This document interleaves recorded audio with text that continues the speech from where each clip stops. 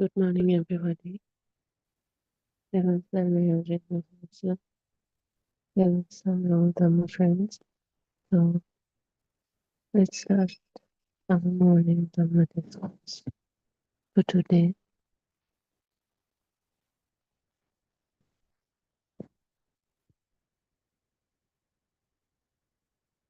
And let's observe something quietly. When a thought appears, it feels complete. It feels independent. It, it feels as if it arrived carrying its own truth.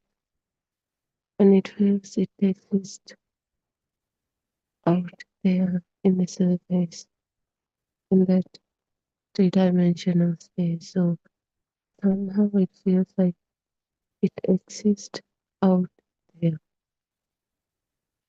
It gives this feeling of an existence outside something, a thing, tangible, intangible, anything, but something real, a real thing feeling. That's how it gives us, it feels us.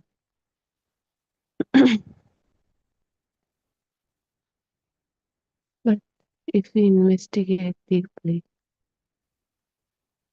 these thoughts possesses nothing, nothing of their own. Even the thought itself is something that got created from some fragments of sense of content. Thoughts borrow everything. They borrow images, they borrow sensations, they borrow more thoughts, like memories, language, emotions, more data. So before those things added, but at the very beginning, thought got created from the combination of sense and contact, mainly the vision and the hearing,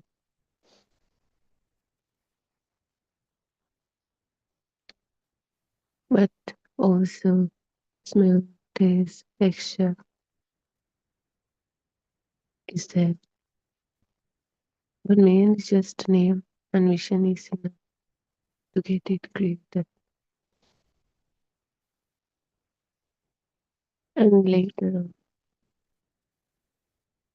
through those years, more thoughts added, more data. They can come in different forms.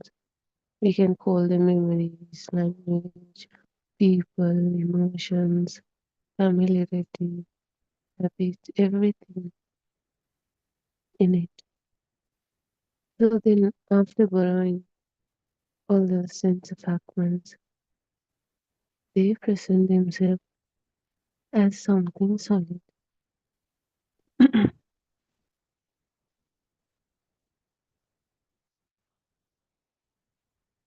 So as you can see, at the very beginning, there's nothing. And then thoughts get created. Not that something existing after this moment, it gets created. It's a mental concept forming now. Now this concept doesn't feel like concept. It presents themselves as something real, something, something, something that exists out there in the three-dimensional space. Not that something got created in our mind. Not that something got created. It feels like something real, something unquestionably existing. And because this borrowing happens instantly, we rarely notice it. So that's how the first contact, the first thought get created. And now the thought is here.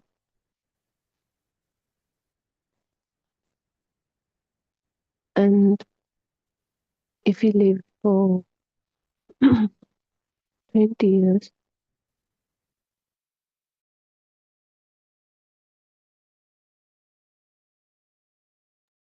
through those 20 years we have used it. So now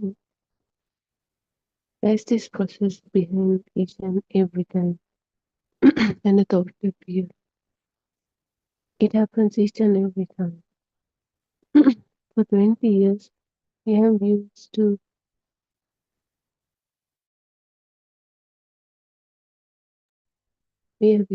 create thoughts in this way. So now after 20 years, we have so used to create this body, this system is so used to create thoughts. Now it happens so fast. It feels like almost instantly. Now it's hard to even notice. So now we really notice the whole process behind it. We only see the final thought, final finished product, the concept. And like we said, we don't see it as something created. We see it as something existing out there. So now, after these 20 years, now we see the object and it's out there. That's what happens each and every time. We see every object out there. We get the thought immediately and it feels like existing out there. That's the thing that happens. But the thing is, nothing exists out there. And there's no object or thought. Thought itself is a result of a long process, not something exists on its own out there. Thought were born as a result of process. But for us, we feel like thought is something independent that exists on its own. It's hard to see because we are so used to see the world, use the world, use this space in that way. So we can figure out it easily because we are so used to it. It comes immediately, automatically, naturally happens. So we have to notice the thought as something that's not existing, but a process. And that process, it doesn't even exist. It happens when the conditions are met. And as a result, the thought appears. That's the birth of that thing, that object, that thought. But since we assign it to outside, we think it's out there. And even without us thinking it, like getting the thought of it, we think that object, that thought, that thing is already out there, existing even without us thinking. To that level, to that point, this thought has become stronger, clear, solid, existing out there independently. That's how it feels like.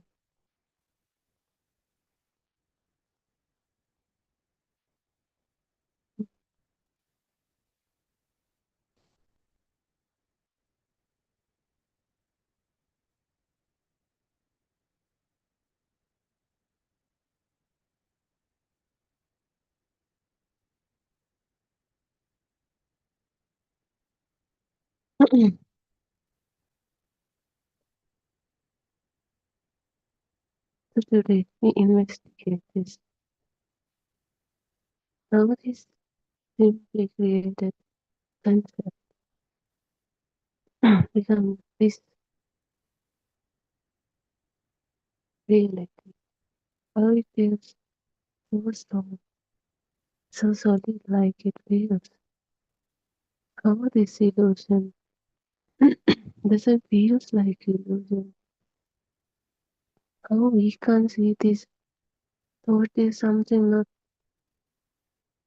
an object that exists out there, but something appears that right now.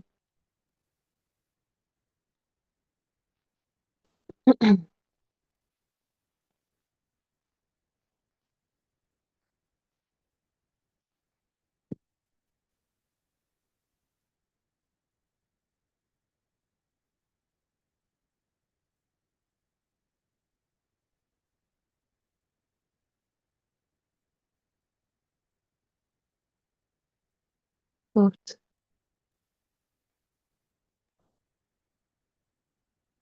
even though thought, there's nothing called thought exists. It's just an appearance and disappearance. That's it. Because there's nothing to exist, just appearance and disappearance. Just exactly like a mirage. We can't say mirage is not there. At the same time, we can't say mirage is there. So as the thought, as conditions were met for a mirage to appear, likewise, same with the thought.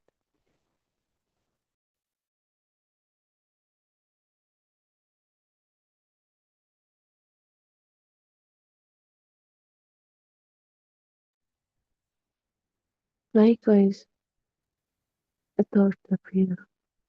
When the conditions were met, a thought appear. And that thought disappeared the same, just like mirage. It appeared and disappeared. So we know the mirage is not real. At the same time, there is appearance. That's what happens with thought. When the conditions were thought to be, but it just appearance. There is no thought. There is nothing as thought here. Just some birth and death, appearance and disappearance. When the conditions were met, that's what happens. There are no colors, there are no sounds, nothing in that thought. Because it's a power. It's like tiny spark, like electricity.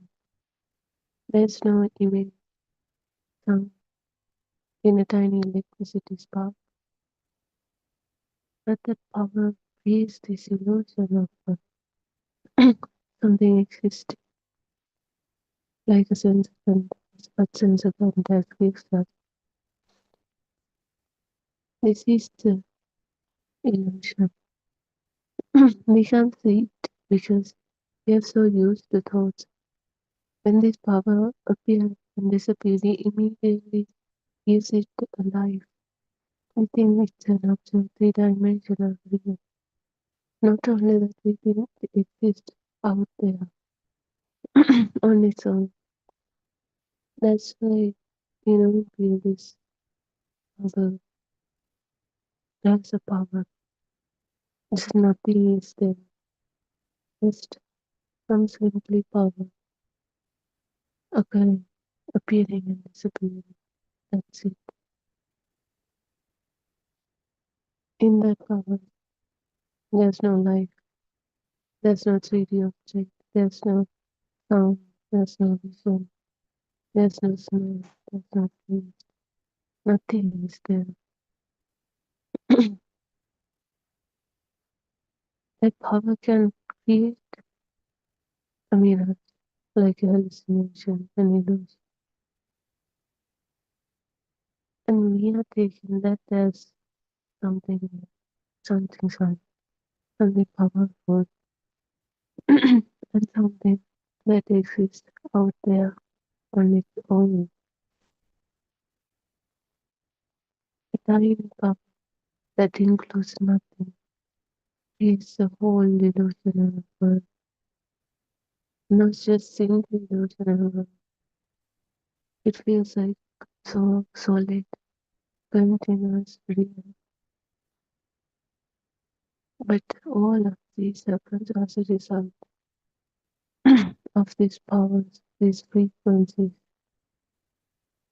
just driven by some frequencies, a talk of frequencies that creates a huge mirage. Since we seen this mirage again and again, it has become real, something solid for us.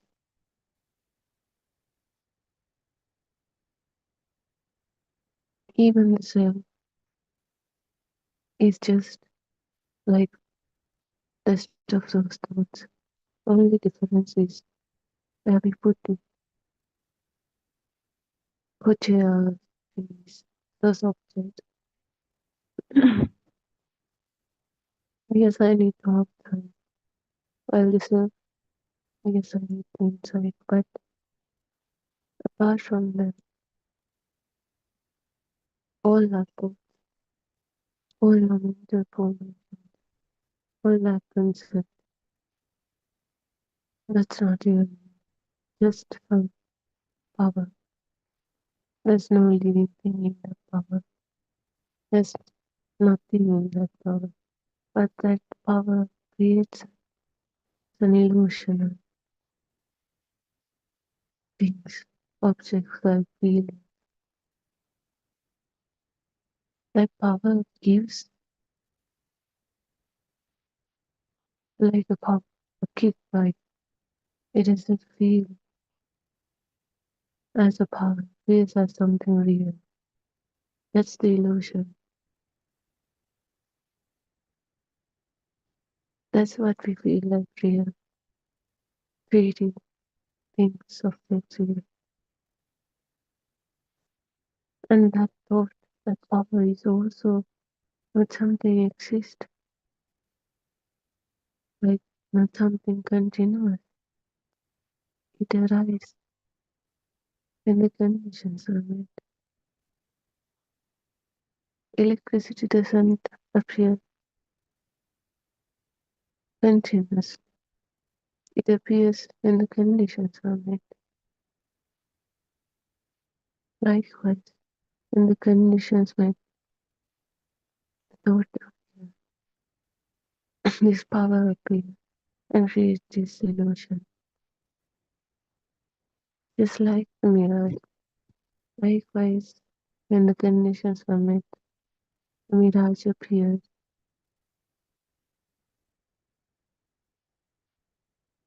But is there a real mirage there?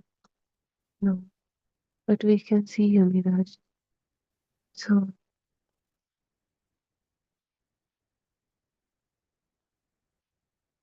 that's what happens. We always see a mirage, but we believe it's something real. So that's what happens.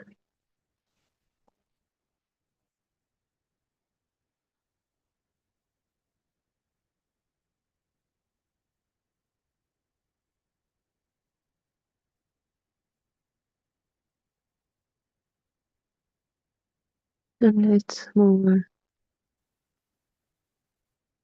to the next thoughts.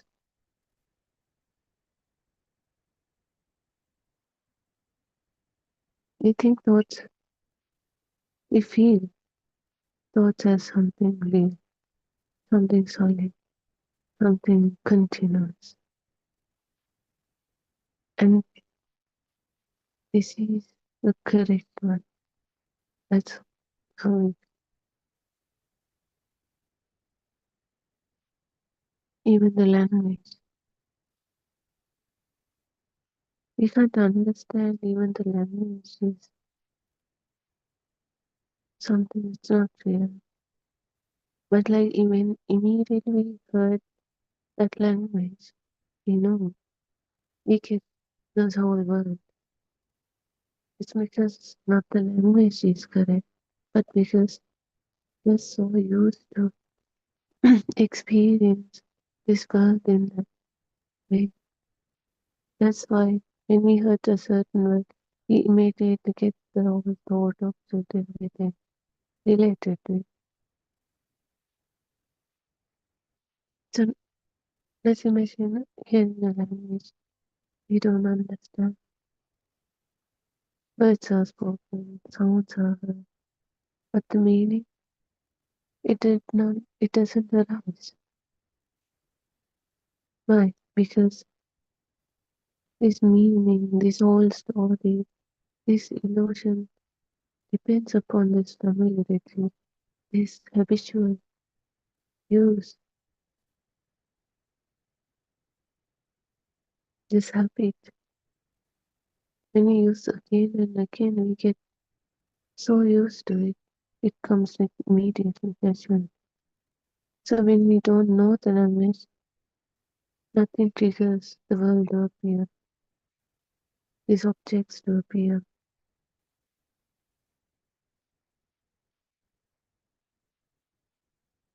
If we know learning, recognition, association, more stories, more data appear non-stop. We don't do it.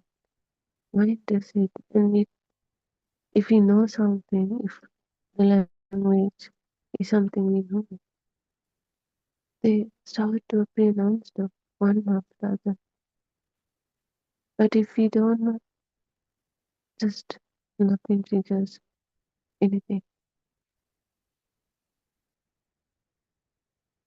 So this thought does not carry meaning within itself, because thought itself is something that is created. So this meaning, this story, this data were linked, added to it slowly. And through the years, when we use it again and again, it gets stronger, strong construction, strong illusion. And when we add more data to it, it gets more stronger and stronger, stronger to the point it feels like something solid. But does it really happen out there? No. It's just a story of power. When this power gets triggered and appeared again and again, it creates a mirage of something real, like a hallucination.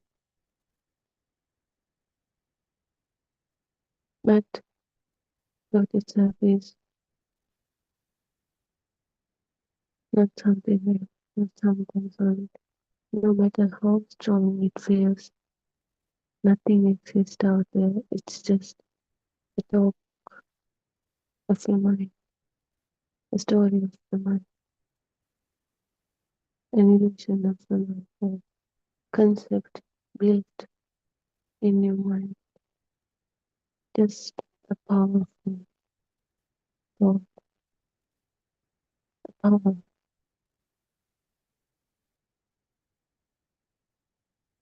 There's no alive solid thing.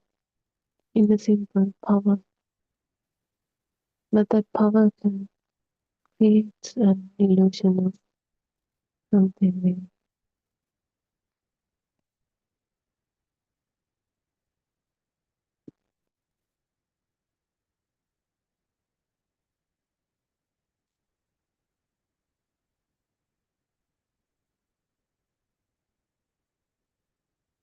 So when we used to this again and again, we thought that figure to appear again and again. Not the same thought, but something similar. Because each and every time, each and every thought appear and disappear at the same time. So something similar to that can appear because it's just a power. A similar power can appear. But it's not just like sparks. A spark happens and it's gone at the same time. We cannot store that spark. We cannot locate it. It never happens. Then again another spark happens. It's another spark, but it can be similar to the previous one.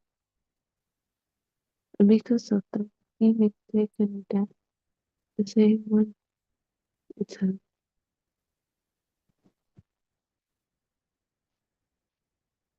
That's how thoughts feel real.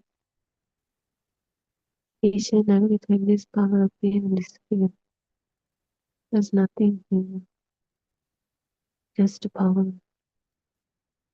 But because it feels similar to the previous one, we mistaken it as the same thing. So now we don't feel it as a power, we don't feel it as a thought. We feel it as real things, objects, imagine, mother. Even the mother is felt like that. It's a power, a thought.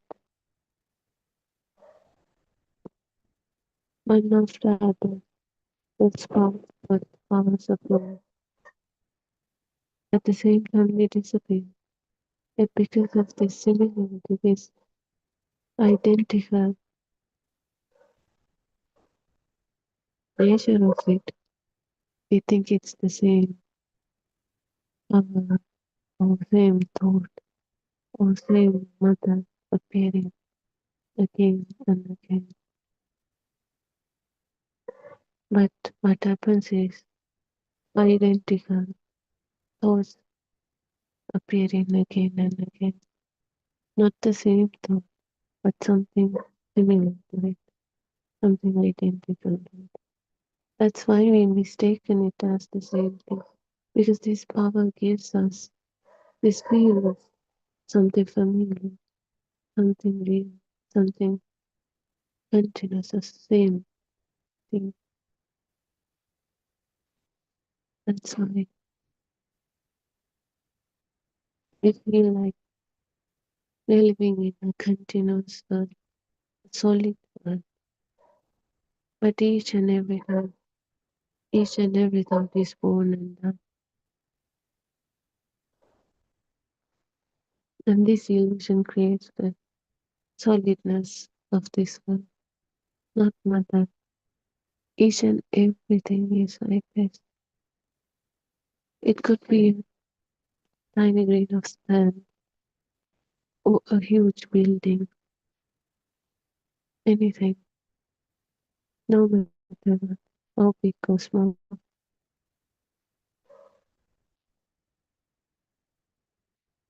Even the time itself is just like this. Nothing existing, but we believe existing because this illusion, this speed, this power, this mirage, everything together creates this whole solid feel like illusion.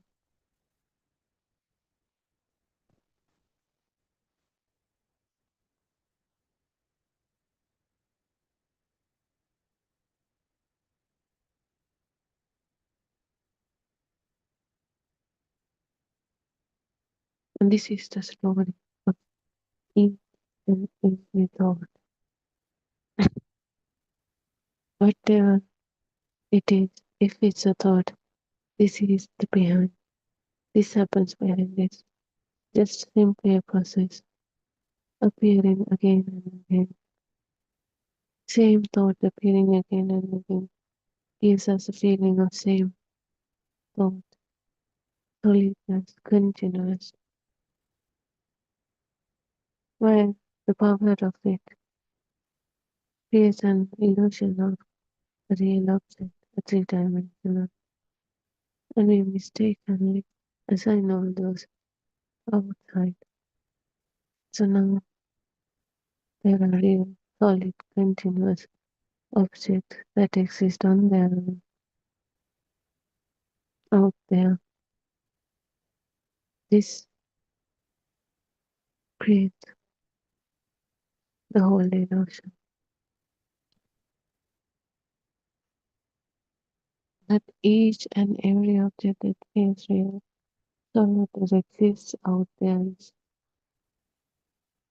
a result of this process, this power, this dog of power, this illusion, this mirage.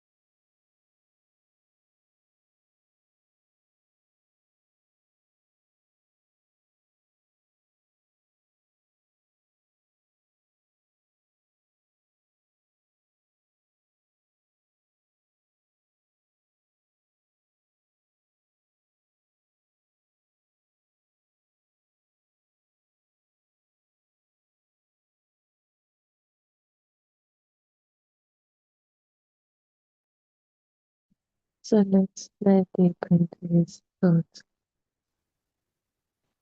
Now imagine, suppose you imagine a conversation, like a past situation.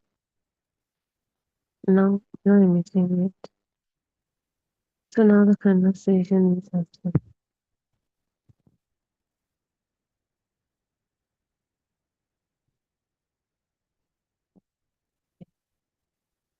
Embarrassment appears,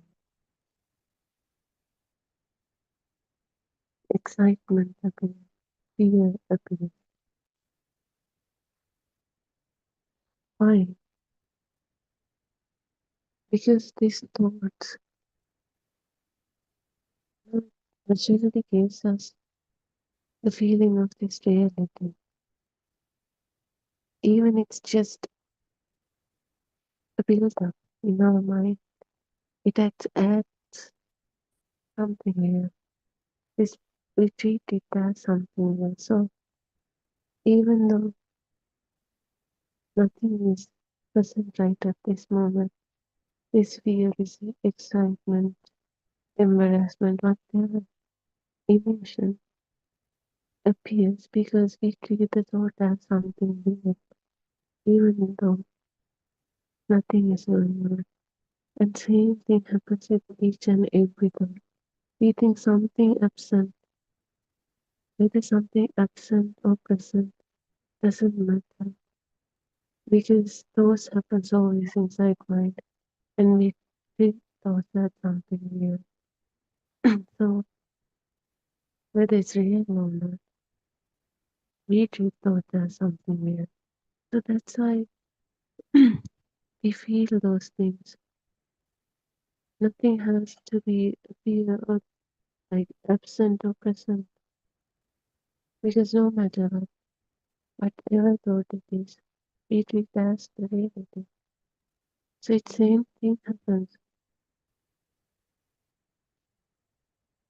because it's always the story of those thoughts, not something really present or absent. It's always in the mind.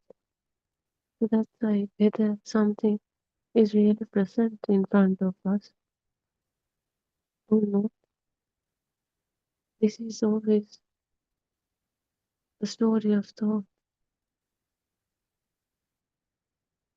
Whatever exists, really present, doesn't matter. If we believe the thought, it creates this illusion. We treat those thoughts as so real. That's why when we went out of our house, we still feel like the house is there because house was never out there. It was always inside our mind. Whether we actually get the vision of the house, like whether we actually in front of the house or not, it doesn't matter because this power for this house, this object were given in from our mind. So it doesn't necessarily need real experience, real sense of contact. It's always mind. It's always been inside mind. Always the thought. So even without us seeing the house, there is this thought that gives the power. So it's always the thought. That's why we always feel this way, even without us seeing the house, because it's always depend on the thought, this mind, this power. That's why whether we are seeing it or not, it doesn't matter. Same process happening.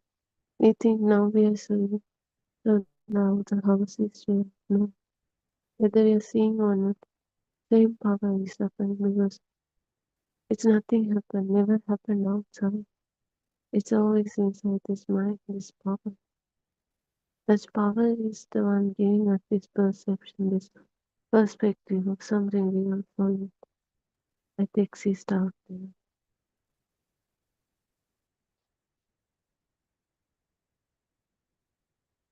So this is the same happening in this situation. There's no conversation, no people, no event. Yet emotions appear because we treat thoughts as something real. It automatically happens. That's why even without any present anything, we treat it as something real. This is the reality, the fake reality. We are always using the thought, whether there are a sense of contact or not, whether there's anything really present or not. We are always living inside this mind, in these thoughts. That's why, without anything present, just this thought triggers the emotions, happy, sad, anxious, anything, because it brings this feeling of presence, this reality. That's what happens with each and every one. We think they are out there, but they are always inside our mind. This mind's power gives this power to this reality feel comes as a result of that. If we think it's out there, like this reality feeling itself, but given inside this mind.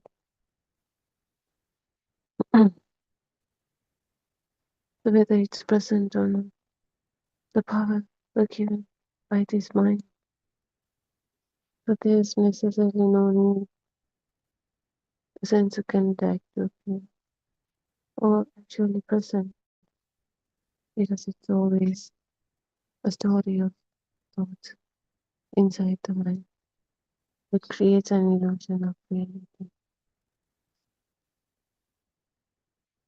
That's why it present even absence as presence.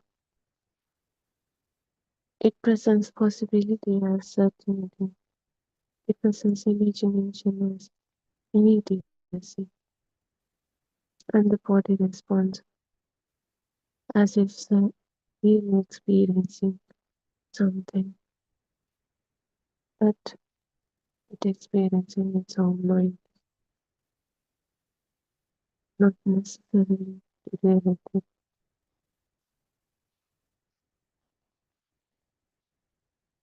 But the experience created by this power, by this soul, and this experience never exists out there. It is created by the soul, by that power. So this experience itself is a mirage, and thought itself is a mirage. So now the thought becomes kind of like an internal theater, and the audience forgets it is watching a performance. We feel it as something real, not even something internal. We feel something real exists out there. This is the illusion of thoughts, of mind, of this power. And this also didn't happen overnight. It took time, it took ages, from our childhood to this moment. We used to see it in that step by step. Not that a child, a newborn knows that outside world things exist. We slowly learn to perceive the world in this way, in this perception, in this perspective.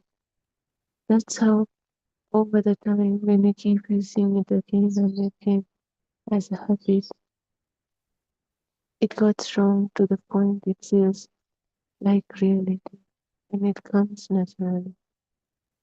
But none of these are real, no matter how we are used to see it. We are used to see in a wrong view, a wrong perception.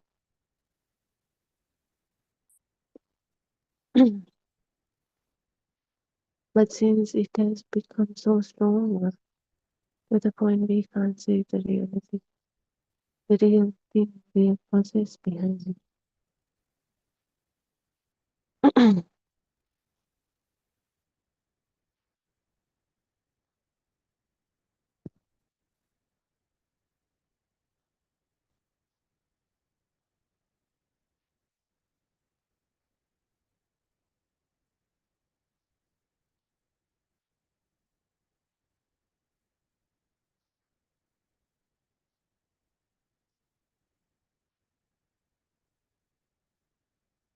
And like we said, we feel those thoughts, those illusions are real because they happen so fast. It's always thought appear and disappear, one after another. But despite these constant disappearances, continuity is felt because it happens so fast. We can't notice it. This system, this body, this mind, it can't notice it. And we are so used to it since childhood. Now it happens even more faster to notice.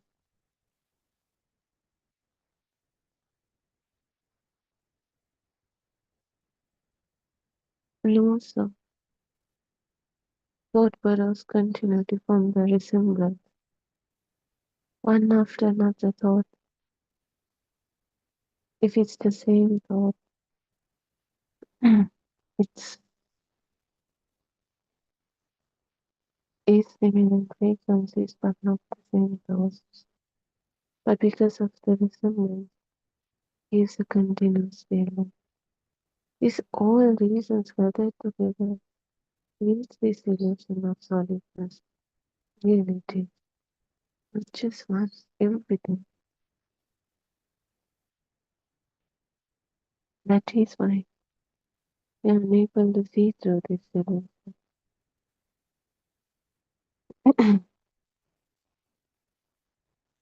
And the self is just like it. No matter how strong it feels, how real it feels, this is the same thing, a power that creates an illusion of self. The self itself is not something existing. The baby in the cot never knew about his self. He slowly learned about it. There were no thoughts about self. There's no feeling about self. But then slowly learning this feeling, this thing, this every sense of contact. They learned it does itself. They were taught it does self. Without them noticing, seeing, there's no self. And we so used to see in that way, now it has gotten strong to the point.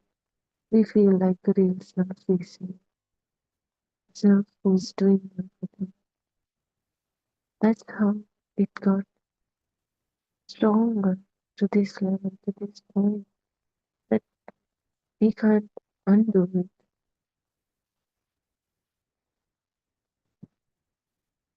But once we start to see this stuff and slowly starts to unravel this illusion, slowly we will start to see the truth, this whole illusion, this thought, this power, this this outside object, this continuous, this solid world, everything, how it gets created, how it feels real, how it feels existing.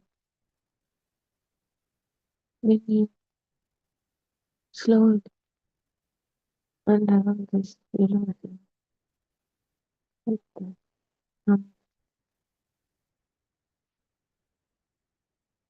liberation from this mind, because now you know whatever it's real, this feels solid, continuous, existing, is the result of a whole process, a mirage, an illusion of a power. When you slowly see this, start to experience it, with that comes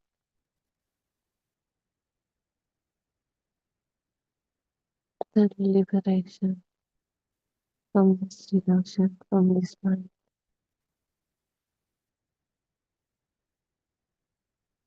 Rest and gently. So we'll end the morning Dhamma discourse for today. Till Sunday, everybody.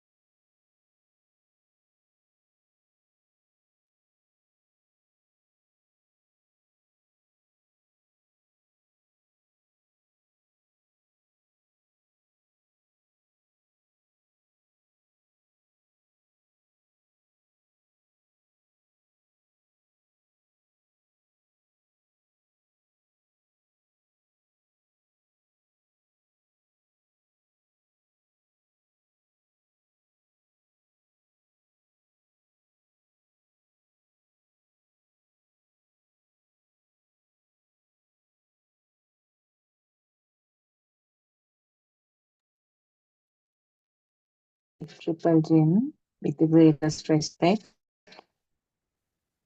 I worship Aran Master at his feet. Teruvan Sarnai Aran Master. May all our friends be blessed by Triple Gem. May our friends who are helping with the technology be blessed by Triple Gem. This is the 9 to 11 Zoom session of our Buddothpado PeoTV. That's a Sri Lankan time, which is a continuation starting from 8 a.m. to go on until 11 p.m., which includes a discussion session from 3 p.m. to 5 p.m. Sri Lankan time. That time is reserved for any person who wants to ask any questions from the facts that he listened from these Zoom sessions, or maybe if you have read one of the Buddothpado books, or if you have listened to any of the Sinhala sermons, Buddothpado Sinhala sermons. So from any of those, if you have any queries, you can join us through this same Zoom link. We can discuss it. And if we have a problem of solving your doubt, we can always direct it to R.N. Vahanse, our noble friend, our spiritual teacher, who has been guiding us for the last 6 years. Uh, it's being spreaded throughout the country more and more, going to the interior parts, to the remote areas, with the people who are having a very simple lifestyle. The beauty is, even in Lord Buddha's time, there were people who understood this Dhamma who didn't have any educational background. Uh, Even the children, 7-year-olds, could understand the truth here.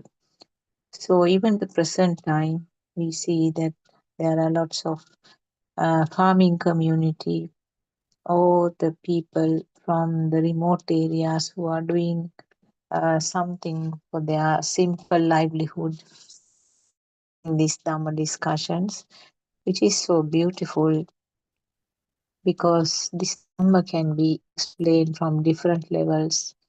Uh, as our noble friend Aryan Hase says, it has to be explained to the monks in one level because they are more familiar with the Pali Sutras. So uh, the facts have to be quoted from the Pali Sutras to convince them.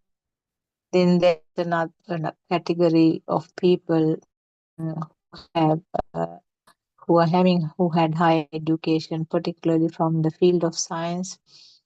So for them, the level of explanation has to be different, maybe using uh, science facts uh, and what has been proven by science. Then there are certain other people who have listened to lots and lots of Dhamma sermons from different people. So they are actually full of drishtis, full of misconceptions. So they kind of do not take this Dhamma straight away.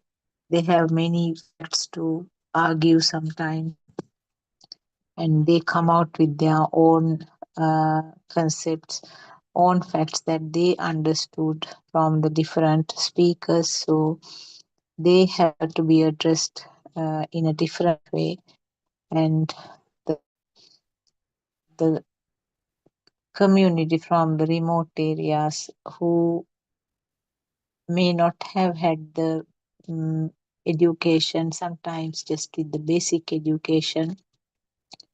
We know in Sri Lanka the literacy rate is very high compared to the other countries of our level. So therefore, they they can understand many things even if it is explained in simple way. they pick up the important facts from that, and then they show a significant progress in the path. Also, there are children, and we know even Lord Buddha's time, there were 7-year-olds who understood this Dhamma. So, for the children, explaining that has to be done in a different way. So, it is a Sandittika Dharma, that means the self has to understand it. So, it is up to the self or the system to analyze what is heard, revise what is heard, and do a self experimentation. Then only this deep realization comes up. So, as I said, the invitation is come and see to all these categories. That is what Lord Buddha said. Come and see this Dhamma and try to understand it yourself. We can only show the pathway, we can only help as the noble friend or the Kalyana Mitra, but the rest has to be done by the self. What is the self? Is there a person called self? Is something that we have to understand in this Dhamma. In Buddhism, we know that Buddhism is a philosophy. It is not yet another religion. So there's no pressure, no forcing, and this is not something that you can argue and come to a conclusion. It has to be clearly understood, like seeing through a clear glass. Everything has to be transparent. There's nothing hidden, nothing obscure, no dark sides of this Dhamma, and no beliefs. Lord Buddha clearly said that do not believe simply because I told you. So it's not a belief. So it's up to the system. The word system I'm using for the self, what we label as self. So understanding the self is the basic, most important basis of this Dhamma.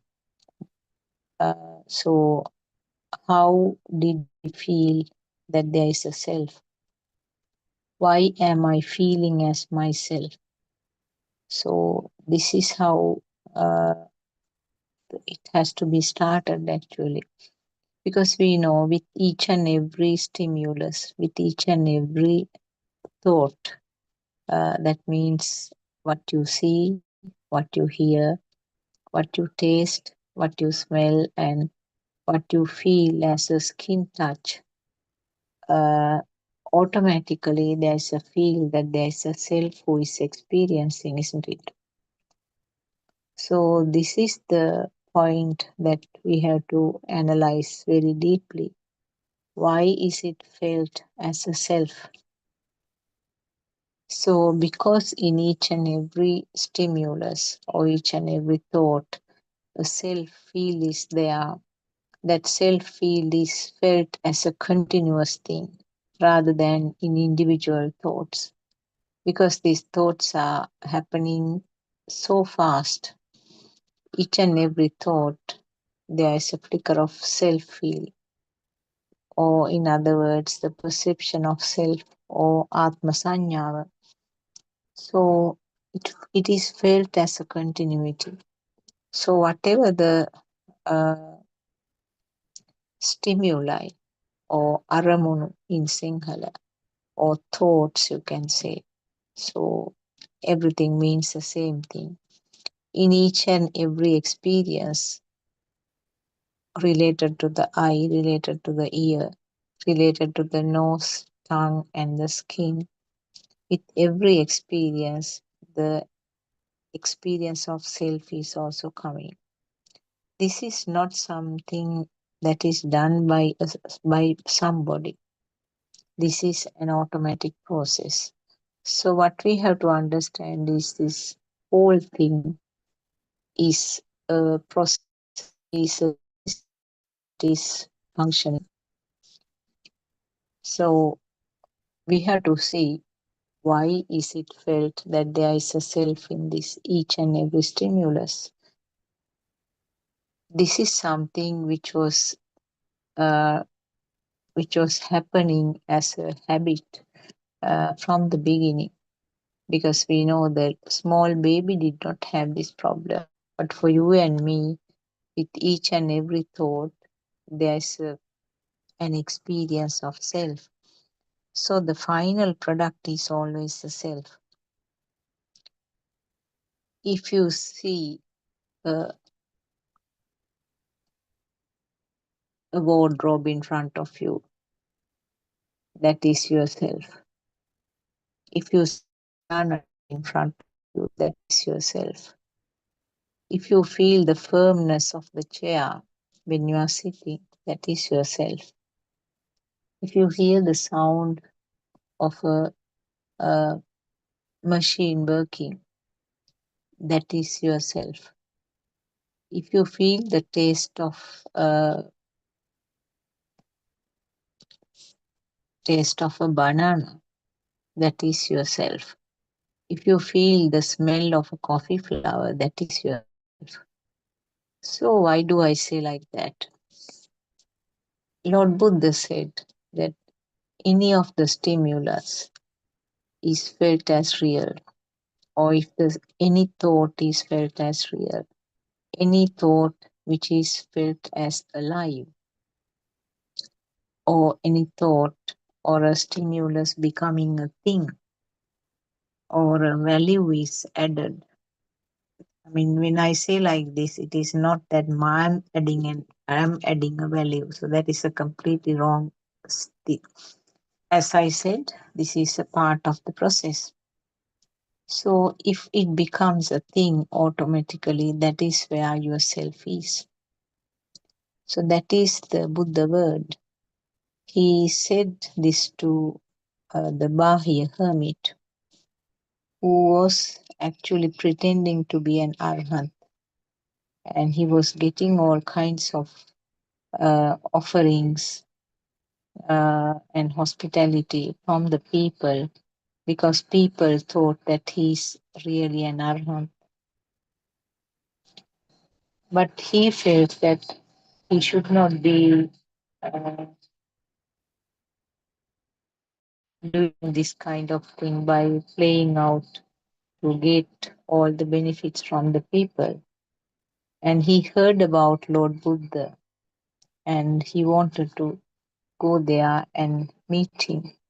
So he traveled a long distance by foot. We know that those days there were no proper travel methodology, and the rich people could go in their horse driven carts or the normal carts, but the others had to do the walking. So he came to meet Lord Buddha, and at that time, Lord Buddha was in his arms round. He pleaded to do a sermon to him or to preach some Dhamma. And Lord Buddha initially said that this is not the time, but because he was pleading again and again, he said the shortest recorded Dhamma sermon, which is actually the essence of the uh, Dhamma teaching. He said, if there is a thing, Bahya, you are there. If there is nothing there, that means you are not there. And if the thing arises, you are, you will also arise. So these words actually, they are the golden sentences about the cause and effect phenomenon. And if a thing becomes, if a thought or a stimulus becomes a thing, in Sinhala we call it Basaganima. And if the stimulus or the thought is not a thing, there's no Basaganima, that means you are neither here, you are nor there. That means you are nowhere. In other words, what Lord Buddha tried to say was that the self is coming up only when the stimulus becomes a thing. So when the stimulus is not a thing, stimulus is not a thing means there's no current with that. බැස ගැනීමක් නැති තැන. So when there's no බැස ගැනීම, not becoming a thing, not having any current or power to that stimulus or that thought, then you can't talk about a self. So this we have been telling always that it is like the two sides of the coin. One side is the becoming a thing means itta sanyava, perception of existence, or bhavaya. You can also use the term bhavaya, the perception of being alive or perception of existence. So wherever there is perception of existence, there is the perception of self. So that is what briefly Lord Buddha tried to explain to that, and Bahir could understand because of his nature that he was like actually a gem who needed just the final cutting to complete the cutting and polishing business, because everything else was mature enough for him to understand this important essence that Lord Buddha preached at that time. And it says, the Buddhist history says that he became an arhat immediately. He could understand that final, most important message, which led to the immediate inner transformation. So, while in that ordinary clothes that he was wearing, apparently he was wearing some sort of a dress which was made up of tree barks. So he, in that itself, he became an arhat. So he wasn't a monk at that time. And then within a short period, according to the history, he met with a tragic accident and he died. So what I wanted to bring up was this about the self. This is the most important and the shortest uh, sermon that Lord Buddha did, which actually explains all the aspects.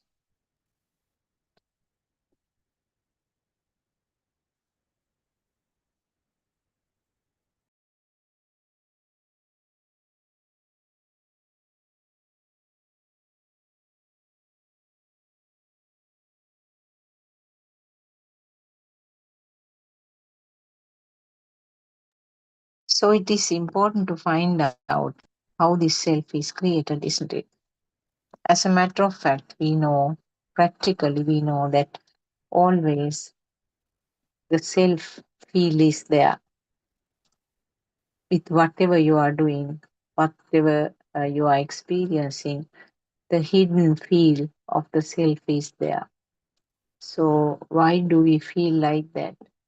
And that is something that we have to uh, understand. And that feel is interpreted as the thought that I am here, I am there. So, there's a person or a concept called myself is simply a thought. So, thought is the most superficial thing that we experience. We connect myself to everything, isn't it? We connect the way that I react, the things I like, the things that I don't like, and my appearance, uh, the way that I behave. All kinds of things are there. They are all thoughts. They are all thoughts related to that feel of self. So the feel of the self is also called Atma Sanyal, perception of self. Perception of self is something which is brought up from our small age. We felt it from the day that we were born, but of course, it was there even before that, from the time of the first cell level, uh, that feel is there. But the feel is manifested when the baby is born. So the baby feels as if there is a light, baby feels as if there is a sound, baby feels there is taste, smell, and the skin sensations. So again, that self vibration, and then which is felt as self feel later on, is there from the beginning. And then onwards, when the thoughts start forming, when the child is about 1.5, 2 years, the self is coming as a thought, which is the most gross level. So you are thinking all the time, this is my body, this is my voice, this is how I like, this is how I don't like, this is these things I don't like, and this is how I feel, this is the way I think. They are all thoughts. Thoughts are built up on that self feel, self perception. So it's a power or a current, isn't it? The self feel is a current, self vibration is a current, and this current is being becoming stronger and stronger. By the time it is a thought, it's very powerful. So feeling as myself is a powerful thought, powerful current. So this current is something that is built up. This is actually physiology and chemistry. That is what Aryan Mahasi is always saying. Physiology means as a speed, always fast speed, and the speed will collect up the power of the vibrations. Each vibration has a power, and that power is the one which is built up to the level of this myself called, the power called, the current called myself. So, actually speaking, there is no self here. That current is the one that we explain as myself. We feel it, isn't it? The current is something that can be felt. Now, talk about the electricity. When the current is there, it is manifested in different ways. It gives an alive feeling. Alive feeling is the one which is explained, even uh, it is manifested, because a current cannot be seen or smelt or tasted or felt to touch. But when it is manifested, it can be seen. Now, if you touch the current with your fingers, you will be thrown away, isn't it? So that is how it is manifested. So current can be manifested as light. Current can be manifested as a sound if it is some uh, voice recorder or something like a musical instrument which is playing by electricity. So it can be manifested in different ways. So similarly, this alive feeling is this current or whatever that is manifested in different ways. It is manifested as I am seeing the things. It is manifested as I can hear the sounds, and I tasted this food. I could feel the smell of this beautiful flower. I could feel the coldness of this cold wind. So the that current is manifested in different ways, and that manifested thing gives a kind of a live feeling because of the nature of the changing pattern of these manifestations. We feel that we are alive. So actually, there is no self, as I mentioned earlier also. There's no self here, but it is the system which is moving forward. Now, often People who listen to this Dhamma feel guilty about feeling angry or feeling some having a craving towards something. They feel bad about it. So this is an important point that we have to understand. Actually, this fire or this burning feel, or you can label it as the anger or happiness, it is happening as a part of the system. You don't need to feel guilty about my feeling angry, because many people who have been listening to Dhamma for a long time, they feel that they shouldn't feel angry on the things. They shouldn't be craving for the things. Now, right at the beginning, you can't just simply put a stop to this process, isn't it? Very first step is see how it is happening as a part of the system. The thought about myself is simply a thought that we have to understand.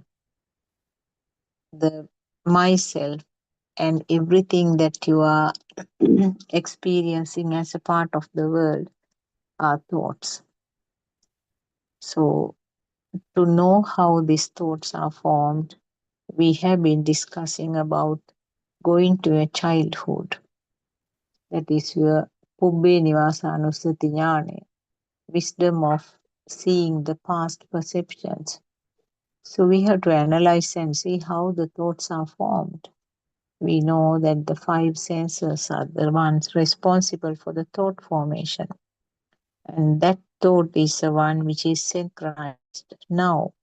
That thought is the one which is telepathized now to give complete the mental picture. So thought formation itself is a part of the process. So you no one is responsible about it. I am not responsible about thinking. I am not responsible about the thought formation. You can see that the thinking process is not something that you can change, isn't it? Now, from this video, I do not know whether you hear a kind of a disturbing sound of a machine. Now, it is just a vibration to the ear, isn't it? Different people will have the different interpretation to that sound. Some might say that it's a grass cutter. Some might say that it is some form of uh, cutting machine of the tiles. So many people will give interpretations to that sound. Some might say that I can't hear even properly. Some might say it is disturbing. So you can see individual people have a different uh, pack of thoughts in each of their minds. So were you responsible for that? No, you are not responsible. It's a part of this system, isn't it? It 100% depends on the data that you had, the data that you are familiar with. So some persons may be familiar with the grass cutter and might think that it's a grass cutter sound. Another person might say that uh, it's a tile cutter. Uh, some might say it is a grinder, like that. So each of you, depending on the experience that you had, depending on the uh, past data, the thought is coming up instantly. So can you see that it is not something that you did, isn't it? You didn't do it. So you can't have that myself label in that. But still, because of that habit that we had for a long time, not only in this life, but over and over in the samsaric journey, what we did as a habit was annexing this self label to each and everything. But now we know that it is part of a system. It is something that is happening without anyone's control. So that thought process, the final thought that you had about that sound, is confined to that each and every system.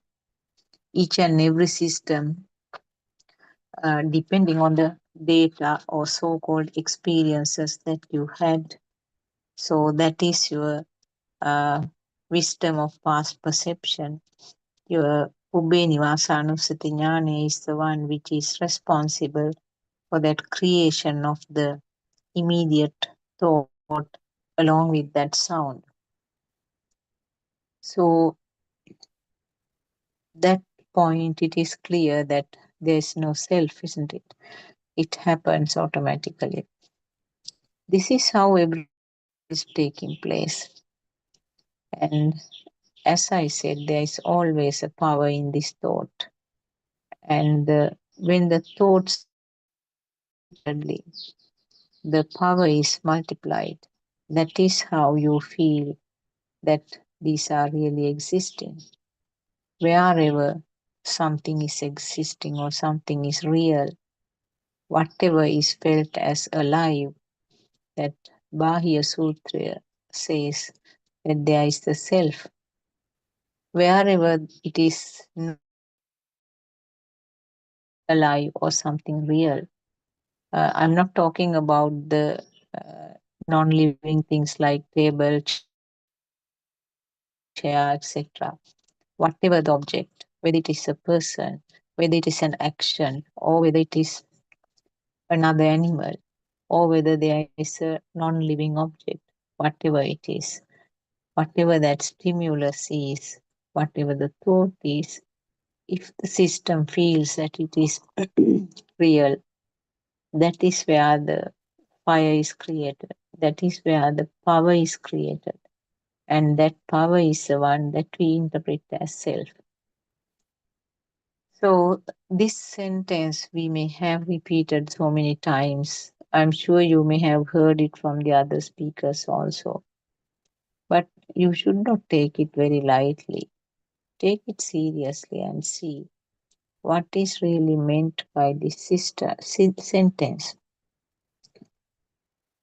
When a stimulus or a thought becomes real, or the stimulus or the thought is alive, uh, that is that is the yourself. That is yourself. So Sakaya Ditya, or the self perception or the self view, is explained in 20 ways actually.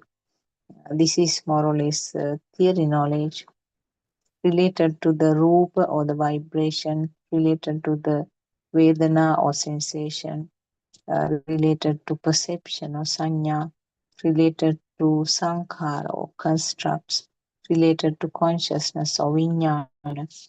This is explained. The self can be hidden in any of those in four forms. That is how it is explained in Dhamma teachings. Uh, the vibration is inside the self, or the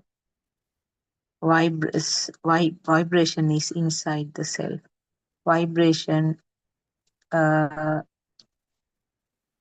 vibration is the one which is explained as self, or the self is the one which is explained as vibration, and the self is inside the vibration.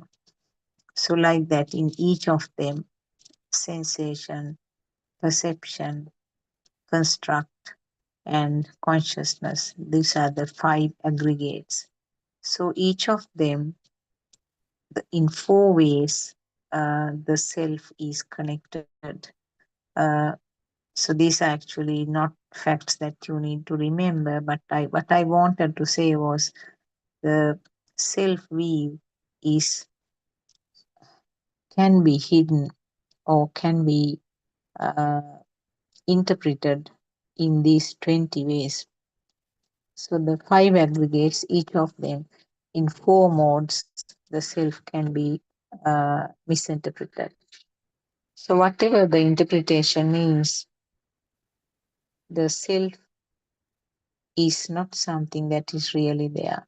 Self is the one which is felt as as alive, being alive, or something as real. So this is what we feel with each and every stimulus, with each and every thought. This is how it is interpreted. So breaking this thing is not easy because the most of the sutras that Lord Buddha has preached, always it is pointing out to this finally, and uh, finally how the uh, what is meant by nirvana and how the ultimate truth can be understood. So each and every sutra, he has preached these to different people in different setups, uh, depending on the person's surrounding and depending on the person's understanding. Different sutras have been uh, preached, but each and every sutra actually directs the person to the nirvana. So basically, from all these, what he has been trying to say was that uh, understanding about this mind and understanding that there is nothing permanent called mind, how to liberate from this mind. He doesn't talk about the physical body because physical body is also a part of the thinking, isn't it? We think that this body is me, and not only that, the body is composed of the four things that is explained is Dhamma, Patavi, Apo, Tejo, Vayu. That means the solidity, liquidity, nature of the air, and the temperature. So each and every part of the body can be put into these four categories. The solidity, under the solidity, we talk about the hair, teeth, bones, uh, skin, muscles, all those which can be felt as solid or soft, something as felt.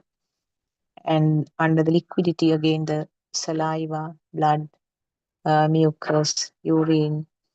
Uh, so all these things, lymph, all these things are coming under the apo or the liquid nature.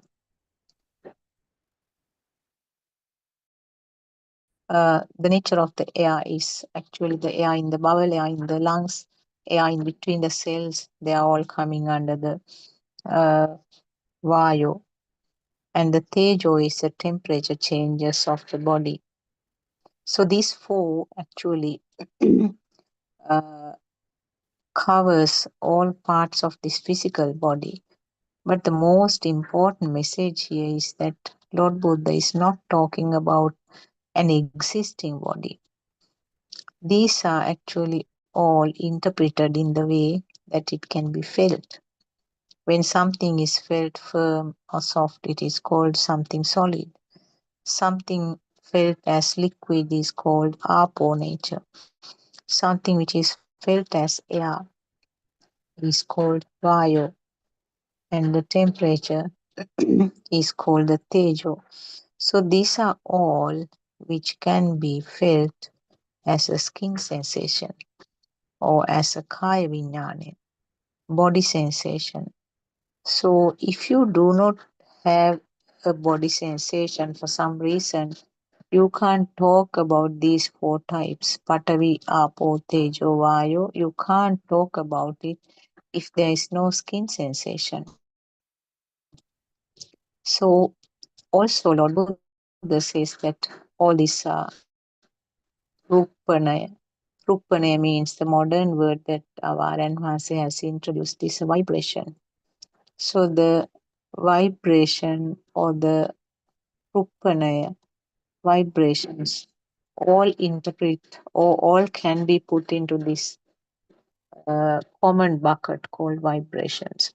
So when it comes to the solidity, the vibrations occur very densely. So it is felt as something firm or hard. When the vibrations occur a little loosely, you feel it as if it is flowing, and it is called liquid nature. And when it is further loosely happening, it is called the vayu or the nature of air. And the nature of the vibrations of the temperature is another differently. And also, not only that, your light is a vibration, sound is a vibration, the taste is a vibration, and the smell is a vibration. So these are grouped under Ditta, Sutta, Mutta, three groups by Lord Buddha. Ditta means the vibrations of the eye. Sutta means the vibrations of the ear. Mutta is the vibrations of the tongue, nose, and the skin, all three together. So that is another way of explaining. So all these are vibrations. So vibration is not something permanent. It's something happening then and there. So this vibration thing can be proved even in the science. They say that all these are differently packed vibrations. So what Lord Buddha mentioned nearly 2600 years ago is confirmed. So what is felt as self is this final result of this current power. So when you understand this current is formed as a part of this system functioning, that guilty feeling that a lot of people do have when something goes wrong is going to be completely reversed. I got angry. Now, when you do realize that anger was a part of that system, where is this myself? If it is something that is happening automatically, why do you want to have the ownership? When the ownership is there, the suffering is more, isn't it? But when you see it from the angle of the no self, then you can conveniently take it as something that is happening as a part of the system. So this is how what it should be at the beginning.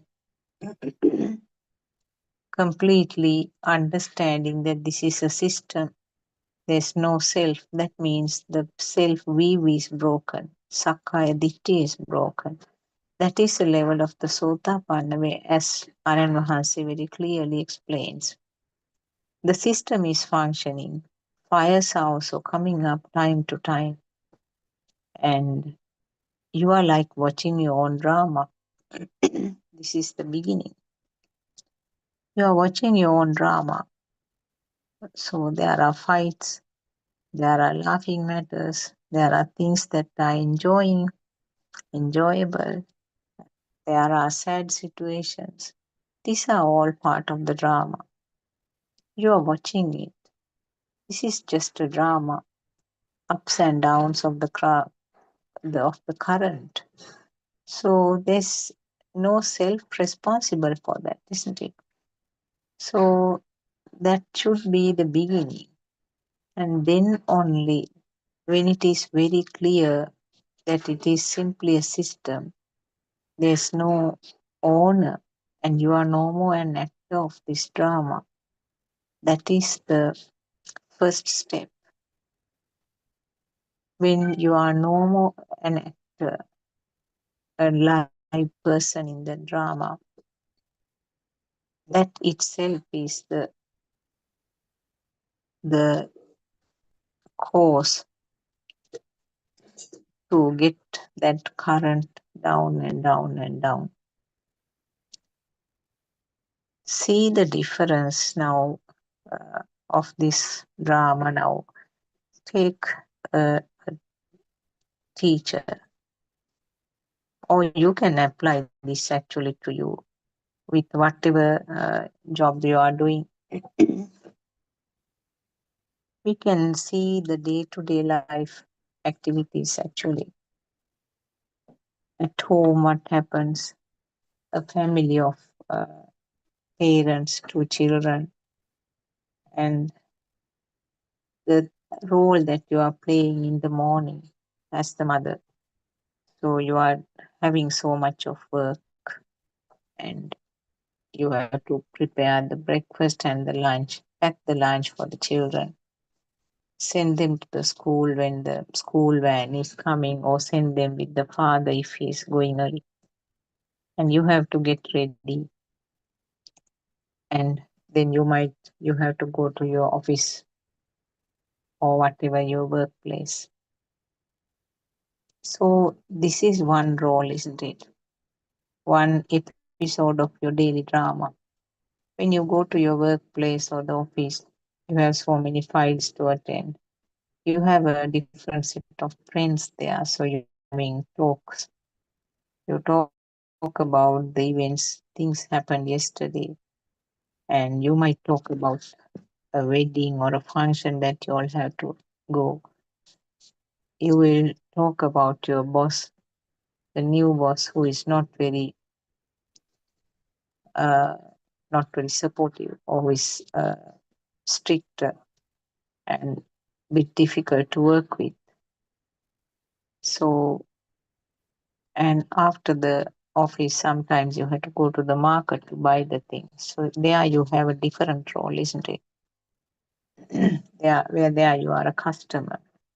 So you will be talking to the shop owner, selecting vegetables, selecting other groceries, buying the things. You will choose the things that are not very expensive. You will choose the good things, and then you are coming back. So in the bus, you are a traveler. You might meet some people who are going in the same bus regularly.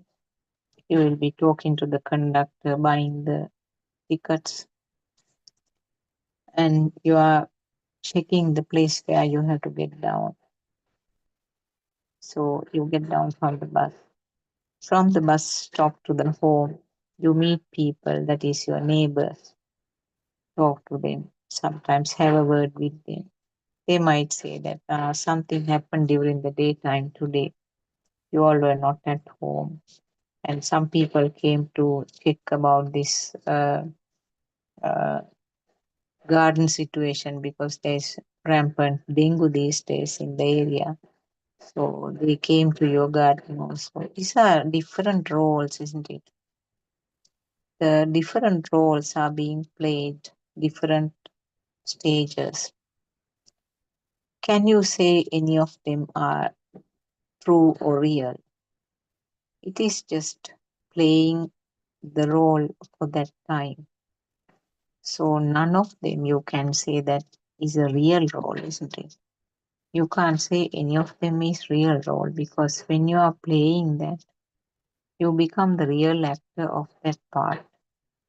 And when you change the roles to the different level, that time again you are a real actor in that place. So none of them can be taken as real role. For your husband, you are the wife. For your children, you are the mother. To the office, you are the workmate. And then you become a customer at the boutique. Then you are a traveler in the bus. And when you get down and walk, you are a neighbor. And for your parents, you are the daughter. And for your siblings, you are the sister. So we play so many roles, one after the other. And all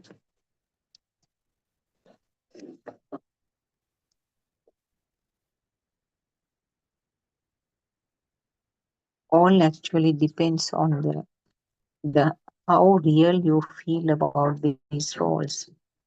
So can you say any of those roles are real? No, none of them are real role. But you feel as if you are really doing that role, isn't it? In every instance, you feel that yourself is there. That is why you feel like that is because of that current which is generated with each and every thought. So each and every thought has a power, and that power gives rise to the feel that yourself is there. The feeling of aliveness, feeling of self, or the Atma Sanyava is there in various ways. Now, it may be a minimal current in most of the instances. Now, when you are looking around, you see so many things in front of you.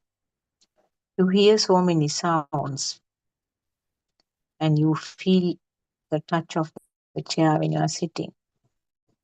If you are eating something, you will feel the taste of the tea. If you are drinking something, you will feel the taste of the tea. Now, none of them, or most of them, will create a powerful current. But in all those instances, there is a basic current. Very basic current is there in all those instances. So, in that in every instance, whatever the stimulus experienced as a perception of the senses, so it may be in the form of a hearing, seeing, feeling a taste, feeling a smell, or skin sensation. That level always experienced as self is experiencing that. That is the basic current that all of them have. But it can go up all of a sudden. You fall from the bus when you are getting down. You feel it as the body sensor, isn't it? Hurting, and you had a twisting of the leg. But isn't there a sudden rising up of the current within yourself? I fell down from the bus. Isn't that the thought that you had? So you fell down from the bus and you had twisting of your ankle. So basically, it is a body sensor. It is a body consciousness. The hurting is a body consciousness. The mind consciousness is the one identifying it as a leg and also identifying it falling from the bus. They are all mind sensor. But what was felt was to the body was a pain only. And the rest of it is all constructs of the mind sensor. I fell from the bus, and that bus driver was so ignorant, and they didn't even bother to stop and see what happened to me. And I will have problems of going for work tomorrow. How can I do all my household works with this twisted ankle? And I might have to go and see a doctor in the night. These are all mind sensor and they are all thoughts. So that just that body sensor, kaya vinyane or the body consciousness, that experience along with that whole lot of thoughts came up as past perceptions. Now these are all kind of past experiences. Past experiences doesn't mean that it happened to you alone.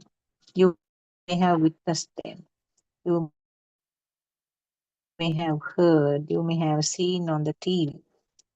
So all kinds of data are there to complete the picture about what is going to happen after that fall or that body consciousness. So such a situation, such an incident creates a very powerful current, isn't it? The self who had to undergo this bad experience, the self current is now very prominent. That basic current that you had, which you even didn't feel that the self was there, now suddenly has gone up to from 100 millivolt level to the 33,000 millivolt level, isn't it? You are angry and you are sad now. That is how you tell it. Actually, that sadness or anger is the one, that current which had a high rise all of a sudden. You label it as anger and sadness. So that rising of this current, was it done by yourself? No, it was again a part of the system. So why do you have to take that responsibility as myself? So that is the ignorance. That is avijja. So if the system can recognize this uprise of this current and recognize, identify it as this is what is called self, and there is no self here, but it is that current. It is a part of that system. That is how you begin this pathway. Recognize the current which is coming up, and it is just a part of the system. It is all in the mind, it is all as a part of the system. So, falling from the bus, injuring, all sequences that came up as thoughts, they are all mind constructs. There is no self who was responsible in this. So, that angry or that sad feel, those two words are used to explain that heavy feel. No one is responsible, part of the system. So that is how the system can be understood. That is what is meant by the uh, patisotaya. The patisotaya means upward swimming or understanding against the normal or routine stream. There is no self here. That fire which was felt is what is interpreted as myself, and that fire is part and parcel of the system only. And we know that this this is not done by anybody. This is not done by myself. That is uh, what we hear in this Dhamma teaching. There's no one responsible for this mechanism, and there's no person here, and it's not myself. It is simply a current, a power that is felt. That is also called defilements. Now, after that, see what is the sequence of this situation. Now, we will take the same incident. You had a fall and you injured your ankle. And each time when that pain comes, which is a part of the body sensor, each time see how that incident, the whole incident is reproduced. You will feel as if you are reliving in that uh, instance, isn't it?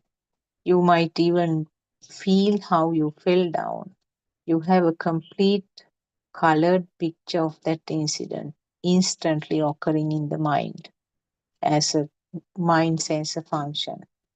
So, is there anyone responsible for that creation? No. Is it myself who is remembering that incident? Where is this self? There's no self here. It is just a part of the system again. More you feel that it is a real thought, this type of thoughts are reproduced more and more often. Now, when you understand that this is just another mind sensor creation, the frequency of this thought coming up will be less and less. And you can see now some people say that after falling from the bus, I'm scared to go in the buses. I'm scared to go alone. And I hate the buses. Now, these are some of the people that some of the experiences that people explain after such an incident. What is the mechanism there? That thought, that bundle of thought is synchronized again and again.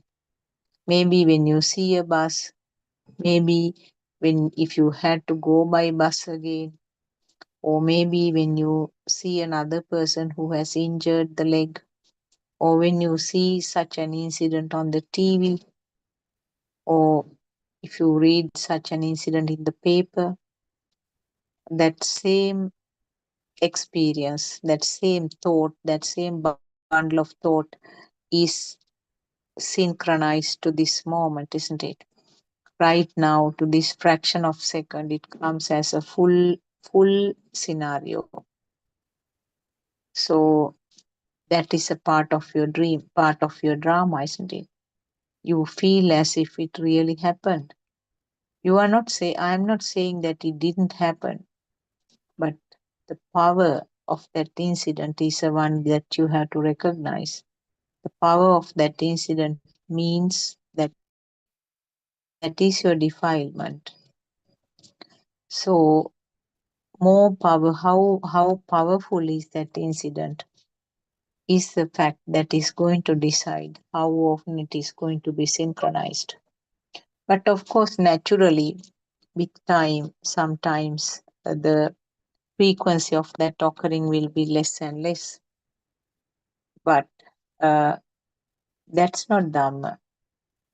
That's a natural way of forgetting the things. But Dhamma means that you analyze how it happens. So that thought process is part of that chitta niyamaya, which is a natural law. The chitta niyamaya is something that uh, that happens as a part of the natural law. So this synchronization of this thought again and again, and when there is something even distantly related to such an incident, leading to synchronization of the same thought again and again, is a part of that chitta niyama. So no one is responsible. Again, I'm reiterating this. There's no myself in this story. It is a part of this natural process. So a person might say that, my gosh, I can't stop thinking about this incident. I feel very much stressed because this incident is coming again and again. They might go to a doctor, they might go to a psychiatrist for treatment because this thought is being synchronized again and again. I feel very much stressed. There are various names also given to these conditions: post uh, traumatic stress syndrome, following any kind of trauma. People undergo a stressful situation. What happens there? Not understanding the real mechanism, isn't it? Now, when it is not understood that it is simply combination of the sensor functions and synchronization of the same thought at this moment, when it is not understood it in that way, it is labeled as an illness that occurs to me. So that is why people go for treatment. But actually, Lord Buddha has already given the necessary explanation. That is the treatment. Understanding the mechanism is the treatment. We know that people who uh, faced the tsunami disaster long ago, uh, people who faced the Ditwa storm and the flooding, which happened fairly recently, these people still have this mental trauma. Mental trauma means actually what happens is that same thought is being synchronized again and again. When said there is something even distantly related is experienced. We know that the people who experience the tsunami disaster with all the uh, flooding and the sea uh, encroaching all the coastal areas, causing us massive destruction. Some people don't like to go to the beaches still after such a long time. Some people don't like to go to the area where their house was. Some people don't like to even hear such news from other countries. Some people are scared about the alarm sounds, the so-called the tsunami alarms. Now, what happens in this? The same thing is happening. They had the experience. They had experience with the vibration of the eye, vibration of the ear, maybe vibration of the body sensor.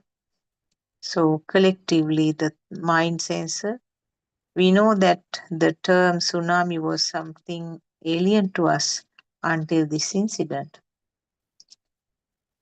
It was an accepted word, but it wasn't in our vocabulary. We have never heard of it.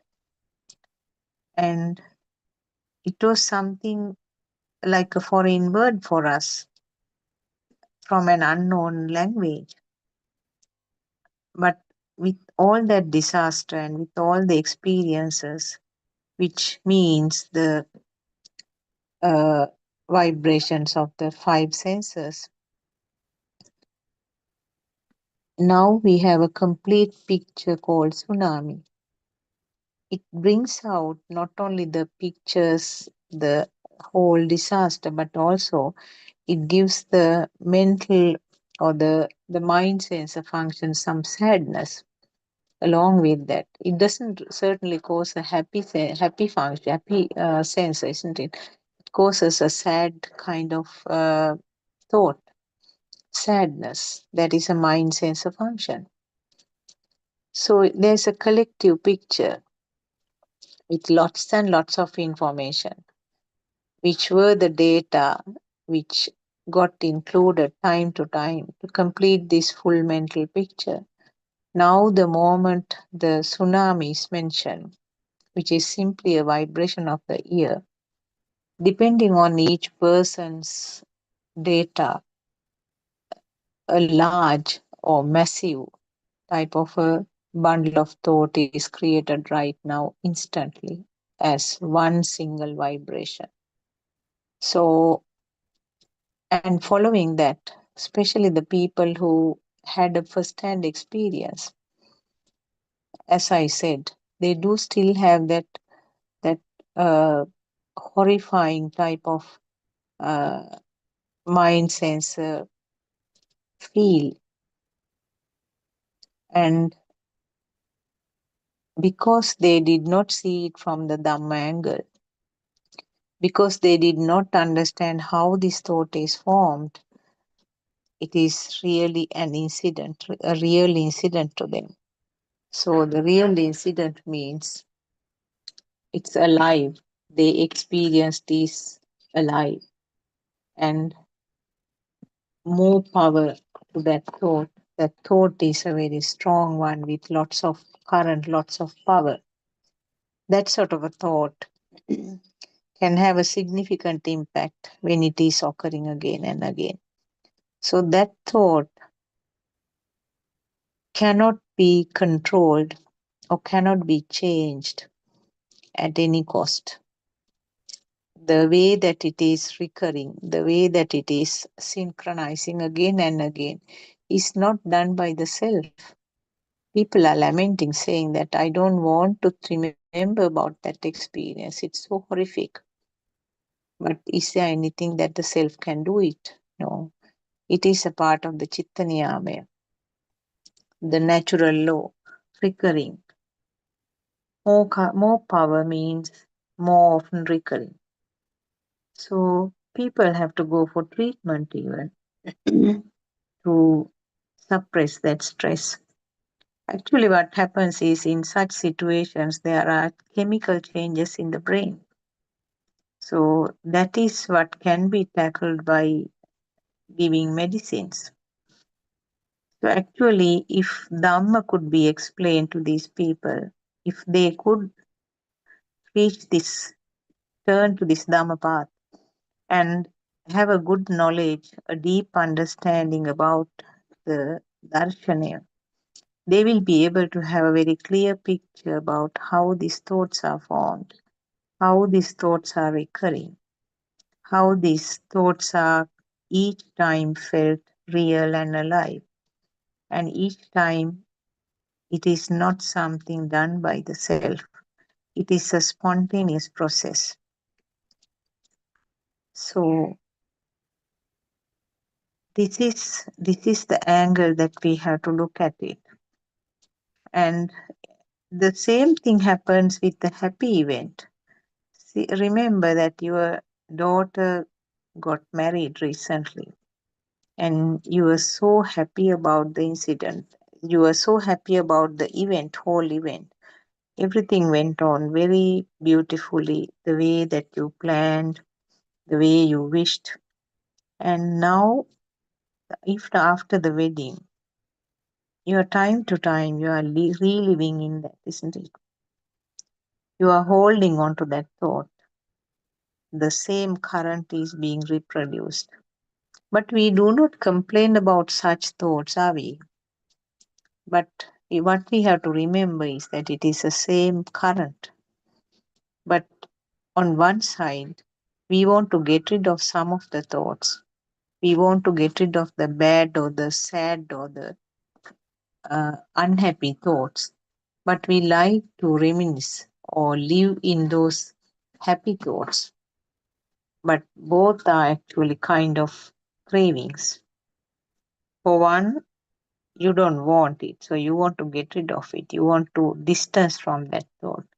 Other thought, you want to keep near you. You want to experience it as much as possible. Remember, both these are defilements. One is raga, other one is dvesha. One is a craving, other one is aversion, being resentful. So one you want to move away, one you want to be distant from, other one you want to uh, keep near you. So both are defilements, both are strong currents, both are different phases of self. Both currents means it's a single common type of current which is named in two different ways, but in both instances it is a self. So it is not something that Lord Buddha advised, or Lord, it is not something that Lord Buddha explained.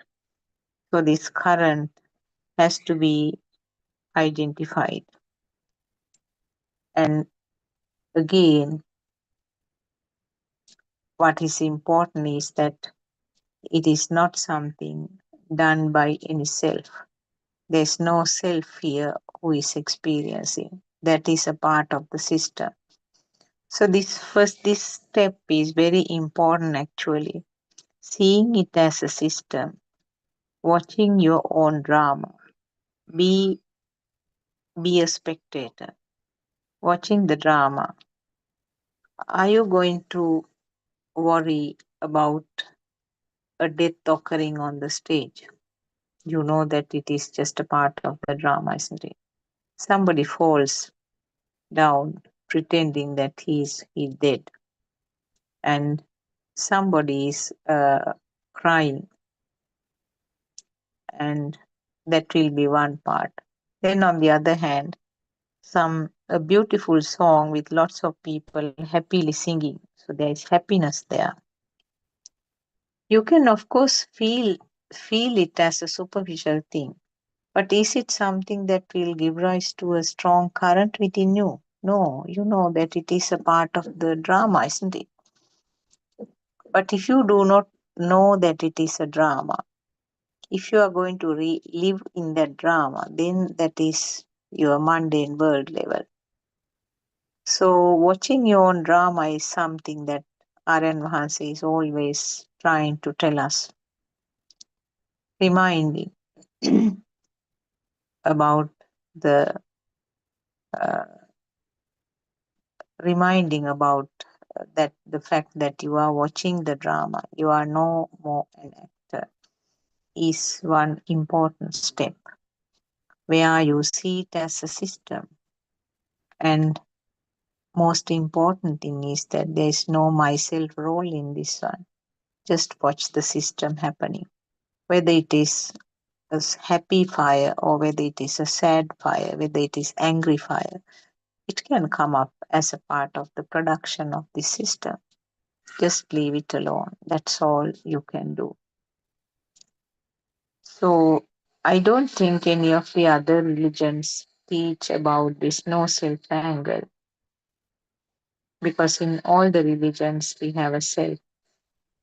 We have a self who is living and attending to all kinds of responsibilities, commitments, who is getting old, who is trying to be happy always. So this is what basically which is taught in most of the other religions. But uh, being happy, knowing the truth is different from being happy, not truth. Being happy, not knowing the truth is something really artificial, isn't it? Because you never can maintain that happiness permanently.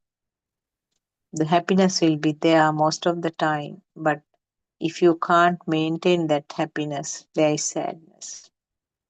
But when you understand these true happenings, the truth, whether it is superficial happiness or superficial sadness or anger, it's going to be material, because underneath that you have that relaxed feeling, you have that calmness or stillness, or we describe it as sukha, which is persisting all the time. So that is one of the that is the beauty of this Dhamma teachings.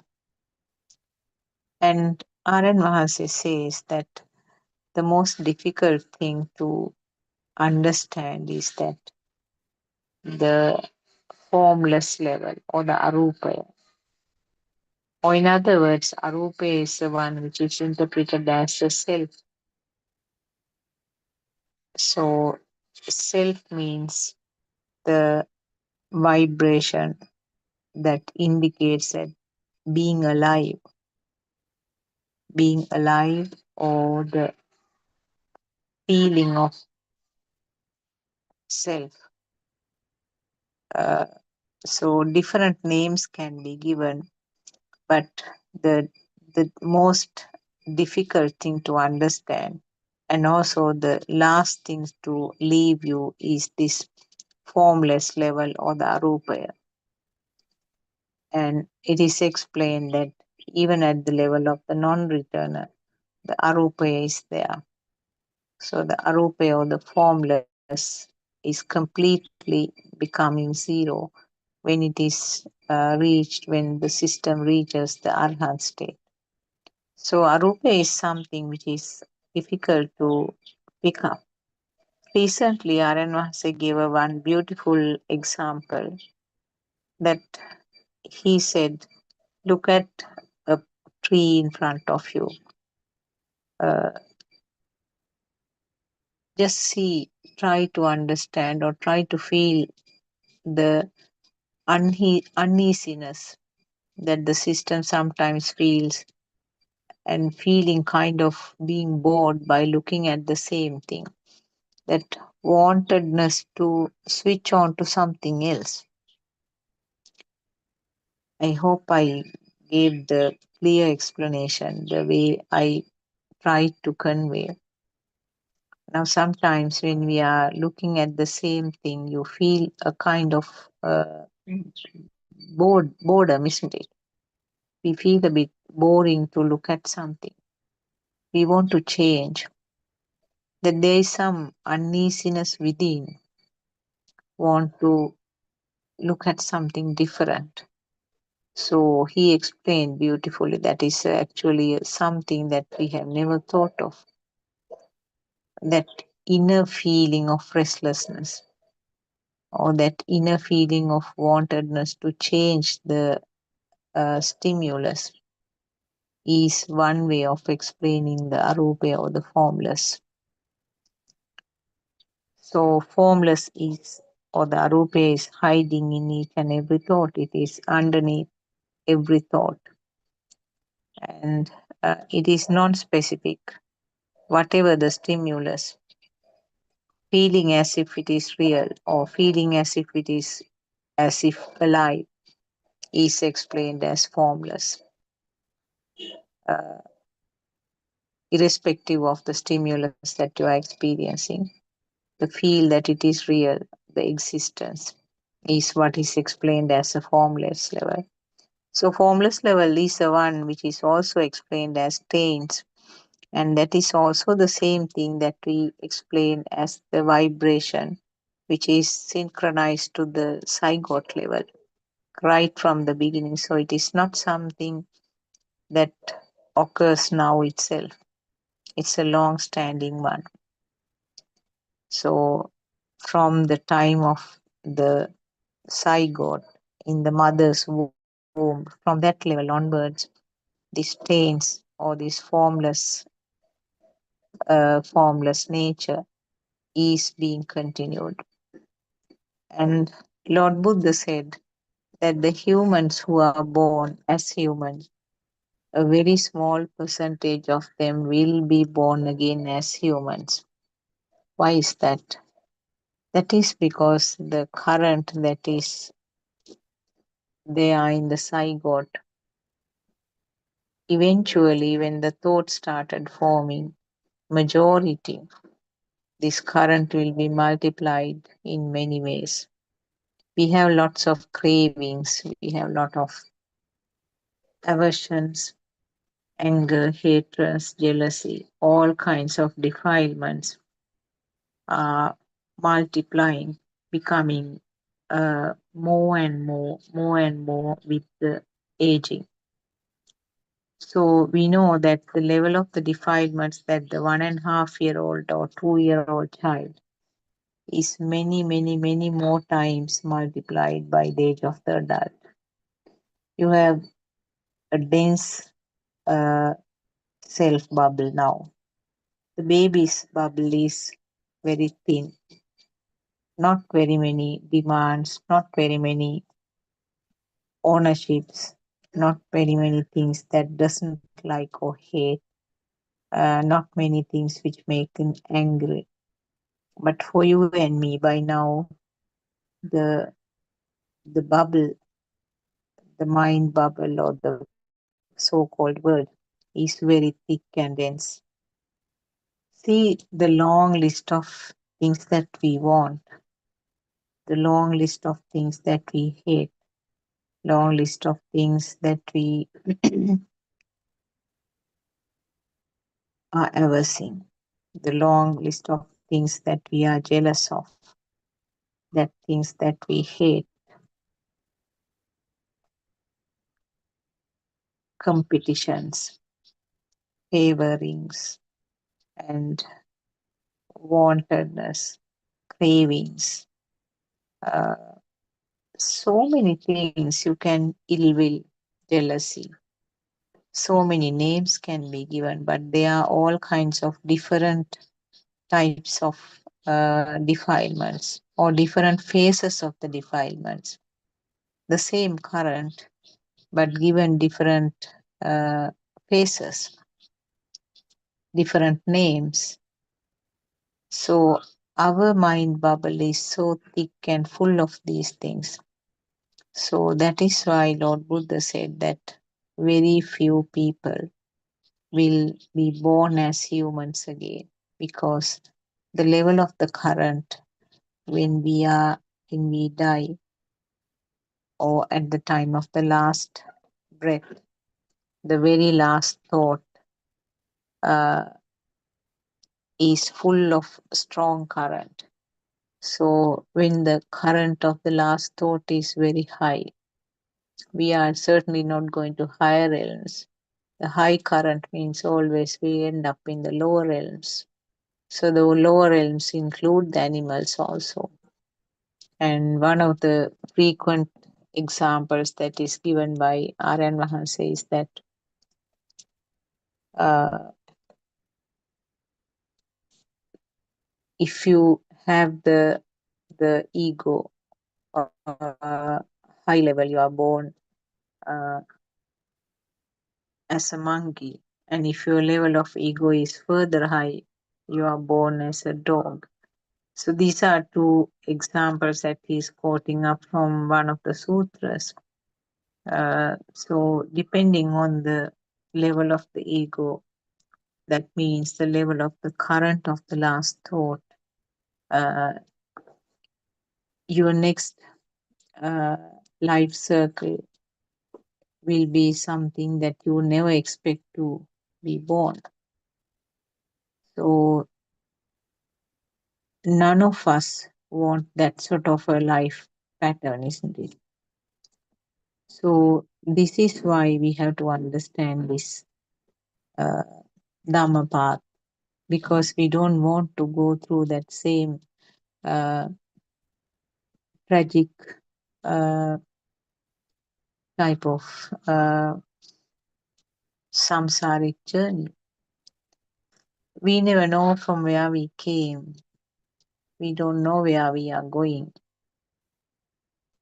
So this was the answer we remember. If I remember, I think we mentioned this some time back also about a young girl uh, who was doing a weaving along with her father for the livelihood.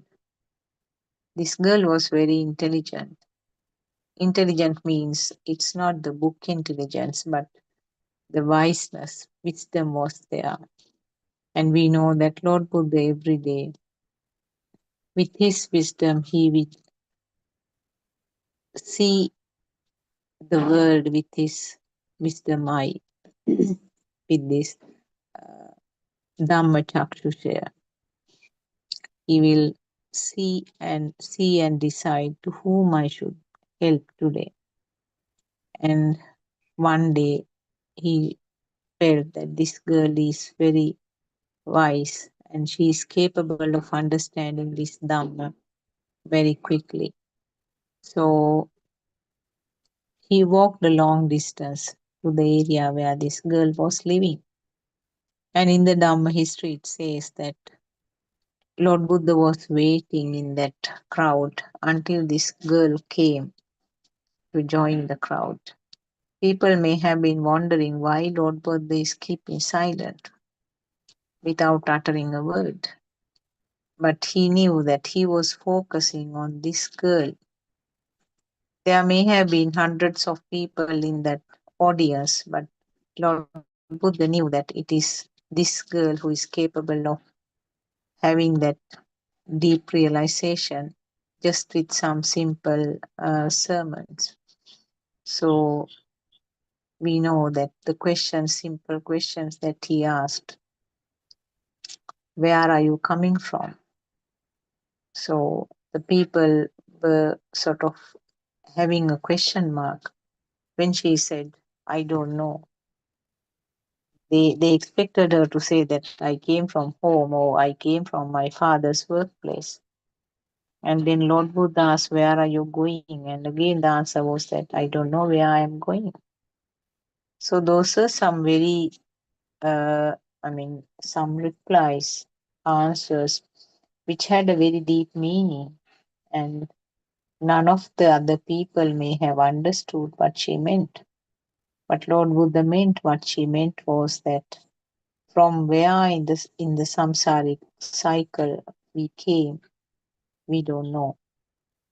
And we don't know where we are going after the finishing of the collapse of this physical body. We don't know where we are going. So that is the nature of these birth cycles. It's it's like a flow uh, which is really unpredictable. There's no assurance with whatever, no, there's no reassurance, there's no guarantee of whatever you are doing, whatever the good things that you are doing. So that is the danger here. So in that case, isn't it? the best option is that to put a stop to this samsaric cycle. That is what Lord Buddha found out, because none of the religious leaders at that time reached that level.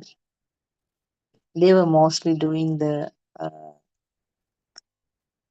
concentration meditations, and they reached some high meditative states, which are very comfortable levels actually. It is described as Brahma states. So many words, so many names are given to those different levels of meditative states. Aranvahasi beautifully explains them, the different levels that the hermits who were doing strong meditation and they were reaching those levels very comfortable. And when you train to do that within a short period, you can reach that meditative state where there is some mental stillness and feeling. But what is the difference? The self vibration is still there. So, if this is not understood, which they never did, so if the self vibration is there, that means there is some remaining current. That current may not synchronize immediately, but maybe after a long time, which I am unable to give it as a number. It is described in kalpas, not in years. So, after so many kalpas, this vibration can occur again. That means the self vibration is not dead. The current is not dead. Current is there. Sometime it will recur. And recurrence means that current will synchronize to another suitable place. It may be with a physical body or without a physical body. So again, you have no assurance at all. We don't know when it will happen, when that synchronization will happen. But at some point, that synchronization will occur. And that current, which was in the state of kind of it is like being dormant, will be born with a physical body or will be born without a physical body. That means synchronization of that current occurs to some point somewhere. So these explanations have been done beautifully by Yaran Vahansi because they are all explained in the Pali Sutras. But without the inner transformation, these cannot be properly interpreted actually. So that is why it is hard. We hardly hear these things from the other speakers. So, what is important to know here is that there is no escape with these long term meditations, which will take you only up to a certain level, which is explained as Brahma levels. And we know that in that situation, they are not in a position even to listen to Dhamma. So that is why this human life is so precious. The human life is only level where this true Dhamma can be understood. We know that the animals cannot understand this, and it is not explained in any other spirit levels.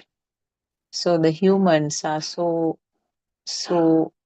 fortunate because only when we are born as humans we can understand this true Dhamma.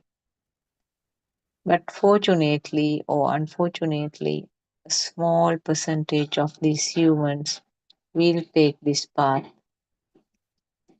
We know that uh, the so many people are living on this planet, and we don't know whether there are any humans or similar creatures are living anywhere else.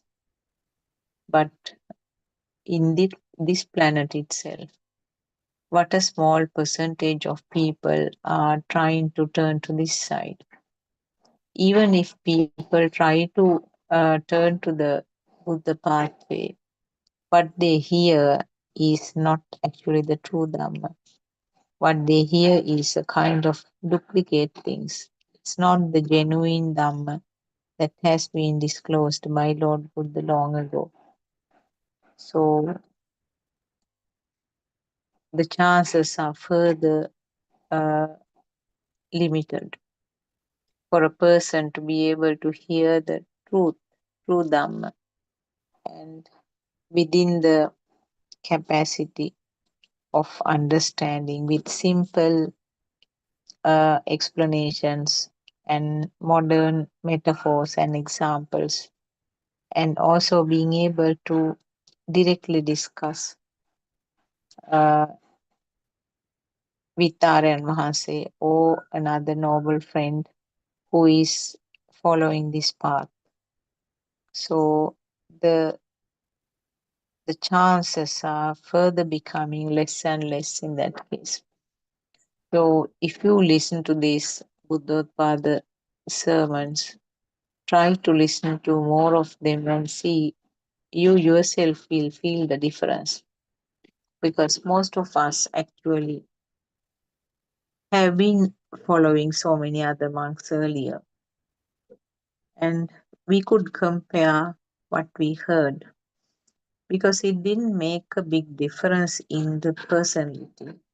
We felt that there was a temporary relief, but when the things were changing, when there were challenges in the life, that gave the impression that this is not something that gives the permanent change. So that is why ultimately we changed to this channel. So if you have listened once to this Buddhopada Deshana, you have gotten to the correct path, that assurance that we can give you. So you have taken the correct turn, and we advise you to listen to more sermons and see what changes or how the thing is being applied to the day-to-day life. The whole life is a changing pattern of habits. We do many things as habits, isn't it? We brush our teeth as a habit. We put on clothes, comb hair, uh, go for work, cooking, eating, taking care of the children. They are all done as habits. So these habits are also changing with the time. Actually, the habits is not yourself again. So this no self thing I have to remind again and again. The habits are not yourself. We know that the physical body is not myself. Physical body was not yourself when you were a baby. It was tied up to this body by a thought. And your appearance is not yourself, because the appearance keeps on changing. Your mind is not yourself, because you know that the uh, mind cannot be diverted or changed or manipulated the way you want. So then your mind is not yourself. And these habits are also not yourself, isn't it? Habits are things that are again occurring as a result of the senses. And when you go on doing the same thing, it becomes more established. It becomes more powerful, so that you tend to continue the same thing. So that is the nature of the habit. So habits are not yourself. So the self is finally, as we explained right at the beginning of this, habits means that current which is generated, the feel that the self is here, that changing pattern. So our thoughts are changing. Thoughts are changing depending on the sensor functions. Each time the thought may be slightly different from the previous thought. And also, the important thing is that there is no persisting thoughts, there is no lasting thought. Every thought is just a fraction of second, arising and ceasing, arising and ceasing. But because of that nature of frequently happening, we feel that there is a continuity. We feel that the thought or the thoughts are permanent. We feel that the mind is permanent. But we have to see how this is there, how it is changing. The changing pattern gives rise to that alive feeling. So these are actually self experimentations. Now, most of the things that we explain are the ones that are taught by R.N. Mahanse, the things that we listen from him. But there is a role that you have to do. You have to do some self experimentation. You have to do some self exploring.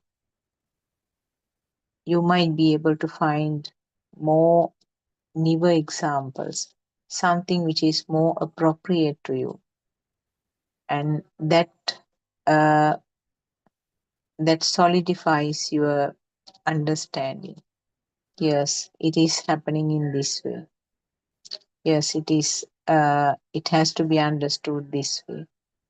So the own system will find its own way to solidify what you heard as a part of the sermon. So, if you happen to touch this Dhamma and if you happen to understand some facts, see whether you can give it to your loved ones or your friends or your workmates in a small way. There are some booklets, leaflets, uh, and also the details about the websites. So these are there always for a person who is joining new to find out what is exactly different in this Buddothpado Deshana. It is something becomes very interesting. A lot of people who are talking, uh, who have joined recently, they are really excited to find out more about it. And uh, they certainly find more things. A very handful of people will leave saying that they don't understand, which is very unfortunate actually, because the will or the uh, determination and the courage should be there to explore this Dhamma. Lord Buddha said that this Dhamma is not for lazy people and this Dhamma is not for foolish people. Now, the word foolish has to be interpreted carefully. Foolish does not mean that the person who has never gone to school or who is not having any, who didn't have any book education. The foolish, even the highly educated person, can be foolish in this context. He, from this aspect, he will never be able to understand this Dhamma. So that way he is foolish. So Lord Buddha particularly said that laziness is one of the things uh, that will drag you backwards. It's called Thinamidda. Thinamidda doesn't mean that always sleepiness. It also indicates a sleepiness, yes, but in addition, that lazy type of attitude to learn this Dhamma or study this Dhamma. We hear a lot of people sometimes giving so many excuses. They are all coming under that group of Tinaminda. Uh, the laziness means they give various excuses. Didn't have time. I will do it when the children's responsibilities are over. Difficult to sit and listen to Dhamma for a long time. I have so many physical problems, so therefore cannot keep up in the night, can't wake up early in the morning, and I have to do so many household works. These are some of the excuses to cover up their laziness.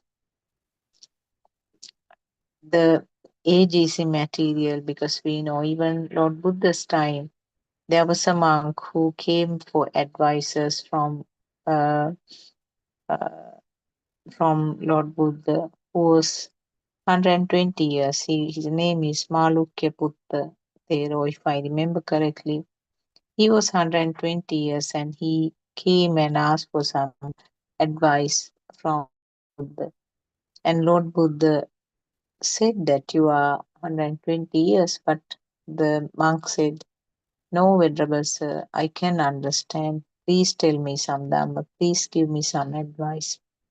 So, according to the history, he became an arhat.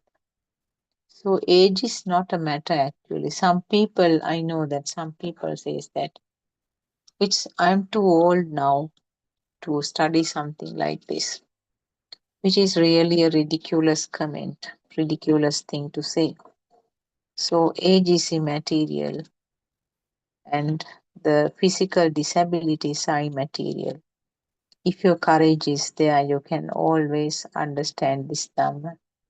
True, when you are old, you tend to have a lot of restrictions, and your ability to grasp the Dhamma facts may not be as good as in a young person. So, therefore, we always advise to start it as soon as possible. As soon as you have this, you flavored this uh, sweet bees honey pot. As soon as you have a little flavor of it, start finding more and more. But on the other hand, if you didn't happen to hear this before, do not take your age or physical problems or other disabilities or any kinds of excuses as reasons to not to take this Dhamma. You may not be able to hear this again. We don't know, as that weaving girl said, we don't know where we are going. So, if we don't know where we are going, how can you say that I don't have time now? I'm too old. I will be able to, I will hopefully be able to listen to this Dhamma in my next birth. How ridiculous is that comment? A person is expecting to be born as a human being and listen to this Dhamma in the next birth. So these are really sort of very silly remarks to make even. So what you have got, you may not receive it forever. This may be the last chance that you are having. So therefore, if you turn to this Dhamma path, automatically you will be moving forward little by little. Every person will not be walking in the same speed, of course.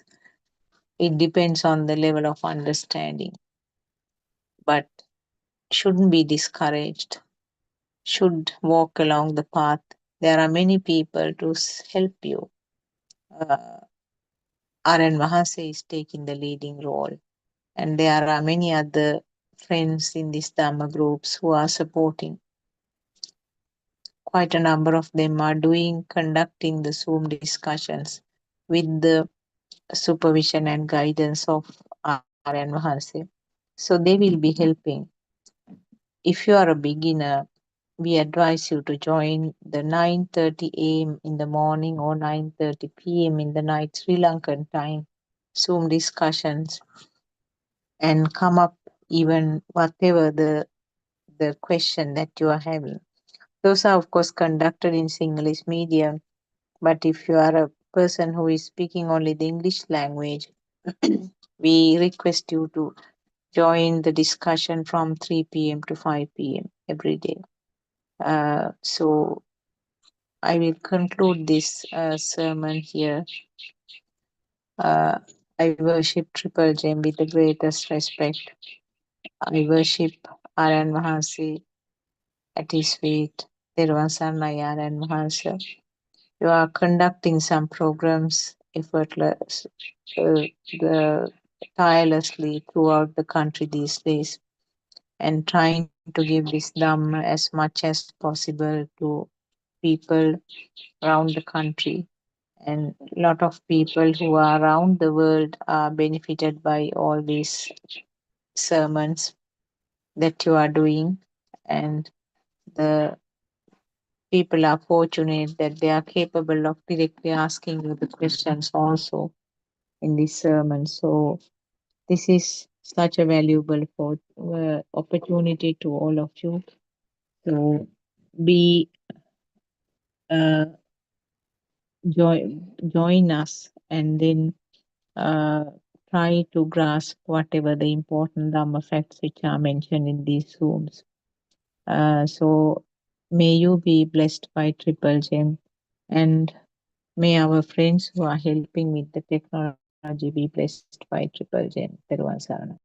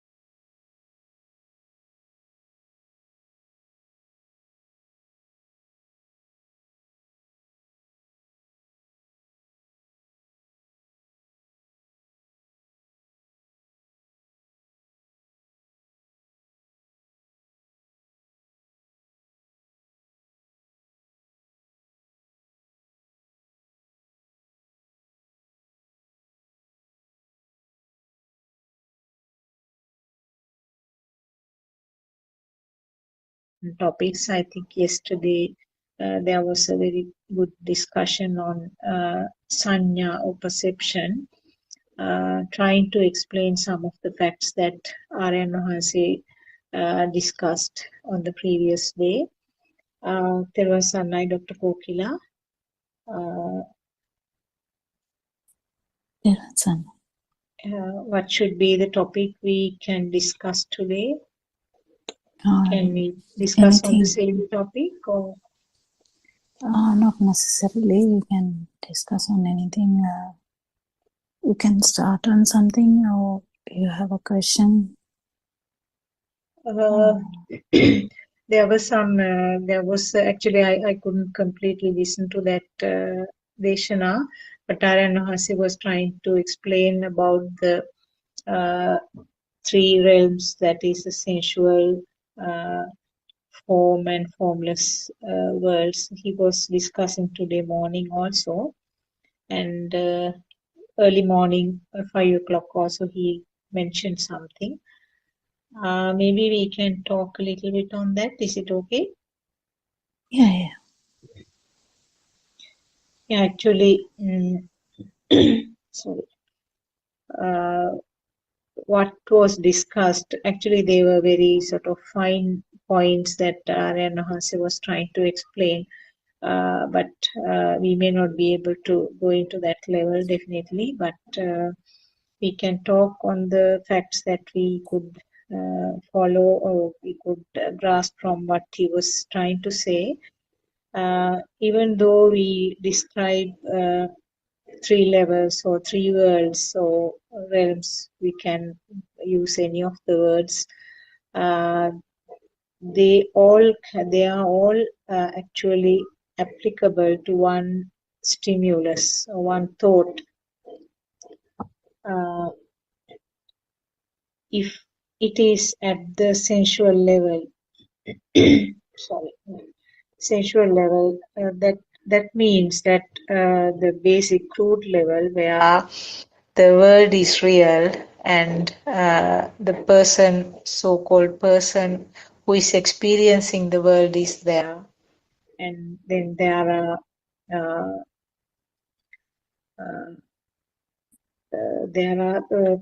attractions or frictions with the world. The things that you like or don't like are there, or in other words, the defilements, the full-blown defilements, the full-blown world, full-blown real world is existing. So that is where the lay person is. That is where the person who has no idea about the true Dhamma teaching. So that is the sensual world. So if the sensual world is there, that means it includes the other two realms or other two levels also. That means the form and the formless. All three can be considered in one thought or one stimulus. And when there is some Dhamma knowledge or some understanding on the Dhamma facts, the person or the system tend to understand that the sensual world is something created by the senses, or in other words, the sensor means the creation of something or some form of vibration occurring. And at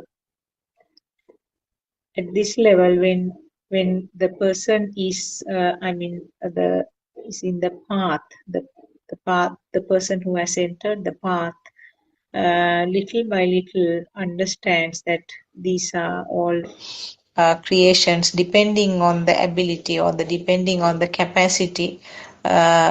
Different things are created, and they are because of the ignorance, they are taken as real or really existing. That is where the biggest problem is. And when this fact is understood little by little, when it becomes clearer, the system tend to understand that this is a creation of the mind. In other words, the mind or the thoughts means the collection of the sensor activity. Collected or merging or aggregation of the sensor function is called a thought. So this is actually what is told, what is mentioned in the second step of our practical experience. Out of the 4 steps, the second step means that the system tend to understand that this is the creation of the mind. Everything is a thought. Everything is a creation of the mind. So there's nothing called mind. Also, there's nothing solid called mind. It is just a flow of thoughts. So the thoughts are the collective result of the other 5 sensor functions. That means the eye, ear, tongue, nose, and the skin. At this level, this is called the form level, form world, where it's understood that the thought is the culprit here. And when further clarification occurs and when further sort of understanding of Dhamma occurs, then the understanding comes where there is something existing. I mean, there's nothing persisting in the thought also. There's nothing called persisting thought or persisting mind. This is again the basic sensor functions, basic senses. That means the hearing, seeing, and feeling. They are called in Pali, Ditta means seeing, Sutta means hearing, and Mutta means the 3 types of feeling. That means the taste, smell, and the tactile or the skin, what is felt by the skin. So at this level, again, there is a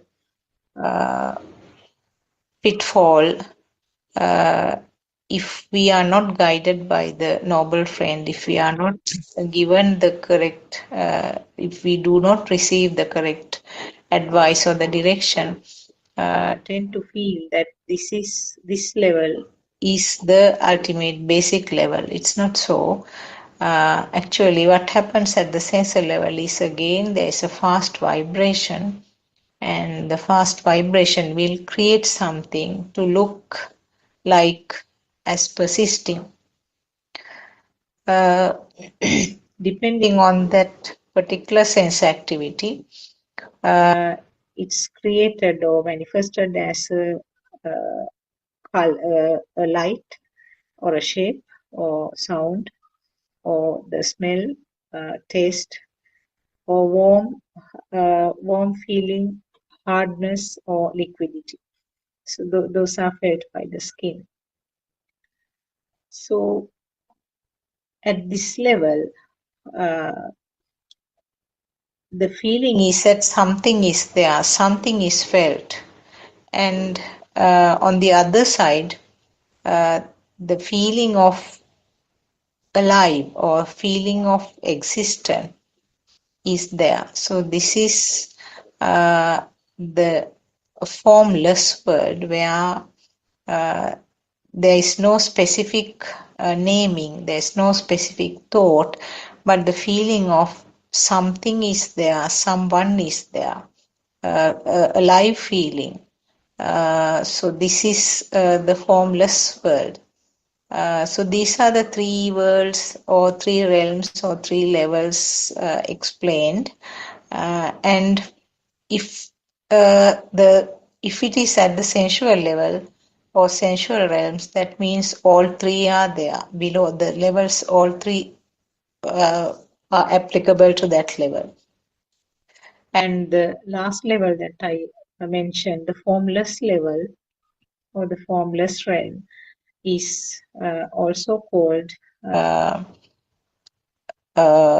self-vibration or sasava or taints. Different words are given. This is what is actually the basic vibration where it starts from the level of the zygote, and that is with the synchronization of that of another vibration to the at the level of the zygote. Dr. Kokila, there must be many corrections needing in what I said. You can add whatever the corrections relevant. Terwa Sarnai.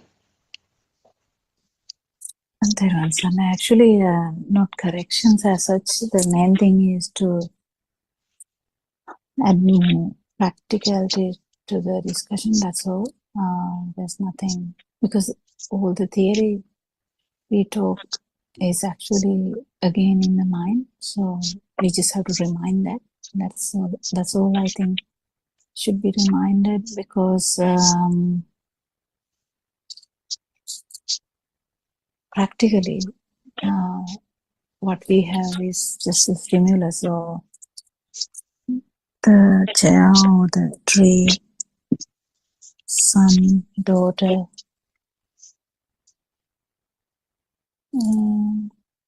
So it's it just should always remind ourselves that practical aspects of this Dhamma is the most important thing.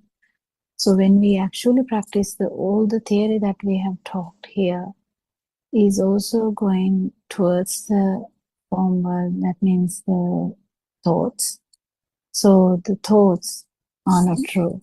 So whatever we talk here is also not true. Whatever we feel, as Dr. Sakuntala mentioned, whatever we feel, not even thought, whatever we feel is also a mirage. So that is the most important aspect we were discussing yesterday, but I couldn't listen to any of the sermons today, unfortunately. So I haven't gathered anything from today's sermons. Did Surangika listen to any of the sermons today? Or anything specific? Dr. Kokila, some of the friends and Dr. Sakuntala. Yes, he gave a talk. I think it was the 9:30 Zoom. In and the night? actually, Or the 9:30 in the yesterday? morning, the 9:30 morning Zoom, Okay. halfway through, and I think it was maybe might have to pick it up again tomorrow once you had a chance to listen, Dr. Kokila, but he explained it was in a very deep area. Dr. Sakuntala, you might have listened to it yourself. He wanted to initiate a discussion and make people respond even through the Zoom, as well as I think he might have been at the, I don't know, the Matara temple or somewhere. He was asking the nuns as well to, and encouraging them to reply. So the line of questioning was, how did Ananda Thero know he became Arahat? And he said, what is it that makes the Arahat distinct from that experience, distinct from anything else? He also talked about Kamaraga Patiga, I think the Sakadagami state, the cravings and the aversion state, and then the craving for the form world and the formless world. And then finally, he talked about the Sukha. I think we touched on it yesterday, Dr. Kokila, maybe I don't know what to call it, supra happiness. And he said, is it that actually? Is Sukhaya or supra happiness, if we can call it that, is that it? Is that what the Arahat experiences, or is it something more than that? So that was the line of discussion. And he also finally said that it is the sense faculties, the collapsing of the enjoyment, or the experiencing, the enjoyment of the sense faculties. And I actually had a question there that I thought would have asked, but I wonder whether it would be better if you listen to the talk, but I'll ask it anyway. And then finally he said that ultimately the test is whether you can face death. And if at any point there is a reluctance, there is a pulling away from even the notion of death, and that there is no complete relinquishing, surrendering to death, then that means there is the Atma, or the self-perception, or the self-vibration. So ultimately, I think he mentioned the ultimate test is that whether one can, and he has spoken of this so many times, whether you can face death. And to do that, I suppose there has to be real contemplation, and that also he said right at the very end that all you can do is the yoniso manasikara and the yatha bhuta jnana. That deep reflection is the only thing you can do. There is no other way that self-vibration can slowly, gradually dissolve to the point where even faced with death doesn't become a problem, death doesn't become a thing. And surrendering to that doesn't even mean that there is a surrender. It just naturally happens. So to that extent, that self-vibration or the zygote level vibration needs to dissolve. So before I ask the question, maybe Dr. Walker, if you can comment on those aspects. Yeah, I haven't actually listened to 931. Oh, I didn't actually have a chance to listen to any of the sermons today. I had a busy day, but I'm not sure what line Narayan was trying to say that, but I think we have talked about this in some aspects, that entertainment of the five senses, actually 6 senses, is the main thing. In the end, it's actually 5 senses, because when you say there is a difference, I would say there's a very specific thing, because the formless, so the Kamaraga particle, Ruparaga means all Raga means the entertainment of that status, that whatever the status. So if it is the dream level, it would be the form, like in the form level. And if it is, we don't have to talk about the gross level, because gross level, we like son, we like daughter, we like mother, we want family, we want us, like you basically want you. So that's the gross thing. It's very obvious. But then below that, it is the liking or the entertaining the mind world. And when the entertainment of the mind world is gone, then below that is the kind of entertaining of the feel, entertainment of the feel. So whatever the feel, it doesn't matter, whatever the feel. So that, after that also, even if you don't entertain the feel level, there's a bit of a how can I say it? I don't know, vibratory level, I would say. I don't know how to put words into these things, any of these discussions, because we lack words. But we could say the vibratory status. So the vibratory status, in Sinhala, it really matches when we say Uddipana. So Uddipana, or the maybe I think the word stimulation might give a little bit of a feeling of similarity. that uddipana, isn't it? Yeah, kind of stimulation. Stimulation of the senses. Yeah, actually, what I'm trying to say is even below the stimulation of the sensory organ, there's stimulation or deepening of the sense. This vibration, the primary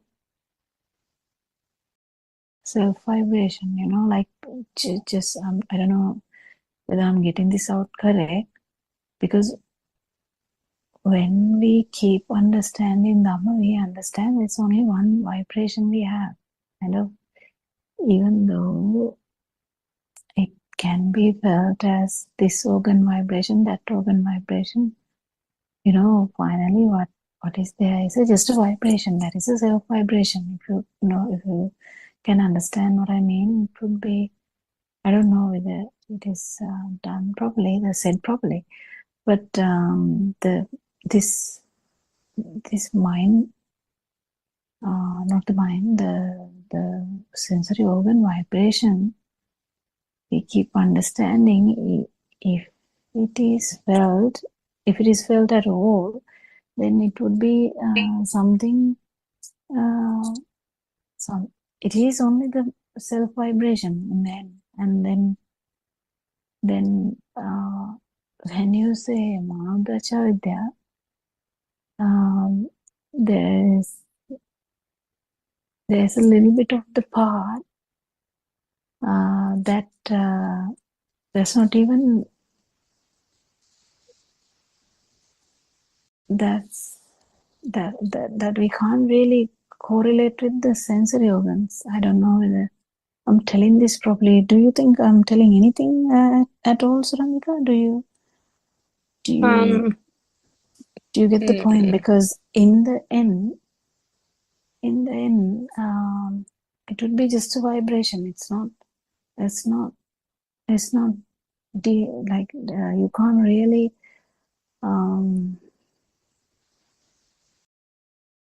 can say with it's just felt as a vibration.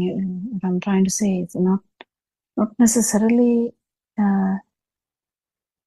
identifying as a sound or the light or the touch or the temperature or smell or anything like that. So so there is a part where this vibratory nature, we keep understanding that it's not even in understanding level, because the understanding level has actually passed. You know, like we have understood this already. When someone is seeing as the Thero, when someone sees this for a moment, already the wrong view is broken. In the sense, me, mine, myself, this view is broken. So whatever the vibration has no any value at all. Whatever the vibration with so when it is going into that kind of end,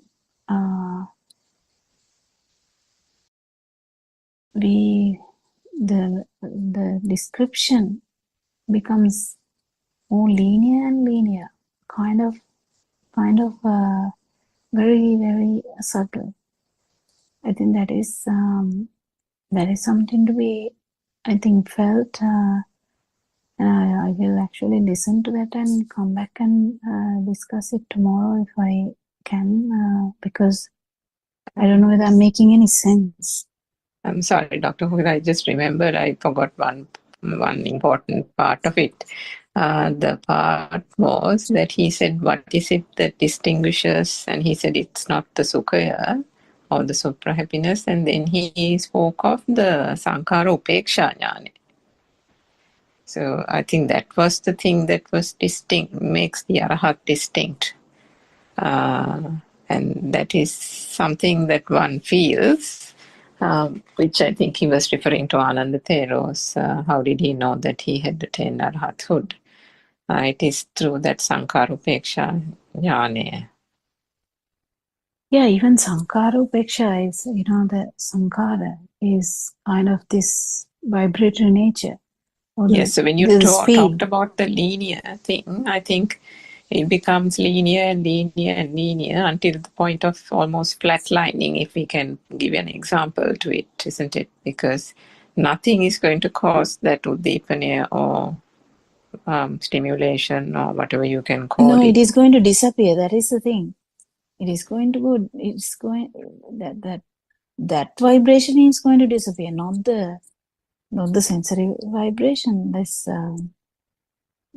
then that is where we call that,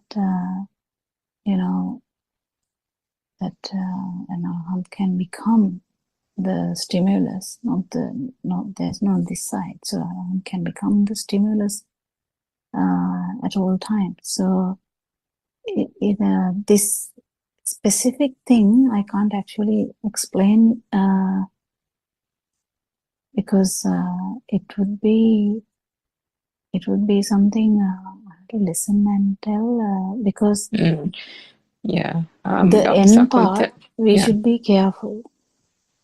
Yes, of course. Yeah, I mean, that comes through the experience anyway, and it is something that is felt rather than spoken of or thought, isn't it? Yeah, but through the experiences, we can have an idea. But the thing is, the best thing is, I have a thing to add here. Actually, even the super happiness thing, I don't know, the super happiness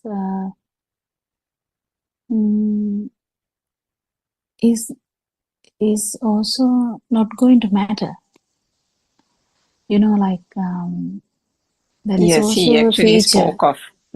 spoke of that Anyasami Tindriya and the Anyi and the Anyatavi, and he said this.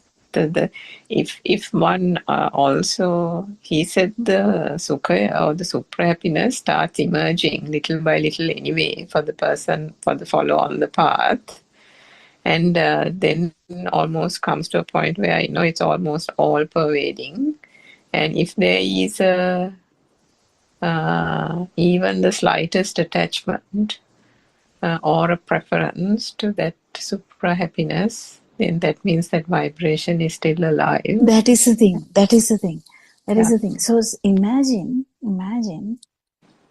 This becomes so subtle when we try to say that. So the imagine when we try to say the duality. If someone talks about this supra happiness, and when we feel is there an entertainment here? Anything when we try to if we are feeling something, there would be some duality. It may, so that duality is not there in another. So what happens, or what should happen in that case, is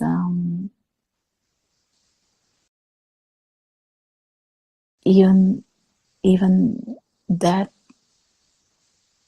I don't know, I can say this, but we'll listen to our advanced sermon and come back tomorrow and say this again, correct again. If you become the super happiness, there is no duality there. Do you get the point? Like, if you become the sound, if you become the light, if you become the touch, if you become the, there's nothing from this side. When we say the itta sanya, if the itta sanya is not there, or the perception that something is happening here is not there. It is only the stimulus. Unless the respiration stops, that is the only thing. It's a very quite distinct experience. So how would you know then this even the supra happiness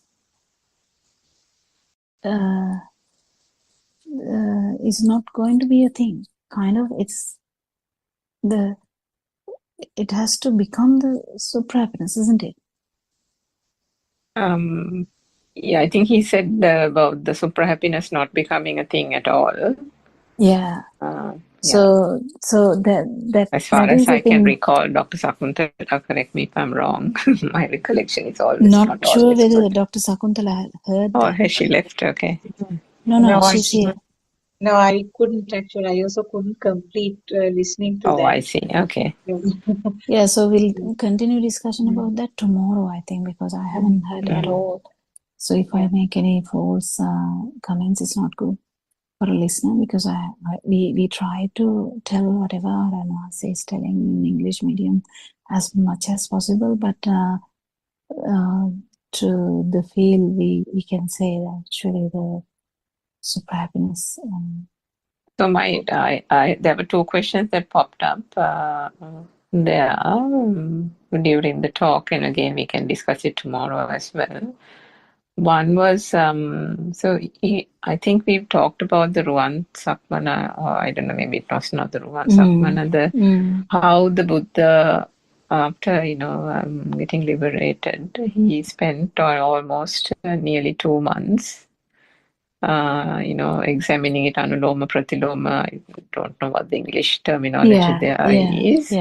Just to ensure that it was well established. The state of liberation was well established. There was no way that there was any vibration whatsoever. So to confirm that, he, I think, was examining it in various ways for nearly 2 months. But then, if that was the case for the Buddha, and this is obviously from the way I'm saying it also, it's very clear that I'm thinking about it rather than it's coming as a thought, rather than from another point of experience. But how did Ananda Thero, through the Sankarupeksha Jnana, even then know or realize that he had reached arahathood when he was about to, lie down on the bed? So that Sankarupeksha Jnana was the thing that Aryan Mahansa said was the key distinct feature as far as I understood it. So that was my question. If That's where the Arahants come and tell Lord Buddha that is the exact thing that they come and tell Lord Buddha that whatever to be done has happened, whatever to happen, kind of thing. No, they say in Pali. Yeah. So the main thing is there's nothing to entertain, in the sense every sankhara includes every aspect. So the every aspect includes all the fruits of this path also. So it has to be felt, I think, not discussed that much, but I can feel that as Aryan Mahansa, who is divulging everything, I think he has to now, because otherwise no one can actually understand. Lord Buddha's status is different. Lord Buddha attained it by himself and without any guidance.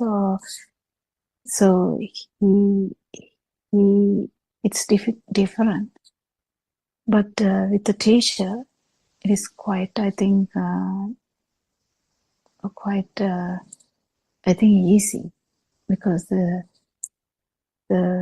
guidance of the teacher has been there all the time, and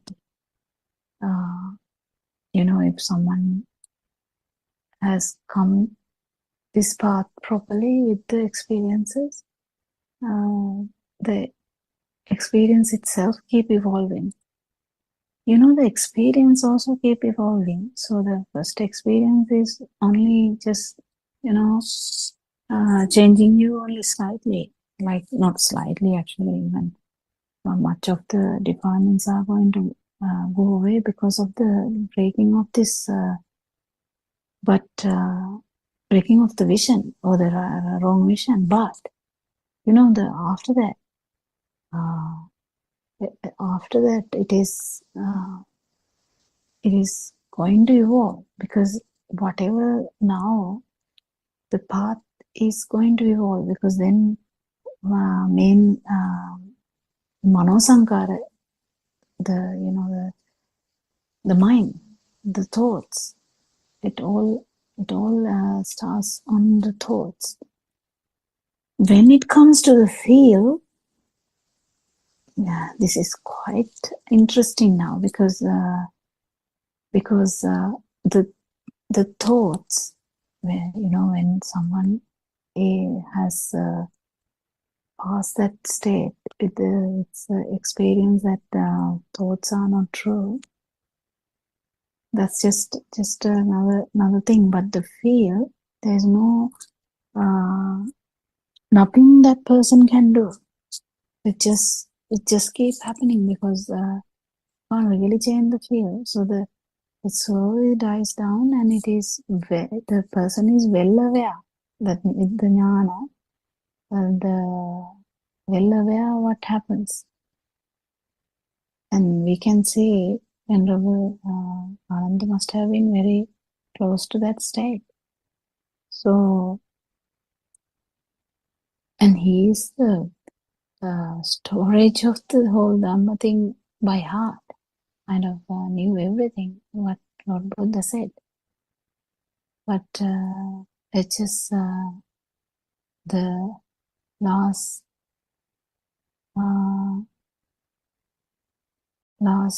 two thoughts, in the sense the marga and the phala.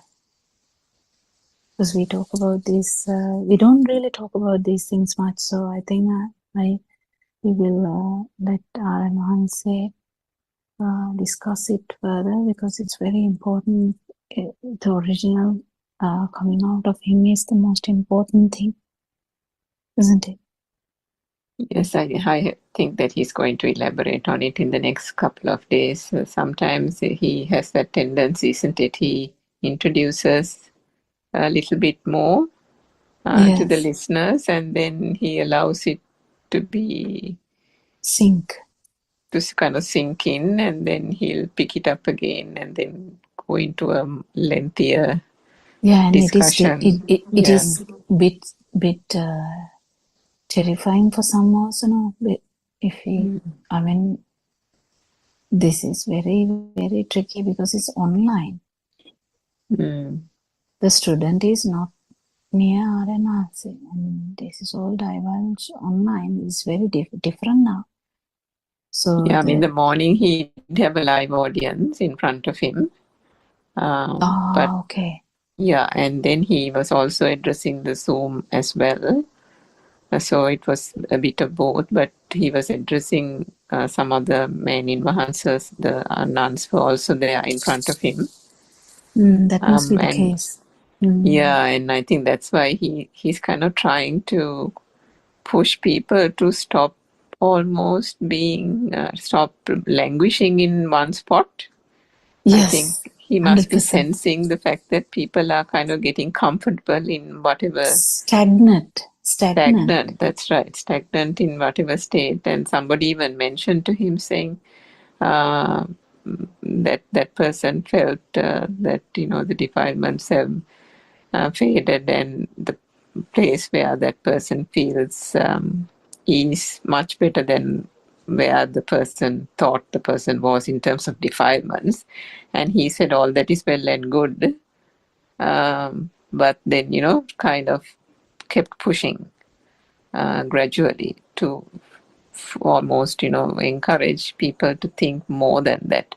What is it? What is this state? What is that experience? And even the last couple of weeks or so, he's talked about it as well, saying in the Andolanaatmaka or groundbreaking discourses, there is, well, for the last 2 months, in fact, there is the discussion was about the marga or the path. But Aryan Mahansa is now asking everyone, what's the experience? And that's the line I think he's trying to keep on pursuing with people, making them try to examine themselves, I think, examine their experience, examine what is it that they're experiencing. And he said some could be even near that state, but are not aware of that state. And he said that can't be possible. Not that can't be possible. That's not correct, he said. He said one needs to know where one is going. One needs to know what one is going to experience. And that is why, if you remember, some time ago, he went into that detailed explanation of the various jnana. And he said you need to know those different types of wisdom, because those are the wisdoms that arise as one progresses on the path, isn't it? So it's important to understand the features or the milestones as one goes along. Yes. Yeah. Yes. That is the trickiest part also in this. No one, let alone Sri Lanka, no one in the world, I don't think, has divulged in this online platform, at least online platform, that about experience part. And I mean that's the most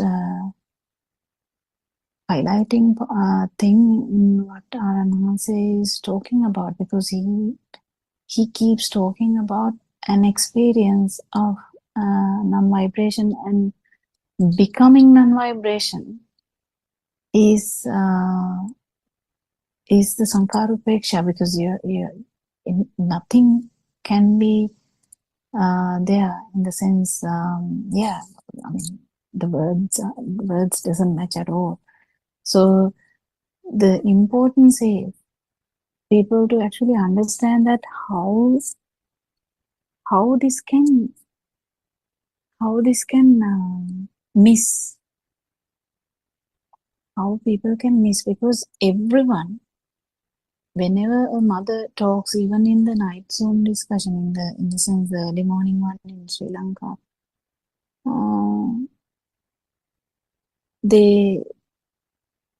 it's very obvious that they are thinking, but still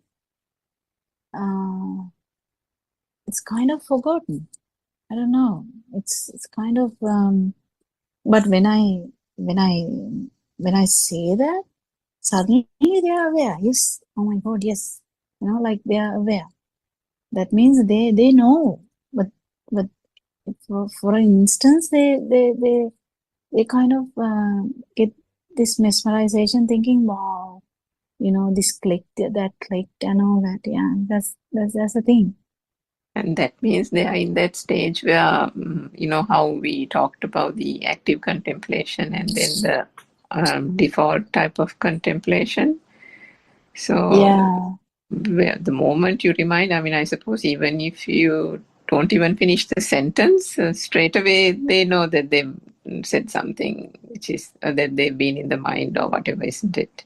Yeah. So it's like, that if you can remember, Vishaka came with water in the hair, and she said something to Lord Buddha, and Lord Buddha said, you might have to and I would like all the children to be my granddaughters or something. She said something like that. And as soon as Lord Buddha said something about that, then she's like, oh, yeah. Like, it come to the senses. It's like that. I think she said something. And the Buddha said, then every time one of them dies, how are you going to feel or something, isn't it? Yeah, Something like that that, I think. it's Yeah. just example Yeah. how the noble friends reminding, only reminding is needed. That's right. Just it clicks. Oh my God, yes, like so it's very close, but it's far away. Well, that's the thing.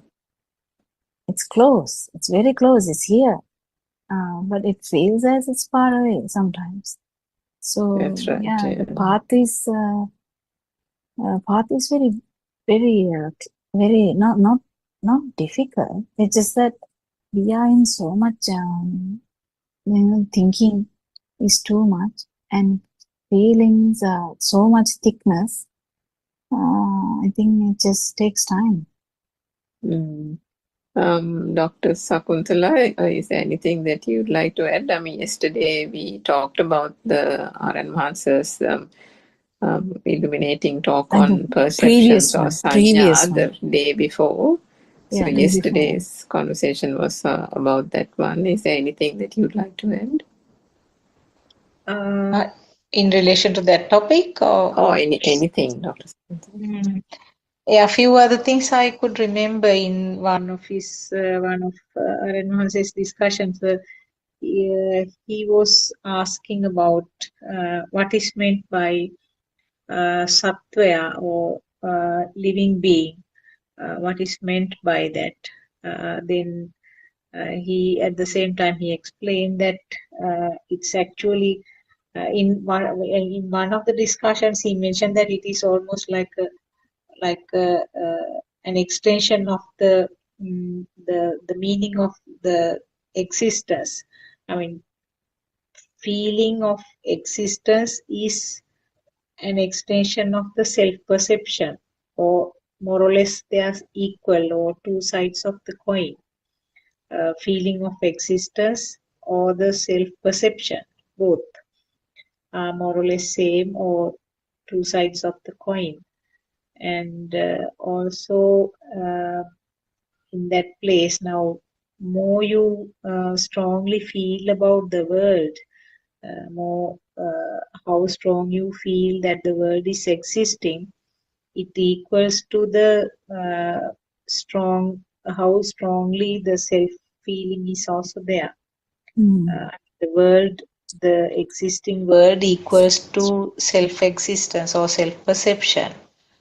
That was one thing I remember. And also, that is a point where the birth and death is also explained, isn't it? In Buddhist teaching, the death and birth of the physical body is not what is explained, but what is meant here by jati or the birth, and the marana or the death means each and every thought, when the thought is taken as real, when the mechanism of this thought, how the thought is formed, is not understood, the thought is given a real value, and thought is taken as a real, true, existing thing, then that is where the birth is. And wherever there is a birth, it's definitely tagged with the death.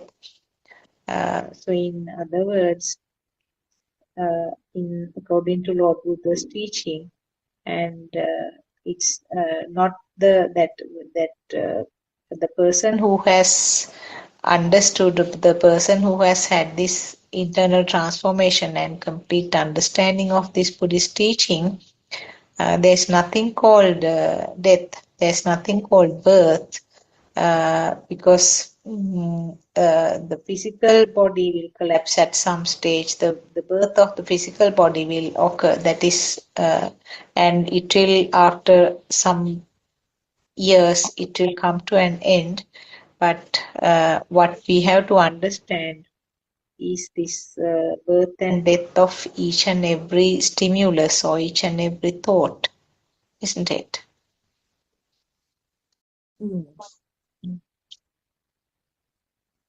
Yeah, actually,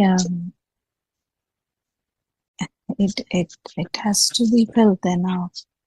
and Arahant is kind of already dead.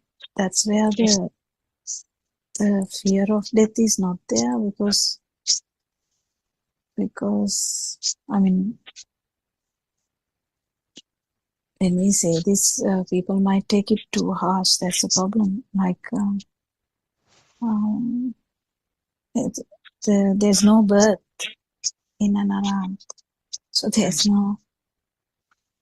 nothing in that line. So that's how the birth and death is not there. But when we try to explain that, it becomes it doesn't become genuine. That's the thing. But it's such a beautiful Dhamma if you can experience this, even though that experience is not static. Even to feel it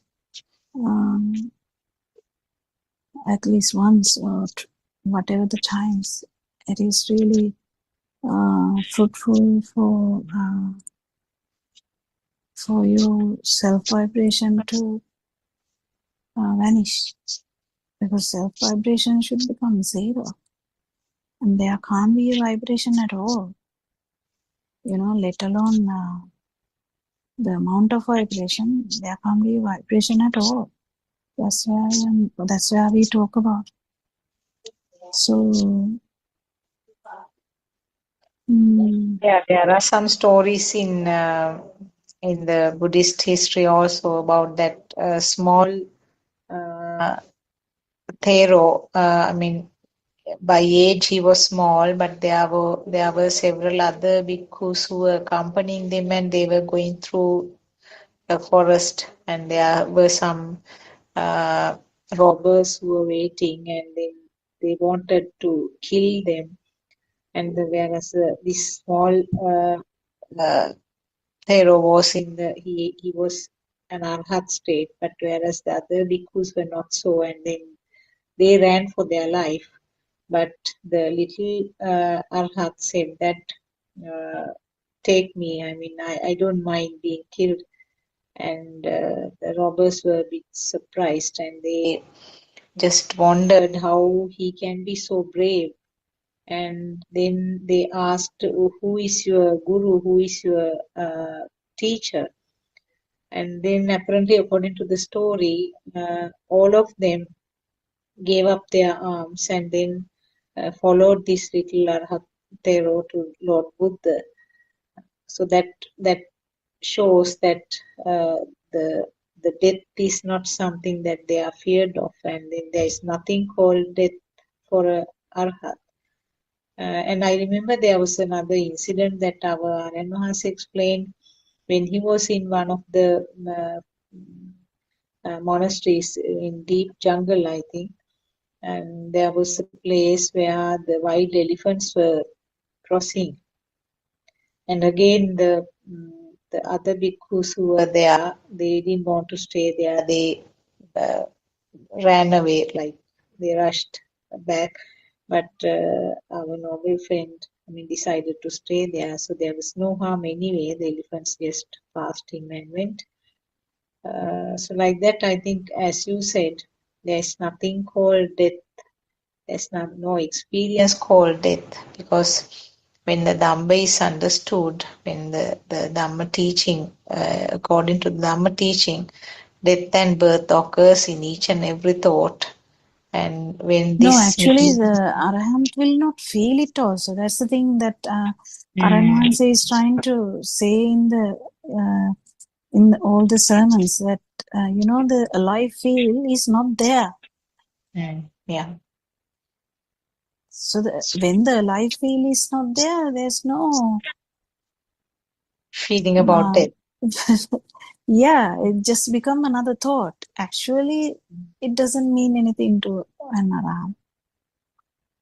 So there is two things there, isn't it, Dr. Kokila? One is the existent field, and the other one is the alive field. So the existent field comes about through the thoughts, and the fact that through a thought that the notion that something is there still occurs, but it is Yeah, the alive they field. exist together, Yeah, I think. yeah, but it is the This alive happens, field yeah. that disappears, isn't it? Because alive field is the uddipana. No, I think we can't even talk about any of these things at all when the self vibration is not there.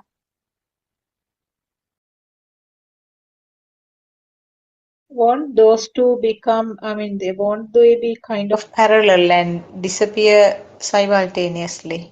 That's what I'm saying, that we can't talk about that when the self vibration, then when what happens is an arahant is going to be in the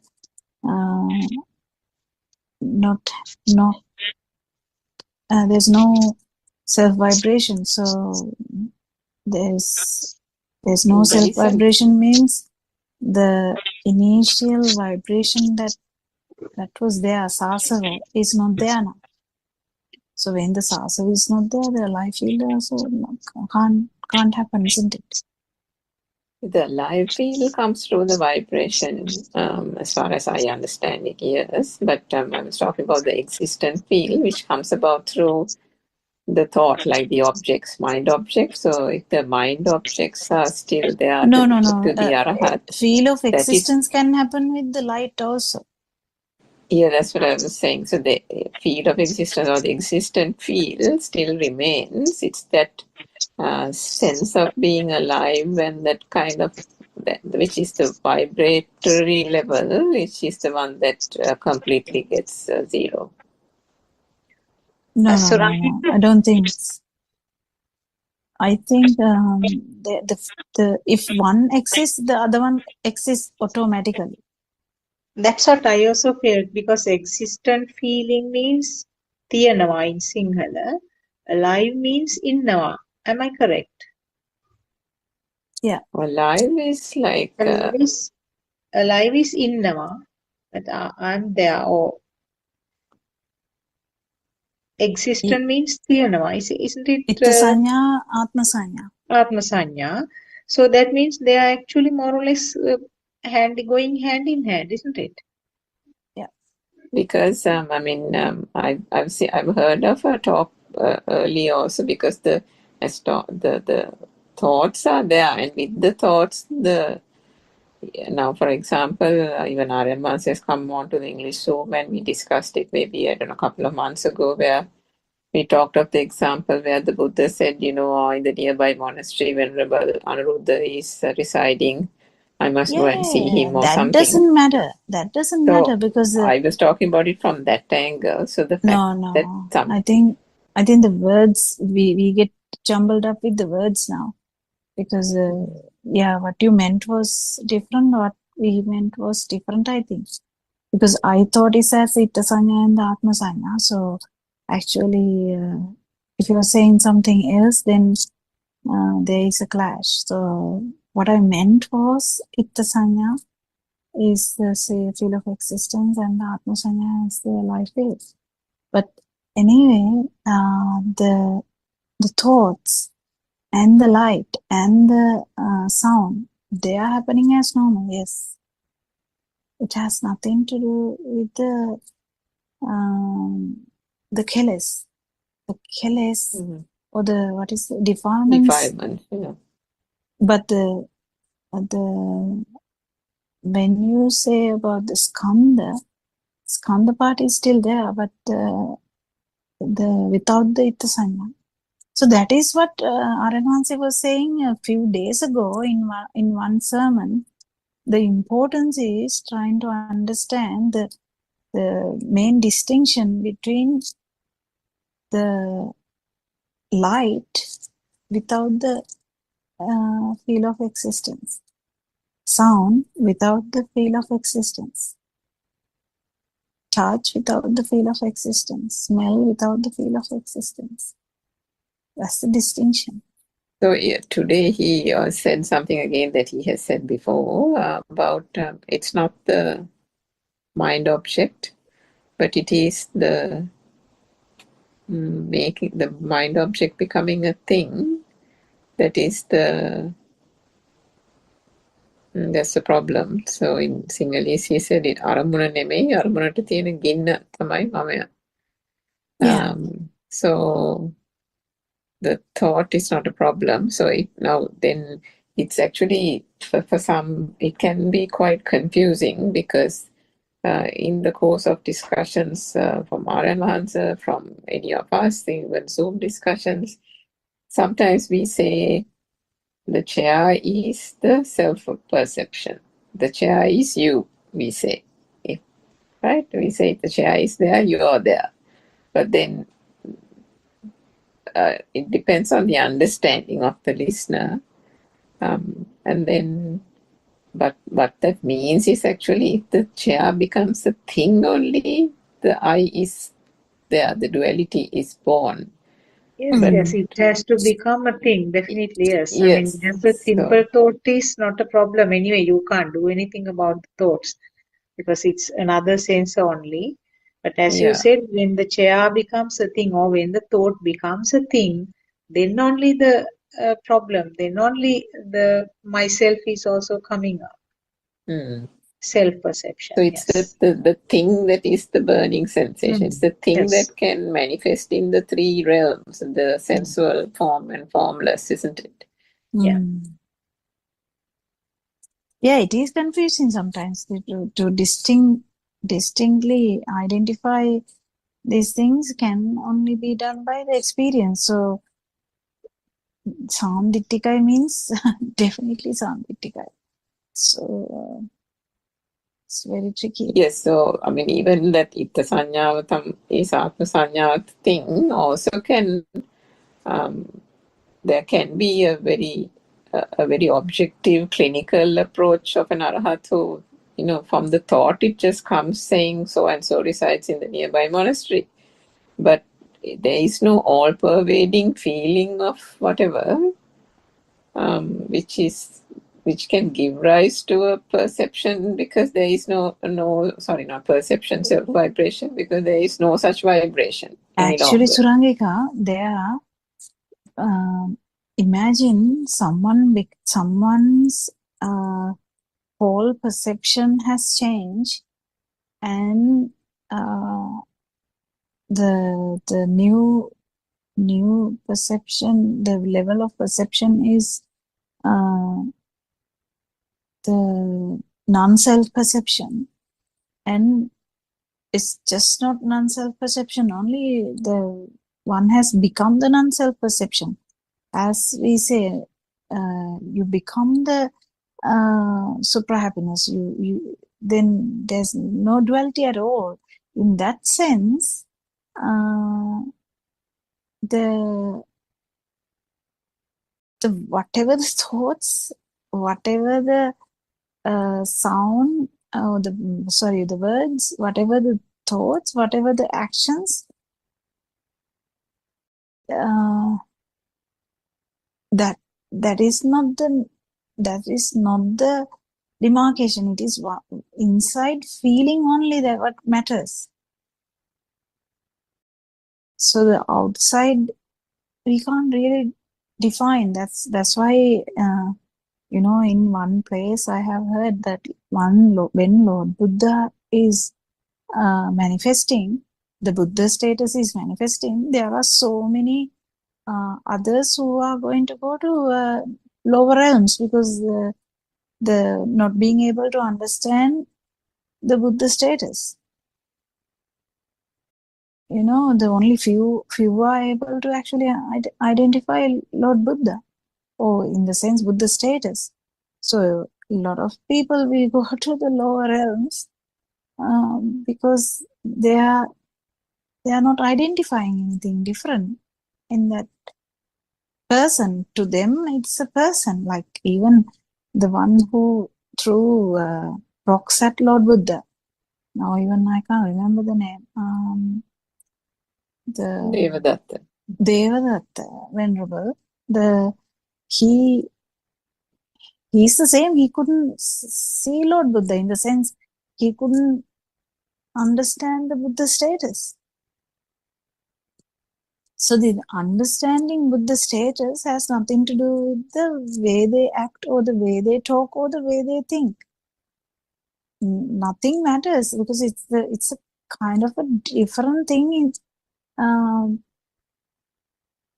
non-vibration which is there.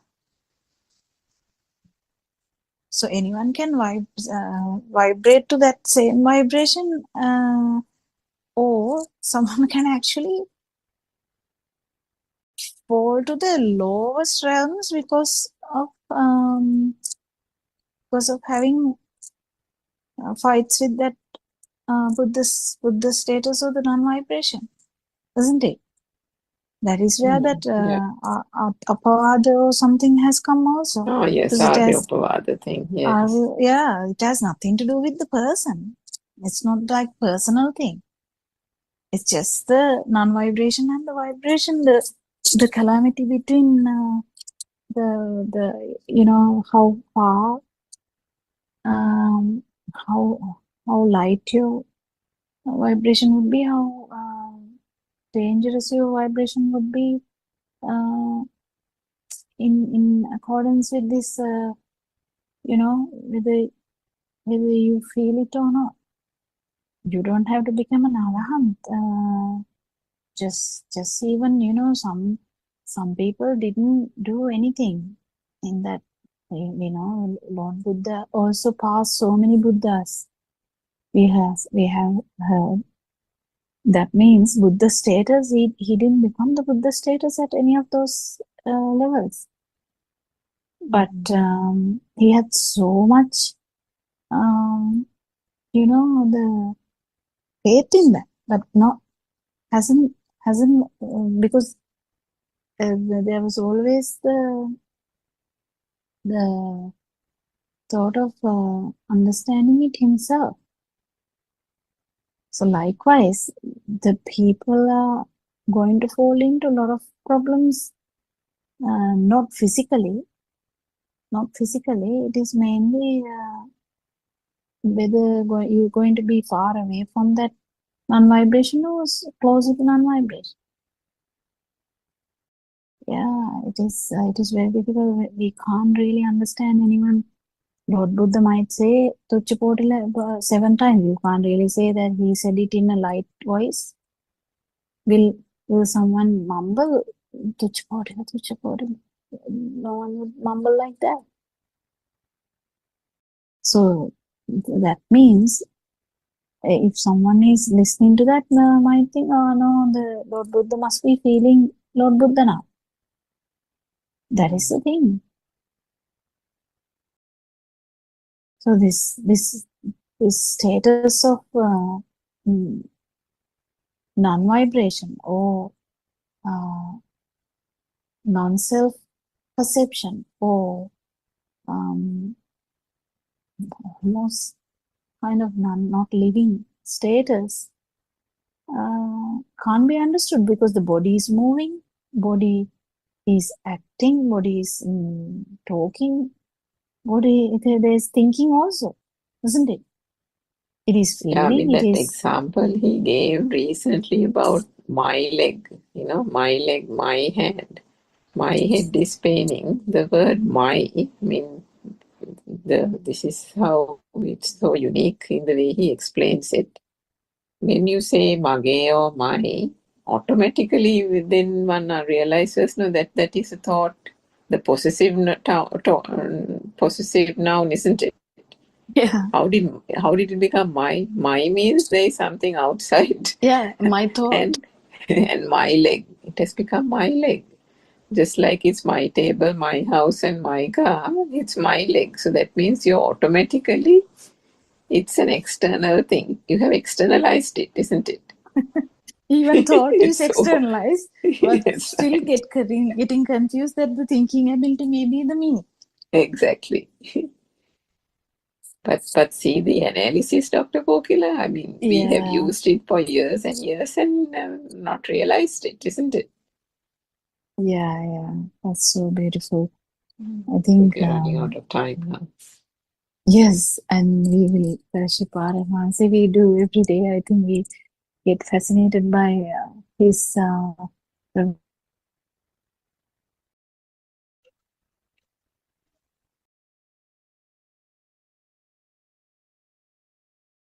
තෙරුවන් සරණයි.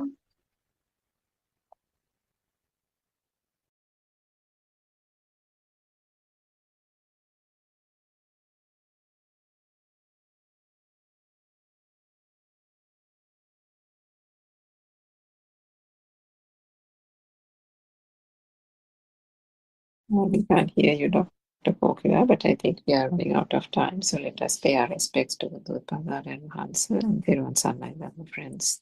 We'll meet again tomorrow.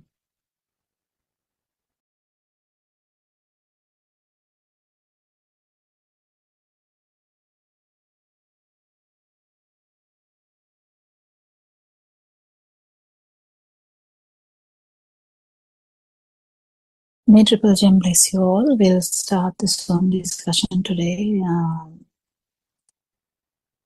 There's no much friends joined today, so I'll start the discussion. So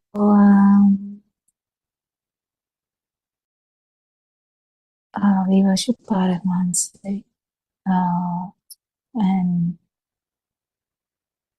we always talk about this no self Dhamma. I actually heard today morning Aranman's sermon, which was very beautiful, and I think everyone should listen to the part he was talking about how this perception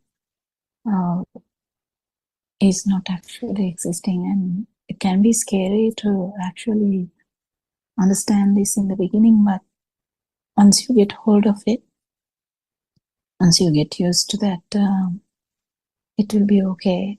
And I can see the topic also that in this Zoom discussion today, that it's all about, does a thought exist? I can see Surangika has joined as well. Not sure whether she's in a position to talk, but did you listen to today morning Zoom discussion by any chance, Surangika?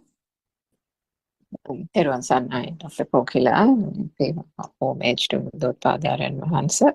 Yes, Dr. Kokila, I agree with you. That was exceptional, I mean, as always, but exceptionally enlightening talk, isn't it, by R.N. Mahans about perception in anger. That was so beautiful.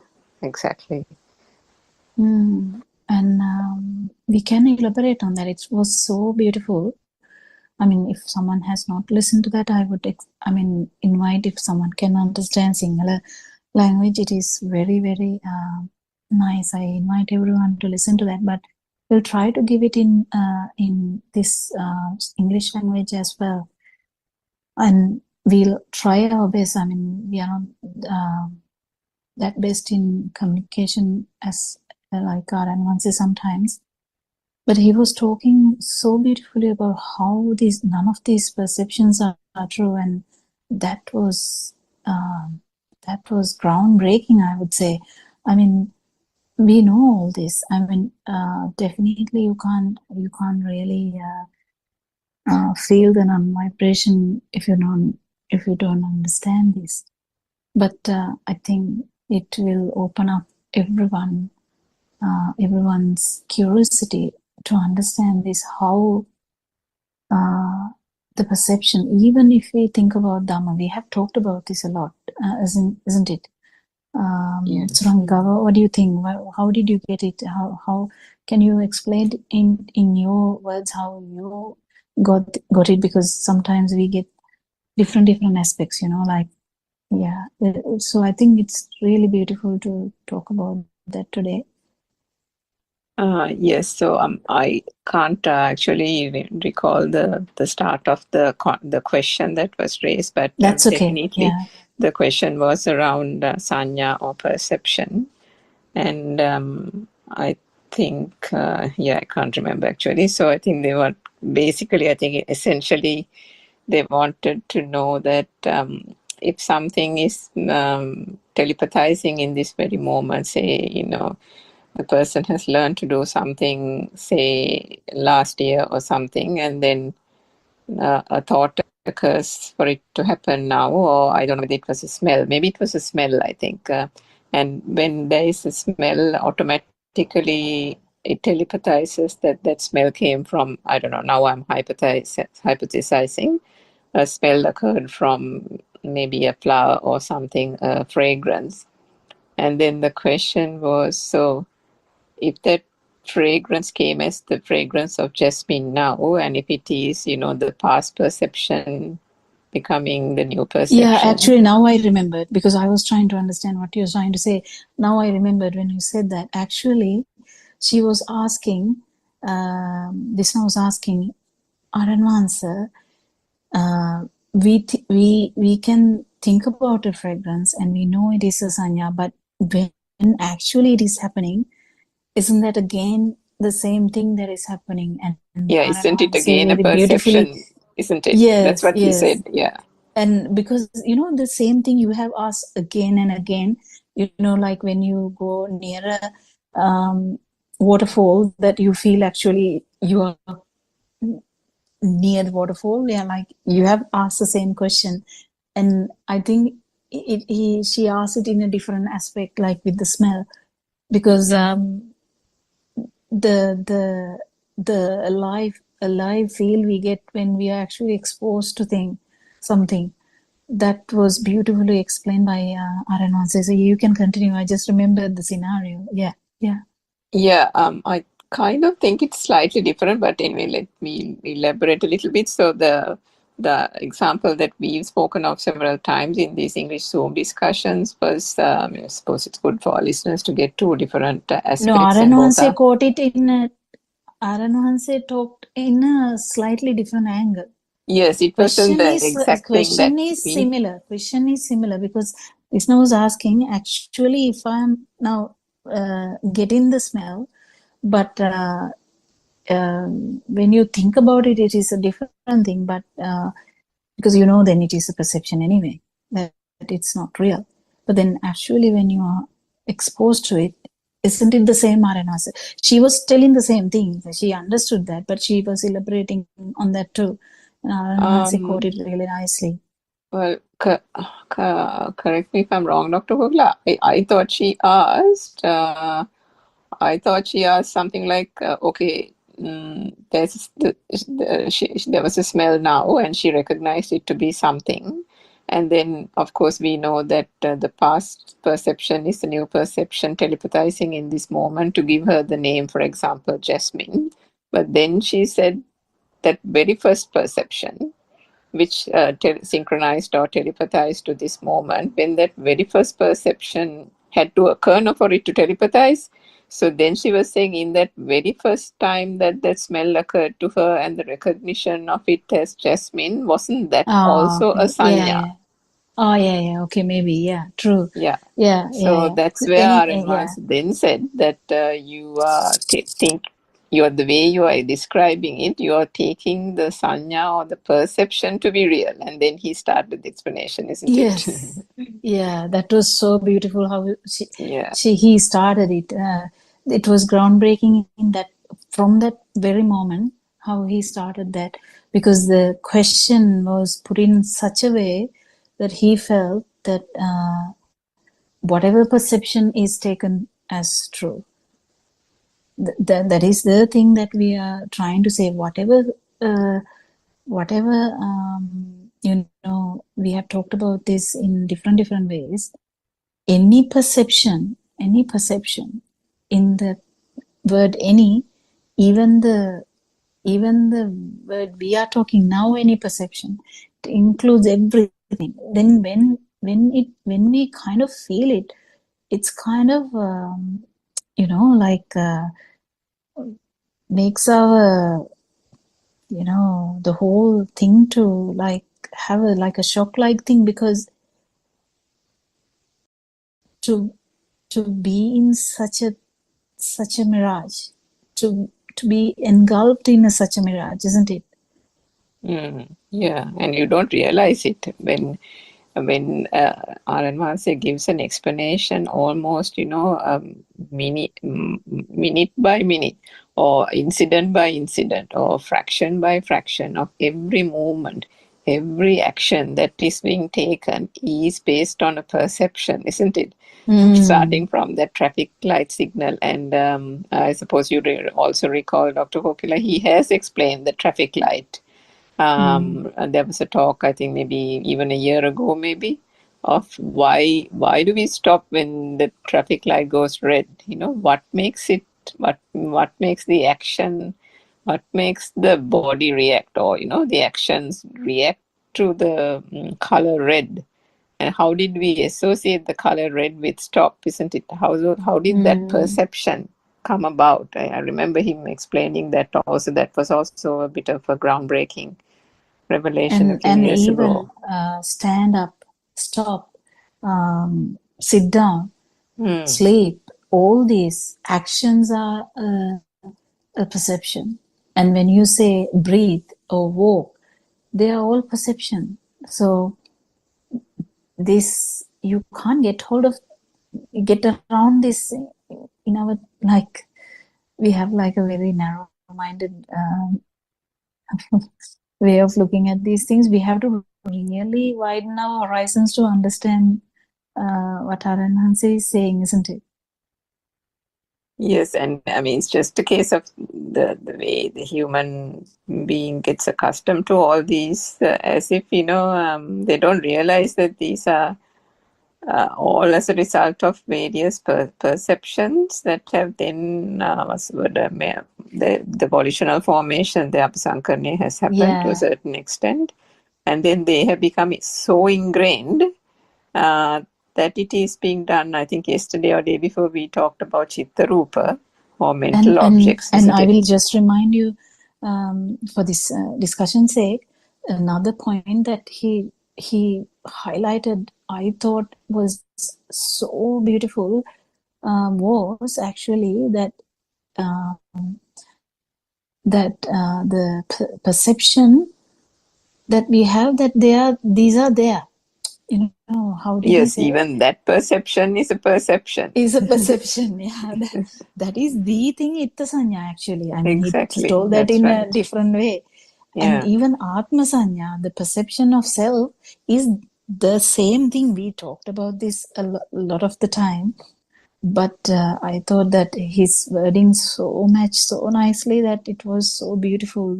That particular moment, the explanation was so good. I mean, because we try to tell these things. We actually talk about these things, but I couldn't. I mean, I was so mesmerized about the way it came out.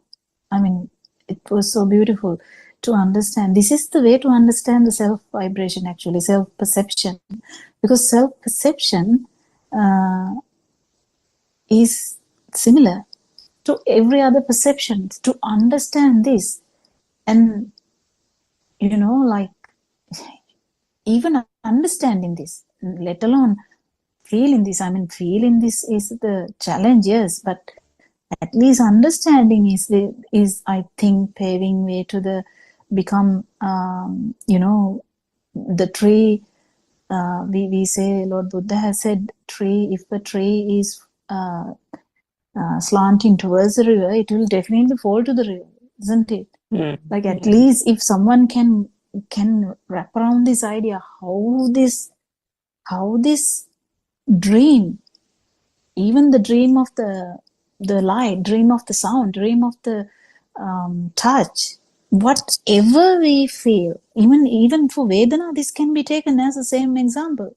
He talked about that in the end kind of thing, that how Penapindupa Penapindupamang Rupang, yeah. And how these things are the same way. The Vedana is the just before thing before perception. Vedana is, what is the sensation? Vedana? Yeah, sensation. So all these sensations are constructs, sankata, yes, because of the speed. Otherwise, there's nothing. No, and the beauty is the Lord Buddha has told, if someone understands this, the sensation properly, that is going all through to the Nibbana. That means the Vedananupassana. Somewhere I have heard Vedananupassana goes in directly towards an arahant. That means the path is there. So the understanding that all these are constructs, like whatever. Even if I say whatever, that has some meaning, kind of. But when we voice anything, I mean, because of this, Aranwansi was saying, even Dhamma has to be, understood in such a way after some level.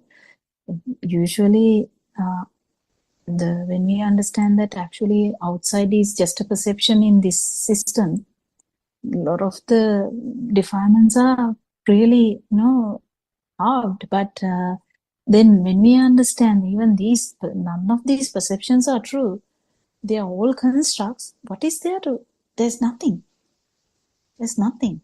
It's as if you don't have any sensory organ, isn't it?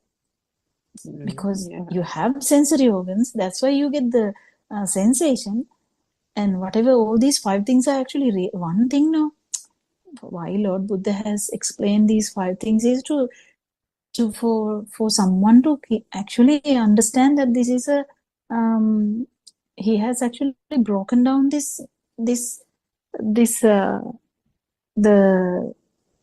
consciousness, because finally what happens is the consciousness. But he has broken this down so the sake of understanding that it is the rapid vibration, how this vibration occurs, because you have to feel it, you have to have a kind of a perception, then it has to happen so many times very fast for that to feel like it is there. That is what Lord Buddha was explaining. So none of these things are actually true, even though this is an example, like a way to what do you call it, like not a protocol, like a pattern to understand this. It's a simile kind of thing, isn't it? Yeah, and the other thing he was saying was a key point was the basic fundamental feature of sanya or perception is those are subject to evolution or evolving. Evolving meaning viparinama. Sanya viparinama. So that itself, so can you even take that perception to be real? Because that was also a point, the key point that he was trying to make. I think he gave an example of if the face is slightly, if the mouth is curling upwards, we call that person to be having happy thoughts. If how even we draw just a picture on a very basic picture on a piece of paper and we draw a smiling face and a unsmiling face. And how many times all these actors are actually unhappy but having a smiley face? Yes, exactly. And then, one hand up means, or, you make a gesture and that gesture means to come. And you make another gesture with the hand that means, okay, go away. Or it's okay, you can now go kind of thing, like getting dismissed. So how did this, one flick is another sanya or perception, another flick of the hand is a different perception. The facial expression in one way is a perception of happiness, sadness, depression, whatever you call it. So how did we even do that? Isn't that also something that the mind constructed on its own, isn't it? Yeah, I mean, every facet, as you said, yes. Yes.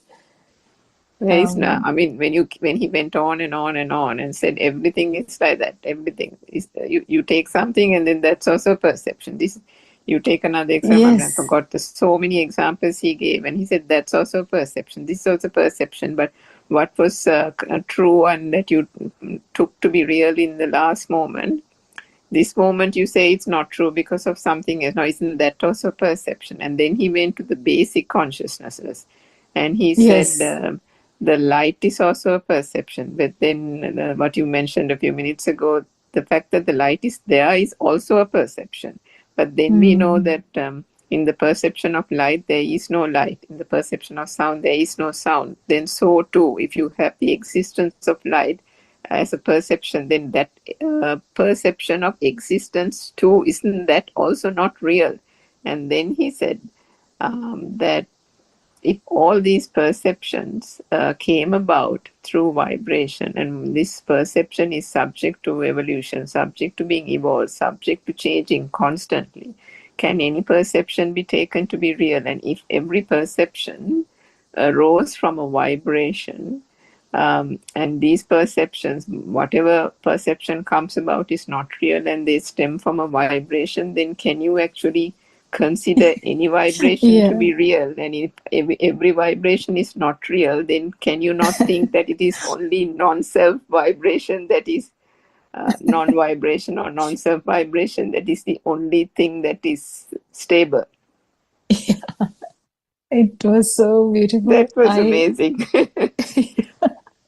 That was so amazing. As soon as I heard how he started saying that that means you have taken the perception as real, I kind of felt now, and actually it went on the most groundbreaking way, and it is I mean, I felt as everyone in this world, I mean, I know it won't happen, but I felt everyone in this world, any human should hear this bit. I mean, I mean, not everyone will understand this, but at least someone who might feel this would be there. I mean, it is so beautiful if someone can actually get around this idea what Haramanse is trying to say, because I'm kind of almost sure no one talks about this consciousness at all. No one. They kind of have no idea. And for all of the physicists, all of the scientists, the basic they know is the consciousness. And to say that there's nothing like that is groundbreaking, isn't it, Saramika? I mean, yeah. How can one say that?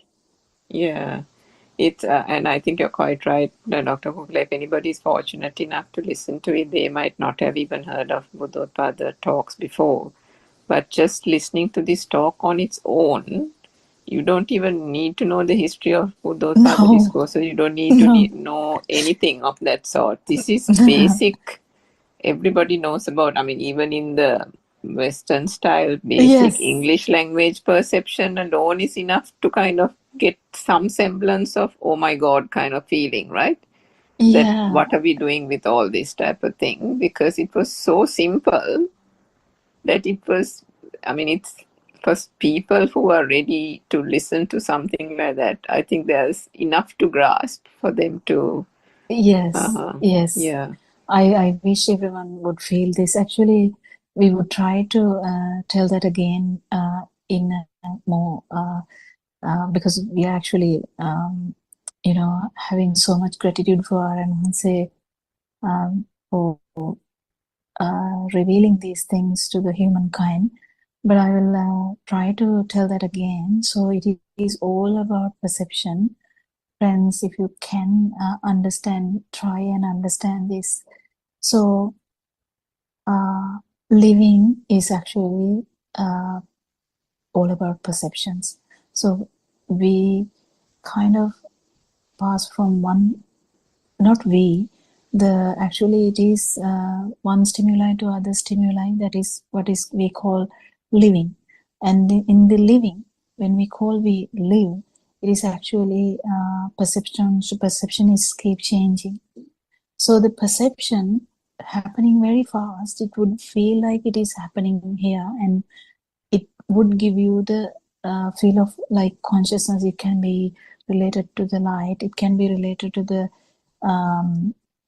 sound, it can be related to your the feel in the skin, which can be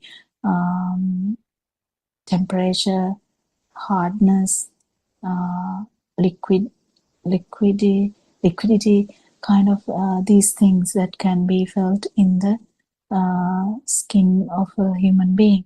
And all about the tongue, where you can feel the taste, and all about the nose, where you can feel the smell. So these are the 5 basic sensory organs human could have. There's nothing more. But when these things occur, we even have no idea that these things are actually just perceptions, because when light happens, we feel it as a real something happening, that we feel it as a real thing. And that real thing, that when we feel that it as a real thing, that is a consciousness, we feel that we are conscious. How does that happen? The consciousness do occur due to the fast vibration of the sensory organs, yes. But then, why do we feel that we are conscious? And when it is not there, we call it the other person is unconscious. So how do we say this? How on earth this whole phenomena of my mind has come? How did this happen? And in the way we to understand, when we try to understand this whole phenomena of perception should be understood, must be understood to understand why this self-perception is so important. How did this self-thought is so engraved? Because self-perception is a thing. How self-perception is a thing is because we feel as existing because of the feel of existence that happen in the sensory main 5 organs. So when the sensory organs work, it gives a perception, yes. But the actual groundbreaking part is light, which is a perception. Is it actually there? It is not. Can you feel it? Can you feel it? I have talked about this before, like in a, when you are actually inside a long, big tunnel, we have a perception of darkness. But if you are in like an open area with sun, we have a perception of light. But then, is something actually there? Because if there's another animal who has night vision, that night vision animal can't feel it, because the person now is in the open area, feeling the sunlight, so having light, the perception of the light is there, but the the animal with the night vision is also there in the same place, same moment, but that animal can't feel the light. So what does that mean? That means this is actually not a thing happening here. It is a perception.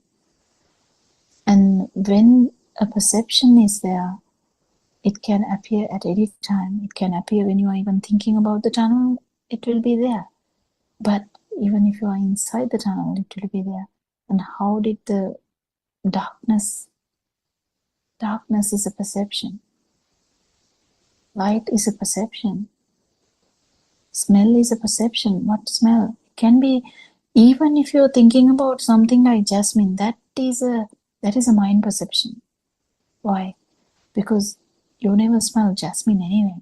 That actually can be understood, because, not easy, but it is somewhat clearer than usually, because we know the smell didn't have the jasmine anyway. We called it jasmine. That part is a bit easy. This Manovinyani part, he actually talked about that too today. Like that, how these mind sensor works. He elaborated on that really nicely. Mind sensor has the jasmine. Mind sensor has the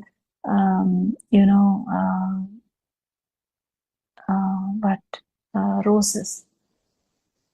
But when it comes to actual smell, even that is a perception. That is even not true. Why? Because it's just a production of volitional information or sankhara, or due to the speed of the vibration of the nose only you can feel this perception. So it's not true. It's not true. And the problem is these all the things that are not true is happening, yes, because of the ignorance. We kind of any animal, not only humans, any animal, any being actually feels as existing. And this brings another problem, another new, not new, actually this is old, this self-perception. That when things happen, when the consciousness is happening, it can be just one organ. Because we always talk about this worm. Worm has only kind of one sensory organ. So even with that just one sensory organ, you get the kind of one type of perception or two types of perception, because you can, with the skin, you can feel the liquidity, the temperature and all that. So there can be two types of perceptions there. So, but these perceptions, that animal have no power, no way to understand that these perceptions are actually perceptions. Just perceptions, which are not true. They are just constructs. This word constructs is so important to understand that none of these perceptions are true. So whatever the basic smell with no mind consciousness attached to it, even that is just a perception. Just due to rapid vibration, you feel something is happening here. And that one, when it happens, you get a new kind of perception that it is there. That is the feel of existence. And that's another perception. And is that there? No. And this evolves into self-perception. Is that there? No, it is not there. So whatever we believe in that me, I, me, mine, is that true? This thought is based on what is actually not there.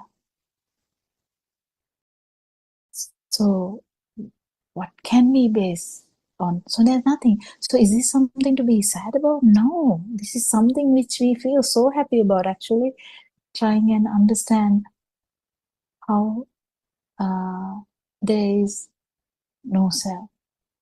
There's no self. There is evolution of sensory organs, yes. There is some perceptions, yes. There is some sensations, yes. There is some consciousness, yes. There is some volitional information, yes. But is there a self here? Is it actually existing? No, there's no existence. Even though you feel it as like that, it's only the sensory organ. Isn't it, Surangika? Do you want to add something anymore? I think it's so... Yeah, in one of the old talks also, I remember he said, sometimes you can't even, it's the angle in which you look at it and the way you explain, depending on the question also. But at a certain point also, he said that, you can't really say that it's not there. You can't say it's there, neither can you say it's not there. Yeah. Because you can't go to any extreme, isn't it?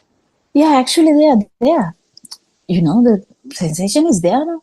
Because you can't really say sensation is not there, but the sensory function is there, yes. But it's a construct. And when we know this, what happens is the value, that feel of existence that we had, the value we have given, because what dissolves is this ignorance, isn't it? Yeah. What dissolves is ignorance, nothing else. And when the ignorance is not there, it's okay.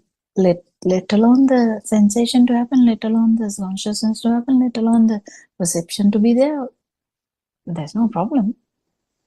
So none of these things are problematic. It's only understanding. There's nothing to be like taken to be granted for. Like actually, there's nothing there. But someone looking at this in a different angle might feel depressed. If you feel depressed, that is because you're actually thinking with yourself in it. That's where people feel a bit, hazy sometimes. When you listen to someone like this, you might be like, oh, okay, so is there nothing? Oh my God, what am I going to do? Like that kind of attitude. That is because you are actually still in that mindset that I am here and that I'm going to be useless. No, that's not what we are saying. That what we are trying to say is this I, me, mine is a baseless thought, and the base was the perception, which is actually again baseless because there's no it's not actually perception is just a construct. We can't say it is not there, but it is a construct. It is a construct means there's no actual basing because it happens when you when you know that it is a construct. Actually, the power which runs this whole samsaric journey is going to get reduced. Definitely going to get reduced. 100%. There's no problem in that. And Lord Buddha has guaranteed if someone feels this, someone actually feels this, that these perceptions are actually what is left is just the rapid vibration of the sensory organ. The whole, I think we have to elaborate on here much bit more on how light you might feel with understanding this, because if someone is feeling so concerned about this, then that means you are with the view, self-view. But if someone actually has broken the self-view, you will feel much lighter, much happier, not in a sensual world way, in a very different way. So because this so much burden you had, thinking that I'm here, I'm there, I have to do these things, I am the one who is suffering, I am the one who is happy, the whole thing breaks down. And the more you understand that perceptions are actually just constructs, the lightness you might feel, the tranquility you might feel is unbelievable. You can't even fight about it, have an argument about it, because it's something to be felt. And if you feel it, you definitely is going to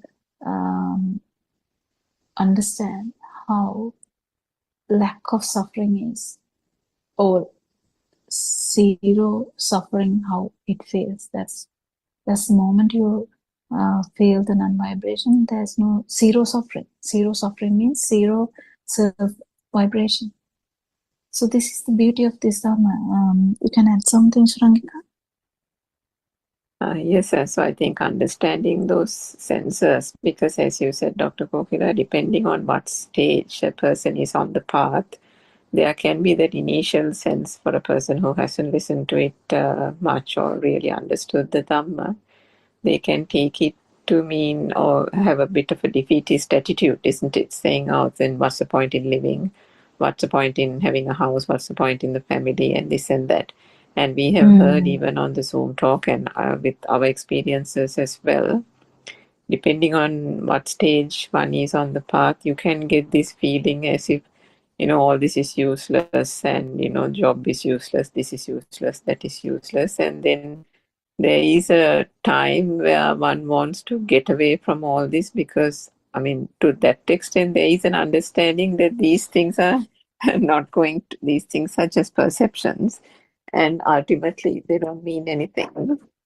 And everything is a construct, so on and so forth. So then what they want is they want to kind of, they get so disgusted, probably so depressed not in a conventional depression kind of thing, but at least just depressed about all these being just sanya and everything is a construct, that they want to leave everything and go to a monastery or go somewhere to the jungle and lead a monastic life. So that also is a stage. And I think we've heard our advisor explaining to people like that so many times on the Zoom, that's, of course, that's just a stage. There is a stage where one gets a bit fed up of everything, but that too will pass.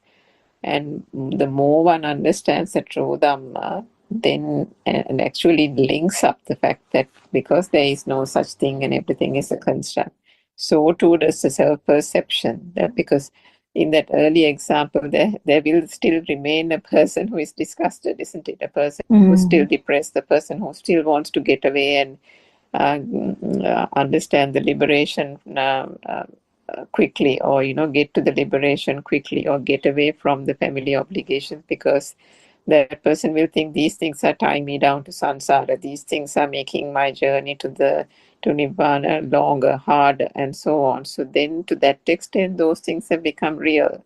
So that too, there's not much to worry about, but because that is also a stage one has to pass. And then, so as the progression happens with the true Dhamma getting more and more understood or gets clarified, one then goes beyond that point and understands that if there is no self even here, there comes that inner transformation and the lightness, as you said, Dr. Kokila, because it is, as you said, the first time you said that when you heard that this whole self-perception is a lie, this whole self-perception is a facade, how relieved and, how you felt about it.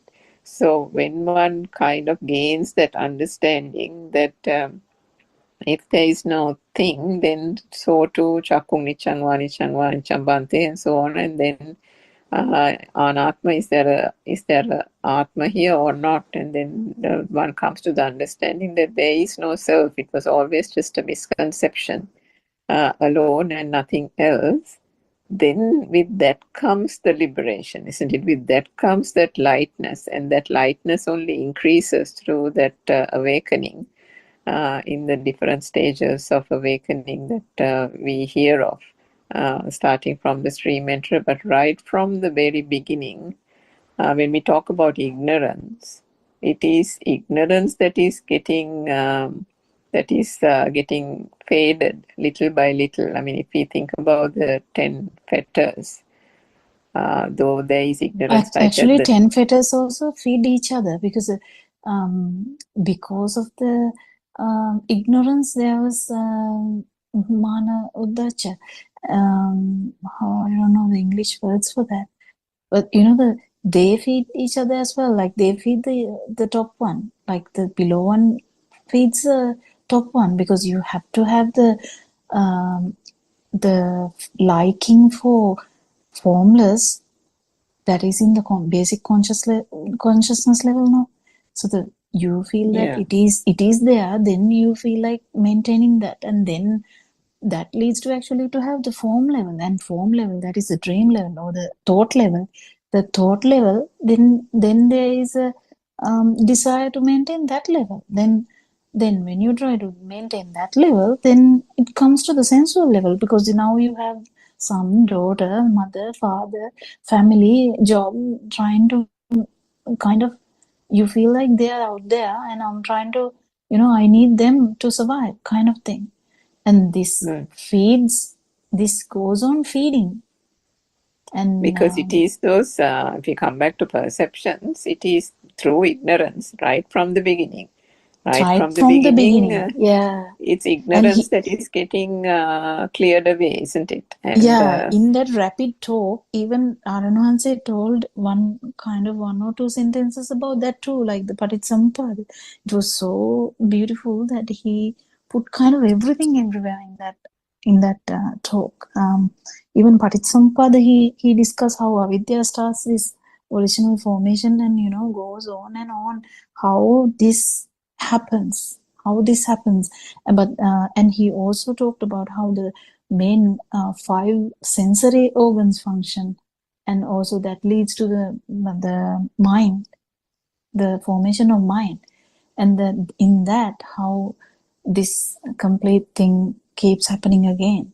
And it's so beautiful to hear. I mean, I think Sinhala people who can listen to Sinhala language is um, so lucky that they can actually listen to that and understand, isn't it, Surangika? yeah, I think it's becomes it's I think it's very inspiring in Sinhalese. I think I'm sure probably we might be biased, but there is something in the Sinhalese language that is able to, and even the noble spiritual teacher and Vansa also explains this, that there is something in that language which kind of is able to give them true meaning Yes, of yes, the Buddha's word and the essence of the essence of his teachings. And yes. it Even not the only, same talk, yeah, if it was translated to English, it might not look as that beautiful. exactly, yes. So Yeah, it has that thing. I mean, even the Pali words, and even without the Pali words, the simplistic nature of the words, and also there is some kind of directness also in the Sinhalese language, which, directness. yeah, Yeah, which I mean, and that is even manifested through Aran Mahansa's teachings, the way he speaks to us, the way his conduct, and so on as well. That directness as well as the compassion, everything is there, and even whilst words are only words, and words, we have always been told not to be hung up on words. Still, in order to give that meaning across to the followers and for them to be able to take that and really do the vidarshana, really do that penetrative insight, that language helps. But of course, that's not anything to get discouraged for our English speaking listeners. What we are trying to do is trying to give it to in simplistic terms as much as possible, through this word perception that we used here, yeah, through understanding these five aggregates and how this perception has driven this whole existence is the existence. Yeah, crux of our advances discourse this morning. And if we think about it, I mean, if you ask someone to describe themselves, they will say, I am so and so's daughter, or I am so and so, my father is so and so, or I live in this big house, or I have this job, I have a car, I have a wife and family, or I'm from this caste system, or I'm from Sri Lanka, or I have, can that person ever say anything which is not connected to something else? yeah, Isn't it? It's amazing. And then and then you turn to the Dhamma, and then you say, if that is not there, then are you here? It must be sati idang hoti. If that is there, then this is yeah, here. yeah, Yeah. yeah. It's I mean, I think words are not good enough to give this sensation. So I think the best thing is for you to feel this. I know there is a challenge in feeling this, but at least understanding this bit is so beautiful for you to actually feel relieved, as we said, like because we had such a drama, like to like look after myself, safeguard yourself, like myself, safeguard, or kind of, so many things, like so many things, the what are the other words we can use, Surangika? So many things that we try to avoid happening, or because we don't like it. Kind of, I don't like it. Or I like it. In the other way around, I like it. So there's so many things revolving around the same that phenomenon of I, Yeah. and we even didn't know what we are talking about. Yeah, and we have, through that ignorance, not only cast this personality and persona and I self here, and revolving around that is the I need something to be this way, or I want this to be this way, or this chair should be like this, or this is my plate, this is my cup. And if somebody uses that cup, then I remember somebody saying to you on one of the other Zoom discussions.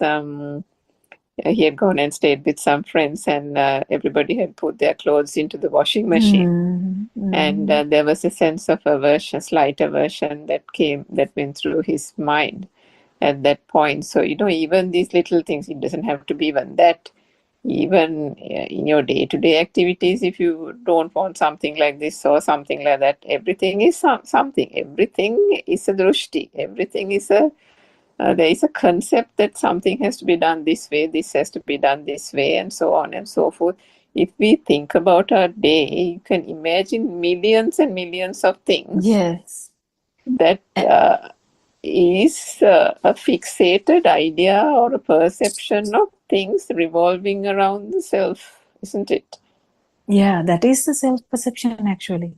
So this self-perception, what we keep understanding is self-perception itself is a mirage. And then when we keep understanding this, the power is going to die down anyway. This power, because the power is which is driving this force. So the power, what is the power? Power is the power which actually give fuel to this samsaric journey. And that is a bit that no one can actually understand, but one can understand this moment. If someone understands this moment, then you will understand how it is linked to the next moment. If this moment is not true, how can the next moment be true? But then Yes, if that's right. but we want to maintain the next moment. That's why we don't want to die. Even the worm doesn't want to die. Kind of wants to maintain that feel. Whatever the feel, it doesn't matter. Even in Lord Buddha's time, we talk about this niri. I don't know what to say in English, but niri sattva. In that sense, they kind of describe it as fire. In fire, kind of the organism is in the fire. But then when we talk about that, even that organism doesn't want to do anything doesn't about want that. to die or whatever. Yeah, that vibration, it would like it to continue because that's all they know. The perception of being perception of existence, possession of existence is giving this trouble. How did this happen? Is because of a vibration which actually is there. This vibration to become so. How would this vibration come to zero? Is this ignorance? When the ignorance is when the ignorance is not there, in the sense when you actually understand the science of this. The wisdom, actual wisdom, is about science of this, how a mirage actually kept us driving. Mirage usually drives all the deer to the water. They keep walking, thinking that water would be there, and they die on the way. And the same way, humans, all the beings, there is a driving force. Yes, I think we discussed it a little bit yesterday or day before also about the self-propelling nature of the vibration, isn't it? Yeah, that It driving continues force to is due bind. to It the continues ignorance. to bind each other like a glue, and unknowingly, it, there is a getting caught up in it, isn't it? It's like a vortex. Yeah, The it's all due bummer to kind of ignorance thing, though. the turning top thing, yeah, which creates its Yeah, power while spinning. yeah, but when a noble friend is telling this, there's like a, you break. You suddenly break because they Yeah. kind of, this break is the beginning of the path, I think, because you turn. Mm. Kind of, you just break and then slowly you turn, and there's no turning back again if you actually feel the non-vibration, because this propelling was due to ignorance.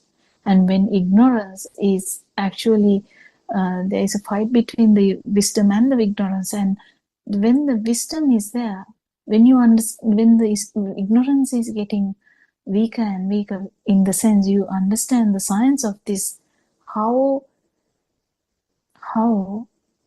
every being is having the power because of not knowing this science of uh, perception or sensation or volitional information or consciousness, because everything is actually one. It's all about the stimulus. So this stimulus, because of the stimulus is felt, there's a sensation, it is felt as a thing. The perception is felt as a thing, because we don't know. No one knows. No one knows. Lord Buddha understood by himself, and after that, all the Dhamma is all about this understanding that how this mirage is actually fueling this power. Ignorance is fueling this power. Ignorance fuels the self vibration. It's vice versa. Ignorance fuels the self-perception. Self-perception fuels the ignorance. It's a cycle, isn't it? Actually, it has been told the what is the reason for ignorance, someone asked, and Lord Buddha said it's ashram. So I think I'm correct in because I don't know what to say in English for ashram, but we kind of in do you remember that, Suranka? The how to say No, that? not the exact sutra or anything. No, in the sense, what is the word for Astrava? Do you know? Zygote thing. No, Astrava, not the Astrava. Oh, sorry, Astrava is cankers or taints. Yeah, yeah. So the it is a cycle. So this fuels the ignorance fuels the non-vibration. Yes, but ignorance fuels the vibration, self-vibration, and self-vibration fuels the ignorance again. So it's a cycle, never ends. And this one is broken through the only in a human being this will happen. And even in a human being, not all the human beings who can hear this Dhamma this will happen, and not all who hears this Dhamma will that happen in someone who can actually sense the non-vibration would this happen. So it is so beautiful, this Dhamma, how this fueling occurs, how ignorance fuels this whole thing, for us to keep feeling that everything, as a real thing. And what Aranon said today morning, that sermon was so enlightening. Actually, in that, what he said about this Itta Sanya, or perception of Existence. that existence, even that is not true. And perception of being alive, that is not true. And when we keep understanding this, how like you should feel, and if you actually feel this, how enlightening would that be, even for a moment? I mean, it doesn't matter whether you haven't become of it. It doesn't matter. Just feel it for a moment and see how beautiful that is. I mean, how nice it would be to feel that without the burning. It would be just the perception. You become the perception, yes, in the sense the self-perception is not there, then it would be just a sound. And you become the sound. And then when actually this respiration stops, or this whatever the time, the breathing, or we call it breathing, but it is again another perception. But when this system breaks down, that is the only thing that is going to be there. There is no power left to vibrate anywhere else, to synchronize to any vibration in a zygote. That is the beauty of this Dhamma. And yeah, I don't think we do any justice by talking about this. I mean, we try to do some justice by talking, and we try our hard, but sometimes it's difficult. But anyway, it is so beautiful. We invite everyone to listen to today morning. It was at 5 a.m.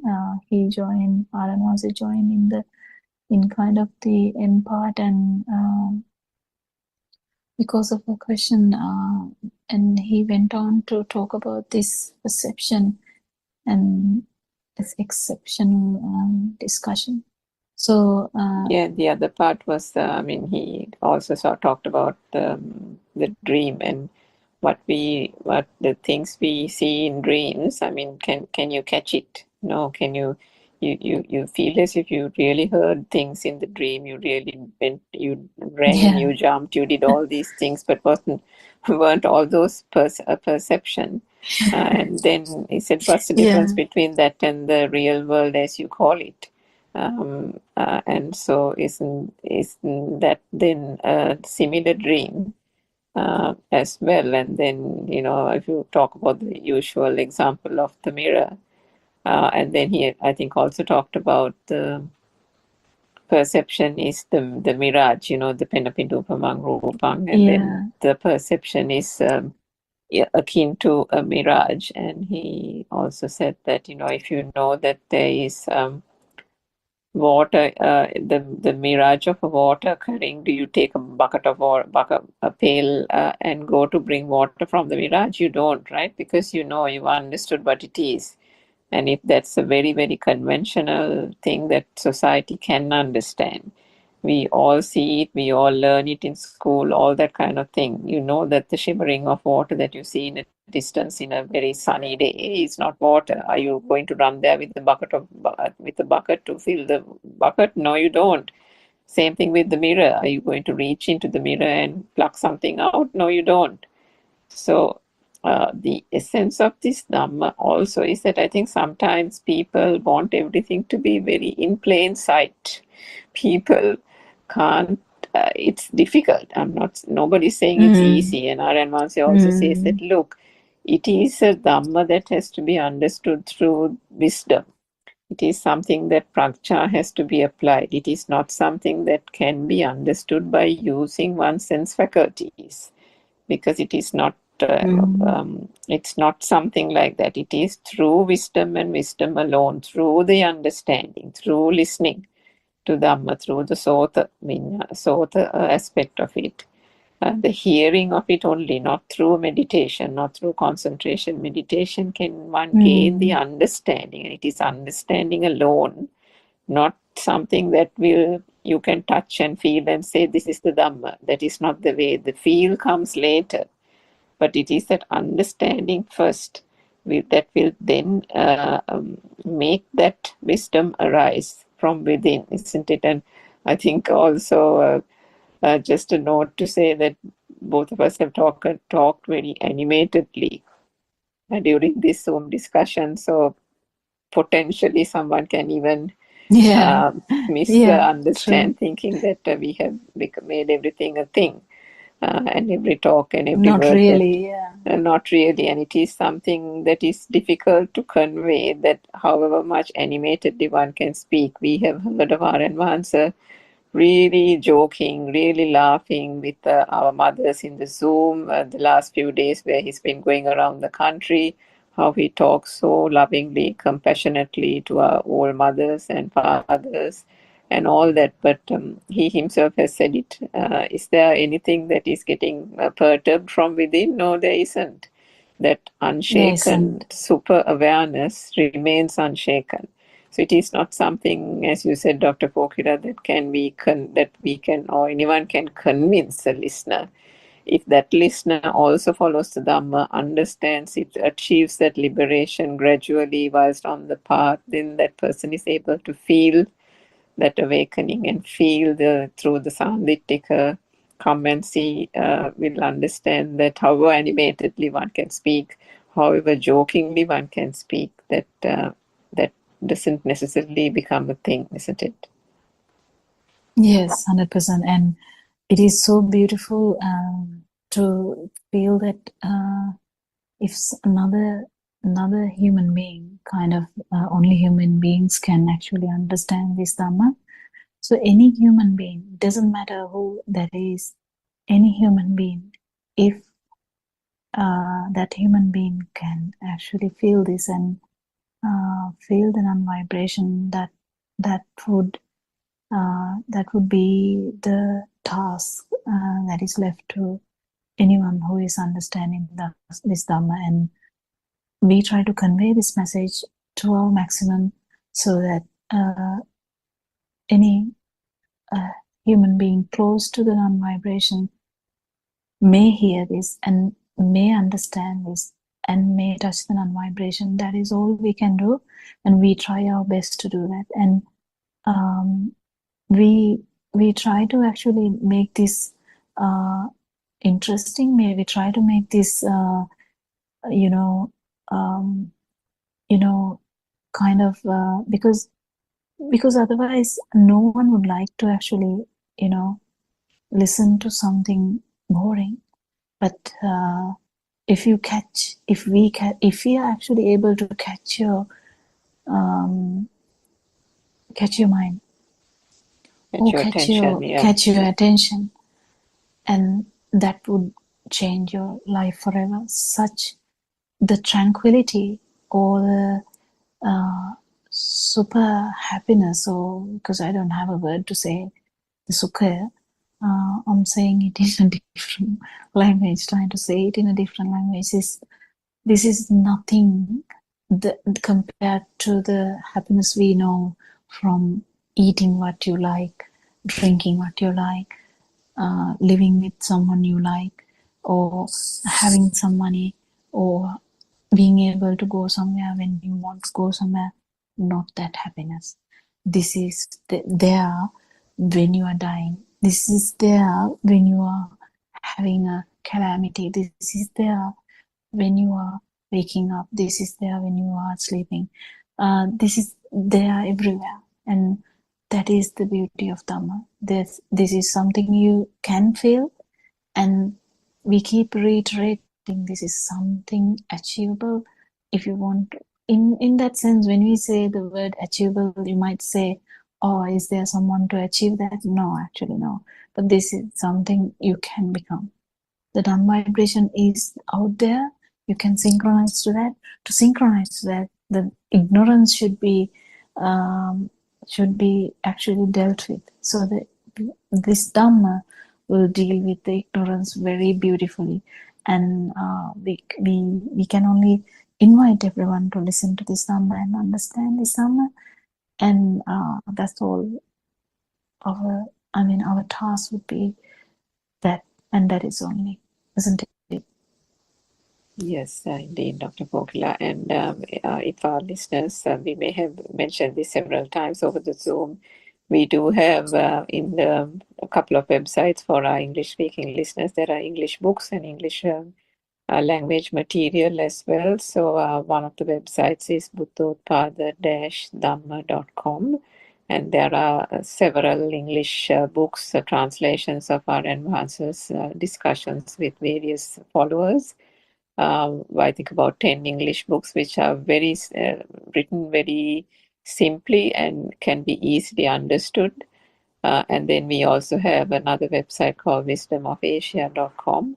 So we invite our listeners to go into either of those websites and have a look at the material, have a look at the talks, understand how the mind works and how the mind gets created, how this liberation of mind and liberation of body, what is all that about, what is the truth. So all these concepts and perception, as well as we talked of today, all this can be understood very lucidly, very simply through those talks. So we invite all of you to just go explore if your interest has been piqued by today's discussion. Yes, Thank you, Swamika, for coming for discussion today. And we worship our Anwanse, and we actually pay so much homage, gratitude to our Anwanse for revealing these groundbreaking non-vibration, non-self-perception, and clear right vision. And I think we'll hand over the Zoom discussion to Sinhala 4 o'clock Zoom discussion now.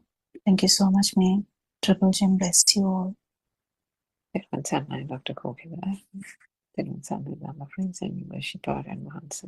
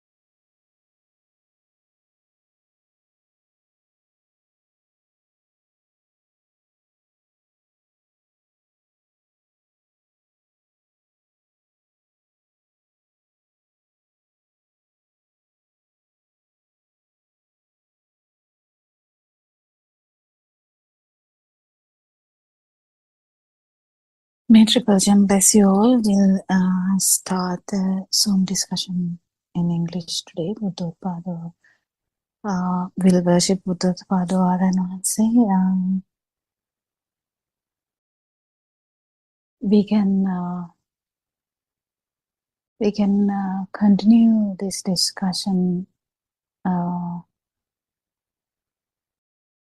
We talk about kind of same thing every day. It's all about the non-self angle, or how this feeling of self has happened. So if you can understand, we can discuss it in different ways, and the way we discuss it actually change in the way that we actually with whom we are talking. So how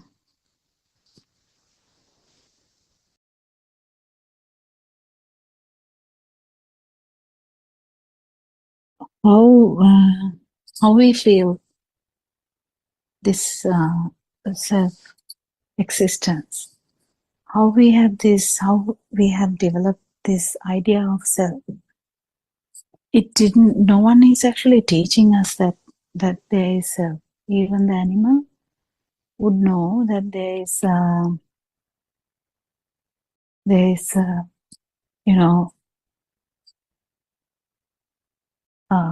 it's an idea which occurs without anyone teaching you, because you get the perception without any teaching that there is self. So you can see Dr. Sakuntala is also here. Is it possible for you to kind of develop this into a discussion? Yes, Dr. Kokila, Terwasana. Yes, I was also thinking of the same topic. Something around self-existence or self-feeling, how it builds up from the dot like a firefly, and then it gradually sort of gets empowered, and then how the strong concept of myself becomes like a huge tree starting like as a seedling. We can talk on that, isn't it? Like how it starts now. The small baby has no concept about myself. Even And that small baby even doesn't have a concept about anything. yes, that's right. Yes. Nothing. It just feels. Yeah. And that is the level that we are unable to feel too. But we can, if our mind power is not that great, we might be able to actually feel the feel that we talk about. And that is the feel where, the main kind of how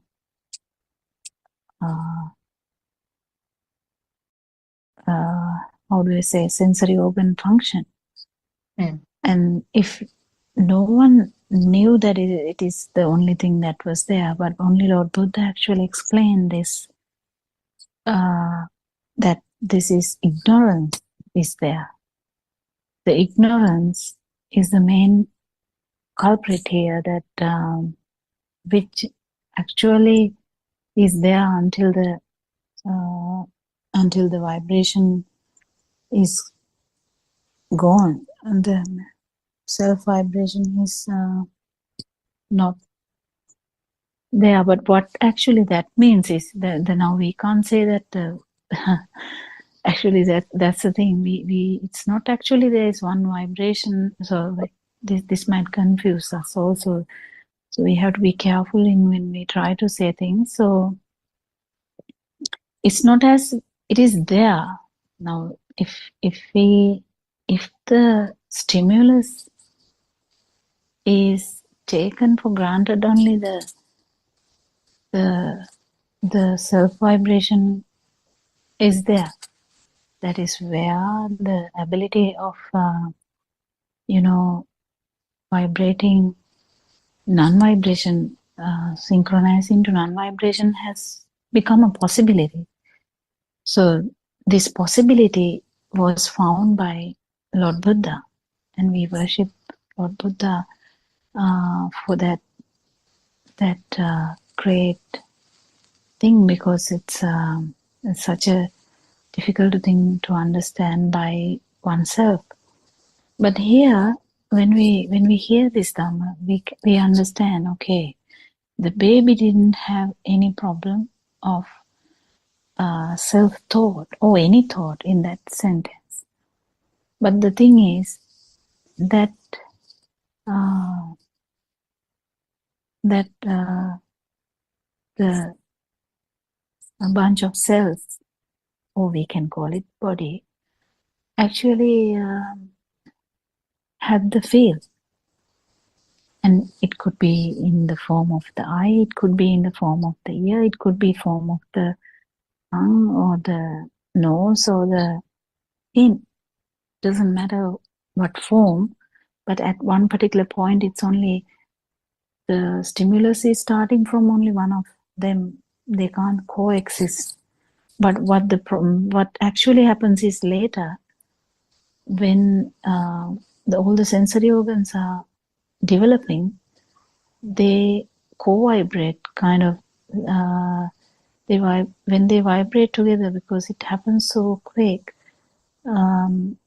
there's new kind of vibration. That is what is called mind. And we know all about the mind because we are already in our mind. So the mind is full of things, from toy to, from mother, from father, from sister, brother, house, home, school, toy. From that, we have like billions of, or even, maybe not billions, but there are so many stimuli. So even sit down, stand up, those things are kind of a mental construct. Without the mental construct, you can't actually do anything. The mental construct part is the one which actually augment the state of this self-vibration. When we talk about this, the main important points to understand is that one stimulus, only one stimulus in which begins from one sensory organ happens at one time. And when it is felt as a thing, in different levels, it could be in the form, non-form level, and it could be the form level, or even the sensory world. Doesn't matter. Whatever the level, how much you feel it as existent, then it is going to give you that power, the self-vibration, or self-power, or the self-perception. So that is the problem which happened. But if someone is having wisdom about this, the ignorance is going to go down, as well as that power is going to go down. Why? Because we learn that there's nothing, everything we have touched, we have touched the tea, we have tree, we have touched the chair, we touched our mother, we can say like that. But when we understand that it's actually a perception in the mind only, that even the touch word, like when we say touch, in the Kankamburus in Sinauru, we say dogena gila touch something, like there's like a saying in Sinhala, some play where you have to run and touch something. How do you know when someone says in Sinhala, no one will do that, but if you say that in the Sinhala English way, the English child, who talks in English might do that. And how is that? Because that perception is there.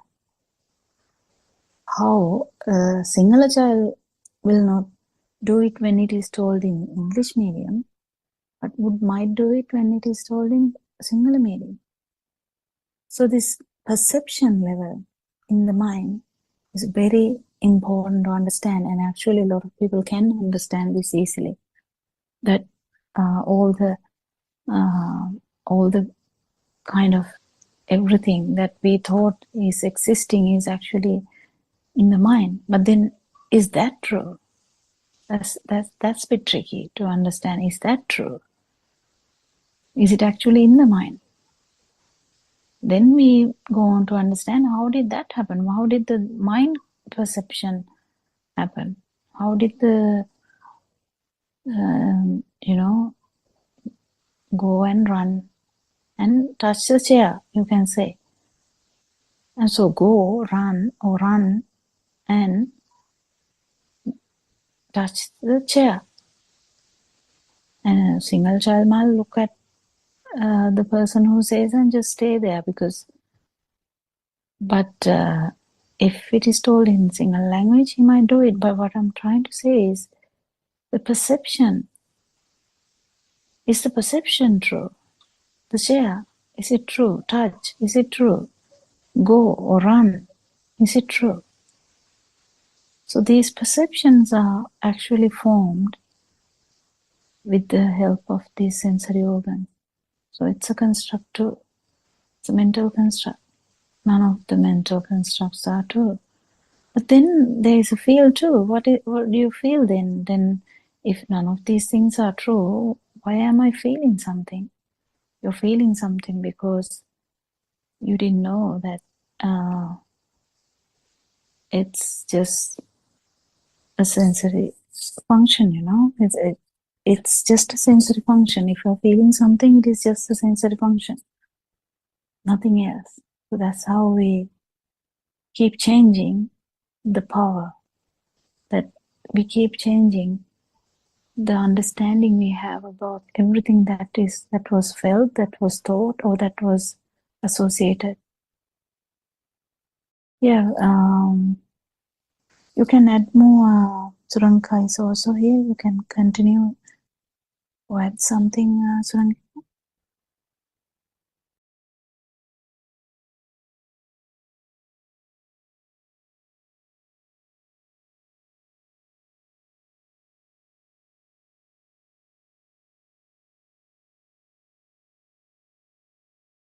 Maybe she is busy. Actually, recently I remember in one of the discussions, Aryan Wahanse, our noble friend, asked, who am I? And he was sort of asking questions from different people to, indicate where this self-feeling, where can it be localized, or can you localize or point out and say that this is where myself. So he was first talking about the body. What part of the body can you point out and say, this is myself? Now, one of the beautiful examples he was giving was that if you amputate a hand or a leg, you won't call that part myself, but you will say it was my leg. Or even, the intact parts of the body. If you, even for a small child, we sometimes ask them to show where is your head. So they will say my head. In none of the occasions it's mentioned as the head is me. So it becomes automatically mine. So it is no different from the rest of the world, where we call my house, my toys, my gowns, my mother. So all becomes my, where there is ownership, but none of them can be labeled as myself. So it's similarly the body parts also. If you take the body parts separately, none can be labeled as myself. They are all mine, belong to me, but none of them are mine. Then the second question was, can you say the thoughts are myself? Thoughts or your mind. Mind, in other words, mind is just a flow of thoughts, fast flowing thoughts are labeled as mind. So can you call mind is me or myself? No, again, the mind is so-called thoughts are not under control. I mean, you cannot, the system cannot control the occurrence of the thoughts, appearance of the thoughts. So then you can't call it's myself. The thoughts or the mind cannot be labeled as myself. So like that, he was sort of, then finally he came down, he pointed out the when this system is in function, that means when the sensors are actively creating some stimuli and the collective vibration of the sensors is called thought, and thoughts doesn't stop from there. Thoughts will create some form of a current within the system. So that current is the one which, due to the ignorance, which is labeled as myself. The current may be going up and down depending on the stimulus. There may be high currents, there may be low currents. Now, high currents could be in the form of, we can label them as anger, sad, or happiness. Any words can be, different words can be used depending on the situation. And that current is something that the system feels. It's not a thought, it's a feel. And that current is labeled as self. And also, I remember, I think Lord Buddha also has described in one of the sutras, sometimes the body is taken as me, sometimes uh, the myself is considered as inside the body, or sometimes vice versa. The body is within myself. So like that, in 4 ways he has described, the Lord Buddha has described how this, due to the ignorance, how this system associates the self-feeling with the physical body. So those are the things that I wanted to add actually. And also this self-feeling is something which starts as a very tiny point when the baby is small, when the child is little by little growing. So many stimuli will add power to this self-perception of this self-feeling. That world, so-called myself, created around, or maybe you can call it the bubble, becomes stronger and stronger because so many data are added every day through the stimuli from different sources, and the self-feeling becomes empowered more and more and becomes very strong. So ultimately, uh, uh, whatever the stimulus which is taken as real is automatically the other side, or like the other side of the coin. It's the self-perception on the other side. So whatever stimulus which is taken as real, in Sinhala we say deyak kara ganima. So whenever there is something which is taken as real, automatically there is myself or the self feeling on the other side. Anything else to add, Dr. Kokila or Surangika?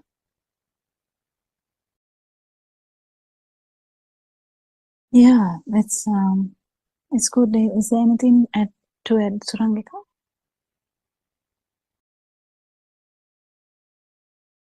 I think she must be She must busy. be at work. Yes. Yeah. So I think Um, everything is centered around this, isn't it? The self-feeling is the center pole, and mm, everything is centered around that. All the defilements, whatever uh, you can, I mean, name, everything is because there is a self. And now, the defilements like clinging or aversions, all the sufferings. Is because this misconception of self, isn't it?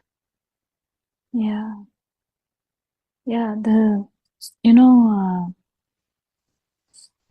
When we come to a thought, one thought, just take one thought, chair or pineapple.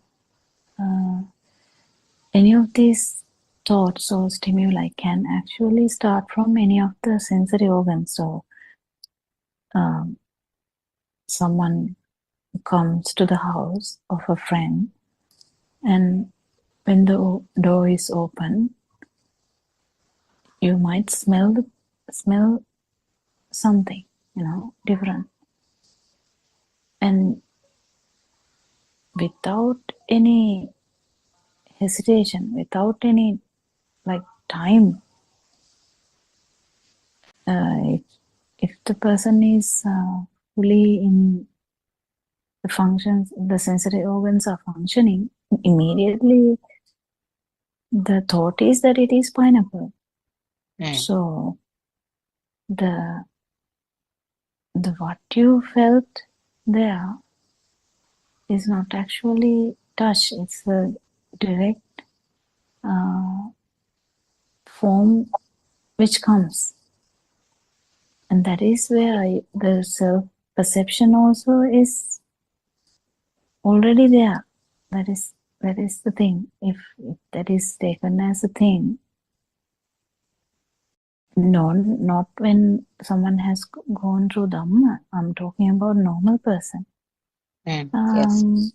So try and understand this one thought having all the features, 31 realms, because I saw the topic today in the actual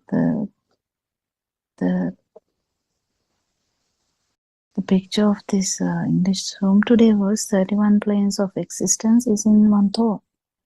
And that's a very beautiful thing to actually understand, because that's where we can trap, not we, any being can get trapped in any one of these things, whether it is the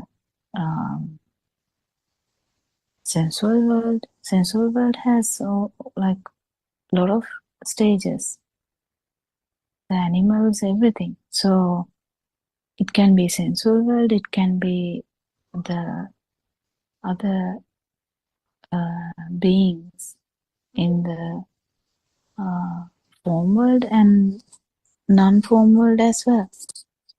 But why it is important is this human thought actually has all these levels. That's why a human can actually attain or actually synchronize to the non-vibration too, because someone has to actually understand all the three levels to vibrate to the non-vibration, or synchronize to the non-vibration. That's the most important thing. Otherwise, what happens is, just imagine someone is already in the non-form. This actually Aranwanse told in one of the recent, I can't remember whether it's even yesterday or that if someone is already in the non-form world,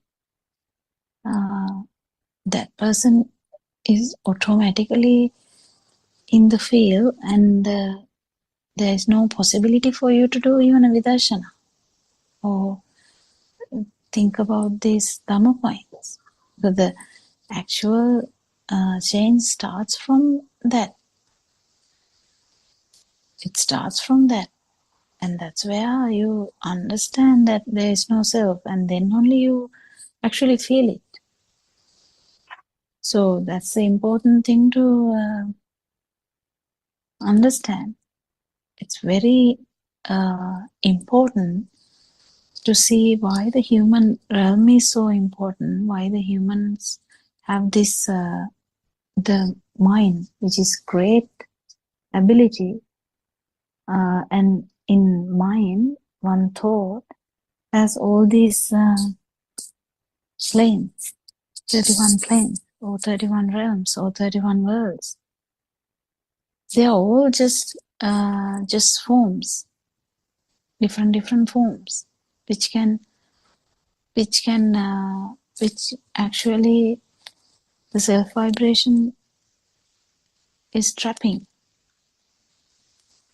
Whenever, whatever the level, if it's a thing, all the below levels are already has become a thing. You can't change it. If someone is in the sensual world like humans, all the form level and the non-form levels has already become a thing anyway. Yes, and So, it can change from thought to thought also, isn't it? yes. Yeah. Yeah, that is the beauty of this thoughts. But the thing is, even though it can change, this non-vibration has never happened before. Yes. So that is the thing that we try here, kind of try and through vidarshana, through understanding of this non-self dhamma, you have to first hear this, and then you have to think about this and try and understand this. Now, after understanding, you have to, try and feel this. And try and feeling part is the important part. According to Lord Buddha, Trividya is very important. What is Trividya is how you feel about your own previous perceptions or all your feelings. What happened when that, whatever the thought, imagine it's a chair again or pineapple. How did the pineapple arise? And that you should kind of feel it too. Not just think about it. But you have to think about it to feel. You can't just feel something you haven't thought about even. That's the thing. So this Dhamma starts from Satyajnana. And when you start feeling this, you call it Krutyajnana. You try to make it happen. Then there is relief. Like you have some part of the power is gone. That is Krutajnana. But there's so many beautiful aspects that we kind of try to incorporate now. Yesterday, one of the sermons, I think Andolnath's sermon also, there was a question about something. I can't even remember now the question, but the question was actually going around theory. And that is the issue that we get, because we get engrossed in theory part of this Dhamma, or not the practical part of this Dhamma, and try to think about the practical side. But it's much better if you just stop thinking about the practical side and try to practice it. How do you practice it? You just try and see whether you can feel your own defilements.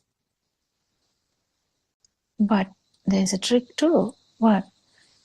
Because you have to understand that you have to keep putting wisdom everywhere, because due to the ignorance we have taken everything as defilements, everything as my sadness, my anger, my greediness, my everything is mine. What happens with Dhamma is there is one moment that without me, then the me, the whole view about the me, that it's a,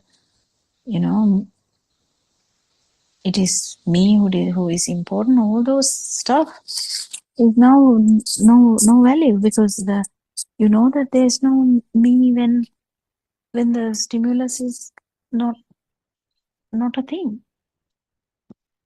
If it's not felt as a thing, you know that there's no as a feel as me.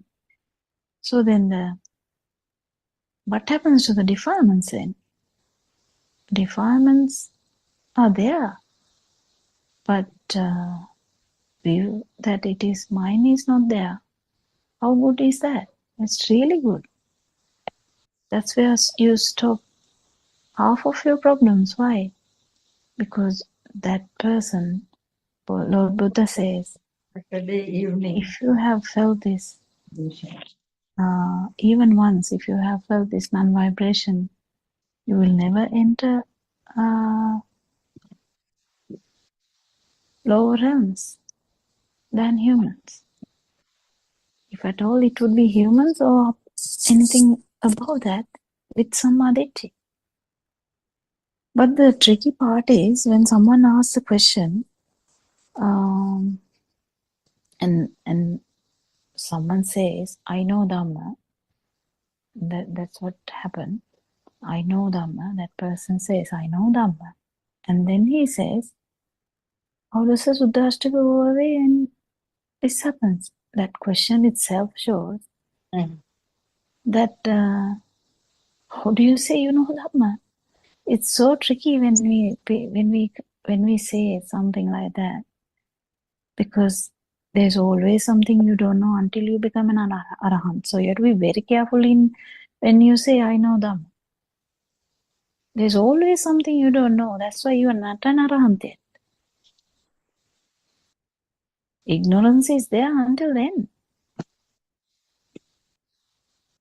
So yeah, these are the things. So, and also, if there is someone who has at least felt this once, that non-vibration, he definitely knows how much vibration you have. Find out what your sasa status is, what type of glueness you have, and you know that field as well as you know that non-vibration field. And non-vibration, how the sensory organs function with non-vibration, and how sensory organs work with the self-vibration. So, what is about Suddhashtaka there? Suddhashtaka is what it's very tricky to answer all this in English, because the Suddhashtaka, we don't even have an English word for that. But Suddhashtaka is actually the mind, the thought. Yeah, So you have to describe it in a sentence. I suppose there is no single word for Shuddhashtaka. Yes. Yeah, so it's just thought. Thought has all this 8 forms in it. 8 forms in it. And 8 forms are from the 5 sensory organs. What are the 8 forms? It's just light, sound, taste, smell, and other touch. All the 4 levels of touch. That's all. That's the 8 from. But the 8 is about the thought. And what happens to that? Nothing happens to that. Until you have the respiration, it will continue. That's the thing. If you know this Dhamma and you say you know this Dhamma and you say what happens to this, and that shows that you don't know them. That's the tricky part, and we have to be careful. Anyway, no one would say I know Dhamma until they actually become an arahant. Then only you can definitely say that there's no ignorance at all. Because until such time, there is something you don't know, isn't it? Yes, I think Lord Buddha has explained the Shuddhashtaka just as a way to explain, isn't it? I mean, not that Shuddhashtaka is something existing, but Yeah, as a concept, Lord to Buddha has understand the taken it, thought. yes, Yeah, to understand thought. because Yes. it is true. I mean, if you feel this, okay, you're trying to feel the pineapple. If you say pineapple, you can definitely understand that this thought has all these features. Yes, but it's something you have to feel, not like understand. And nothing happens to these things just because you have telepathized to non-vibration and the self-perception is gone.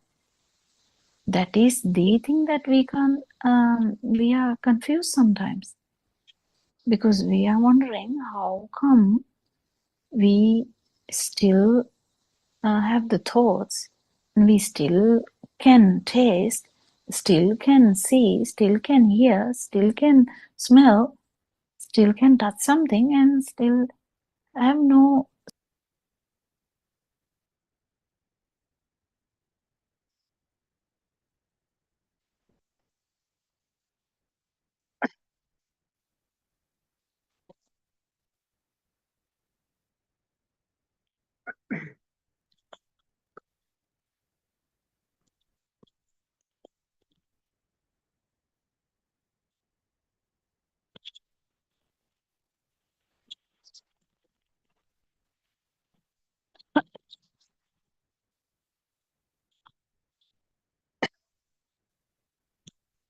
Therwan Sarnai. I worship Triple Gem respectfully. Also, I pay homage at the feet of our Kalyana Mitra, Buddothpado Aryan Mahanse, the great sage of our era, most valuable spiritual master with the highest wisdom at this present moment on this planet Earth. May Aryan Mahanse live long to spread this Dhamma all over the world, to end the suffering of all human beings. Teruvan Saranai, Dhamma friends.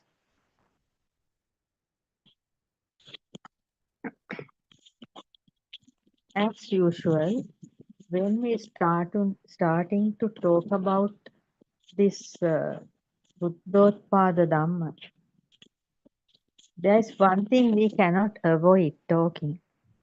That is the true Buddhist philosophy. 2600, nearly 2600 years ago, Lord Buddha revealed this true Buddhist philosophy based ultimate truth to liberation and attain Nibbana. But over the period of time when Buddha era was over and when it's coming down to the history, different types of time periods we had to pass, then uh, this true Buddhist philosophy, that means the foundation of Buddhism, foundation of the ultimate truth of humanity, was vanished from this world. Actually speaking, it was hidden, and nobody couldn't talk about true Buddhist philosophy. And without knowing true Buddhist philosophy, there was no actual Buddhism for the last 1,000 odd years, because Uh, a house cannot be constructed without a foundation. Like that, the without true Buddhist philosophy, Lord Buddha's true teachings were not there. On behalf of the true Buddhist philosophy and the true teachings of Lord Buddha, only some cultural Buddhist uh, activities were there, because nobody knows what is the true Buddhist philosophy, because for the last 1,000 odd years there were no arahants at all, because for the certain things happened to the true Buddhist philosophy and the Buddhism by the uh, people with wrong views. They actually wanted to destroy true Buddhism. Therefore, the true Buddhist philosophy was not there. When we coming down to the recent past, actually speaking, I personally tried to find this true path to Nibbana for actually 50 years, but couldn't. Like that, so many people were trying to find this. Buddothpado Aryan Vanse, on behalf of all of us, found this true Buddhist philosophy and the true path to liberation based on the true teachings of Lord Buddha after a struggle of nearly 30 years.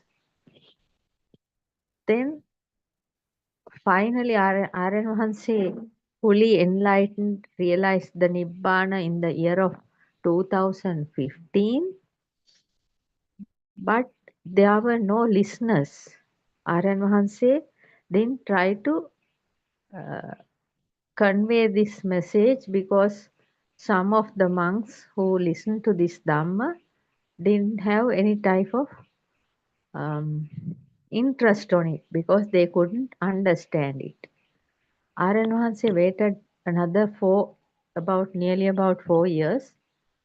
In the Corona period, only Aryan Vahanse decided to open up this Dhamma, because of the compassion he happened to Aryan Vahanse about this mankind. That is how Buddothpado Aryan Vahanse's great revelation started to begin from the year 2019. So, like us, so many who try to find this Dhamma from different parts of the world and in Sri Lanka, now gathering under Aryan Vahanse's true teachings of Lord Buddha. That means Buddothpado Aryan Vahanse is the Shravaka Buddha on this planet Earth, only preaching Lord Buddha's true teachings in a simple manner. Aryan Vahanse can convey this message of ultimate truth to a village mother as well as a professor. In that capacity, between that capacity, each and everybody can listen and understand this Dhamma. Such a simple way Aryan Vahanse is explaining. Because there were no arahants in the past 1,000 odd years, because of the true Buddhist philosophy was not there. So based on true Buddhist philosophy, that means it says in Dhamma Purva Bhaga Pratipada, the first steps of knowing and practicing. Without that, nobody can reveal this great Dhamma path. And based on this true Buddhist philosophy, Aryan Vahanse has done more than 13,000 sermons during this past 6 years. So this Nissarana Magga 7 is also a sermon like that. The Path to Liberation 7, based on true Buddhist philosophy. In this continuation of this, the self-translated continuation of Nissarana Magga 7, R.N. Vahanse is explaining nothing outside will become true to the seeker, because the seeker, when the seeker understands, as described earlier, there is nothing outside. And therefore he is not suffering due to the imaginary world things outside, worldly things outside. The attaching and clashing mind is not occurring. A mind will occur, redeemed from outside and inside, because we actually learn in true Buddhist philosophy there is nothing outside, because we cannot understand, we cannot experience outside, and also there is nothing outside. Everything there is vibrations, and they are not permanent. That is why Aryan Mahansa is telling there is nothing outside. Each and every things made out of four great elements are subject to change. That means they are not impermanent.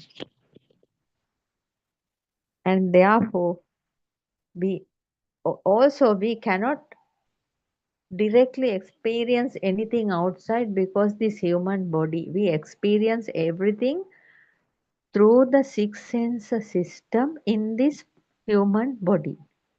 We have two eyes. That means two lenses in our eyes. We see things through these two lenses. That means we are seeing only shadows and reflections. If there is a blind man, he has no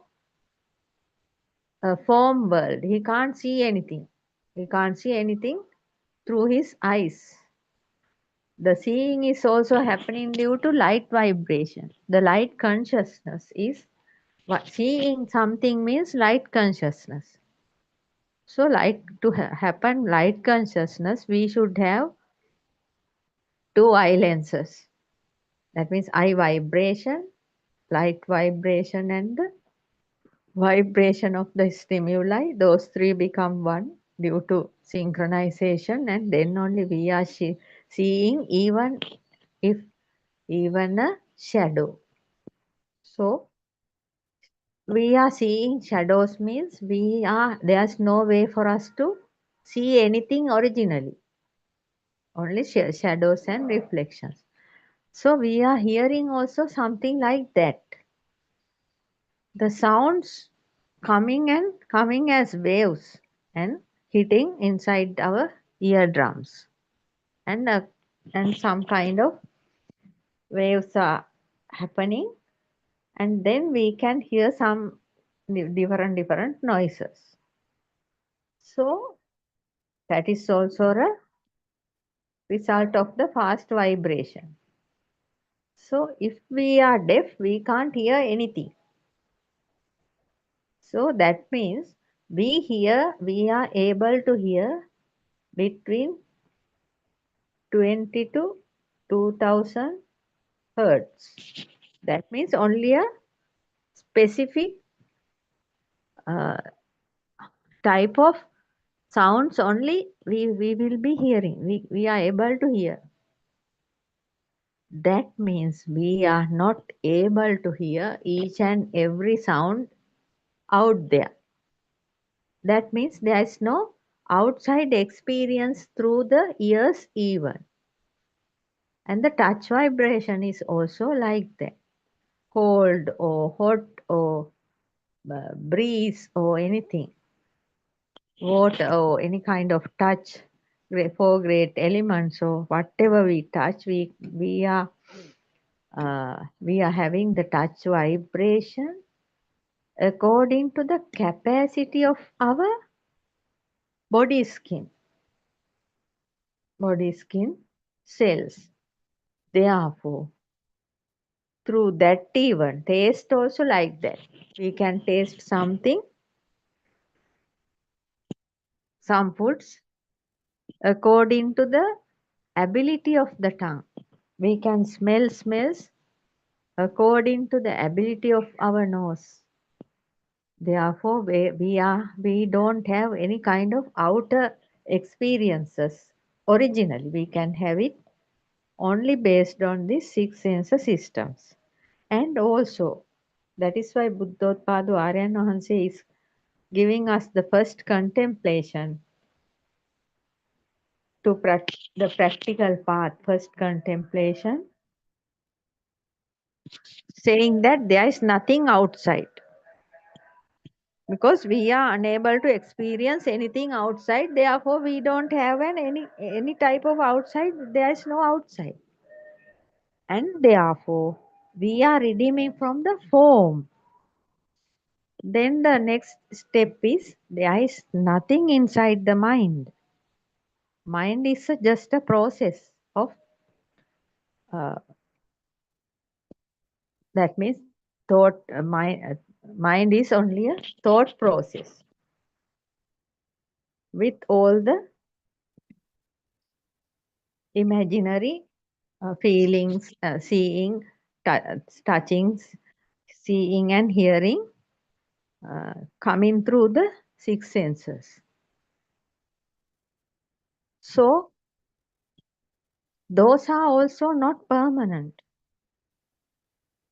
Each and every stimuli is coming through the six senses. The mind is changing each and every moment. When we are hearing a sound, that means at that moment we have only a hearing mind. When it is over only, we can see something. If we are see something, we are able to see something after that hearing mind is gone. That means all the time a mind is appearing and disappearing. A mind is appearing with the stimuli coming through one of the six senses, and then it is disappearing. Then again a new mind is occurring with another kind of stimuli. It may be a wind, it may be hot or cold or some kind of sensation. It may be a taste or a smell or a touch or a seeing or hearing, something like that. All the time it is like a cycle, it's changing. Therefore, when that means each and every time the mind is also changing. Therefore, there is nothing in the mind permanently. That is why Buddothpado Aryan Wahanse is telling, that according to the second contemplation too, of the practical path, there is nothing in the mind. There is nothing in the mind, and also there is nothing called mind. There's nothing called mind is existing. It's just a appearing and disappearing system, power. Appearing and disappearing vibrational power is called mind. Therefore, nothing inside the mind and there is no mind. According to Buddothpado Aryan Wahanse's true teachings of Buddhist philosophy and the second contemplation of practices. There is nothing in the mind and there is no mind. Therefore, we are redeeming from the name also, because each and every name is based on the mind. Therefore, there is nothing in the mind. There's no mind means we are redeeming from the name. So now we have redeemed from the form and the name. Then a mind will occur according to this Nissarana Magasavan. Aryan Vahansa is explaining a mind will occur redeemed from outside then inside. For a moment, if you can think, then you can understand. If the mind is not taking anything outside and inside means a mind will occur redeemed from outside and inside.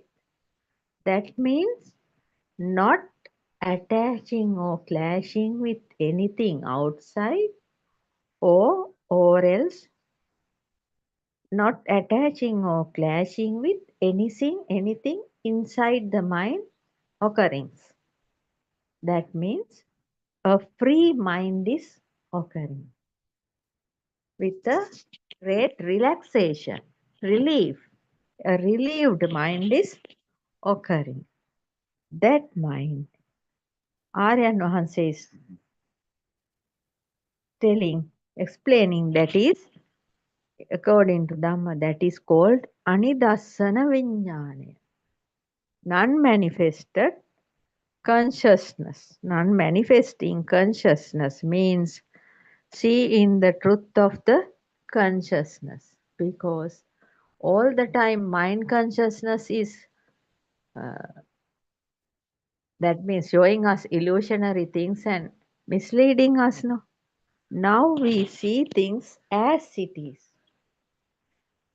Now we know there is nothing outside and there is nothing called outside. There's nothing inside in the mind and there's nothing called mind. Therefore, we are not attaching or clashing with the things we see, hear, or feel. But in the natural way, naturally, usually we see things. We see, we hear, or we feel. But there is no any kind of attaching or clashing with what we see, hear, or feel. That is called Anidassana Vijnana, non-manifesting consciousness. When a seeker is reaching to this point means it is a great achievement. It is a great achievement in the spiritual path. Non-manifesting consciousness means seeing the truth of the consciousness, because the mind consciousness is always misleading us. Now we know, now we are not misled by the mind consciousness because now we have the non-manifesting consciousness. That range of sight is not fallen into outside. Yes, that range of sight is not fallen into outside. Yes, we see each and everything as usual.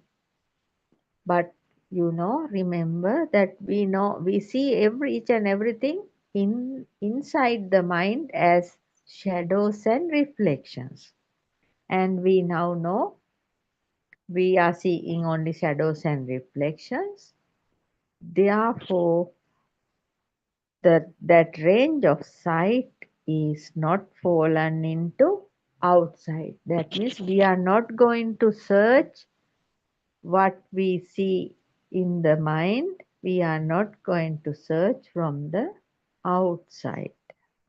Therefore, there's no feeling for us to go behind what we see. We do not want to run behind the things what we see. That much of relaxation we have. That is the great relief. That seeker's mind will also not true to him. Yes. Now the seeker knows there's nothing outside, but the seeker knows what he sees in the mind is also not true, because the seeing is happening in a fraction of a second due to fast vibration, and it is when it is the vibration fast due to fast vibration, the seeing is happening, but the seeker knows that is also not true, that the seeker's mind will also not true to him. Now he knows that outside is not actually true. Now the mind is also not true. Then he will redeem from the name. Yes. Redeeming from outside means redeeming from the forms, even with the body. Redeeming from the name means redeeming from the mind means redeeming from the name. So now the seeker's mind has redeemed from name and form, both. So that is a great relaxation now this seeker has. Thereafter, he will never even catch anything outside and not attaching or clashing with those things and redeeming from the suffering. Yes, because Buddothpado Aryan Vahanse is showing us a very clear path to overcome this illusionary world. That means to understand the creation of illusion is happening. When we understand this creation of illusion is happening, then only we are able to redeem from the creation of illusionary world created in the mind. That is why Buddothpado Aryanvas is describing us. Therefore, the seeker will never ever catch anything outside and not attaching or clashing with those things and redeeming from the suffering. Because now the seeker knows there's nothing outside, also nothing inside. There's nothing permanently in this world, in this cosmos. There is nothing permanent. Each and everything is a vibration. We are also vibration. A small tiny speck of vibration. The human means like that. Each and every vibration is changing. Each and every moment it's changing. So this body and mind also changing. Not only us, in each and every being it is happening, but other beings can't understand this because they have no proper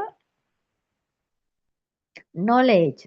That means they don't have a proper mind or also a proper brain to understand things.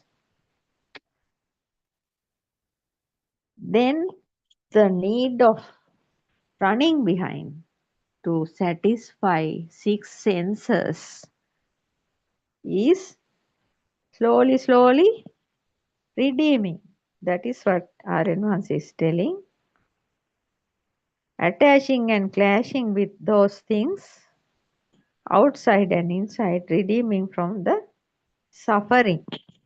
When understanding the outside and inside things created in the mind is not true, that means the seeker is redeeming from the suffering. Now you all can understand. That means there's a need of running in the mind. Now mind is understanding. We are showing the truth to the mind. Then now the mind is understanding very, very properly No, running is useless. Running behind things outside or inside. There's nothing outside and inside the mind also. All the time, so many uh, mind images are creating and disappearing, appearing and disappearing. No need to run behind those things. So the mind itself has a very good, that means a very good relaxation. The mind is relaxing means the body is also relaxing. Not only that, you live a very peaceful life with you live with peace of mind. You don't want to run behind finding so many things to eat. You don't want to run behind so many clothes to buy, to wear here and there. You don't want to go here and there to feel the different atmospheres in different names. But wherever you stay, that place is a good place for you. No need to go around the world to seek pleasure. Everywhere the atmosphere is same. Maybe temperatures may be differ, but we live on this planet Earth. We can go, but there's no need to run behind those things using your money and everything. So if you want, you can go for a holiday, it's okay.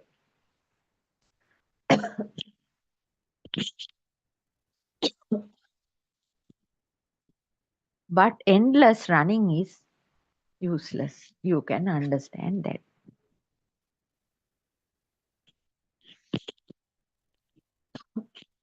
Sorry. When practicing 4 foundations of mindfulness, redeeming from the body by showing the truth. Yes. When practicing 4 foundations of mindfulness and mindfulness about the body, you can redeeming from the body by showing the mindfulness of the body. The same way of practicing Chitta Anupassana, mindfulness about the mind, showing the truth to the mind, you can redeeming from the mind also. Arising in the mind, seeing the truth of the mind. Mindfulness about the mind, showing the truth, arising in the mind, seeing the truth of the mind. You know, in this mindfulness about the mind is somewhat very special, because when we practice the mindfulness of the body,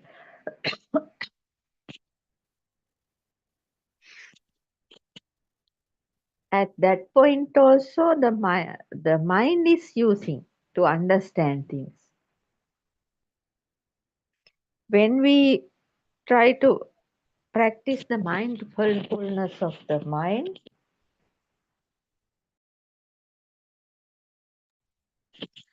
at that point also we are using the mind. And when we practice the mindfulness about the feeling also, at that point also we are using the mind to understand that.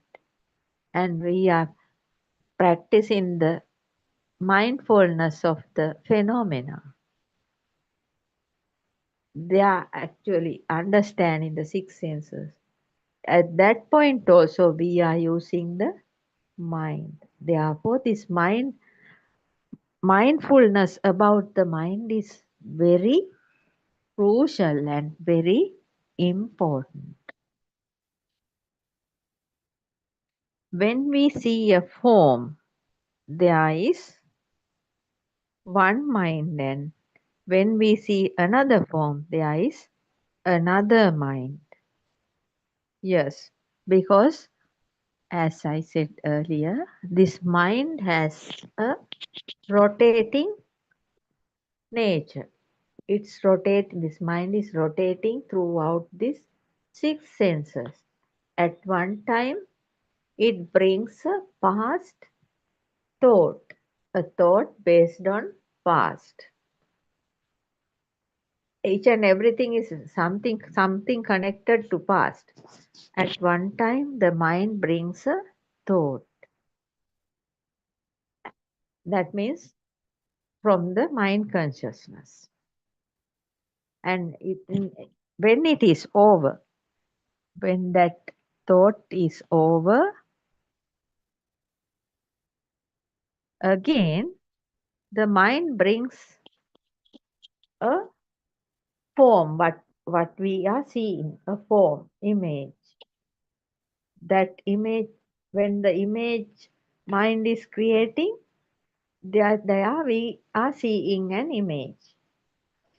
That thought is just appearing and disappearing. And again, the next mind may be a sound mind. The next mind, the mind is bringing a sound. It's showing us a sound. When the sound is over, that mind is over, it will bring another mind. It may be about a taste. Then that tasting mind is also appearing and disappearing. Then it may be a smelling mind. A smell comes as a mind and it is also appearing and disappearing. Then it's coming with another kind of mind. It says, it feels somewhat hot outside is that means we can feel the hot sensation. At that point, that is the touch sensational mind. Cold also like that. When there is a breeze, that breeze touching, touch sensation, mind is also just appearing and disappearing. That is the nature of the mind. Each and every moment it brings one mind.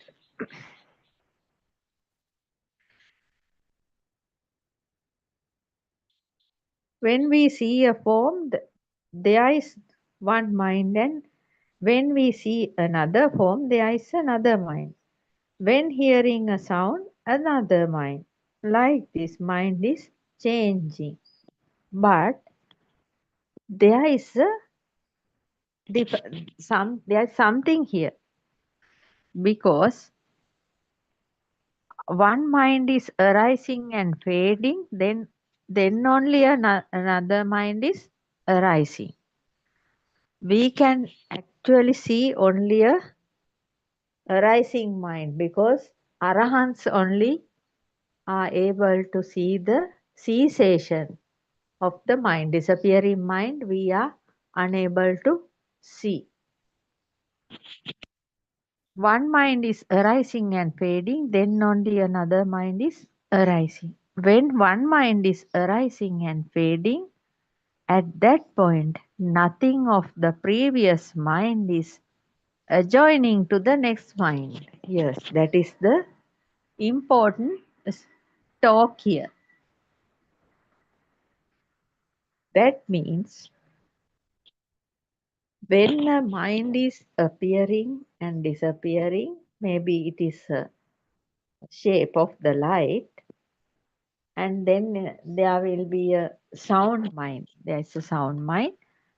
There is no connection with these two in between two minds, because the first mind is not sending anything to the new mind. They are separate. They are separate. They are separate minds. That means at that point, nothing of the previous mind is adjoining to the next mind. It's like this: one mind is appearing, arising, then fading, disappearing. Then a new mind is arising. That is the way. Like this, we are living in chains of thoughts. That is why we are suffering, unable to redeem from the mind. Mind is enslaving us. We do whatever the mind says. This is the biggest problem ever this human realm people have. This mundane world people have. The biggest problem is this. Like this, we are living in chains of thoughts. Yes, because when we are living in between so many perceptions. So perceptions are coming through six senses as stimuli, and they are half, half of that is called form, and half of the other is called name. They are divided into forms and names with power. When the forms and names are combined, and thoughts are occurring, thoughts are creating. Then the thought power is bit high, and the thought is transforming into the knowing level, that is mind consciousness. This is the great illusionary part of the thought. That means mind consciousness is knowing the thought and creating so many thought patterns, so many thought patterns about that stimuli. That is why we are living in chains of thoughts. If we happen to see a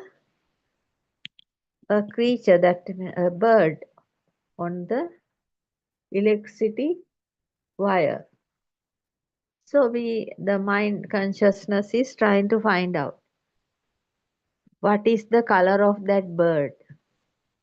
What is the name of the bird? Whether he is alone, what he is doing. So, like that. That bird belongs to Sri Lanka or belongs to some other country. Whether it is beautiful or ugly, and analyzing the bird's behaviors and everything. Like that, the mind consciousness is doing so many unnecessary, creating so many unnecessary chains of thoughts. A thought is created with 5 aggregates according to the past uh,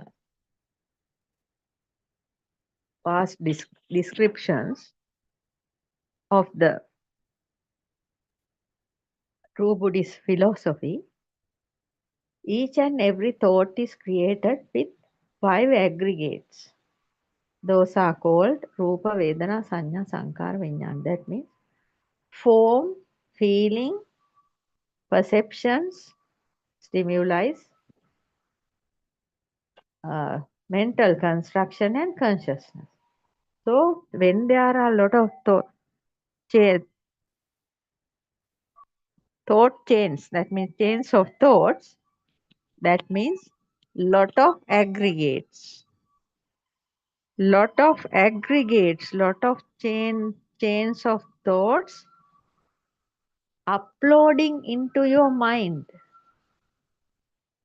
So uploading so many things into your mind means your mind is unable to bear it up. Then what happened? Then human beings are suffering with so many mental illnesses, anxiety, depression, and uneasiness, restlessness, because so many thought patterns are coming.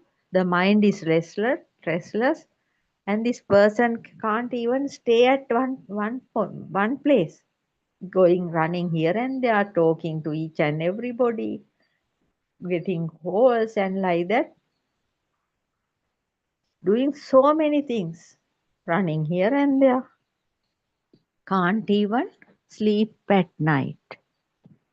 That is the dangerous situation of the human beings nowadays. All these are happening due to these unnecessary thought patterns. Unnecessary thought patterns of which this mind consciousness creates. That is why Aryan Mahansa is telling, that is why we are suffering and unable to redeem from the mind, because we can't stop thoughts even. Try to do it when you are trying to sleep. Still the thoughts are flowing. But you are unable to stop the thoughts. That means you are unable to sleep. So this mind is actually enslaving us, because mind is asking us to do this, do that, go here, take this, eat this, now dance, now uh, run, like that, each and everything mind says. So we are become the slaves of the mind. That is the pathetic situation happening in this human realm. Therefore, so many,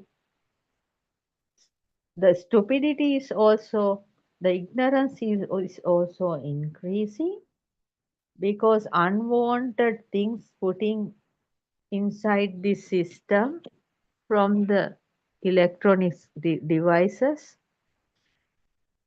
and they are unable to live in this world with this human body.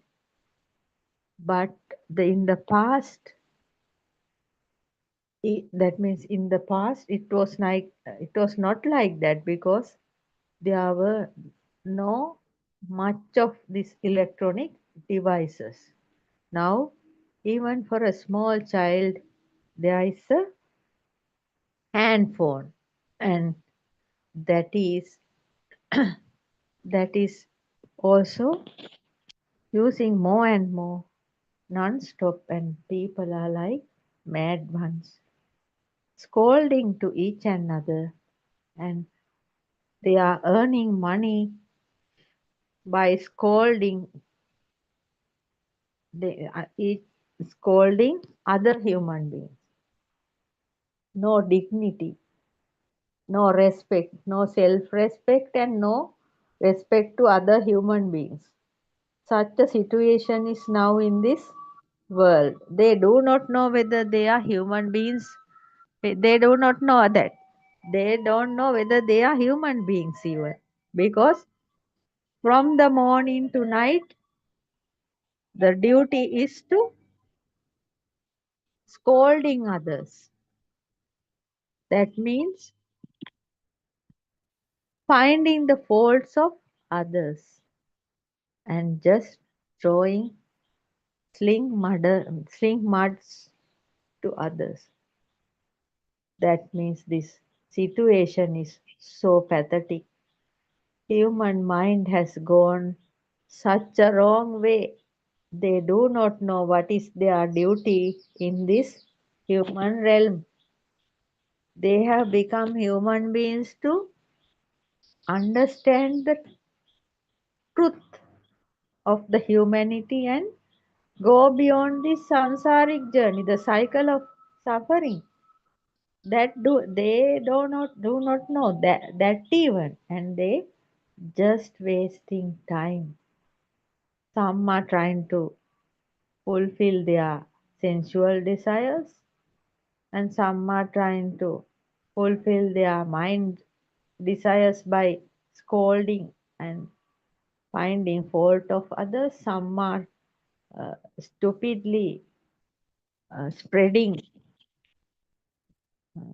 all false things, false stories, telling false to each and other, and misleading each and everyone. That is how this human mind is working in this human realm. It's a very pathetic situation. So that is not the way, that is not the human capacity. Human beings should have used their brain to be understandable about this truth Dhamma, which Aryan Mahanse is now revealing. So they should try to understand this Dhamma, the truth of humanity, and then they will have to try to redeem from this wheel of suffering, because there is nobody out there to take us. Our responsibility is to our souls. Only our responsibility is to our souls, because the world is actually creating in the mind by us, by this system. After coming into this human realm, the each and every human machine is creating their own mind world, own world inside the mind. Nobody is creating this world. Creator is the self. Self is the creator. And Buddothpado Aryan Mahanse is showing us how to redeem from the self, then to become the nature. That is the only thing we can do in this human realm. At the end, mind always shows us the future. We live in the past. Past is creating everything. Certainly, we miss the present. If we see something, name of that is coming from the past. Purana vidam bhikkave kammam vadami. Yes, actually we are living in the past. We do think that we are in the present moment. That is only an imagination, because this present moment is covered with the thought process. You can just watch that. Just watch that.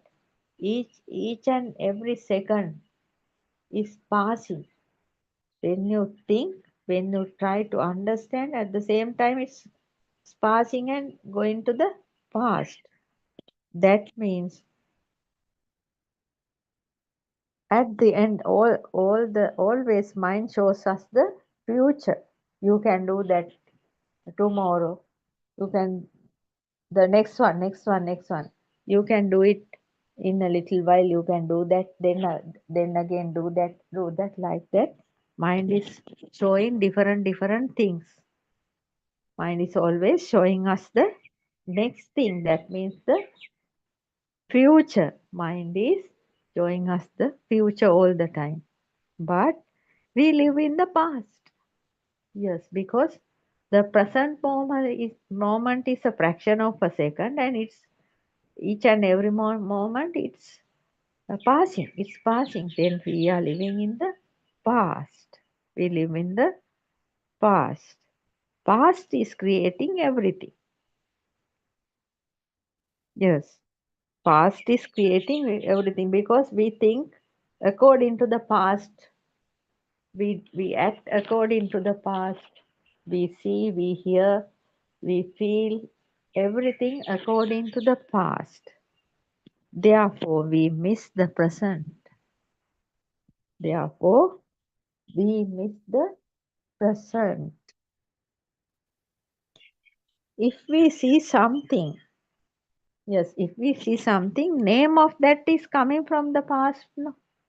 Yes, according to true Buddhist philosophy, the names are given us from our early childhood by our parents and all the relatives around, and from the preschool teacher and all the teachers up to the university level, and through the medias. All the names are given in the past, and certainly if we see something, name of that is coming from the past. We just see something. We just see some space. Just staring at the space. We can see something is passing. So we used to see what it is carefully. And the mind says, according to the past, the mind says, oh, that is a small plane. That is a small plane is going there. That came from the past. That came from the past. That is why Aryan Vahanse is telling, we live in the past. Past is creating everything. Certainly we miss the present, and if we see something, name of that is coming from the past. Yes. In Dhamma it says, Puranamidam bhikkave kammang vadami. The same thing. In Dhamma it says, Puranamidam bhikkave kammang vadami. So, we invite each and every human being live in this planet Earth, no matter whatever their religion, whatever their belief, no matter whatever their social background, social level, or the education level, no matter whatever their color of skin, and no matter what wherever they live, we all are human beings. Our bodies are made with flesh, bones and blood. That means this human realm is this planet Earth is now a global village. So in this global village, every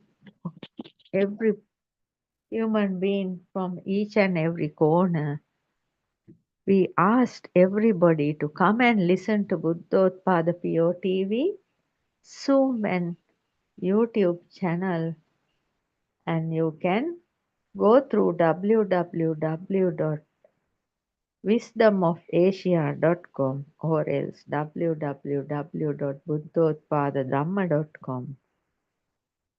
Any of these things you can have the ultimate truth of the human beings without misleading. You must see what is happening inside you and around you, because it is useless to die without knowing the ultimate truth, because it's actually open up to the world at this moment. I'm going to conclude this session for today. Teruvan Saranai. I worship Triple Gem respectfully. Also, I pay homage at the feet of our Kalyana Mitra Buddothpado Aryan Vahanse, the great sage of our era, most valuable spiritual master with the highest wisdom. May Aryan Vahanse live long to spread this Dhamma all over the world to end the suffering of all human beings. Teruvan Saranai, Dhamma friends.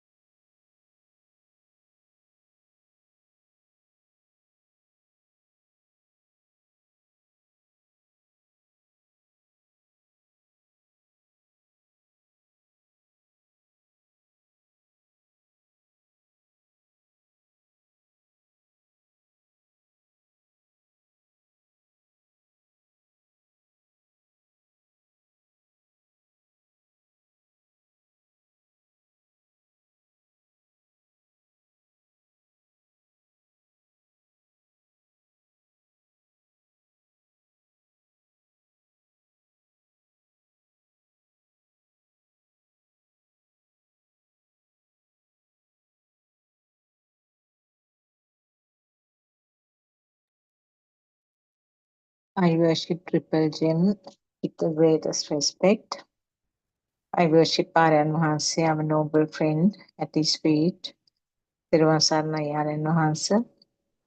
As we always do, we pay our gratitude to you for directing us, supervising us, and giving us all this precious knowledge of Dhamma, and always standing behind us as a strong pillar, providing all the support to conduct these Dhamma discussions and Dhamma sessions.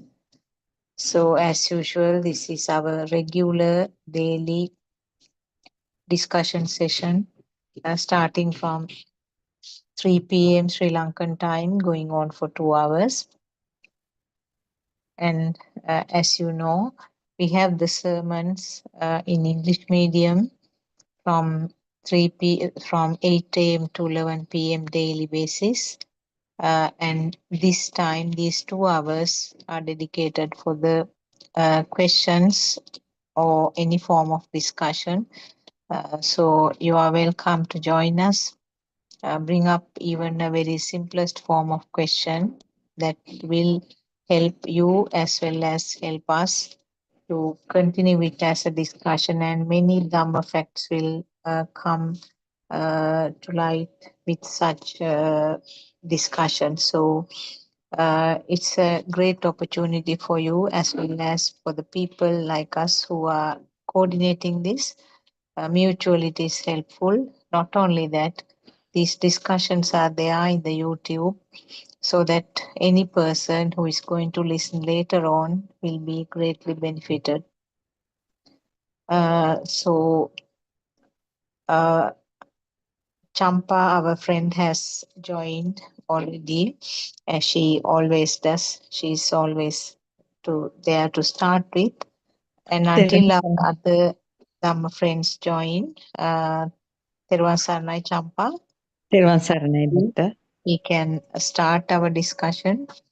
So, anything that you like to start with? Doctor, yes, yesterday I met Aryan Mahansi and there was a nice sermon, but I couldn't translate it. But I have translated the fourth night Andolanatmaka Deshana. That means Saturday night there was a nice thing. Yes, yes. I have done it. I Yeah. can. It's a very good thing, I think. Yeah, do you want to wait until the other friends join to discuss it, or do you want to start it now? Depends. Yes, we can start it until they come, Ah, doctor. okay, okay. That means that is also the best. The first thing Aryan once said, that fear of death. If you have fear of death, self is there. Yes. That is feeling that we can talk a little bit about it, doctor. Fear of death. Yeah. Yeah, always actually, I don't know whether this noise is disturbing. Can you hear me? Here, doctor, I can hear. Ah, No, no, no, no, no noise. Yes. okay. There's a lot of noises from the surrounding. There's some construction work going on in the Ah, neighborhood. right, Uh, right. so yeah, uh, self now the word death is something that we are taking in a different angle if we do not know Dhamma, isn't it? Yes, Death is yes, something that we are already always attributing to the birth, which is the birth of this physical body. And of course, very correctly, the birth is always attached to death, because if somebody is born, the death has to occur at some stage. yes, So it can happen at the end of 2 weeks, 3 weeks, 1 year, 10, 15, or maybe 78 years. yes, So, and depending on the usual lifespan of the animals also do have the same sequence. They are born and they die. But yes, Lord Buddha explained was not that death, because yes, that death is something very obvious. So the death, Lord Buddha explained, was actually the birth and the death of this each and every thought. Ah, right. Yes, yes. So Yes, sir. that is the jati, jara, marana. So jati means the birth, jara Yes, means that evolution or changing, and yes, then there's death. So this right. is happening in each and every thought. So it is something that is happening in this instant. Within a fraction of a second, the thought is born. Born means actually the thought which is taken as real. Yes, So the alive thought or the thought which is taken as real is going to die. So that is the jati, jara, marana that is explained in Buddhism. right. So each and every thought is born instantly, and there is eventually within that fraction of second there is death of that thought. Yes, yes. So what happens now? The feeling of existence or this self view is actually this collective feeling of this. So in other Um, words, now with each and every stimulus, with each and every thought, we feel that we are alive, isn't it? yes, doctor. Now, for Yes, example, I am seeing this. I can hear this sound. I am experiencing it. And I yes, feel the firmness of the seat. So yes, each and every stimulus, there is this myself feel. That yes, is the self perception, Atma Sanyava. yes, So we do not actually, because of the ignorance, we do not feel that these are separate things. We feel that there is continuously persisting self is here. yes, yes, So certainly. that Yes, is how the self weave is formed. Each yes, and because every thought we yes, feel because that of the we are thought. Yes, existing. yes, Yes, each and every thought we feel that we are existing. The yes, self perception is there. So it's yes, kind of a flicker in each and every thought. So yes, that example that Aran Mahase gives, that when there is a string of lightning, you yes, see it as one single light for the whole area, no? yes, yes. At once it's happening. No, yes, Yeah, so yes, like that, the self is also created each and every fraction of second, and yes. that we feel as if we are persistently alive. Living. Yes, alive. Mm. So Mhm. that is your self perception. And Yes, on top of that, we are thinking as a thought. I am living, I am here, my body is this one. And yes, so that comes as a thought now. So we are living, the myself is a thought. yes, So actually, when there is a self, the self is the one which is suffering all kinds of things, isn't it? yes, doctor. Because of the ignorance, no, it happened. No, yes. Yeah, Mm. so self is feeling, that self is eating, self is living, self is suffering, self is having the cravings. Everything is attributed to this self feel. Yes, So when there is something existing, definitely the self means always it has to be attached to the death. ah, yes, yes, So when the self feel is there, you want to maintain that self feel, no? yes, You want to maintain that self feel. That is yes, where this fear of death is coming. yes, yes, Now, when there is a self, and when the self wants to maintain it, yes, so then you don't want to lose that. You don't want yes. to lose that self. So We that are is a fear of. trying to, yes, we are trying to hang on that, like, no, Hmm. doctor. Mm, Yes. mm, yes. So that is what Aran Mahase is saying. That is one of the ways of testing actually. Ah, The self view, yes, where or the self perception, the I mean the final way yes. of testing is that whether you are scared to die. Ah, yes, yes. So that also you have to analyze deeply. Now Even I have answered that question, Champa, once. I remember Aran Mahasi asked, are you prepared to die? So, so So, without thinking twice, I said, yes, I don't mind. There is yes, nothing that I want to hang on to. yes. Yes. But having said that, Mm. it's not something simply that you can answer like that, Yes, yes, isn't it? Because yes. instantly that answer comes to the mouth. Now, I have heard so many other people also, when Telling. Arana was asking, I'm Yes, not scared to die. yes, But you should check actually now when you fall sick, yes. right? Mm. You want to rush and get some treatment to get cured, isn't it? Yes, yes, definitely. Yes. Yes. When you are alone at home, when somebody is banging on the door, Yes. see the Fear, feeling that fear. you get, Yes. isn't it? That Yes. is your fear of death. Yes. And also, Aranhasi says now, if a wild elephant is coming towards you, running, Yes. can you sit and wait? Can't. Oh, yes. Yeah. Can't. So Yes. those are the different ways that the Looking at it. self Yes. self Mm. fear can be tested. Yes, doctor. So It's true. in No. that is Yes. a final testing. The final test is that if a Yes. person is scared of death, Yes. now take the simple things, Champa. Suddenly Yes. something falls loud on the roof of the house. Yes.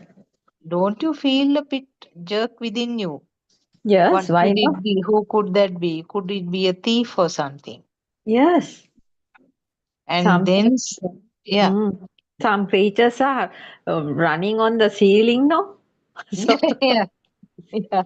You you cannot just sort of answer like that. It is a foolish way of answering. Actually, when I think back, I know Yes. that it is really a foolish answer. Aran Mase may have laughed within himself, Yes. Yes. and it can be interpreted in several ways, Yes. isn't it? We can't say it, taking it as a sure thing, no, doctor? Yeah, We yeah, can't. yeah, that Yes. definitely. And Mm. also sometimes now some people say that I don't mind dying Yes. instantly, but I don't want to suffer and die. Yes. You may have heard, no, your friends or somebody people Yes. might Yes. say, But we can't plan. No, doctor, how can we you plan the can death? plan definitely. Yes. People say sometimes, I don't mind a painless death, Yes. but I don't want to suffer and die. So Yes. these are different phases of this fear of death. Yes. Yes. So it's interesting actually that question he asked from people several times. I have heard Mm. he time to time he's asking. So Yes. that is Yes. one way of testing actually the fear of death. So Yes. definitely because there is a self, Yes. only you have that fear of dying. If there is no self here, if Yes. that deep realization is there that there is no self here, Yes. uh, then there shouldn't be a fear to die, isn't it? Because there is no Yes. self fear to die. Yes. But doctor, actually speaking, we can't say that until we are reaching that point. Yes, yes. So that is something that should be sandhiti, that is something without any doubt that Yes. system will realize that there is no fear of death. But Yes. That means when sometimes, yes, hmm, when we have that means when we are able to overcome the self view, that will happen. That that we is are the ready. yeah, yeah, yeah. That is a point that you have to understand. So what Aranuhase says is that that is something that you feel within yourself, within the Yes. Yes. system. That feeling comes that there Yes. is no self, but Mm. there is something. Things are going on. The Yes. drama is going on. Drama is Drama is going on, on. Yes. and the ups and downs are happening. The Yes. current is coming up and going down, but still, Yes. that is not myself. It's a part Yes. of that system. Yes. Mm. Yeah, Thank Dr. you, Kokila Dr. also has joined. Teruvan Saranai, Dr. Tervan Kokila. Saranai, Dr. Kokila, Tervan Saranai, Dr. Sakuntala for your explanation. That is actually good, very good. Devan Sana, is it about the Maharagama discussion? No, doctor, that I couldn't translate. This is regarding the Saturday night Andolanatmaka Deshana, the first line. If you have fear of death, self is there. That is a feeling. Yesterday thing I couldn't touch even. It's a long one, no? It's about Yes, 8 hours. I also listened halfway. yes. Not 8 hours, doctor. Arenvasi But you started were it. there, no? What did you catch? Actually, Arenvasi was trying to give nice things, very deeper things, but then there were few newcomers there. That means the people who didn't listen to this Dhamma. Then Arenvasi said, if I go to that means convince them that the deeper part is going. Actually, it happened, doctor, there in years. But it's good after that also, Arinvansi said, but started with a nice thing, but couldn't conclude it. What do you mean, nice thing? I can't remember. I'll translate. I'll bring it to you tomorrow. No hurry. He He was actually today talked. morning. I don't think there is anything specific. Actually, Arinvansi was talking about the view of being and a person, the self, that view, sattva pudgala drushtiya, how to overcome that, like that. So many things are there. I'll do it correctly tomorrow. How Today did I you have feel there? very good. I was near him under his seat, like was near him. It stopped at 5 o'clock in the evening. Arenvansi Did you started. stay for the English one also? What is that, There's doctor? someone, Maheshi, is that? Not sure whether she's Yes, joining us Maheshi from today. USA was here. There, yes. Maybe she is here. Maybe she has joined. Yes. Teruvan Saranai Maheshi, I don't know whether you hear us.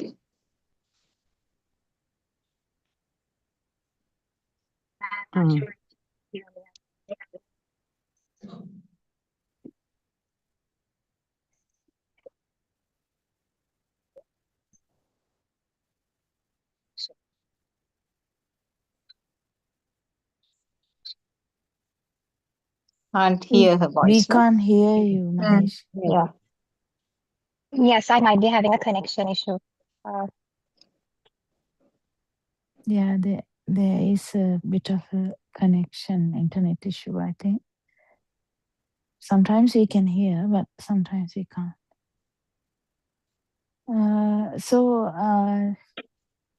Yes, what It's were we good talking? if she can speak. It's good, I think, doctor. Try and see whether we can connect. Yeah, we I can't think do she got much. disconnected. Maybe she might join later. She has a problem from her end. Sudharma also has joined. Thiruvan Saranai Sudharma. Teruvan Saranai, Doctor. Teruvan Saranai, friends. Let's Can Pada Champa read nonsense what speak. she has written from the previous day's recording? Yes. Yes, This is regarding the fourth Saturday evening thing, doctor. Andolanatmaka Deshana. Shall I read? Yeah. Yes. If you have fear of death, self is there. That is a feeling. Everything is over from now on. That is a feeling. When we see whether we are living with the mind or the feel, most of seekers are living in the mind. Taken the thoughts are true. Feel is feeling at the moment. There is a rhythm of flowing the thoughts, mind. We can feel that. In some seekers, flowing of mind is a particular nature, the nature of aversion, ill will, hatred. In some others, it is a subtle quality, delicate nature. This we feel. In 10 people, mind flowing rhythm is 10 different ways, like the 5 fingers in the hand. Nanatta kaya, nanatta sanya. For the 800 billion people on this planet, there are 800 billion minds creating. The whole sansaric story is in that vibration. We all have different unique vibrational nature. We feel it. That is our Shastrava power, taints, defilements nature. In the mother's womb, zygote level, Okkanti Gabbanti Gabbaseyang Punareti. That telepathizing zygote vibration, like the changing of TV channels. This kind of vibration is telepathizing. DNA RNA composition arrangement is also vibrations in the womb. Then the fertile egg zygote formed when an egg cell and a sperm cell unite. Then there is a vibration process is here. When the zygote is growing by cell division, there are representation of vibrations, vibration patterns. Patavi hardness. Ice cube is becoming water, then becoming steam, vapor, and disappearing. Then this story can understand. An ice cube is forming without keeping water in the fridge. When we look at water, with the change in environmental conditions, water appears.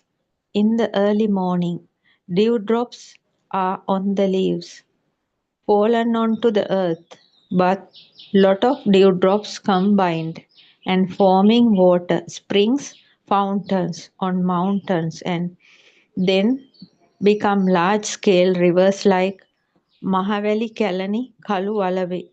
We say here how the dewdrops combination creating large-scale rivers. Certainly, water is forming where there is nothing. When there are causes, creation happens. When there are no causes, creation disappears. If we look everything as vibrations, no 4 great elements are creating. Zygote vibration, cell division, parents' inheritance, genes, DNA, RNA composition, all these are vibrations.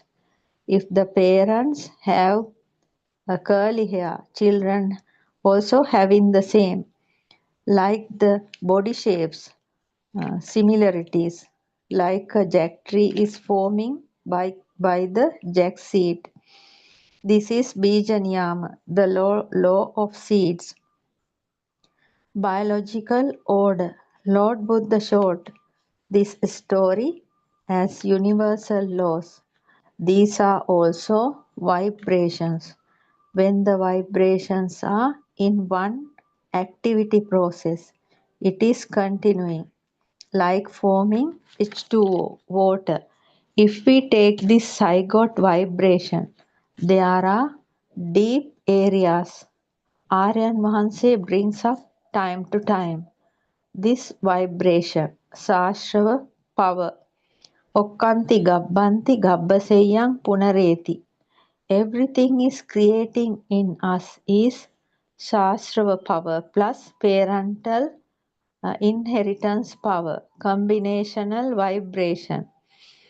There is a motivating factor there. It rises up as follows. The hidden power. How we feel there is light by looking through our eyes. How the eye vibration creates. How the sound we hear. Smell we smell. Taste we taste. The hot and cold sensations we feel, everything is a sensor. Why are we telling this is combination of all sounds and colors make thoughts. All are power of vibrations. Feeling the light, sound and the creation of thoughts combined by the light and sound. Problem is how 10 different people have 10 different vibrations. Secret is here. We normally say Kamashrava, taints attach into sensual pleasure. Bhavasrava, taints craving for continued existence. Dittasrava, taints attachments to wrong views. Avijjasrava, taints attaching to wrong opinion. Asrava dharma, taints. Organiya dharma, defilements sweeps away beings in the sansara. Yoganiya dharma, bonds, fetters, bind, bind beings to existence. Grantika dharma, knots, defilements that tie and entangle the mind. This is like a flood. This is like a flood. Uh, the flood of defilements, like a whirlpool, with the nature of becoming entangled, tied up, forming a knot. Physics means the speed, chemistry means intermingling, joining together. It is wrong to study chemistry and physics separately. Without physics, there is no chemistry. Children draw carbon dioxide molecular patterns, pictures and drawings, and the drawing of combination also. How this combination happens means due to vibrations. But this is not teaching the chemistry. It is in physics. Physics plus chemistry is Dhamma, can understand. This is a representation arising from motion. Chemistry is intermingling, but physics is the reason for this. That is why we said without physics there is no chemistry. They come together as a thought. Every moment this creation is happening and there is a process for that. Also there is different wave patterns for each and every body. That is why we said mind is a tone, noise, vibration. Each and everybody's force of self-identification, the force of egoic projection is different to each one. This is a power which can be shown as a wave, like the telephone number, just like television channels. The deepest points here is as described earlier. How the 5 children in a family behave in 5 different ways. Parents are same and the egg cells and sperm cells are same, and the outcome of intermingling is different to one another. One is very calm, another one is confused.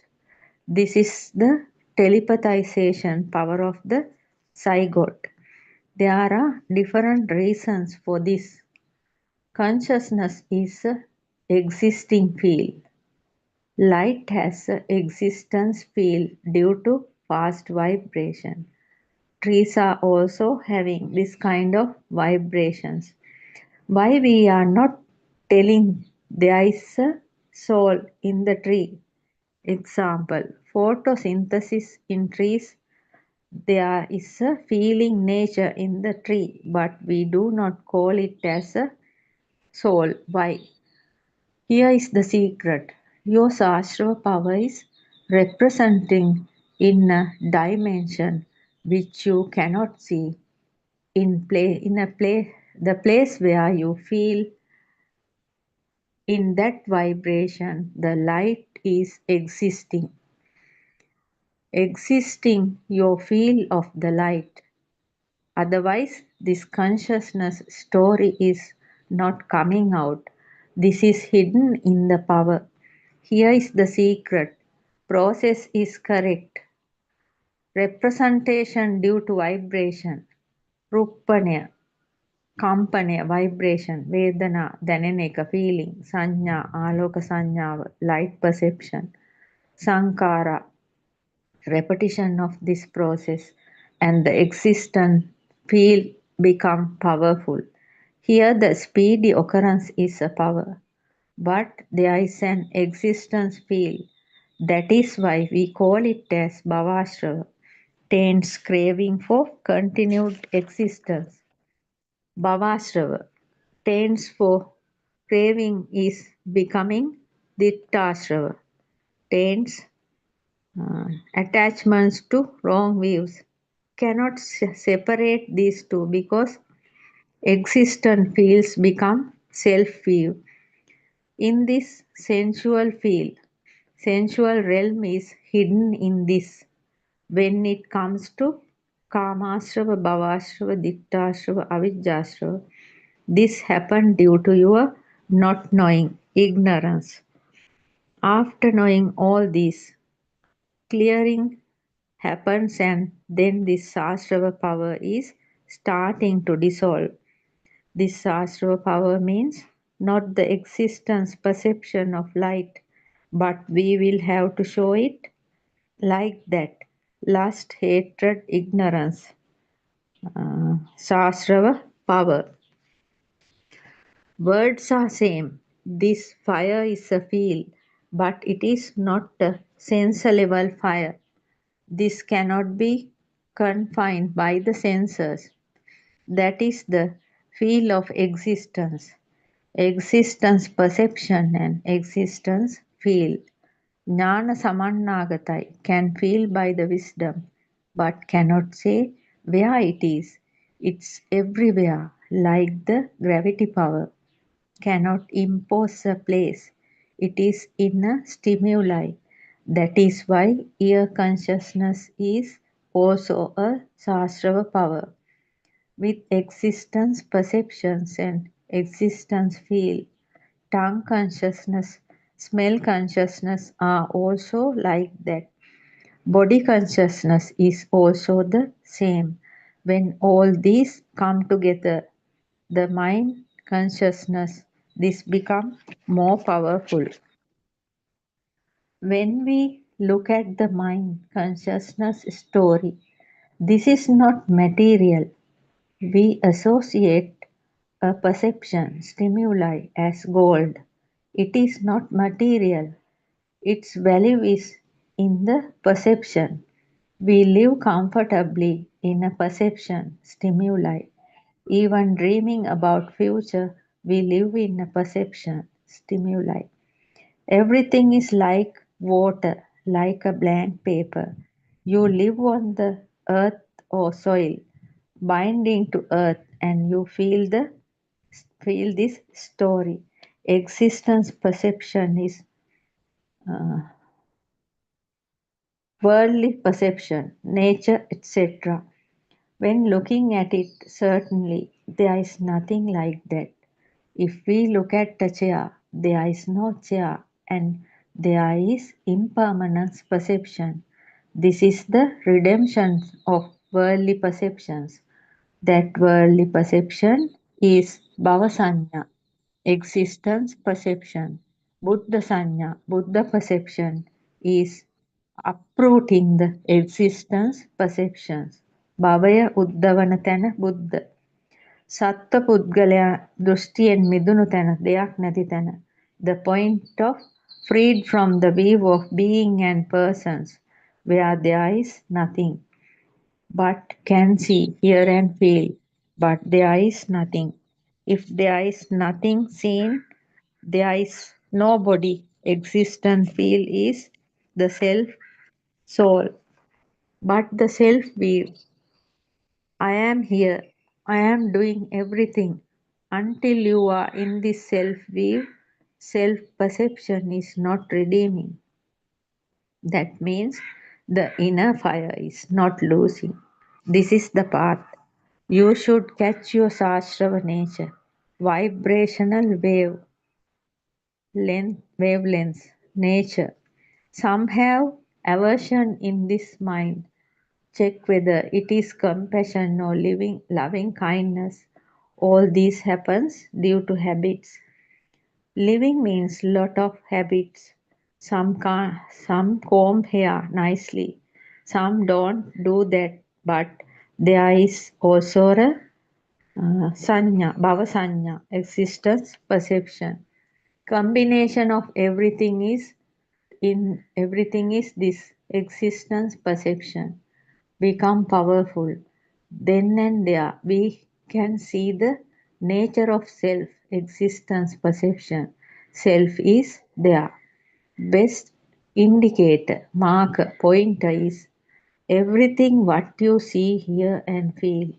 If you do not go to Detis Katha, 32 ways of useless talks, then you uh, can catch it. Because when the mind becomes powerful, nature of feeling will decrease. Careful in this path to Nibbana. You should feel your nature from the childhood, nature of mind. How much this world is true to you. Smell, taste, touch, seeing, and hearing. This comes all together. This is very important. This Dhamma is a wonderful story. We must first look at the Purva Bhaga Pratipada. The preliminary path of practice is very important. When we transform this Dhamma, we are trying to say that you should know your nature of mind, average of defilements, Patiga Ralu Sukuma, cannot hide yourself. Craving and pride can be seen. That should talk openly. Then it is good. They will solve. Teruvan Saranai. That is all, doctor.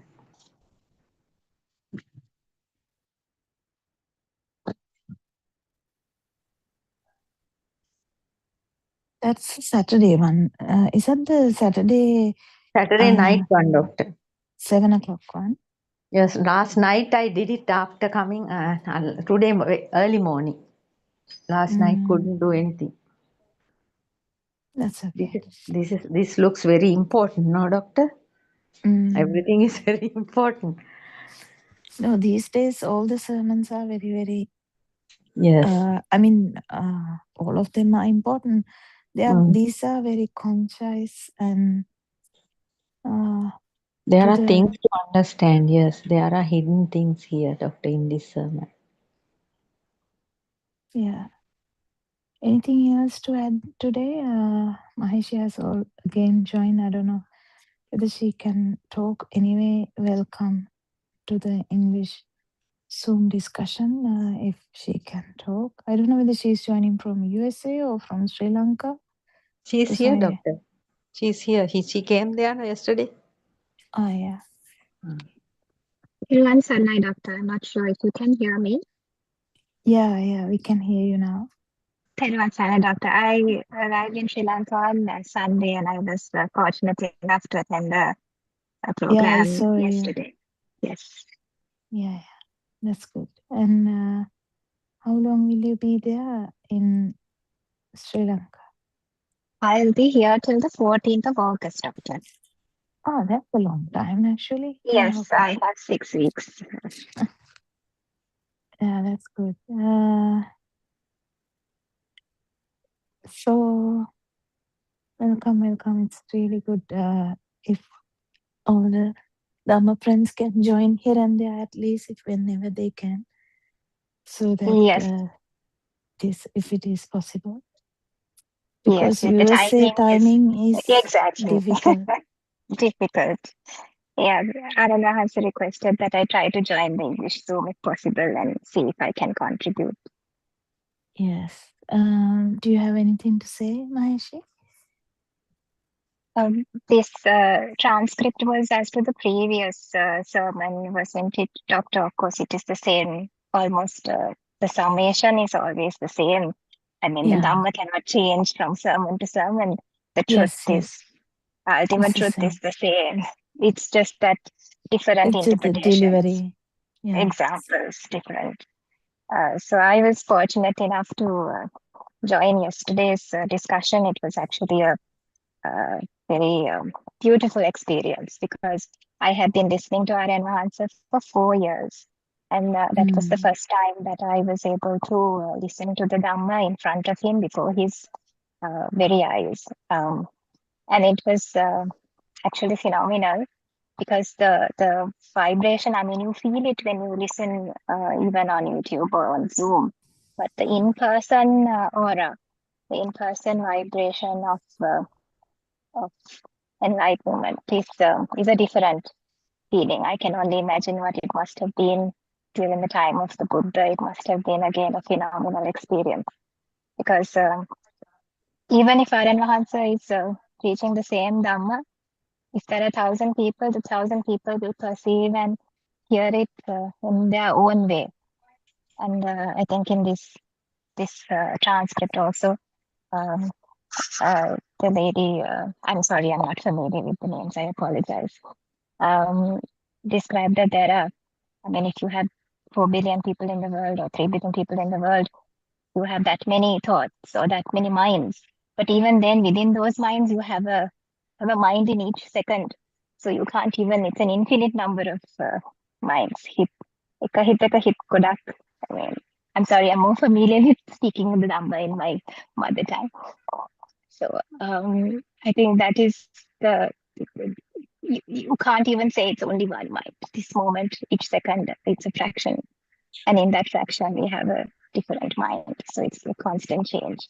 The nature of the mind is that we continuously seek, continuously want to latch on to something, the next thing, the next thing, the next thing. And that is the sense of urgency, the fire that we're trying to extinguish. So to have that experience in person was truly phenomenal, and I hope everyone in the world, Harshi, all of them, if they could also be together and we could listen to the Dhamma, that would be a really good discussion with Aryan Mahansa one day, hopefully. Yeah, even I haven't had that chance. I would like to. Yeah, thank you so much. Anything else to add? Anyone else?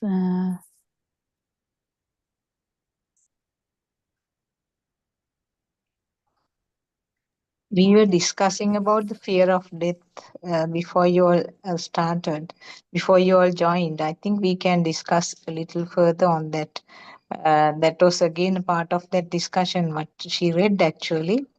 What is meant by fear of death, and sort of if you can elaborate a little bit on that. Yeah, I think we can invite others to also say something about it. Yes. Yeah. Anything you all can contribute? Actually, it's a thought. I mean, nothing. It's kind of a. It's kind of similar to the chair or the table or all the say other thoughts, but the thing is, this has caught our attention because it's because the baby didn't know about the death.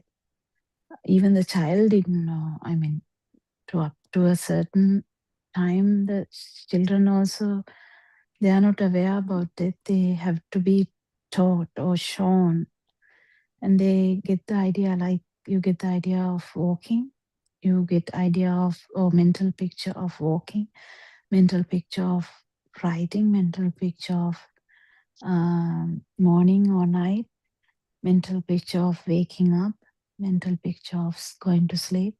Same like that, there's a mental picture for death. So the mental picture, it's kind of similar, but why it is gaining so much momentum is because of the idea that we are going to lose ourselves. So there's a kind of a understanding that we gain through so much things, that the person is dying, that person is no more, person was living before dying, and now we can't associate with that person anymore. Or I am dying, I'm leaving others, I can't associate with the other, my family anymore. Or in the other way around, people can have various ideas about it. Like this may be, I mean, as a clinician, I have had so many experiences about people telling that would be ideal for me because I'm actually leaving this body, kind of that kind of talk also is there. So there are so many notions, so many ideas about death, but the point that we are scared is actually the mind, the trapped in the mind.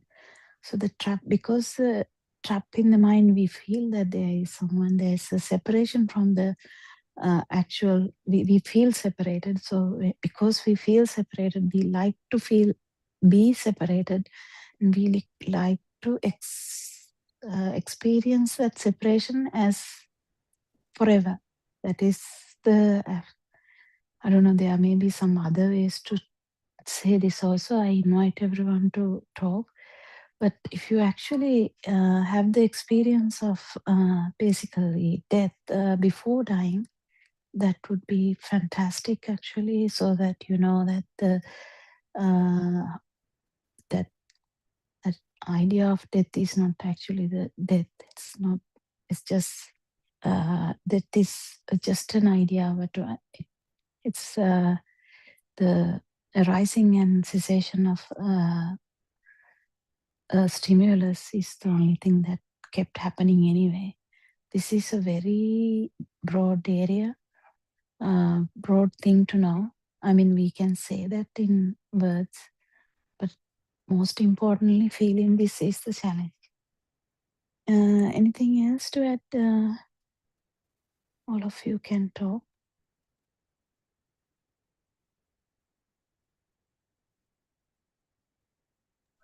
Yeah, doctor, that's a very good explanation regarding the death, because we can look at it from different perspectives and according to these sermons and Dhamma, of course, as long as we are fully convinced that death is just a mental construct as if any other phenomenon, the fear of death will be there. And yes, and then the fear of death comes basically due to the existence feel, because however much we know that there is no one here, no self in the body, no self in the mind either, no world, they are just instantaneous projections of the sense faculties.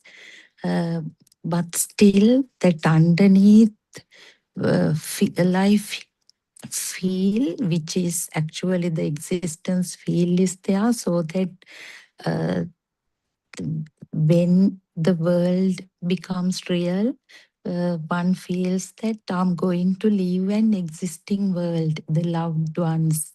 And then again, the story is of actually main cause is the perception of existence and becoming, because very recently in a sermon Aryan Hanse explained, people believe in existence after death also. there will be hells, there will be heavens, non-form realms. I mean, all because of all of that, and basically our inability to feel this world. Actually, the idea of the world is just a myth, it's an illusion. The fear of death will be there. So the more we see the truth, in your own words, not see, basically feel the truth. When we get 100% clarification and verification that there is no self, there is no one to die either, uh, the fear of death will not no longer be there, isn't it, Doctor? That's how I feel. So the others can also contribute. Yeah, there once again.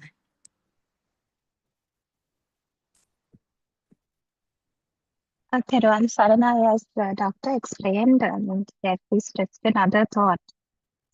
So when we are in the as our thoughts, as we feel and we establish that everything is an illusion, then death is also an illusion. When the self is an illusion, the death is an illusion. So death is just another, it is as useless as all the other illusions that we have. I mean, I'm sitting in front of a computer, there is a chair, and the same way, death is also a useless, meaningless illusion. I actually personally, I was fortunate to have an experience. I was, I think it was about a few months ago.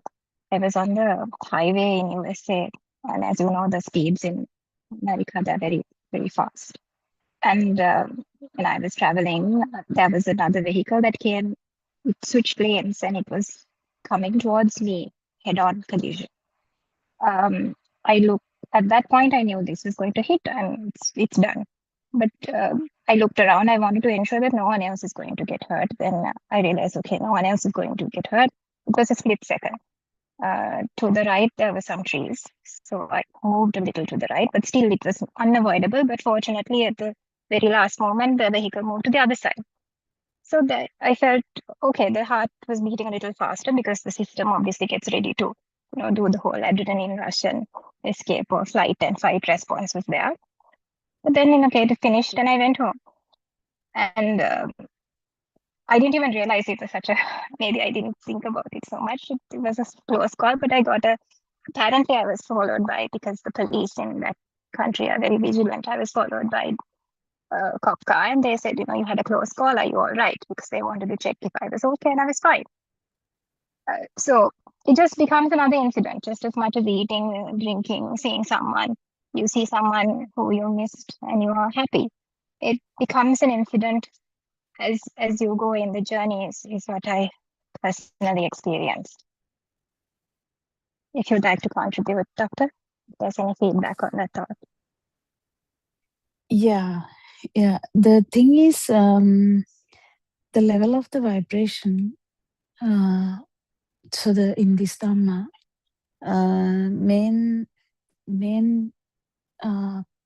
like Karaman says, Dhamma is about the level of the vibration. So if the level of the vibration is very, if it is non-vibration, of course, there's nothing to actually talk about it, because there's nothing to talk about it anyway. It's like we're talking about 500 people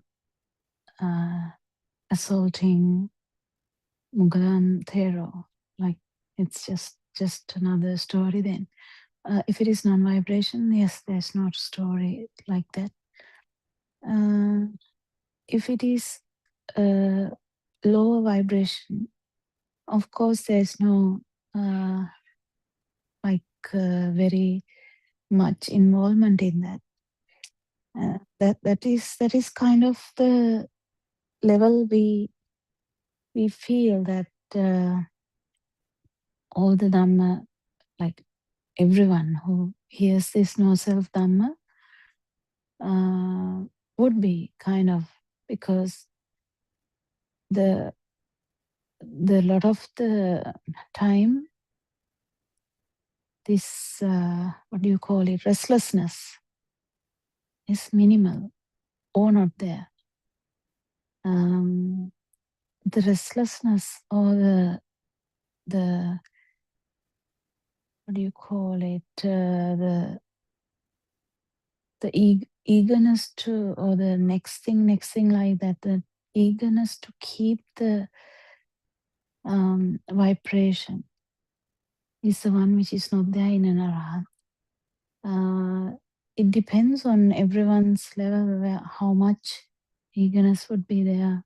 If it is actually has become the major elements, if it's like you have already become the elements, then there is no separation from the tree or the separation from the floor, or the separation from the cow. There's nothing like that. It's actually, there's nothing to talk. Even if there is something to talk, yes, specifically the vibrations would be very minimal. So I think it would be like that for a lot of Dhamma listeners, because this is a very specific Dhamma, very, very, how do I say, very rare. Lord Buddha's Dhamma, which Aryan is trying to give to whoever who is possible to take. And yeah, that is the beauty of, I think, beauty of this Dhamma. I think that was excellent. Anything else to add? Yes, others can talk.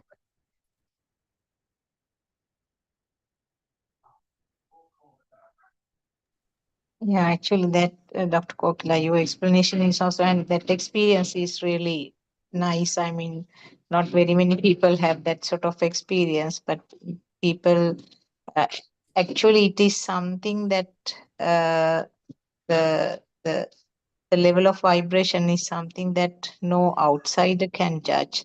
It has to be experienced from Maheshi's system within herself. So only you can definitely say how you felt at that time. But as Dr. Kokila also said, that as a person who has been listening to this Dhamma, definitely the level of vibrations are less, particularly if something like that happens to an ordinary person. There would have been a kind of a chaos with all kinds of, panicking and that sort of weird behavior will be there. And even some people do have this post-traumatic type of stress. Even some people refuse to drive even when some incident happens like that. So definitely it's you yourself who can definitely understand how you felt at that time. But from the way that you describe, it looks as if that the vibration levels have been minimal at that time, because you didn't sound, you sounded okay even when they were inquiring whether you are all right. So I think you have taken that experience in that level. So it's a nice explanation. Thank you for the feedback. I think Doctor's explanation and your feedback also was very good. I think the fact that the vibration is low. But I think subsequently when you go into the mind and then you look back and you analyze, I think there's a bit of a ebb and a flow between the feel and the mind. I think that's the gap. So definitely That's the there's still gap. Yeah, that's the gap. that's the gap. Yeah, because there's still a long way to go, Doctor. Yeah, actually, the exact moment can be numbing, and it's it is a tricky area. You can because anyway in our lives there is so many instances where the vibration will be checked. We can't go by one instance, and we shouldn't be. And we have to be vigilant all the time to actually be in the idea that there is no self, and how to actually see that there is no self in any of these situations even. And it is the thing to see that how even so, because she looked at it nicely because her heart was pumping, and but that was the hormones working, and obviously, and but was the inner calmness, if that is there. It is very evident in any experience. I have had a similar experience. I actually was driving nicely. I wasn't even fast, but another person's car actually, I think she didn't see me. She just put the vehicle to my car for some odd reason, and I had to stop because she was going along my side. But it was not a killer. It's not a head-on collision. A head-on collision has timing. Head-on collision, you see it coming. It's such a beautiful scenario where it is. I mean, it is a good moment. But the thing is, this was a side one, and it was giving you the sound that how the vehicles are, crashing the other one, because it is crashing my side now. And I was waiting because I couldn't do anything, but I knew that no one will die because it was just the like crashing like thing, but the vehicles were damaging, but I knew no one would die. But I was there, and I came out after she stopped, and she was crying, shouting. She was a elderly English lady. Actually, she was from UK. She came for a holiday to Australia, and then I I went and gave a hug to her because she was uncontrollable, and I said everything is okay, and then she calmed down, and then she got into the car and went. I told her to go. It's fine. We will sort out with the insurance and stuff. So that's the kind of thing. But it was not a because even though the incident is happening, actual death threat is not there, because it's not a death threat situation. But it is a situation where you would become how do I say become maybe irritated, or yeah, kind of irritated, because she I don't know what happened to her. So these are the things that we go through kind of every day. Even someone demanding something from you which you sometimes can't give, but still demanding in loud voice and thumping their feet on in the room, in our rooms. So, but still, there's no inner fire. There's no inner fire, but we have to do whatever we have to do. That kind of situation they are very good situations, which is really interesting. But the thing is, again, I'm saying these are not actually telling us anything. It has to be day-to-day stuff too, because sometimes it's our fire may come from a little thing, not these things. So that's the kind of thing, because everyone's fire is not specifically in one area. So kind of like, if I say, because I have 3 kids, so what if I see it happening to my kids or something? I don't know. I've never experienced that. But what if it's a evolving situation? We never know. But it's nice to know that vibration is low. What do you think? Anything else to add?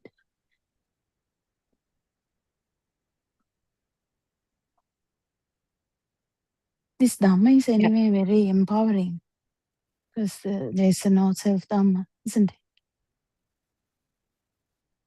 Yeah, as you said, it varies from person to person, and yeah, as you very correctly said that even sometimes it could be just a very small topic, not something like a major accident or something, but something very which looks simple to the other person, but it may have been the thing topic which has been abhisankarana, or the stimulus which has become so powerful. So other thing I was talking with Champa at the beginning, now we have kind of frameworks for this fear of death sometimes. Now a person might say that I don't mind dying, there's nothing for me to hang on to, I don't mind leaving children or spouse or property or something like that, but still say that I would like an instant death. I don't like to be suffering, and I want to die instantly, a comfortable death. So, like that, it comes in different phases. That is all the self. Self is expecting a comfortable death rather than death with long suffering. So it That's is actually some the mind. That's actually the mind. mind. Mind Yeah. saying stories can happen anyway. Yeah. Mind can say, mind can say in future, everyone would be like, I don't want to suffer, I can have euthanasia or something like that. Mm, Anything can be told in the mind, but the mind. thing is, mind is mind power. If the mind power is zero, that is an arahant actually, mind power is zero, then whatever, it doesn't necessarily matter because mind can say something, but it has no power. That is actually the beauty of this Dhamma, because mind doesn't actually stop. Mind doesn't stop. So, because some people, they don't have an idea about these things. Like imagine the village mother, they don't have idea about euthanasia or painless death, or can you give me some medicine to reduce the pain? But someone who would know about palliative care or any details about these things might actually demand that. But that's all in the knowledge or the database. There's so many things which, there are so many things that are completely in the database. So database is not the problem. Actually, the power of the database is the problem, isn't it? What do you think, Yeah. Mama? Yeah. Yeah, a village mother will not. I mean, village mother who is not aware of this Dhamma will generally attribute that sort of things to the karma, isn't it? And they Karma. happily accept it. They think that this is the karma that I have to spend, I have to go through. So it's okay. They will accept it peacefully. No, it is not even only that. Even very educated people in these countries, they attribute that to To the God. karma, yes. Yeah. God. So not they don't use the word karma, but they use the word God. Oh, it's a God's will, and go through whatever the God has chosen for me. Kind of that. That's the thing. So actually speaking, someone with even this accident thing, someone similar, someone may act very similarly without any single worry, with very minimal power, but it is not the similar to someone with no self-anger. That is the thing. So always I try to highlight that, because there are so many types of people out there. Specifically some men may not actually, like worry much. So specifically men, I would say. So they would appear as very okay for even whatever the death and stuff. But the thing is, as Lord Buddha say, Michaditti, or the wrong view, is the worst ever view, because this vibration, whether it is a lower realm or a higher realm, it doesn't matter. Vibration is continuing. That's the thing. Yeah, that is the exact opposite of this, isn't it? There is a strong-minded person who is tolerating this type of things. So, Yeah, they would be kind yeah. of very good with this, you know. Yeah. So that's the thing. So the Sammaditthi is completely different angle, different thing. So someone who is even trying to understand that there is no self is a gem, as I told yesterday, because it's a very rare thing and it's a unique thing that every idea, every stimuli is a product or a creation, and it's not true. It's only told by Lord Buddha. Because in every other religion, there is some kind of you know, they believe in something. But in Lord Buddha's Dhamma, you can't really believe in anything. There's nothing to believe as such, but you go according to the feel. So the feel would be the other person's. If the other person is feeling sad, it will be felt. The other person, you can do something for the other person, you will do that. So that's the utmost beauty of this Dhamma, isn't it? Anything else? Surangika, do you have anything to add? Or anyone else? It's okay. Thank you very much, Dr. Gopala. That even the decision to be subjected to euthanasia, for people, they think that it's the final act of the mind itself anyway, isn't it? Because the mind is playing the last card almost. Yeah, basically you don't like that. See the idea? It is the idea that you get rid of this body, kind of thing. So all that is still real, and it's that I who doesn't want to suffer, isn't it? Mm-hmm. Yeah.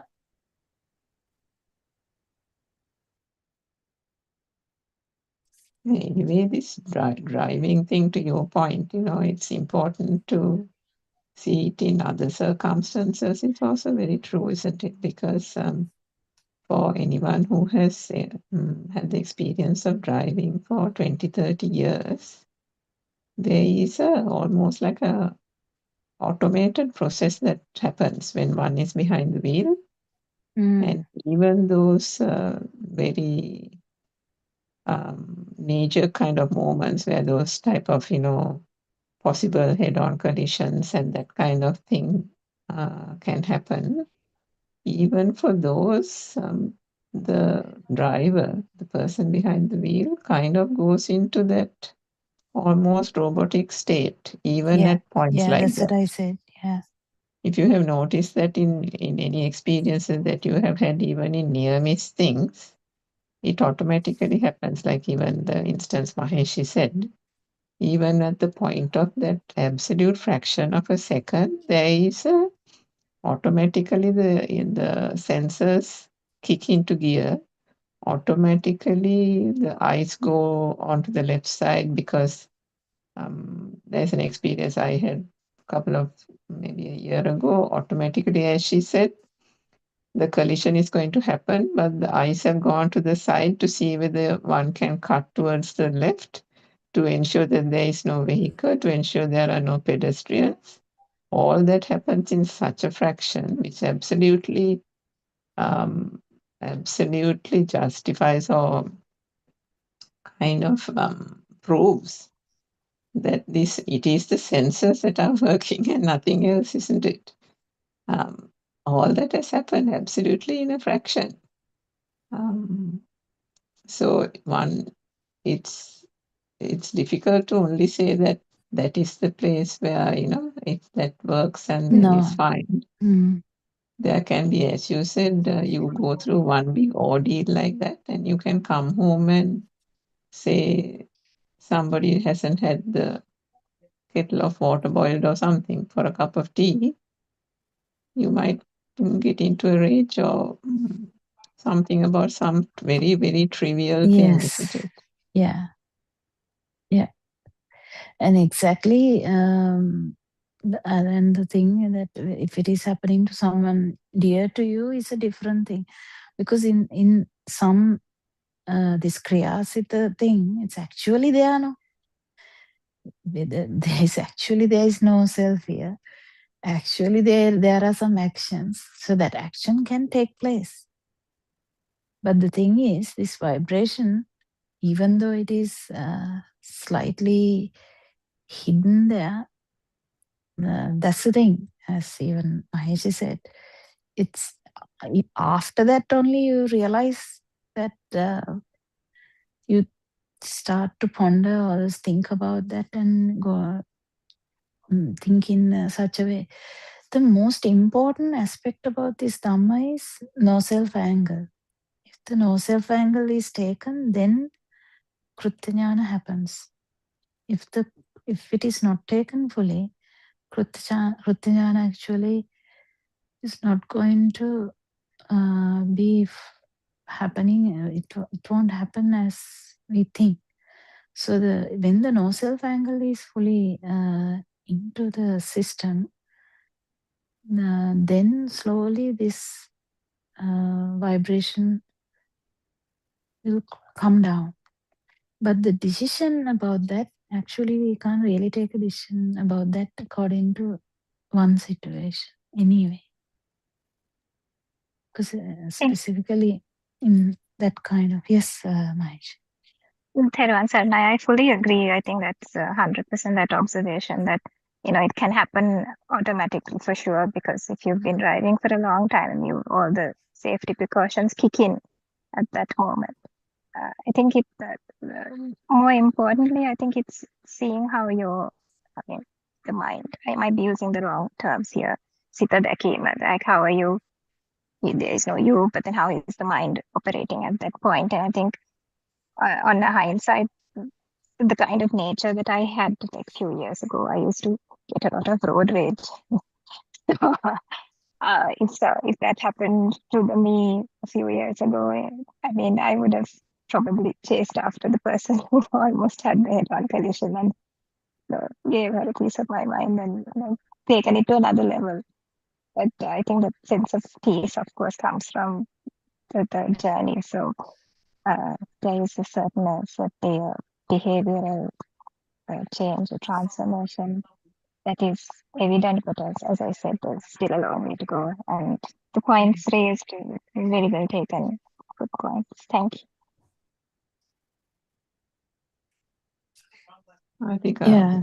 obviously it's the power of the mind, isn't it, Maheshi? I mean, I absolutely agree with you about even like in Sri Lanka, I'm sure I would have told off quite a lot of people if something like that happened. But coming back to once the incident happens, and then later on only you go into the mind to think about that incident. Now with the Dharma, even that is also almost instantaneously there'll be a realization that it's the mind coming into play, right? And then that gets almost extinguished in a moment. But if you all can remember, Swarnamali gave that example some time back about somebody getting attacked in the jungle, a lay person, not knowing the Dharma, will have that auto-reflection, ward off the animal or run and climb onto a tree. And then, so that whole thing will happen through pure reflex action of survival. But then that mind that got frozen out of fear, and the reflex action happen, but then immediately after the whole thing finishes and the adrenaline rush is gone, that mind kicks in. And the enormity of that whole incident, that that person reacted like that to the wolf or the animal, and the fact that he or she saved himself by climbing up the tree, all that, the magnanimity of that whole thing comes in to that person's mind. And so now this whole thing has now suddenly become real. The fact that he saved himself, the fact that he warded off the animal, the fact that he was so brave, and then the thoughts come after one after the other, magnifying, and then he won't stop there. He'll go home and tell people. He'll go and tell his friends. He'll recount it over and over again in whatever encounters he has with friends, and so on and so forth. But then you take the example of someone in the Dharma, isn't it? You won't even mention that unless it actually comes up, and the only reason you're bringing up that incident is because that will be helpful in order to understand how the mind and the mechanism and the reflex action works. Otherwise, you won't even bring it up, isn't it? So it's such a contrast, isn't it, between someone with the Dhamma accessing it and how the power of the mind has reduced to a great extent, as opposed to someone who almost takes any example or any incident or any experience to kind of make the self magnified, isn't it? Very true, very true. To establish oneself, every incident is used to augment the I. Yes, yes. Very true. Yeah. About the fear of death, actually, some fears are due to a lot of ideas about death.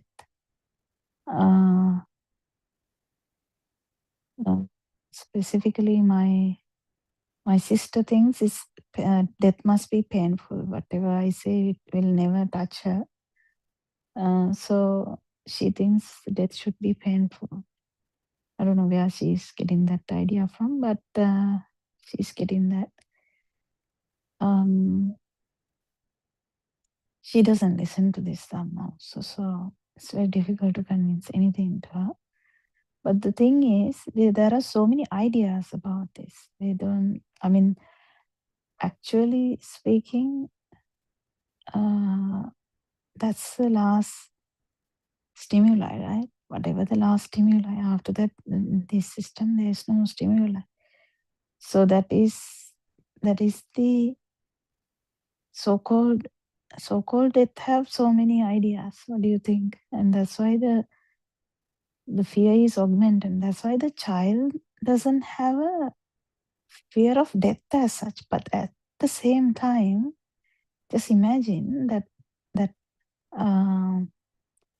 you know that sometimes we don't have a fear. Just imagine we don't have a fear like the baby. Baby doesn't have a fear of death. Still, the self vibration will continue, even though there is no fear of death. That's because there is this self vibration, the sasa. So there are things that even without the mind, there's this alive feel or the self vibration. That's where the whole thing is about. The importance about understanding how this alive feel has come. That is very important with Dhamma. That's why Aranase has to keep saying this Dhamma a lot, and to let everyone know that this vibration, actually the next one, that power is the power which actually synchronized to the any system where the radio can tune, right? So if there's a vibration here, it can tune to any system. So that vibration, that power is that power which is the next one, that power that exists, not the existent field. I'm talking about the self. So this, because existent field is actually the misunderstanding here, but the power to maintain the existence field is the self.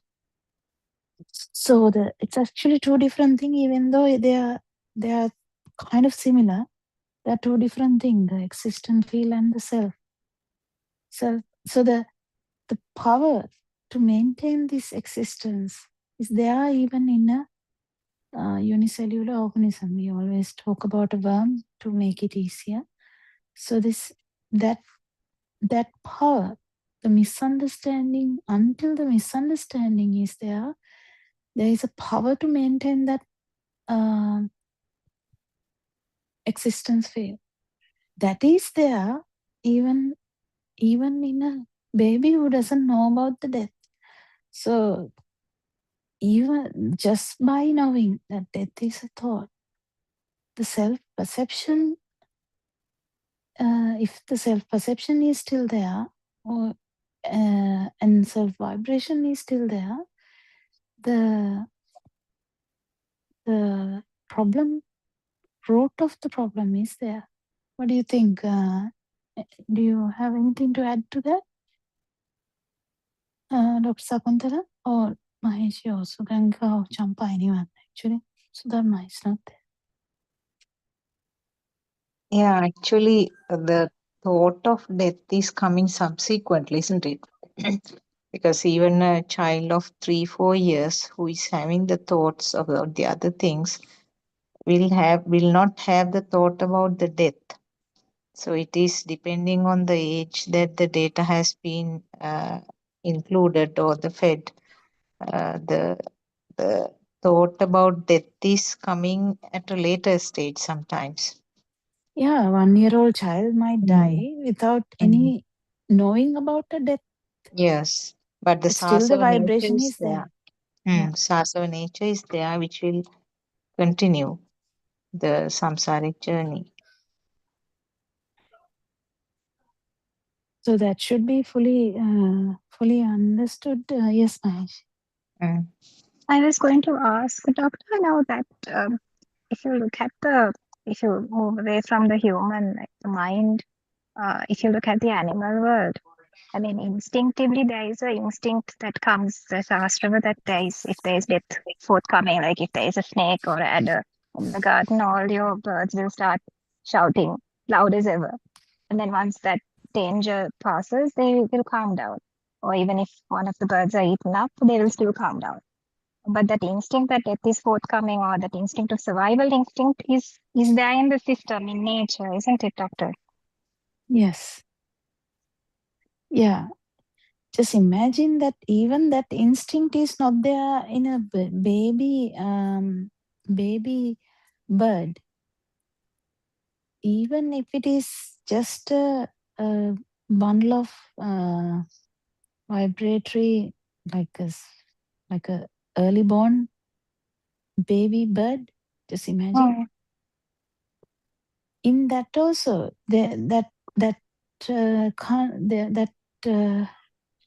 animal can't do anything. No whatsoever understanding, but the vibration is there, and that is going to telepathize or synchronize to another system anyway. That's the thing. Yes. So that vibration, that is the vibration that we are trying to understand and trying to understand or feel and see what it is, and get rid of this misunderstanding that this alive field or this existence field is actually a self. Yes. So that is actually the challenge. Yes, it's the feel of the movement, the next thing, that movement that charges that's the the next power. move. That's the power. Yeah. That's the power to maintain the existence field, because that's the self. So the Itta Sanya and Atma Sanya, those are the two things I'm telling in English: existence perception and the self perception. Yeah. they are not the same, but always Connected. connected. Persistence, perception of existence must be there to have the perception of self, isn't it? And They are that is the coming power. That power, actually, yeah, that is the power to to maintain the maintain. existence. Yes. It's not like a big power as we think. I mean, when we are angry, that's a different power. That's the sensual world power, no? See, this craving, the tanha is the power. So we have 3 types of tanha. Tanha is this power, the self-perception. Everything is actually similar to that. So that is the power. So the power comes from this self-view, which is actually very subtle in the vibratory level. But that even a unicellular organism has that vibration. There's no mind. There's no mind, but the vibration is there. That sasava is there, but the actual mind has not formed yet. So definitely this is going to synchronize to somewhere. But the magic of humans can go actually, Aranwanse was saying, I think yesterday or in Maharagama, I can't remember, he was saying how this human realm is so important as well as so important for either way. I mean, it can make the vibration very bad or either non-vibration. So the importance of human realm is having this balance between this feel and the mind, because all these levels. So when you actually, Aranhan say the most beautiful one sentence was there. I know you all heard that, but it was there where he was talking about that particular moment. It's actually synchronizing to the how it synchronized to the 31 realms once the mind is formed. How I don't know, I can't exactly remember the words. Do you remember, any one of you remember how he told that? Is that in Maharagama? He talked about I think he mentioned it yesterday also at Maharagama one. Yeah, Mahesh might remember. He mentioned that yesterday also. yeah, even About the Champa 31 may. realms. Yes. No, the exact moment thing. That is what I'm trying to actually say, because we are talking about the fear of death. He was talking about the moment that this stimuli in the mind, when we normal, how once the that child has come to the thinking world, not come to the thinking world. Sorry about this way of talking. There, no one is coming there. Once the thoughts are formed, how that synchronicity happens in this. He used a specific word which I can't remember. In Sinhala, do you remember? I'm trying to think. I can't think of the exact word. Yeah, Champa might come when she's translating, because she's doing a fabulous job of translation. Because it's very important to understand how this magic of Varanasi Dhamma, anyway, how this synchronicity happens, because this synchronicity wasn't explained much before by anyone. And that synchronicity, how this now a baby, usually we know that is the actual what is the level we say, what mind? Radiant mind.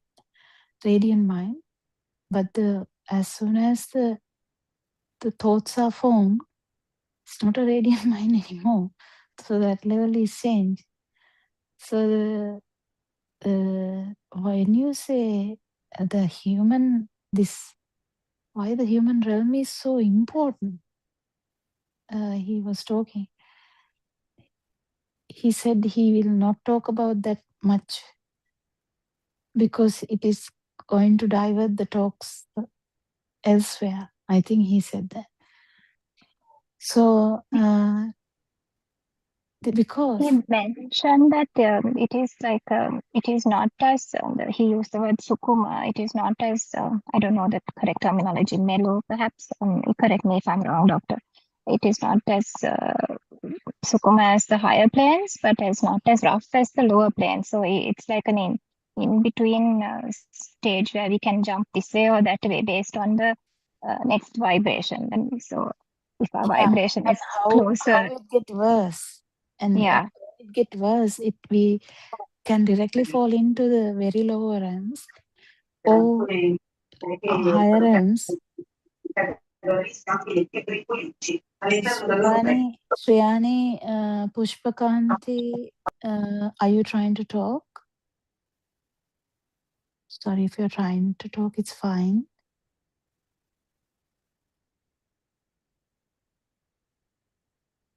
You can actually talk. I was just asking you because there was a background noise. You can unmute and talk. It's fine, Shriyani. So the importance of this human realm is very, very, very unique because it's starts actually from a very good level, but it as soon as the mind is formed, this human mind, one time it can be synchronized into the preta level, one time it can be synchronized into the animal level, one time it can even Aranhanse says so many examples. It can be Brahma level also. The vibration can vary in this human mind. So the thing is, without samadhi, it's a variation of the synchronicity, the variation of the vibration. That's all. Yes, no other magic. It's just that magic. So there can be people like with very very good vibrations, like good in the sense high vibrations. Also, there can be lower vibrations, and we say good and bad and all that. But the actual thing is, it is this variation, and this is the realm that we can see this variation very nicely. And this is the realm that non-vibration can be achieved by understanding all the levels. Because Lord Buddha said, Loke, how did he say that? You won't attain Nibbana without seeing the end of the world. You will see the end of the world when you attain Nibbana anyway. So that's the thing. So it's the fear of death is there in any level. Any level. You know that even the Aranhanse told, I think the last sermon he did with me, he said how much power is there in a vibration maintaining in asanya with the wrong view. How much power? So that's actually like a very strong power. That's why it is actually holding for 80 kalpas. So, but it ends up in Nira again. How can that be if it is that good? But that's how it is, because the power is so high, but maintaining in one stimuli, mainly one stimuli, right? If it is no self dhamma, it is one stimuli. Only no self dhamma. If it is no self dhamma, it is all the stimuli, animitta samadhi. But in other michaditti or wrong view, it is the nimitikata samadhi. How do you say that, Surangika? Nimitikata samadhi and animitta samadhi? Meditative, we said something that day. Meditative. No, meditative was that. That was something else. That was that Anidassana Vijnana, non-meditative. Yeah. What is Nimitigata and Animitta? Mm, You might have to say something. We can, because we have never, it's stimuli driven or stimuli. yeah, stimuli-driven kind of thing, isn't it? Something has to become, there must be some pointedness of it. Yeah, definitely a pointedness now for the asanya. Yeah. That's the thing. So there's so many differences. This Dhamma is so beautiful. So going back to, yes, anything else, Ranka? Do you have anything else to add to that?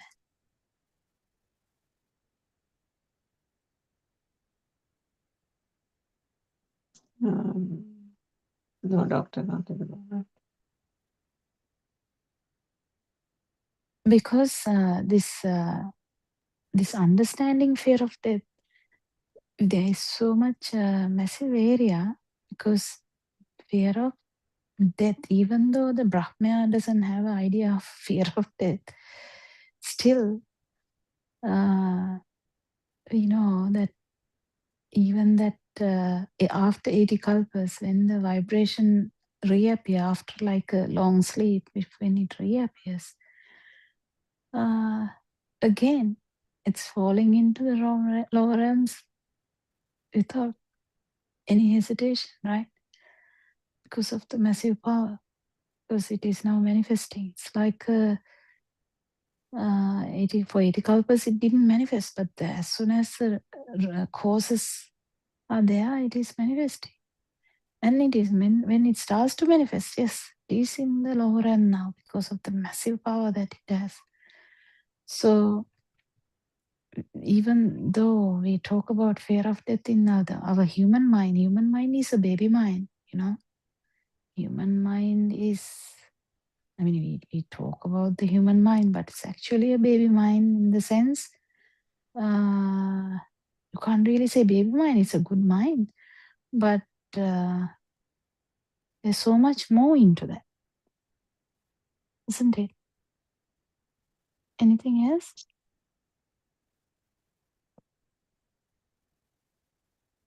Human mind is the only mind which can understand that this is happening also. So we can't really say it's baby, I should withdraw that. But actually speaking, a lot of the sensual world part of it is babyish actually. Yes. Yeah.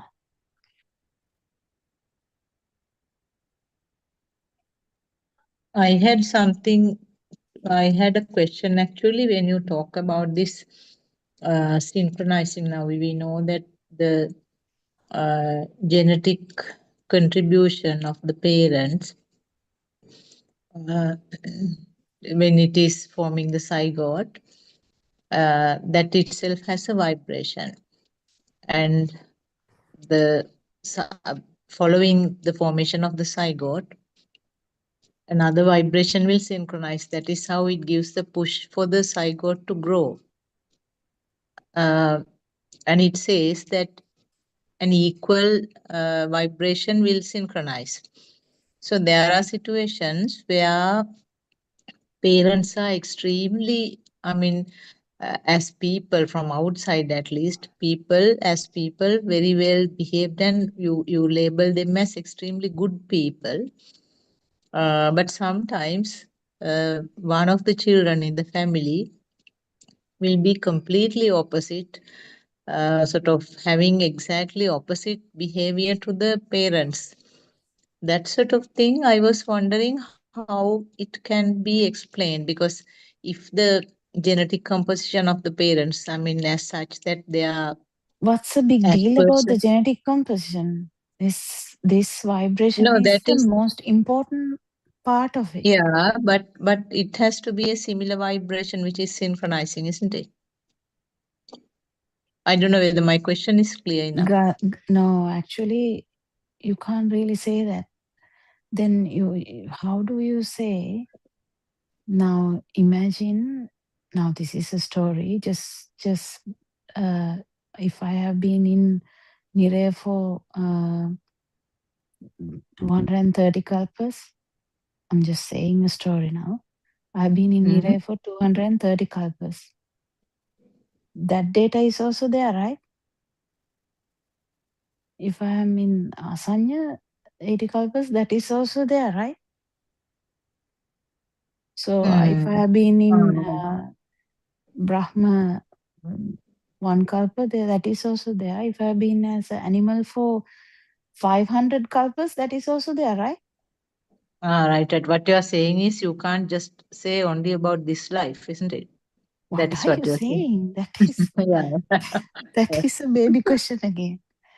Yeah, because that one, I remember Dr. Sakuntala and Mansi said right at the beginning also, there are a lot of factors that contribute to the self vibration, isn't it? Even in this life, even if you don't take the previous sansaric experiences, telepathizing to the zygote, even in this life, he has talked about DNA, RNA. He has talked about education, the background that one grows up in. All those things contribute. Environmental Not just factors. not just DNA, RNA. So I mean, if all that can contribute, now you can imagine the entire. Even recently, Advanced said your entire samsara is in that one vibration, isn't it? That's So, right. as Dr. Kokila says, whatever Baby question, yes. Also, I whatever think animal, yeah. yesterday Aryan Mahansa also spoke about Sasara Ganudeno. You will have something that you need to conclude with another vibration. Like when he said about Sasara Ganudeno, he spoke about Devdutt and the Buddha. So that again, there was a incomplete transaction. I'm not sure if that's the right word. Actually, But Lord Buddha let that transaction happen transaction because happened, otherwise, yes. It will continue. It will continue, and he can't become arahant at all. Yes, exactly. And that is how I think even Pitrugataka or Madrugataka, I mean, you can kill your own parents. I mean, in a split second vibration, there can be a transaction that comes and then you have to complete it. That is the danger, of course, that we constantly encounter until we find the path. You know, that is the danger which is vanishing when you enter stream or stream enterer. The four hells, you can't, even if you like to, you can't synchronize to four hells. That means here and now, not after death. Here and now, you can't synchronize whether you like it, even if you want to become an animal, in the sense that vibration, it's difficult. Can't. So You mean once that's the the assurance. is gone, is it? Yeah. Yeah, stream enterer, yeah. Lord Buddha gives that assurance, no? Yeah.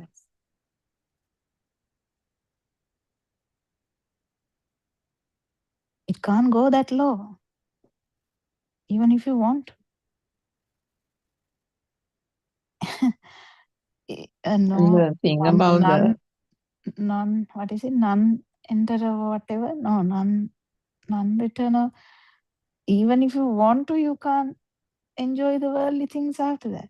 Yeah, it's funny. Yeah, what is it, Sarank? that Sasaraganu kind of thing that was brought up yesterday. So it is actually that Lokanukampita thing that he was explaining.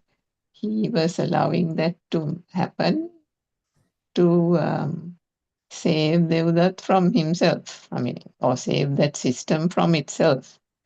Because he said, maybe in yesterday's talk or before that, he said that once the non-vibration is reached, the Sasaraganudenu is irrelevant, no?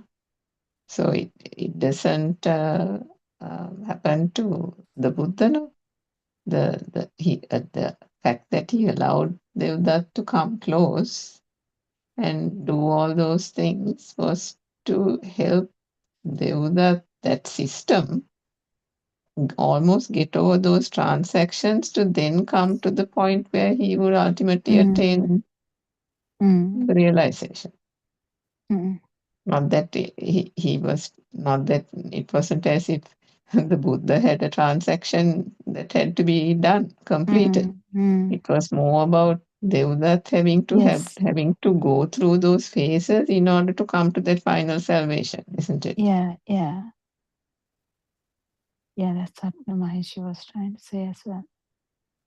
So that's the beauty of Dhamma. I mean, non-vibration feels the other vibration and tries to see what can be done. That's all. What can be done? Sometimes you can't do anything.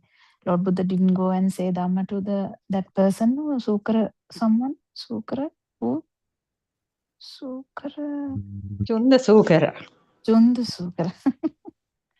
Chunda Sukara. He didn't say anything to Chunda Sukara because he knew if he says something, he will be worse. So he didn't go to say something like that. So it is like that.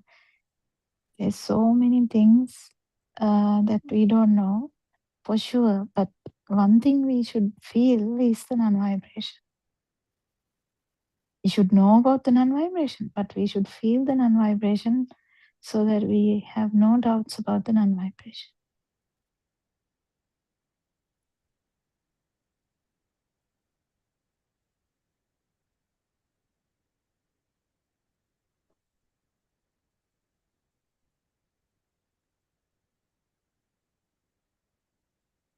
We have about 7 minutes more. We can talk a little thing.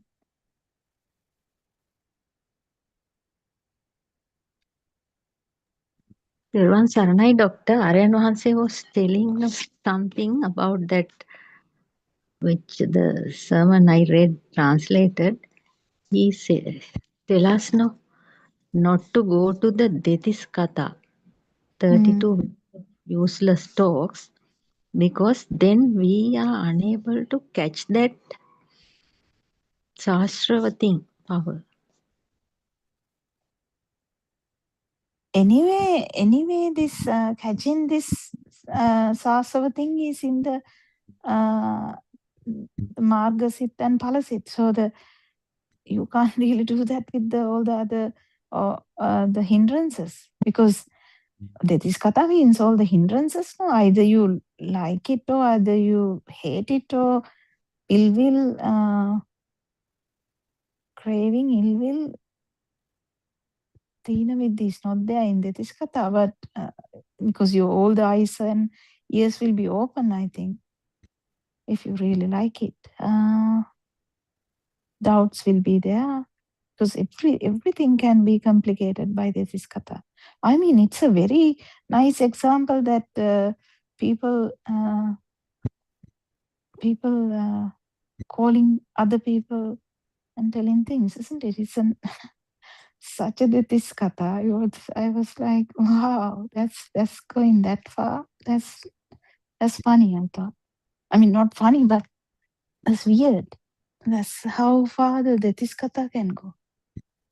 Yeah. This internet, actually, there are most of the things, videos on Detis Katha in the human realm. Yes. Actually,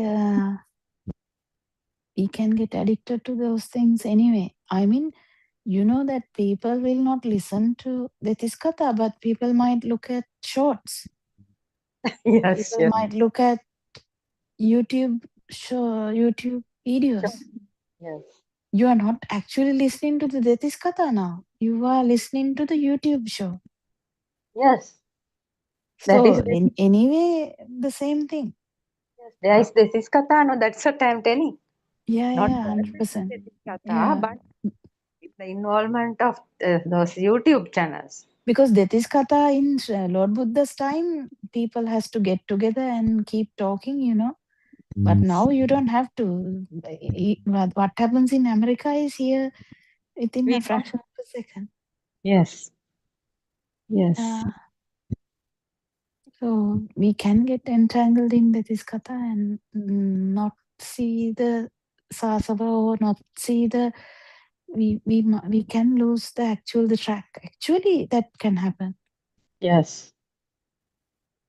Our mind, we are not able to catch our mind, the defilement levels, no, doctor? Yes. Yeah. And there's no harm also. You are in a room. Yes. Yes. Yes. You nothing, no one is even no one is knowing that you are even looking at a shot. But at the same time, one can actually watch a video without it being this kata. Yes, but the thing is, the addiction part is never known. The addiction part is also there. So it's a very tricky area anyway. Yes, without unknowingly we may catch. No, I mean, Because I suppose I didn't mean like long video. I meant like, say you want to find out how something can be assembled, and then you don't know, and then that is things like that. yeah. You No, can get things I'm like telling that. about No, I mean even social even media and stuff. Oh yeah. But I mean, even say somebody's coming for dinner and you want to make something and you don't know how to make it, even that can be done just mechanically.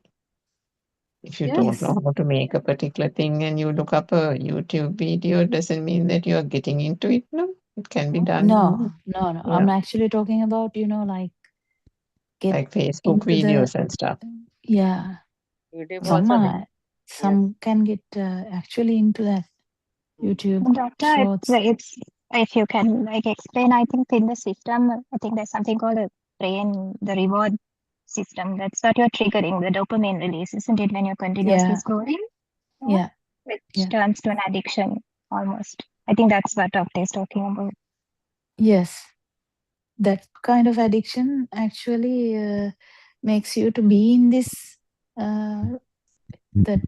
that system, not actually looking into anything else. So it's actually a rewarding system, as you said, but it can hinder the path. Yes. Correct. But if we identify it also, I mean, if we identify this dopamine release and what it can do to the system, we can also use it to our own advantage also. Like, I mean, when you exercise, certain hormones get released. So then you can balance your system out also, which Yeah. is, I think, important Yeah. too in the journey. It is very much useful in every way, but there are different some ways our mind can go into defilement side also, because so many arrogant and with some kind of videos are there, no, the clashing each. No, but that won't come up if you're not watching it. Yes. If we watch only, those are coming, no. Yeah. That's why that Sabbasava Sutra is also important, Yes. the things that you kind of stay away from. Yes. Yes. 100%. Mm. Yeah. I think we have come to the end of our session today. Thank you so much for participation. Thank you, Mahesh, for coming. Shriyani didn't talk. I think we have spoken to her before. She didn't want to talk before, but you can always join, Shriyani. It's fine. We are very happy to have you. If you can talk also, it's very fine. Thank you, Aran Vansa, for your noble guidance. Thank you very much. May Triple Gem bless you all. All the Dhamma friends. Thank you very much. Thank you. Saranai.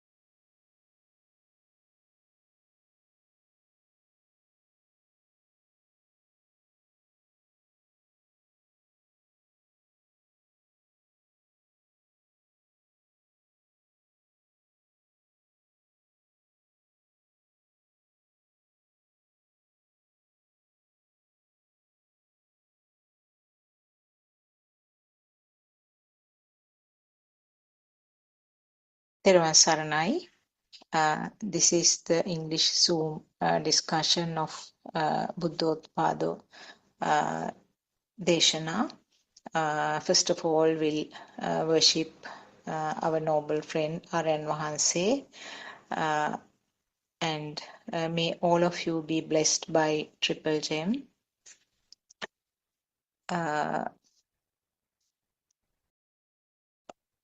So we have been discussing many things over the last few months in this English Zoom discussion, and we are trying to explain, or we are trying to talk on common topics, and we according to our knowledge and from what we have gathered from Aryan Wahanse or our noble friends' discussions and disclosures, we are pointing towards the same thing. Actually, what we try to understand is that all the thoughts are creations. Thought is an illusion. Thought is a creation of the function, sense of function. Whatever we think, whatever we talk, whatever we do is a thought. In other words, it's a name given, and it can vary depending on the language that a person is using. And thoughts are creations, and most of you who have been listening to our discussions, most of you know that how the thoughts are created. Thought is a creation of the system. System means the function of the sense faculties. What are the sense faculties? That is the eye, ear, nose, tongue, and the skin. Those are the sense faculties or the senses. And these are limited to the human species, and different animals or different living beings have different types of senses, and also a number can vary.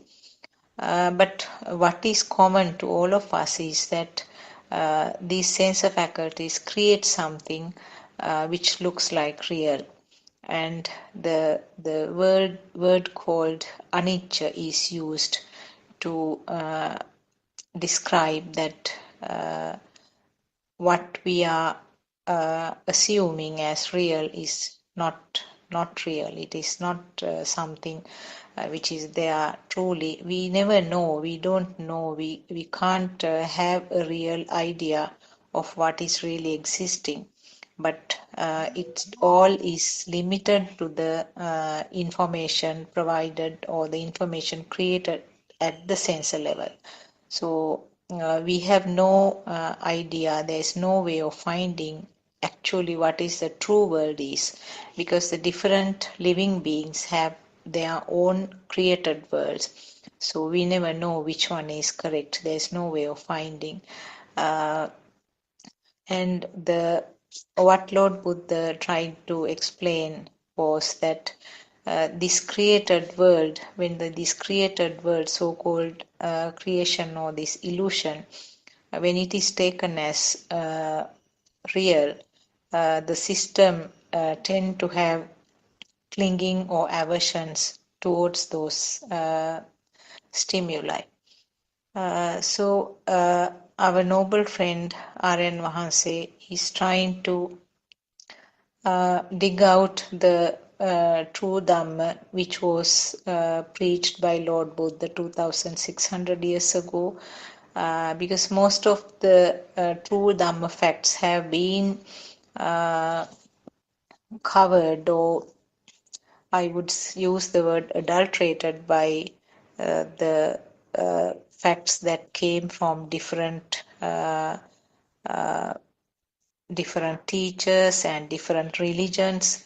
So it is not what we should try to understand. So our noble friend R.N. Vahase is trying to get us that pure teaching of Lord Buddha, and that is where the nirvana is. And what is nirvana? Nirvana is not something that we can gain or we can find as an aim, or maybe there's nothing called, there's no destination called nirvana, because he always says that you are sitting on the nirvana and trying to find it somewhere else, trying to look around and trying to find something. As long as you try to find it as a thing, when you give a value and find as a thing, you will never find it. So little by little, when we listen to these explanations by our R.N. Vahase, because there are about 9 Zoom discussions, of course, most are in Sinhalese language. There's one which we are having right now is in English language, and there's one in Tamil language. Actually, Sinhala speaking people have a better opportunity to listen to the other discussions and then try to understand what our Vahase is trying to tell us. You can gather these things as a knowledge when you go on listening to the discussions. You can gather it as a knowledge because this mind sensor is so tricky. It gives the impression that yes, I know it and I understand it. But actually, what it should be is that internal transformation of a person. A person, I wouldn't use the word person, I think a system, I would say that is a better word. So there should be an internal transformation, not just knowledge which is gathered by listening to the discussions. So when you have this when the system has this internal transformation, there are things that automatically felt as a feel.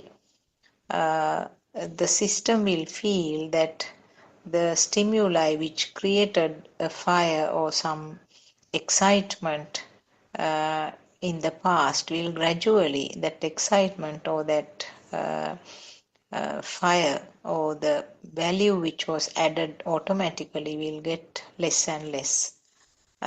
So the one level is that the thoughts, and then going beyond that, even the things which are seen, that means a vibration at the eye level, vibration at the ear level, those are also creations. So basically there is nothing at all, but all seems to be creations, one on top of the other. And in other words, it's like a building constructed without any foundation, which can collapse easily the moment you understand what is this mechanism, what is happening here. Dr. Kokila, Teruvan Saranai, I just started telling some few basic things. Maybe we can take a topic and start the discussion. Teruvan Saranai. May Triple bless you all. We worship our Vahase. Yeah, anyone can join. Sometimes our Vahase might join. I heard that he was talking in the early morning Zoom discussion that our Vahase would be doing the sermon in Sri Lanka around this time. So Yes. Yes, might there was a join. long one. Actually, I also couldn't listen to the whole thing. I just listened to part No, of not it. that one. I think after that there would be something in the evening. Yes. 5 o'clock one. Aranansi was mentioning something like that. So if that happens, we'll quickly hand over the Zoom discussion Yes. to. Yeah. Is there any kind of interesting thing, Surangika? Is there anything we can continue to have the discussion or anything from you?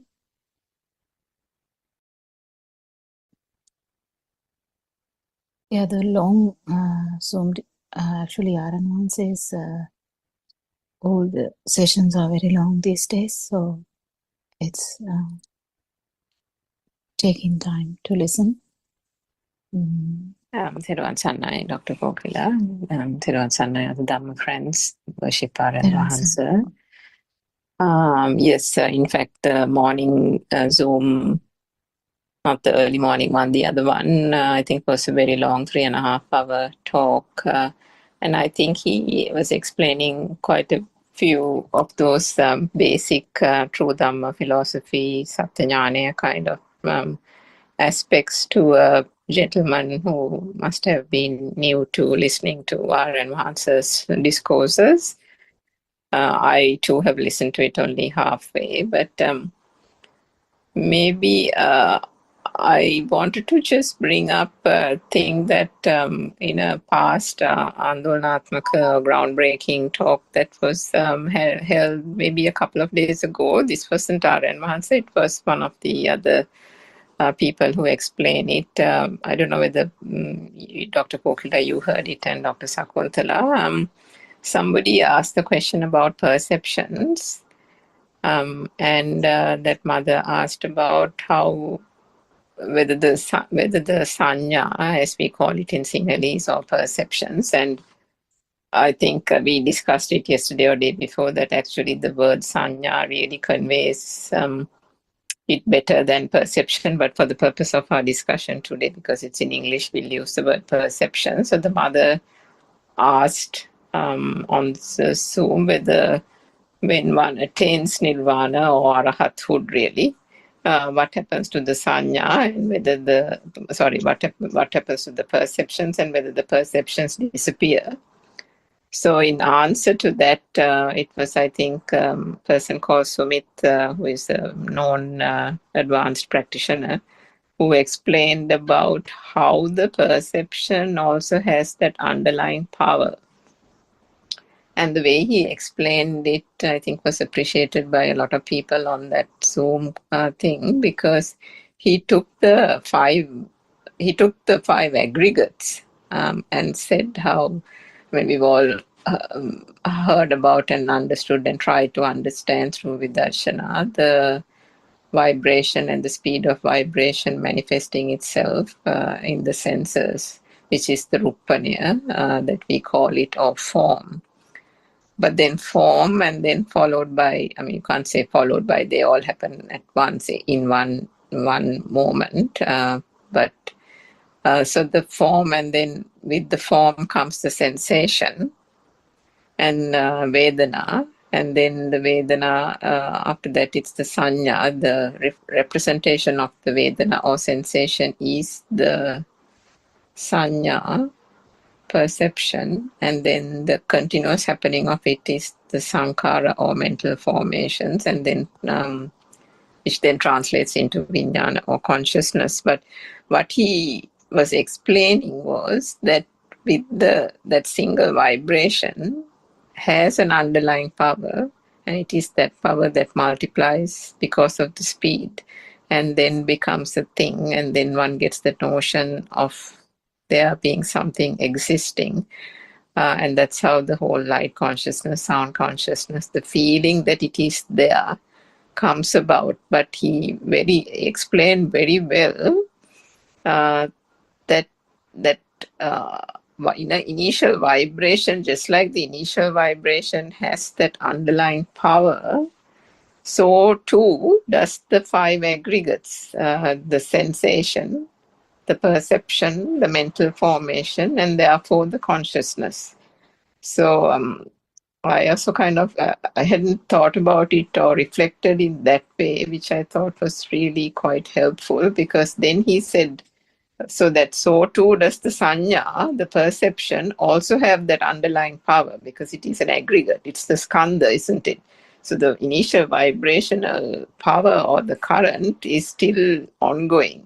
It is that underlying current. So the sanya, which is why the perception also has that underlying power, which if one is still in ignorance, will lead to abhisankarana or volitional formation. So, and then he went on to explain about how through the understanding of the mind and the thought process and how it comes about, it is that then that current that dissipates, and the arahat still has the sanya, still has the perception, still knows every object distinct from each other, and so on. But and then I think he used the example of Saryu Thero or some other Thero who still recognized the mother and still went and attended to the mother, and so on and so forth, without the obviously the underlying power or the current or the volitional formation.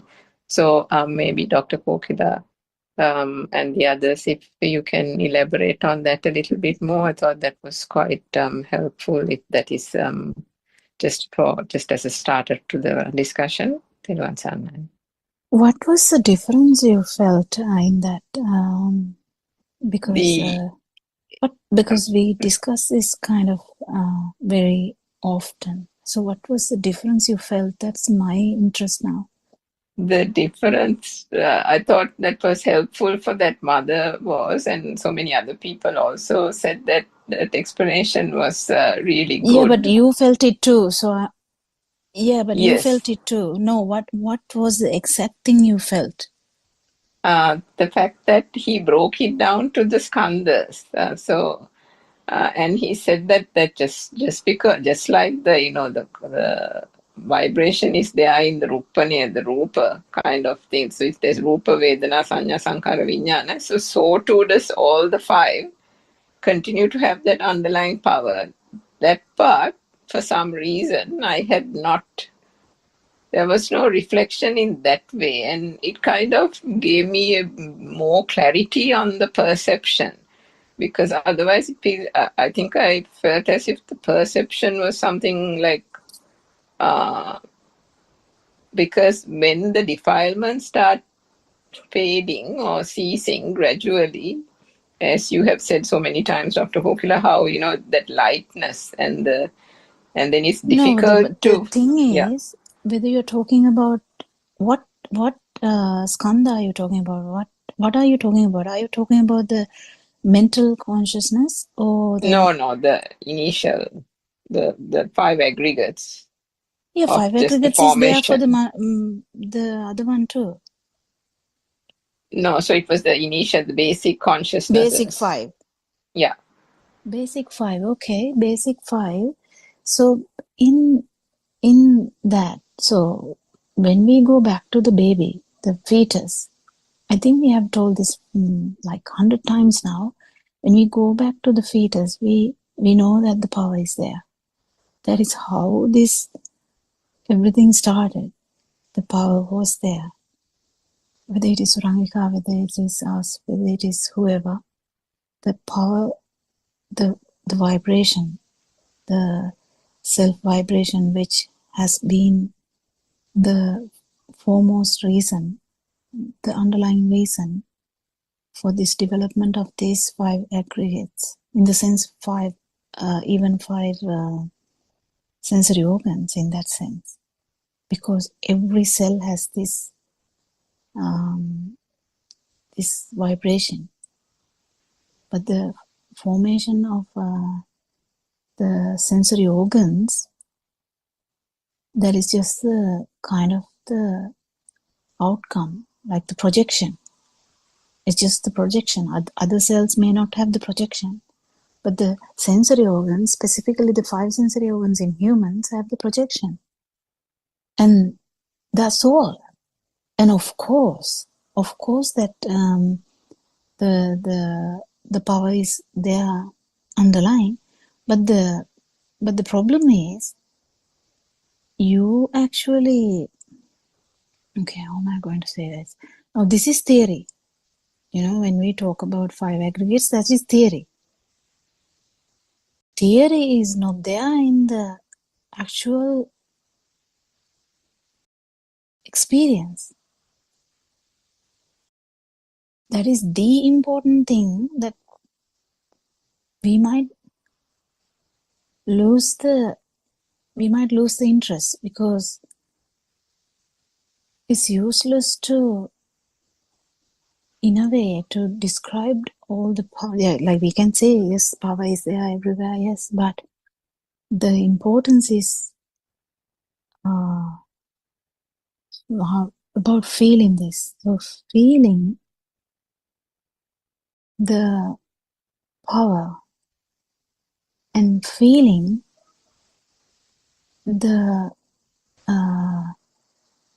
sensory organ output without that power is the challenge.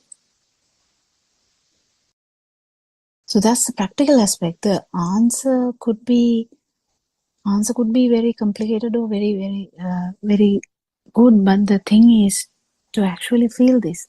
So to actually feel this,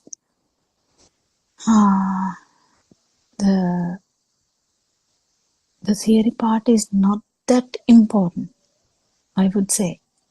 That's where even a 7-year-old could feel this, because what you should actually understand is, yes, there is a sensory organ which has started to function because of this power.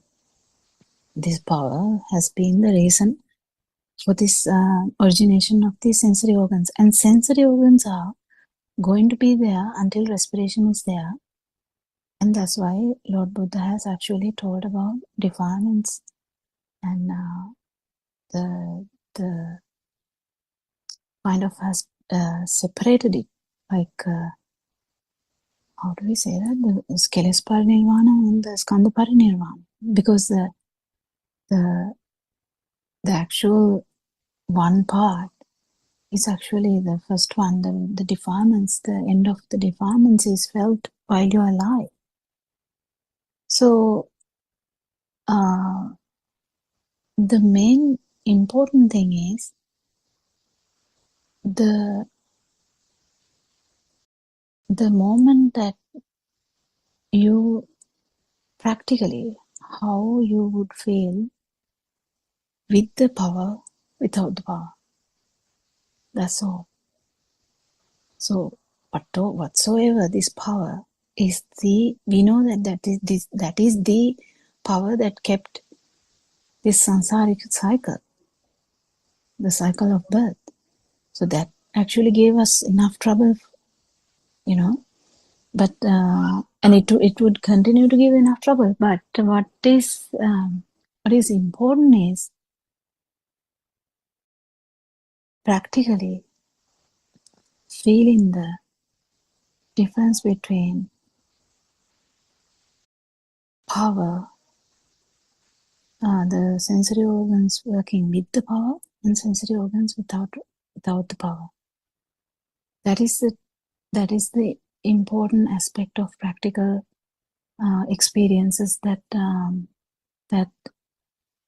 everyone should try. In trying that, understanding the theory part is maybe important if someone is actually looking into that theory part and dragging on to that as a factor, because this mind, we have to come, like, not we have to, all the words are really biased, but this to actually you can't catch this power while inside a thought. So the thought, piercing of that thought bubble means, actually what it means is that power is not there. So if your thinking power is too much, or your thoughts are really powerful, and it is about this Dhamma, and it is about this Rupa Vedana Sanya Sankara, or someone is splitting hairs about Rupa Vedana Sanya Sankara, and that is what is actually the affecting his or her strength of the thoughts, then understanding that might calm that person down. Do you get the point? Do you understand what I'm trying to say? Like, because our Yes, thoughts doctor. are so powerful. Our thoughts are so powerful. That's why the lot of instances we kind of miss the feel. So why we miss the feel is because our thoughts are powerful. If the thoughts are so powerful, and because you know what happened with Ananda Thero was his thought about that tomorrow I have to participate to that thing as an around was so powerful. Like that, if your most powerful thought is about this skandha, then it is good to know, kind of. Otherwise, theory behind this skandha, theory behind any of these things is not the most important thing for you to understand or to actually pierce this thought bubble. To pierce the thought bubble is the most important aspect is to understand that thoughts are not true. So whatever we discuss here, these words, the words which are coming out, if someone is even thinking about this skandha as like really serious, then for that person, that would be the most powerful thing to break now, because that's how it is. You know, the when you know Dhamma, what the Saranansi says, you kind of know Dhamma, but then you have to kind of undo that too, because we are undoing. We are actually going backwards. We are kind of going backwards towards the radiant mind. And how can you go to the radiant mind if the thought about the skandha is so strong? Do you get my point? The practical aspect, we have to be careful. If we are actually, that's why I asked why it inspired you, because if something is inspiring you, it is because you kind of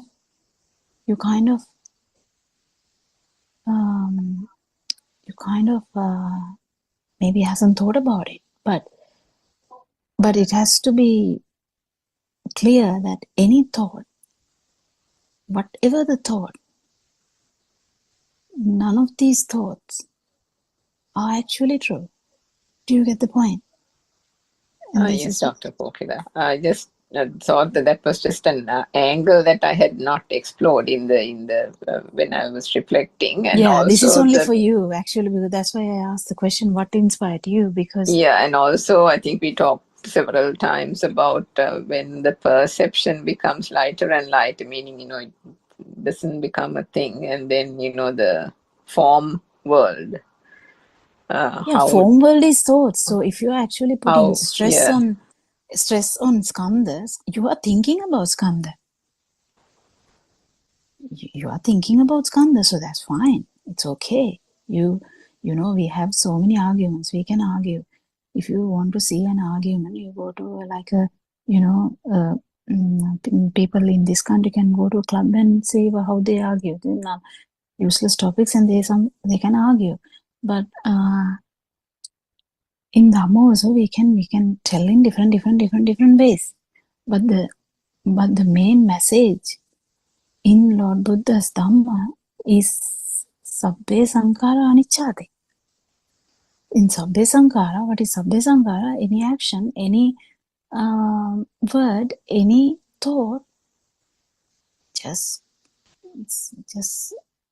in like, they are all constructs. They are all baseless constructs, basically. So the trick is, I mean, I haven't listened to that part in that thing. The trick is, if someone is talking about that and that person has forgotten that, that is tricky. And also, who is someone who is listening that has forgotten that is tricky. So that's where the most important aspect is whether you actually feel in this Dhamma.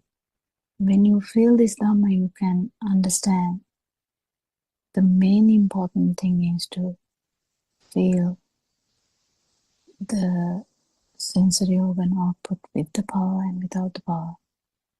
That is actually the exact thing that happens when you see the non-vibration for a moment. That's where they don't misunderstand any of the statuses after that, because they know that the vibration is still there, because they know the sensory output with the vibration as well as sensory output without the vibration. So in that sentence, when I try to say that, you can understand, okay, there is a practical aspect of this, so don't forget. Because whatever we can discuss about skandha, we can split hairs about skandha, but then what about the practical aspect? If you forget about the practical aspect, okay, do you know, have you felt the non-vibration and how the organs work with non-vibration, and how the organs work with vibration is already what we have. You don't have to split hair about that. That's what we have.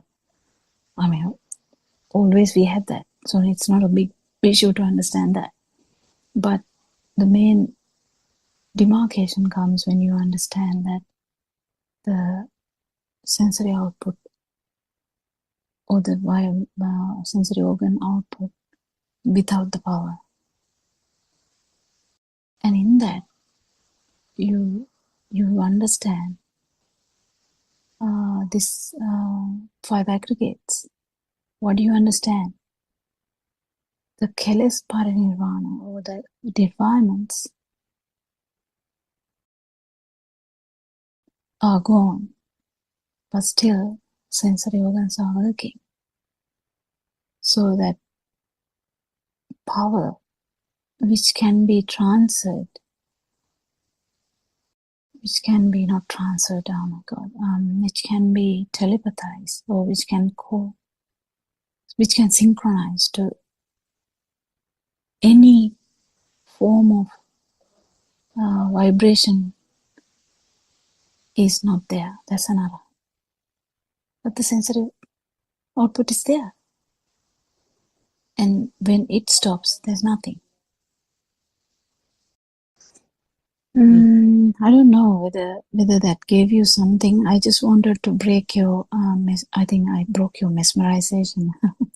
But it's just that sometimes you try to approach it. It's like a catch-22, isn't it? Sometimes, because I think we discussed that there can be catch-22s in different ways.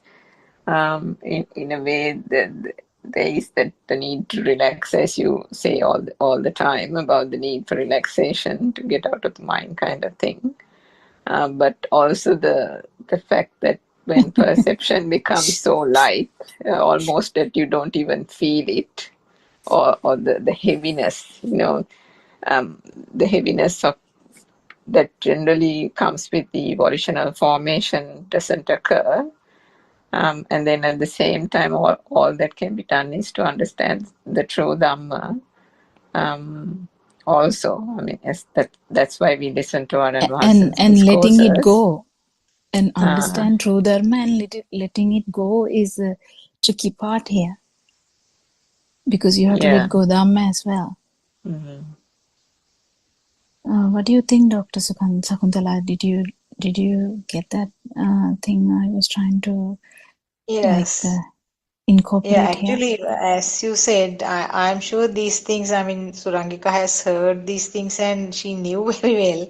But for some reason, the angle that she was looking That's at right.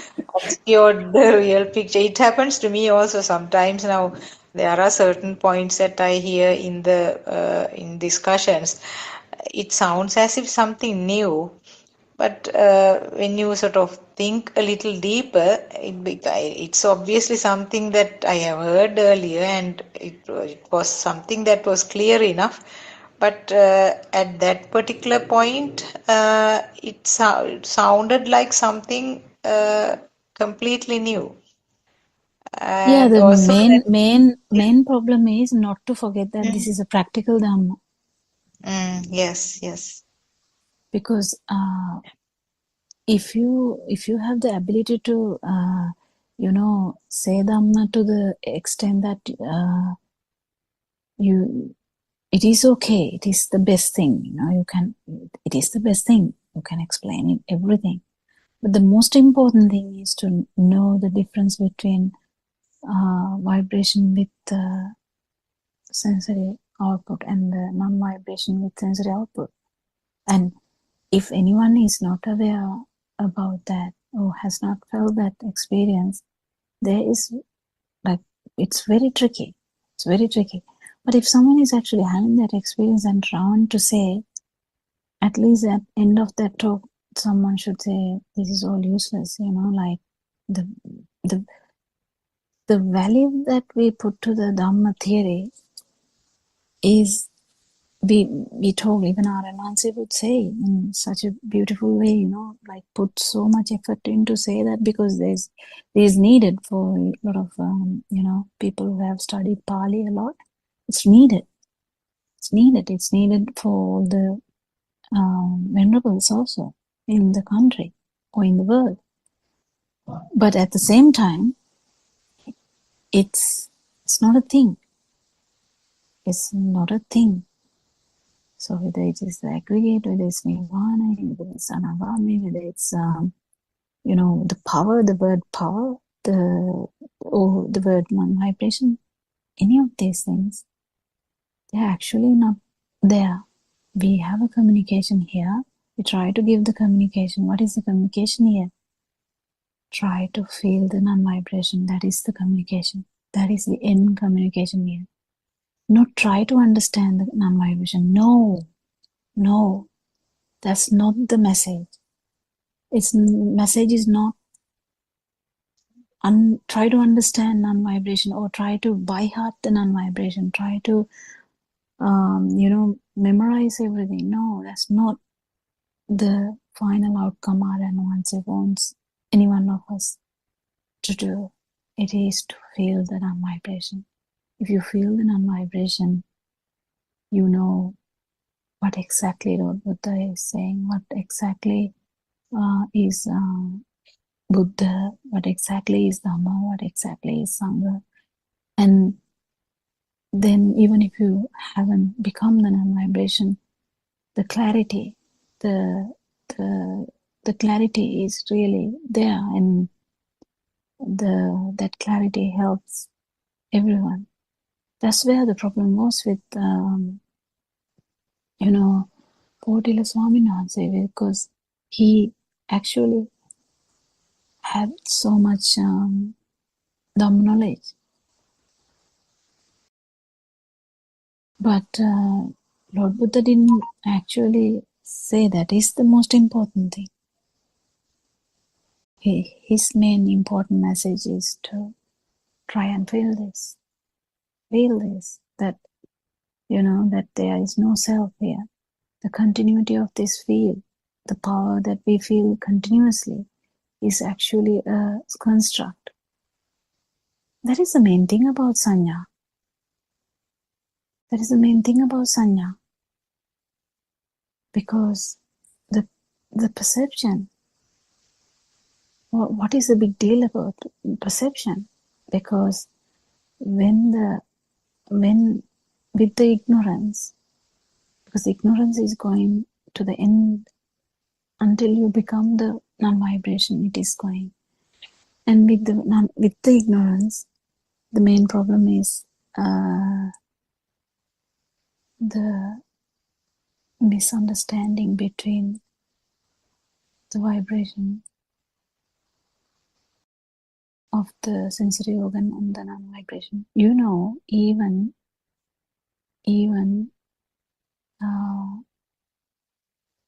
even if someone is actually having these experiences, also, Aranwansi says there is a ignorance. That's why he has not become actually that. And in some sermons, he has told that actually ignorance is still actually not realizing that there is no vibration here. That power is actually gone. Because it's a tricky thing, to actually get the confirmation that it's actually gone. So that how subtle is. Even if someone has then now the Anandatero name, how you would feel the power, the sensory organs with power and without the power. But still, he had so much problem in trying to achieve that. And he forgot that, not forgot, he tried hard. And in trying hard, isn't that the ignorance still? And because he's trying hard to achieve something which had been already there. So that is the tricky thing. So this goes on in the practical aspect. These are the practical things that is important. And we can call it misunderstanding, but the word is not good because it's already taken. So it's kind of a no, we can't even say anything. I don't think we can say anything. So it is ignorance. It is that. I think that word is enough, isn't it? What do you think? So even if you understand, all about this power and all about this non-vibration, still the need to feel this difference is still there, isn't it? Yeah, I think yes. Just I want to ask you, I'm not sure whether the way I have understood is correct. Please correct me. This is something I heard in one of the discussions, maybe in one of your night discussions or somewhere. As Surangika mentioned, now this is actually the theory part. So in the 5 aggregates where there is a vibration and then the vibration is felt in the sensation of the vibration, and then there is perception. And when the perception happens, Practically, you can't say any of these things. That's what I'm saying. I know. I know. This is just the theory part, yes. Yeah. And what happens is in perception, there is very speed occurrence, and then there is a different type of a vibration which has more power or more current, isn't it? And when that happens, only you can talk about the consciousness. That means when there is a mental construct or what we call the It's not the mental construct if it is only perception, yes. Perception of light, perception of sound, like that. And then only you can talk about the consciousness where there is a subtle feeling that there is a sound, and then there is a no subtle feel is it is happening here. The subtle feel, don't misunderstand. That means there is some duality, isn't it? There you experience a little bit of duality, isn't it? There. I mean, yes. the light is existing or the sound is existing. That is the consciousness at that level. Yeah. So there, that level also there's a current. And then this happens even at the Arhat state where No, an Arahant state, that's why we call it in a different name, because Lord Buddha can't explain it anymore. That's why he has put Anidasana vinyane. Because you can't say vinyane. Consciousness is not there. You can't. But that doesn't lay anywhere. That's not either here or there. Yeah, what I understood was practically that the consciousness is there, but the arhat state knows that very clearly that it's not true. It's just a creation. Isn't that the understanding is different? No. It's a field. It's a field. Okay. And then when what happens is when the person understands this mechanism, when the system understands this mechanism, the current which was created at the sensor level will continue, but the additional current or the additional fire which was created as in the form of a defilement will get less and less. I don't know whether that the way that I understood is correct. Yeah, I think Was I clear say. enough? Was I clear enough? Yeah, I think so. The Aranwanse sometimes take these two words also. I think because of that in English he's trying to say it in a different way. Sometimes I have heard that him telling the So I think alive that feel and the feel of existence. Because like, yeah, so but anyway, what you have to understand is this is something felt because none of these sensory organs are working, but there's no entertainment of that. So that bit has to be felt. Yeah, there's that no bit, yeah, yeah. sorry. That's a feel though. That's not a understanding. There's understanding anyway. That's why you start to feel it. There's internal transformation. That bit is there. Yeah, true. There is no entertainment, but I mean, there is no difference in the way that That the is things the are seen. difference. That is the difference. That what is normal vinyana and what is anidasana vinyana, that is the difference. Yeah, You what is the know, difference? Yeah. I think Dr. Sakuntala, the distinction that you're trying to make is between the vibration that we talk about in the Satyajnana or the True Dhamma philosophy as being the cause of this Abhisankarana or the formation. So, you know, how we start saying it's the speed of vibrations manifesting in the sense faculties that gives us the sensory perceptions, right? So there is that vibration. And then the vibration that Aryan Mahatsa is talking about is the Atmiya company and the self vibration.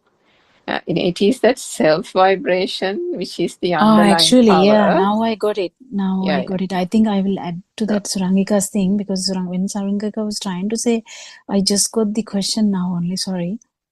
Actually, but I have mentioned this before. Aranwansi mentions that before too, because this fight is only for one vibration. This fight is to get rid of one vibration, which is the self vibration, self perception, and the self thought. Is just one vibration. This happens when the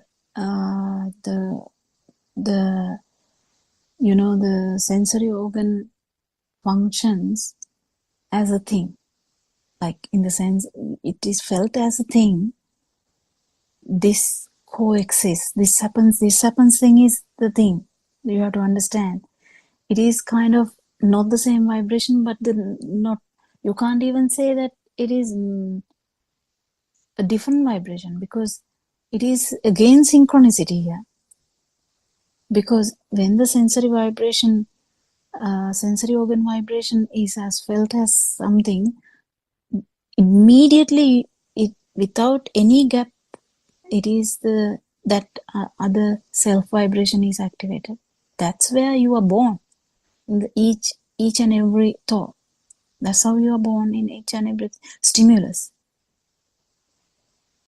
I think if you understand that bit, this will be a bit more easier because That's how you telepathy to the Buddha status. How else are you going to otherwise telepathy or synchronize to the Buddha status or the non-vibration?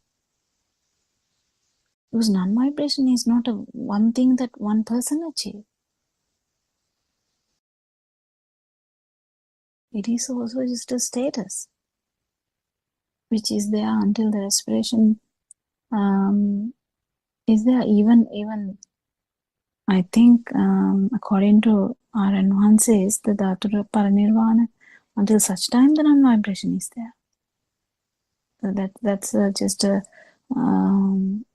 something I have understood from our advances, the sermons actually. So what I'm trying to say is, if this is not happening here in one vibration, in one stimulus, you will never be able to synchronize with non-vibration. How every stimulus you are being born, and why you feel that it is as a continuous thing is due to the speedy formation of the thoughts. But the main important thing to understand is you're born in every stimulus, and in that way you keep understanding is there is always a chance that non-vibration will surface, or there's ability to synchronize to the non-vibration in a particular moment where the sensory organ vibration or the perception is not felt as a thing or not taken as a thing. In the sense it's a feel again, but I can only say like that because that from Satyajnana he or she has understood that there's nothing other than the sensory organ vibration. That's how we change this.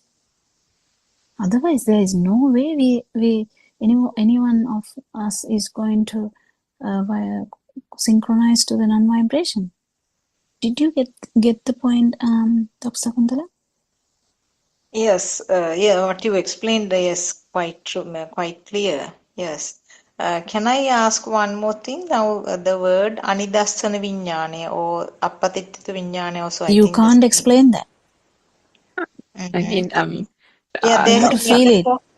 metaphor given that like flashing a light to the sky, where I mean the light rays are not falling to any of the surfaces, whereas when you flash a light to a surface, to the ground or somewhere, you can see the shadow of the torch light, whereas when it is flashed to the sky, you cannot see, it doesn't fall onto any surface. I have heard that example, that metaphor given to explain the Anidassana Viññāne, that in simple words, this circling of what is called the Nama Rupa and the Viññāna circle is broken. Or in more simple words, if I say, the value given to the stimulus is zero, or no value is given to the stimulus. Am I correct in that way? not just value, Dr. Sakuntala, I think in all three realms, form All and three. formless. Yes. Yeah, form and formless as well. And I think I get your point, because I think there was a point of struggling on that reflection as well. I think what you and Dr. Kokila, correct me if I'm wrong, the concept now, R.N. Vanse has said, no, even the skandha, the five aggregates, is a concept, right? It is a concept that has been formulated in order to convey the truth. So, because there needed to be some mechanism for the Buddha to show people how to understand this mind, how to understand that there is such a thing called Atma Drushti or Sakkaya Drushti, and how this whole mechanism came about. So this was a concept, and just like that, R.N. Mahansa also has used several similar concepts to convey this message to us. So even now when we talk about the skandha, we say that kampaneta rupane. So the vibration, because of the various representations, becomes form through the speed. But ultimately, as we said, ultimately the touch point or the thing that we are trying to eradicate, or the thing that needs to be eradicated, is the self vibration, which is the thing that makes this continuity in the samsaric journey. It's a self vibration. But the vibration, just like the skandha, is used as a way of explaining the mechanism in the sense faculties. Because as Dr. Kokila said, even when the self vibration is zero, the base feelings that these sensory perceptions sensors have will continue until till the breath is gone. Till the breath is gone. So I have also heard somewhere in a talk where not R.N. Vance, I think, or maybe R.N. Vance himself also must have said it, that there is no such thing as vibration even. So in that, when he says that, you can imagine that that vibration that we say that triggered due to the speed triggered the formation, the form, sensation, so on and so forth, is also, think about it as a mechanism to understand the self vibration. But once the self vibration is completely dissipated, then what happens is none of these stimulus becomes a thing. There is no becoming in the stimulus, and if there is no becoming in the stimulus becomes irrelevant. And when the stimulus becomes irrelevant, whether there was a vibration or not, to trigger the sensory perceptions also becomes irrelevant. It is very intricate, or at least for me, it was very intricate to kind of get that. And Dr. Kokila, if you can explain that a bit more, but ultimately, as R.N. Vance says, we are trying to get at the self vibration. We are trying to get to dissipate the ignorance that lies in all beings, animals or humans, with regard to this Itta company, or the feeling of existence. The feeling of existence comes about because of that field that gets generated through the speed of vibration happening in the sense faculties. But ultimately, when the feeling that is generated through the sense faculties is completely understood to not become a thing, and that even that feeling of existence, that's the ignorance part. That part gets completely dissipated, and as you said, Dr. Sakuntala, becomes zero. Then even if these sense faculties function, and they will function till the last breath is gone, that because it doesn't become a thing in the sensual form and formless realms, the apatitta vijnana that you talked of is the thing that is what's left. And because that's all that's left, everything else becomes irrelevant, and therefore that the initial vibration that we talked of that set off the sense faculties also becomes irrelevant. Am I right, Dr. Kokila? That's the way I figured it out. I think because that vibration is something that just happens. So not I mean that last sentence I would say we have to be careful, because when you say the self vibration becomes irrelevant, no, that's not the thing. You no longer can no, not the self vibration, the vibration becomes irrelevant, not the self vibration. Vibration becomes irrelevant, that's right. But this actual, what happens is for an arahant, you can't, even by thinking or even wanting to synchronize to the self vibration, you can't, because that this has changed so much that non-self vibration, non-self perception has become the normal. Yes, so that's then the new norm. New norm, norm yeah. means is completely gone to, meaning not rock bottom, not zero. I don't know what to say, isn't Yeah, it? yeah, There's true. absolute, because that's Shaswata, the tea leaves in the cup, everything, no residue whatsoever. Yeah, and also I would like to add, this is for you too actually, within the mind bubble, it is very difficult for you to know what the sasava is. You have to remember that. So it is difficult to feel the actual what you feel, but how much power you have. It is difficult to feel it within the mind bubble. So that is the trickiest part, I think, because if the mind is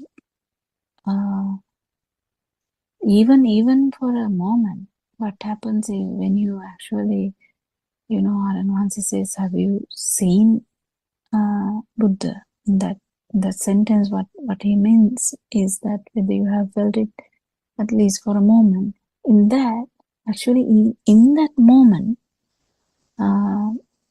just for that moment, the ignorance is zero and the vibration is zero, but still the sensory functions are happening. And in that understanding, in that particular experience changes the whole scenario, because all our life, what we knew was, this is me. I can see, I can hear, I can feel. I feel sad, I feel happy. My children are sick, or my parents are sick, whatever, something like that. The whole life, even before that, this much of life, even before that, the feel was the same thing. Feel was that it's happening here. Feel it. That's why we call it always like the vibration happening here. So if you're trying to go backwards, if you try to go backwards to your own vibration in the zygote, just imagine whether you can become that zygotic vibration. It is just a feel, but it is felt as it's here. In the sense, you can't have a sense because it's just a feel. There's no story there. It's just a feel. And if you understand that it is the same thing which happens in the ear, or the eye, or the skin, or the tongue, or the nose, and it is the same thing which happens when you get the mind consciousness, then a thought happens. It works the same way. The thought becomes the primary thing, and then you keep coming back. Thoughts keep coming back, and thoughts happen so fast. That's how the mind consciousness arises. You have to remember, this consciousness word is very specific. So what is mind consciousness? You have to pierce the mind consciousness to understand the other 5 consciousnesses. We are trapped inside the mind consciousness. But if you understand that the mind consciousness is nonsense, then only it will be easy to get into the field, because mind is always tricky. Mind gives you 5 aggregates, mind gives you nirvana, mind gives you, happiness, mind gives you sadness, mind gives you, what else mind can give you? Mind can give you, I don't know, you can't even count, can you? All the things that the you have final felt. hurdle is the mind is not giving anything else now. Mind is giving only Dhamma points. Yes. Isn't it, Dr. Sakuntala? Yeah. It's only giving Dhamma points. Every day it's giving Dhamma points. And that has become a thing without our knowledge. That's right. Yeah, and when someone start talking about Dhamma in such a way, then we interrupt and say, okay, just calm down. That's also a thought. But then that person can actually get angry because, he's talking truth. He's talking truth because this has happened to us. That's why I'm telling you. We will be like very happily, eagerly going to tell Aranahasi, yes, I understood this. And he's like, either will be shouting or either will be like nonsense, like, something like that. He will just brush it off and like, you don't understand anything. And you're like scratching your head because you thought you understood everything. It's funny because this mind is very tricky. Because as soon as you feel like something that you have understood, you feel like, oh, wow, I understood this. Yeah. Now he won't scold Dr. Kokila. Now he'll break into a song like Amma Varune. Then Yes. you know that we have taxed him, exasperated him to the extreme. Yes. Yeah. Because now he doesn't have any words to even shout now because it's all gone. It's all used now. Now people are even used to that. Even to shouting. That's Initially you will be shaken, but now after that, after some time you'll be like, oh, I don't know, I'm shouting. That's fine. No, my fault. Something like that. Yeah, but the message is clear. Message is this mind bubble, this mind consciousness, or whatever the consciousness is not true. That's all. That's the message. And if you know this message clearly, that's it. You don't need to by heart anything. You don't need to actually go through this a lot. What Lord Buddha told to Rahula Thero, Rahula Little Venerable, was just that. Likewise, just keep understanding none of these consciousnesses. What are the consciousness? Mind consciousness, light consciousness, sound consciousness, whatever the consciousness you have, they are all constructs. It can be mental construct, and when it comes to mind consciousness, it can be just a construct when it comes to other sensory organs. They are sensory organ constructs.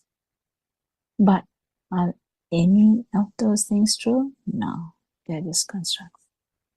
And when you calm down to the level that you might even synchronize to the non-vibration, how come that happen? That happens because of the value of these consciousnesses are understood. That there's no value.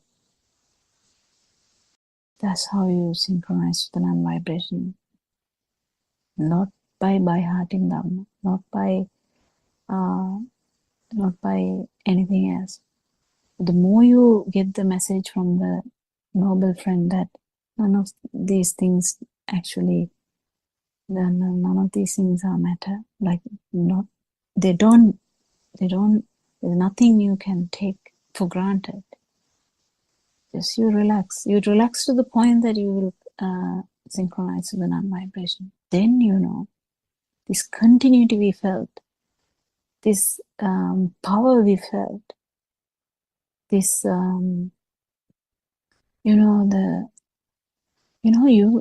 if you have ever felt how you entertain light, you can't even say that if you haven't appears the mind consciousness, because in mind you get everything like fan, wall, window, bed.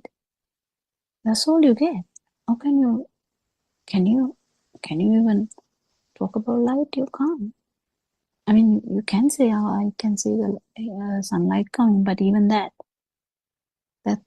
kind of having that thing. But when you use it in a metaphor, it is different. But what I'm trying to say is what we feel, what we see, what we hear, everything is covered by the mind consciousness. Why?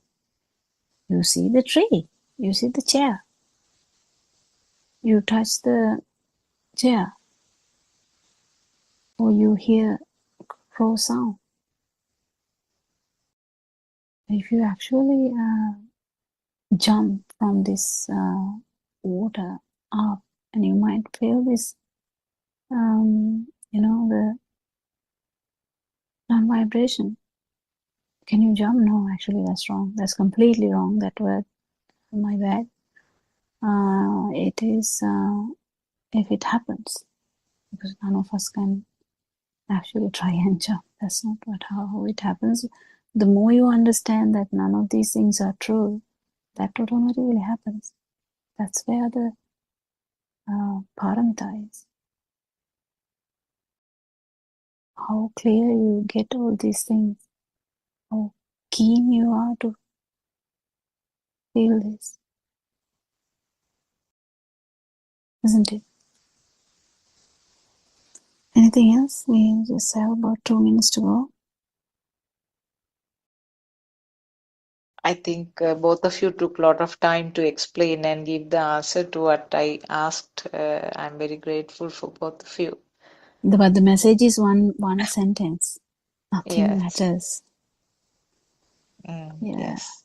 Nothing Yeah, is I there think to that's matter. right, Dr. Kokila. Center message is none of these, everything that contemplation, even all these points, it's just thoughts. And we just need to lose just not give the value to it. But it's not as if anyone is giving the value to it, but just understanding Yeah, that's how this mind bubble works. Mm.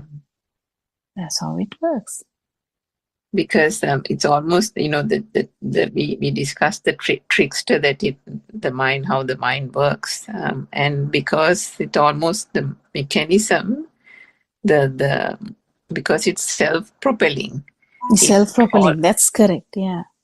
It now almost the mechanism almost I mean, not that I'm trying to give life to it, but because it knows that in other stimuli it doesn't work, it's giving the Dhamma in the form of a stimuli. Yeah. Excuse me. Therwan Sarnai. Therwan Sarnai, Dr. Kokila. Please excuse us to Yeah. We worship Paran Wanse. Yeah, We stop because for today. now Thank they you are very reaching much. to Kandi Vihara. Yes. So we have to Yes. yeah, okay. Therwan Sarnai. Therwan Sarnai. Therwan Sarnai.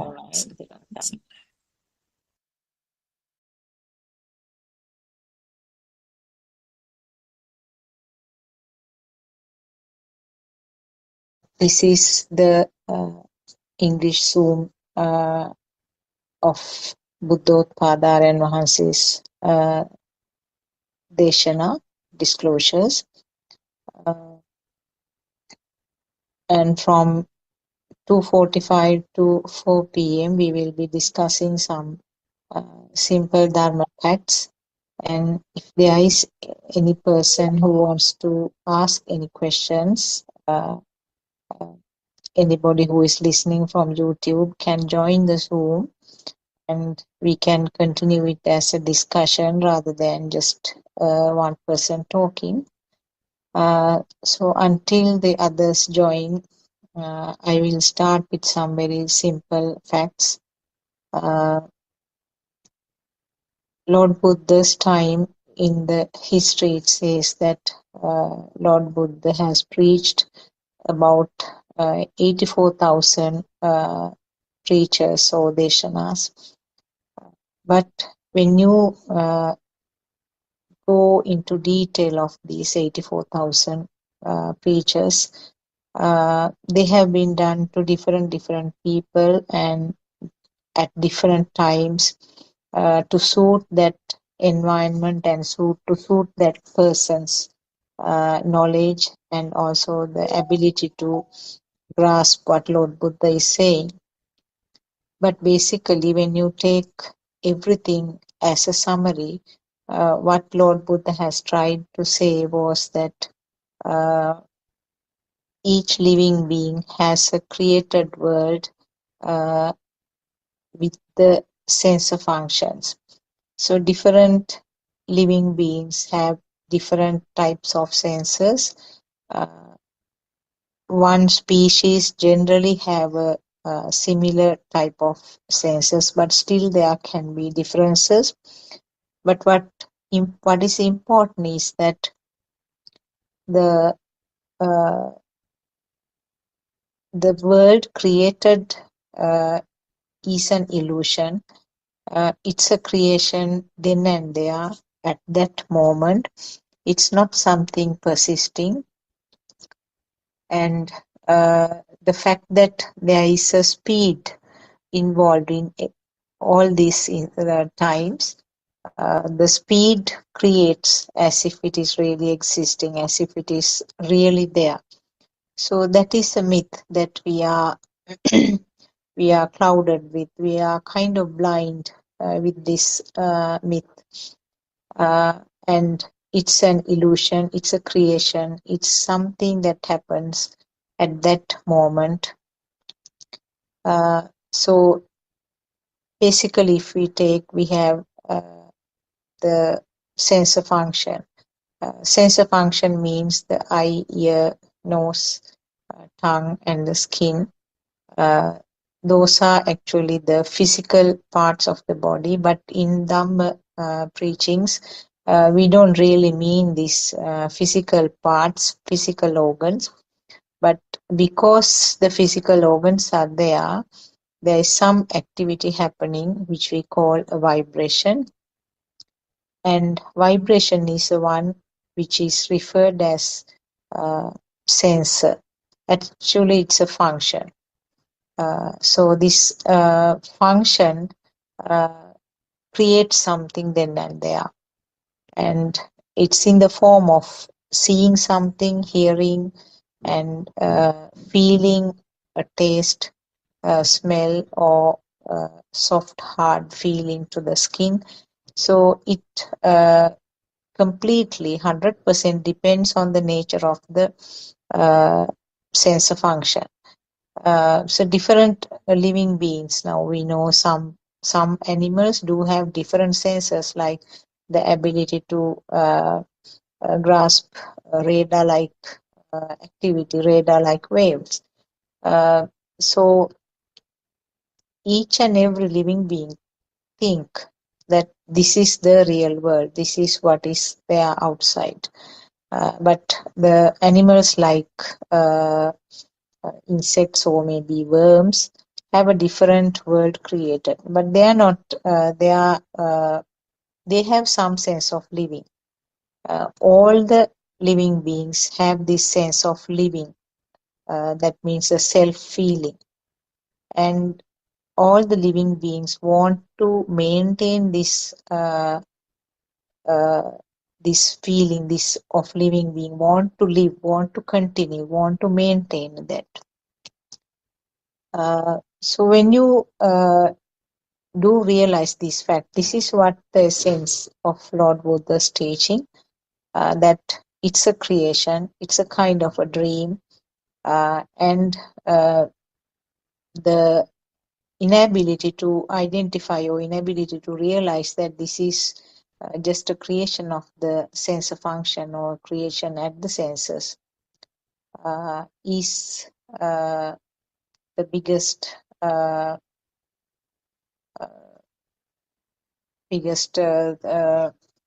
pitfall that we are in. So basically, little by little, when you listen to this Deshana by our noble friend Aryan Mahansi, we tend to realize that this function of this sensor function, and also how the self feeling is created. And when you understand this, when you sort of go on listening to these facts, it becomes clearer and clearer that it is a creation. And what happens is that the value which was added automatically to this so-called created world becomes less and less significant. Not that, you are not seeing the things differently. You are not hearing the things differently. The feel that you see, the feel you get is the same, exactly the same. But the value which got automatically added or the tagged to that stimuli becomes less and less. I can see Dr. Kokila also has joined. Dr. Kokila, Teruvan Saranai. Yes, I was just giving a small introduction about R.N. Mahase's Deshana and this Lord Buddha's teaching, the spirit of what he was trying to disclose. You can add something to that, or you can decide on some other topic that we can discuss. Yeah, give.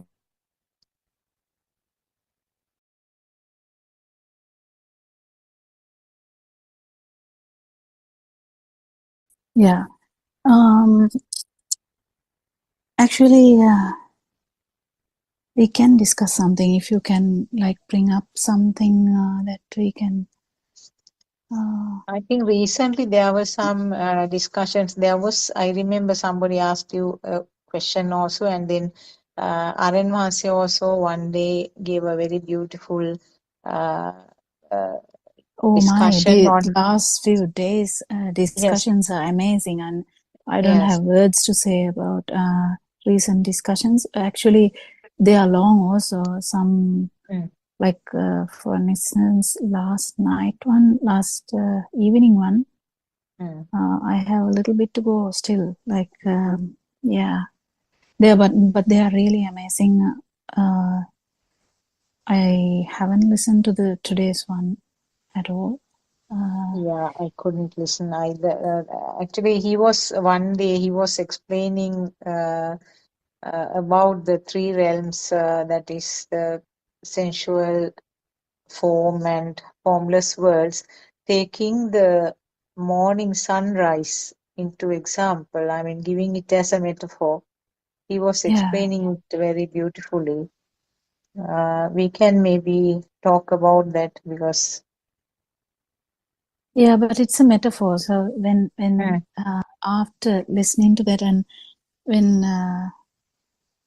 a person, like some person, after some time, when they try to talk about the same, it doesn't sound same. That's the problem, because yes, exactly. metaphors are quite metaphors, and it's given for a reason. So the thing is to not to take the metaphor as metaphor, but just to take the inner message that is given. So it's a bit difficult when we try to take it, but actually it's a very beautiful way to talk about the value and also the dream and the consciousness in such a beautiful metaphor. But you can't just take the metaphor. It's not something we can take in gross way. Such a like Lord Buddha has told once, like you have to see the rainbow. You have to see it in such an angle, isn't it? Like, but then the same way, it is really important that you try to catch the sense of the examples he's giving. We can talk about it actually, but it is something you have to experience. That is the importance of it. But actually, there are other ways and means to understand this, and your own experience will be similar but different, Yeah, actually, formless world is something still I have a sort of gray. It's like a gray area to me. I mean, I can tell it like a sentence. I can explain it in some sentences, but the actual experience. So actual experience, without that actual experience, I don't think I can give a very clear view to a person who wants to know about it. Formless world. Yeah, so now that sentence, we'll take that sentence.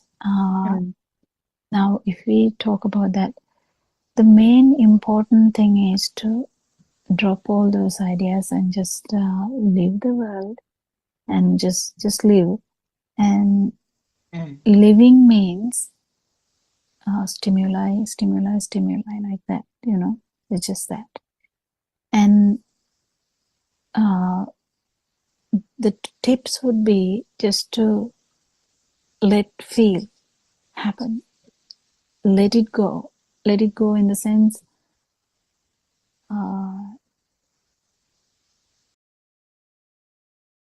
the problem here is the thickness of the mind. Actually, otherwise, if you you can get tips, like if you go early in the morning, you get up and go outside, like how you feel things,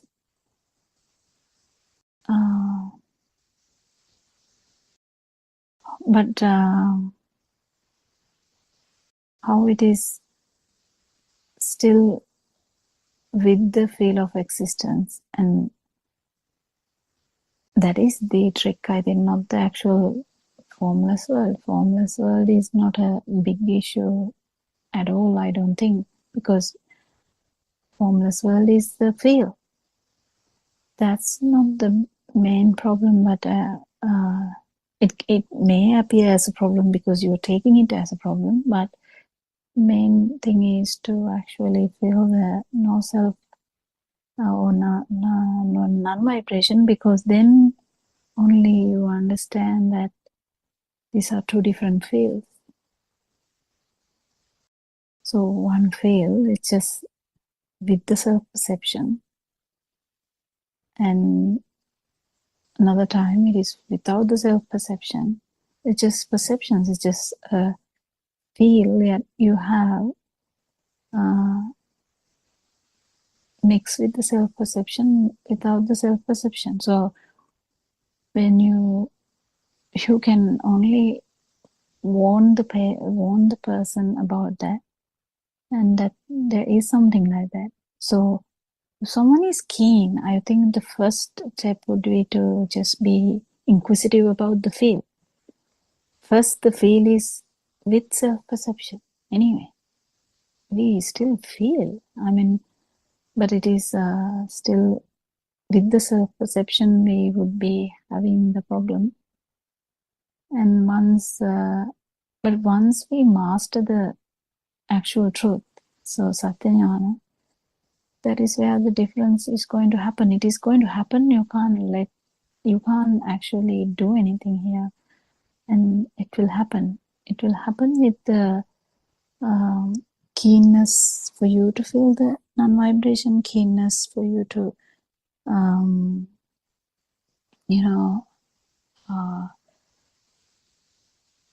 keenness, or actually kind of have some effort, keenness and effort to feel, and you feel the self, the vibe, feel the whatever the what do you call it, touch, sound,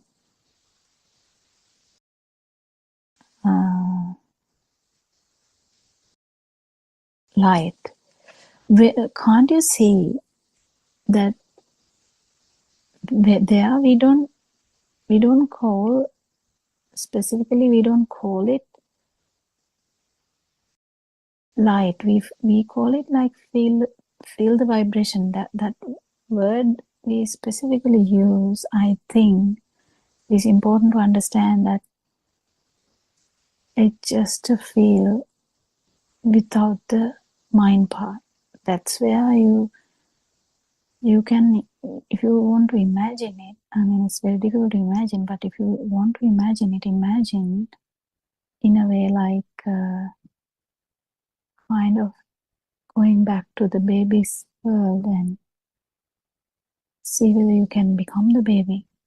Because if you just go on imagining the baby, go backwards and backwards and backwards and backwards, and like imagine a 6-weeker,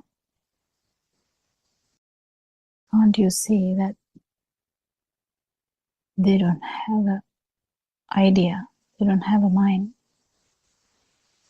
So we feel that maybe they are saying like us now. No, it's just a feel. In the beginning, it's a feel only. Even the I, it's a feel only.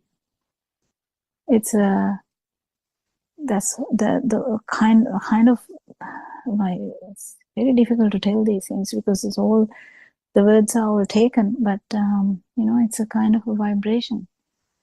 That is the vibration that we understand, that is there with the self. And what about without self? Without self, in the sense, what's the difference between the feel between non-self perception? Because all the time when we're trying to talk about this, all the time we have discussed that the sound will be there, but the feel that it is happening here will not be there. That is all we can say. Then when we say that, we kind of understand that initially the baby is going to feel that the vibration is happening here. Why we call it a vibration is because to give the idea that there is just something happening. What would a bacteria feel? It's just the vibration that is happening. One ecosylika, the one cell organism. Just a vibration. What else can that organism have? The same thing. In that sense, if you try to feel this will come. It's just understanding this basic thing, going backwards and trying to feel it with prajna. I mean, we are not actually going back, can we? No, we can't. But with the wisdom, with the help of the field, we can actually feel it. What really happened? How the field actually get complicated after the mind is formed.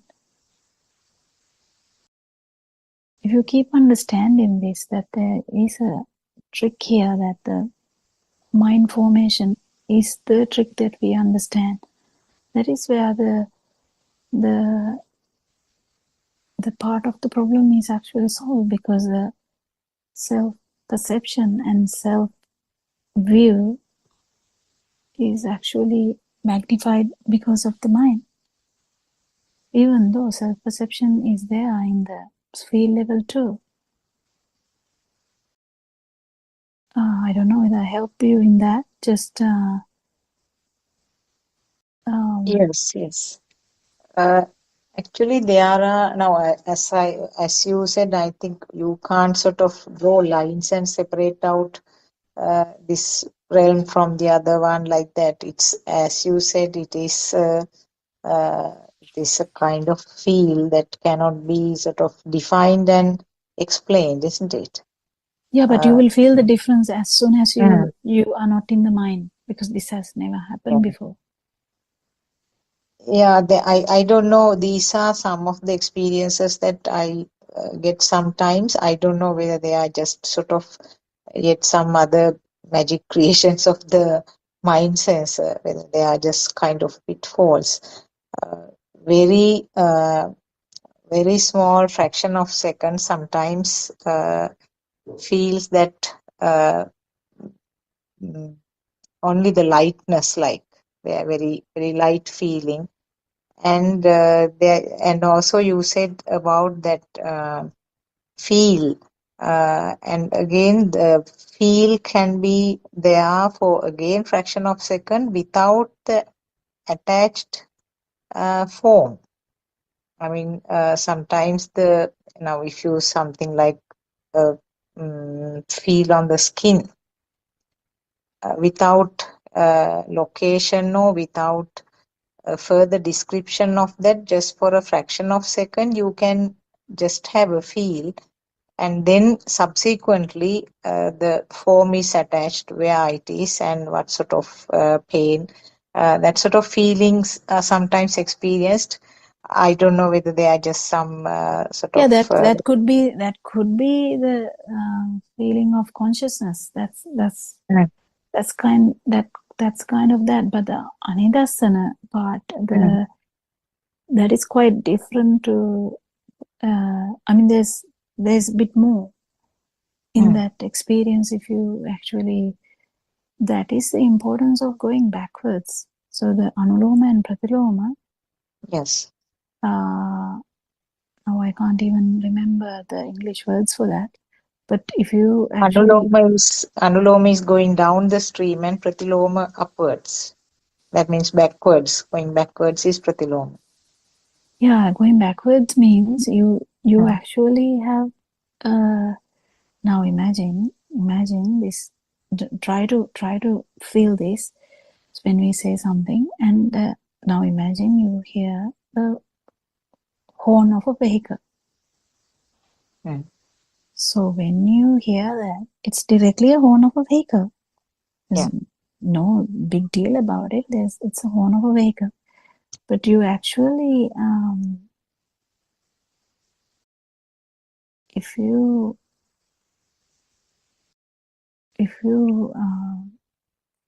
feel this without the mind part, it would be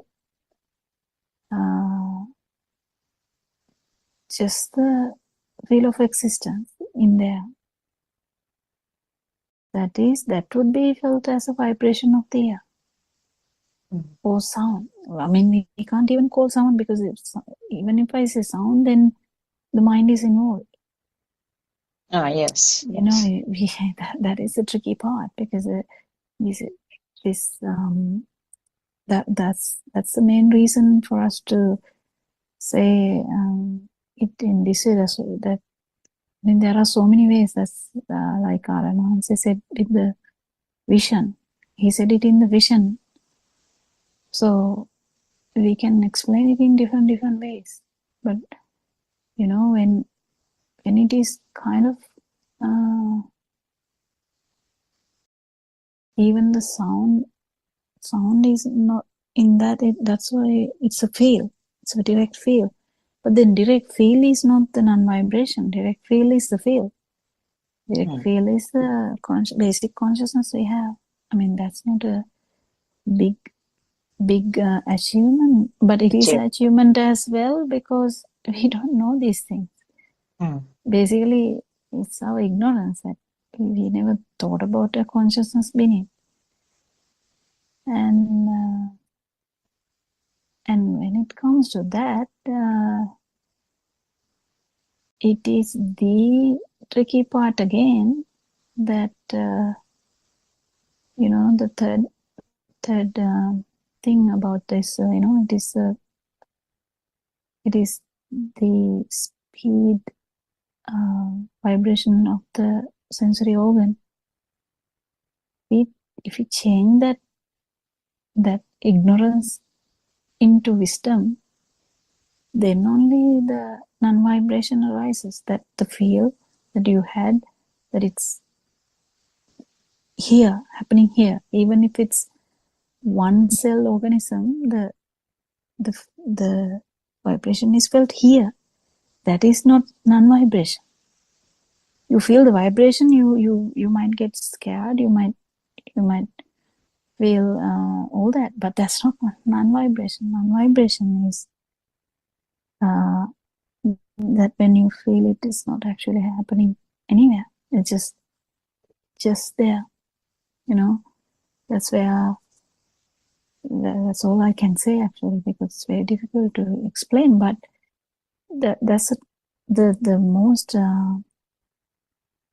most importantly, I think the most important way to understand is how go backwards and try to feel your own fetal life, your own kind of, it's a metaphor again. You can't really go backwards. It's a metaphor again. When you say try and, you know, if I say try and become a single cellular organism, can you? You can't. But then I would still say, can you become a single cellular organism and see how the vibration is happening?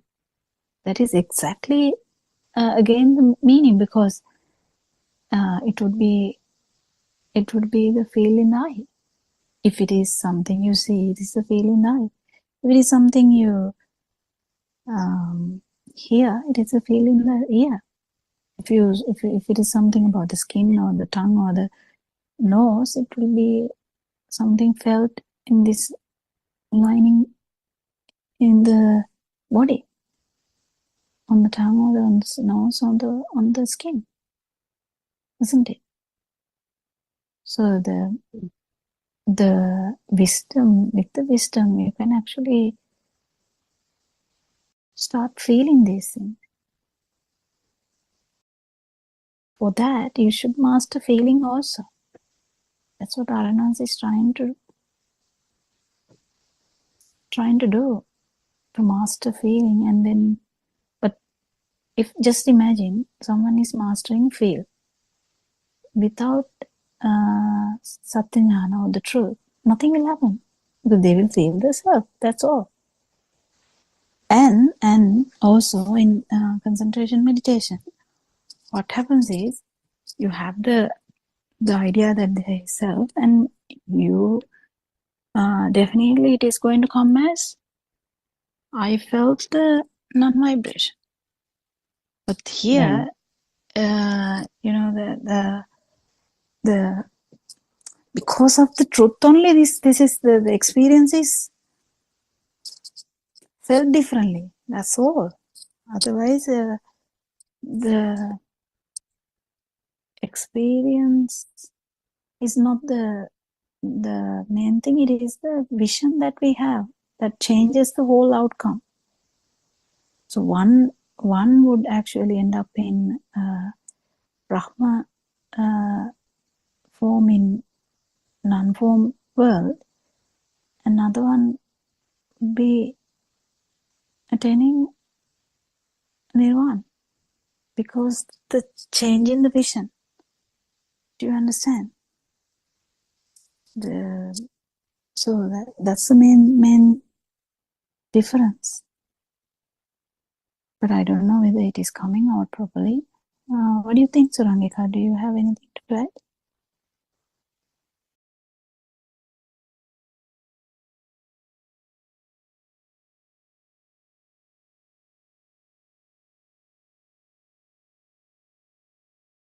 Don't know. This is busy. Dr. Kokila. Yeah.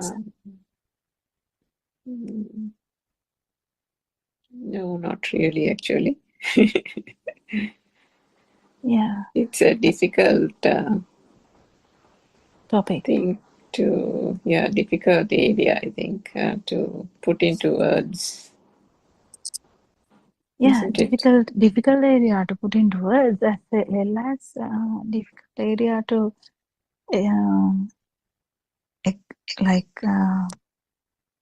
experience. But the thing is, this experience of no self or non-self or non-vibration, giving a no self perception is completely because of the Lord Buddha's teachings. Otherwise, it will be just similar to everyone else. That is what happened with Dhamma, because the way you understand is completely different, because no one at Lord Buddha's time, no one talked about anicca dukkha anatta. No one else talked about that. Only Lord Buddha came out with that explanation. And no one actually talked about anatta at all. I mean, so the main thing to understand here is the change view. And when you have changed the view, whatever you are going to feel, and if you understand, actually it is the speedy vibration of the sensory organ, this is going to change anyway. And as soon as it changes, you feel that yes, this is the no self-perception, because it's been now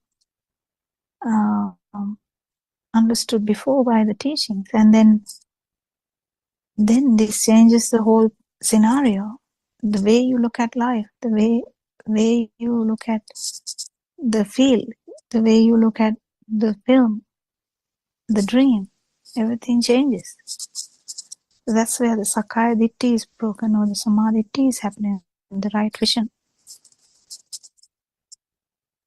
So right vision is the important thing. Everything else follows. Do you get it? Everything else followed. If it's not following, there's a problem in the right vision. Do you get the point? So that's why I'm telling, try and feel your own, even if you feel, how would a worm would be feeling? How would a single cell would be feeling? How would a 6-week child would be feeling? Just do an experiment. Just keep, but it's not like you looking at them and thinking, they must be doing this. No, that's not the way. Whether you can become them with wisdom, it is the way to feel this. And that's the tip I would say, because it's all about tips from the teacher that changes the whole life. And Narayana has changed a lot. The way we look at the life, it has changed a lot. So the same thing, it will change the way you perceive things.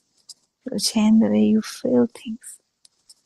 And it will definitely pave the way to feel the non-self.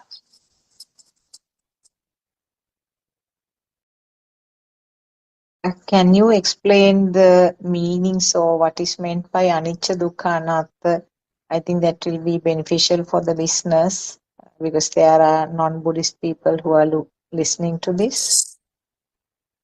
Well, I don't know what are the exact words Renansi is using for anicca dukkha anatta, but anicca is actually well discussed in a lot of Buddhists are well aware about that. So if we are using the English word impermanence, it's a bit used. There's a problem in that.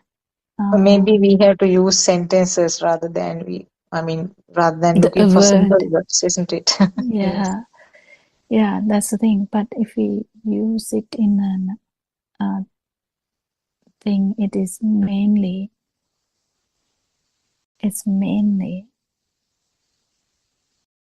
understanding about this field of existence. That's the core idea of it. So how field of existence is formed, or how it is the construct. That's a basic. So that's actually should be said last, but I'm telling it first because That is the core thing that you are going to understand in the end. What is it? That the field of existence or alive field is a construct. That is the basic idea. So the basic idea, that is the basic idea. To understand that, there's so many things to understand.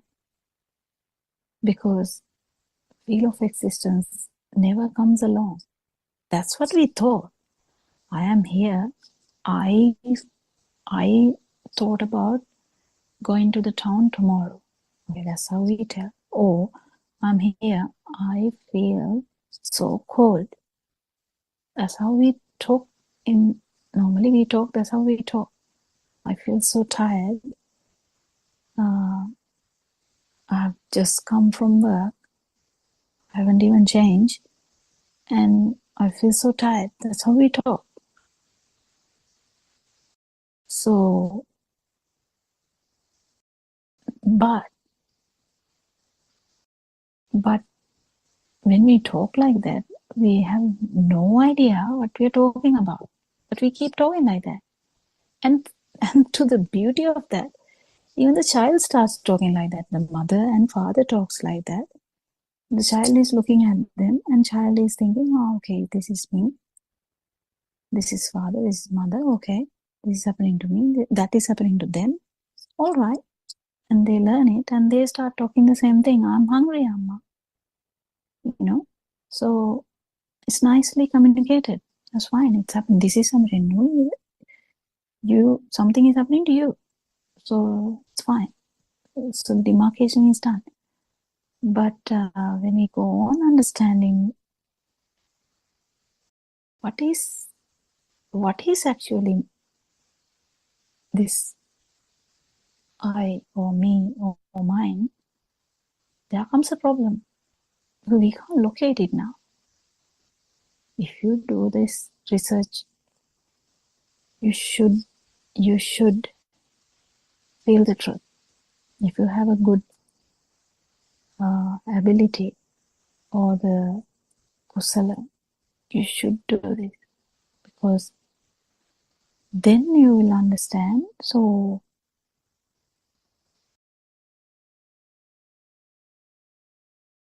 what are the constructs then here? So that we keep understanding. Okay, we talked about I am tired. I came from work. I am tired. Now I'm doing this. After that, I'm going to have a wash. So that's the whole story. And someone would even believe that, like, yeah, true, And then the thing is, when we try to dissect or like try and find out the I, you can't. Then we go on dissecting and dissecting and dissecting. Will you find it? You might actually understand how this view of I has come across, like has surfaced to this world. Because this is only talked in this human realm, because humans are able to communicate, humans are able to think, humans are talking. In the other organisms, if you say about the one cell organism, they just have a feel. They don't have a big story, like, because they don't have a mind. Because we have a mind, we are talking about this, I, me, mine, all that. Then we go on dissecting, we understand, okay, then there is kind of perception that always there's something here and the other person is there. So I'm sitting down, others are in the living room. I'm sitting down in the room. So don't we have a perception? We have. So what is the reason for the perception then? Then we go on doing the research and we find out, okay, yes, there is a perception. Yes, it's true. We agree that.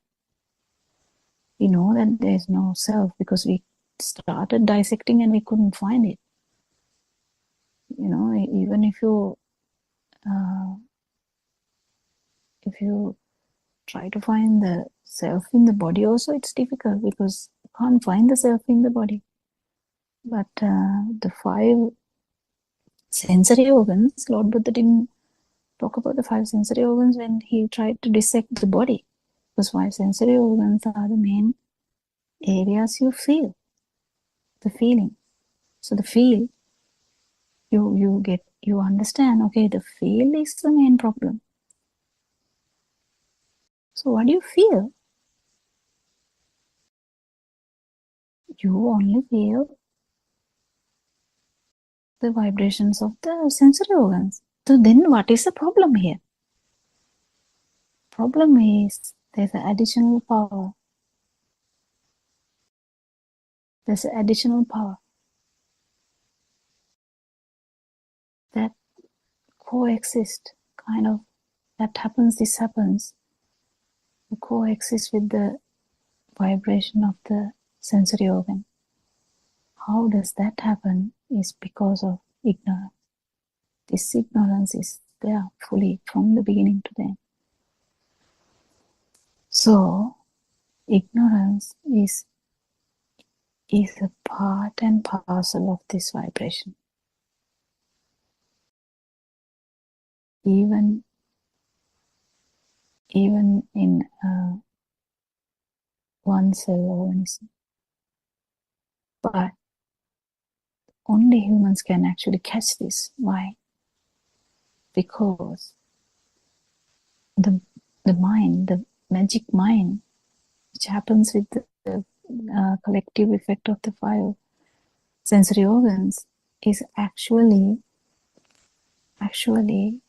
giving rise to this different world of mother, father, sister, brother, toys, my house,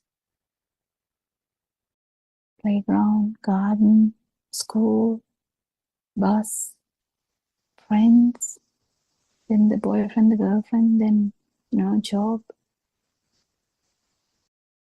friends in the job, the working place. So then the story has begun. So the story has that underlying vibration, yes.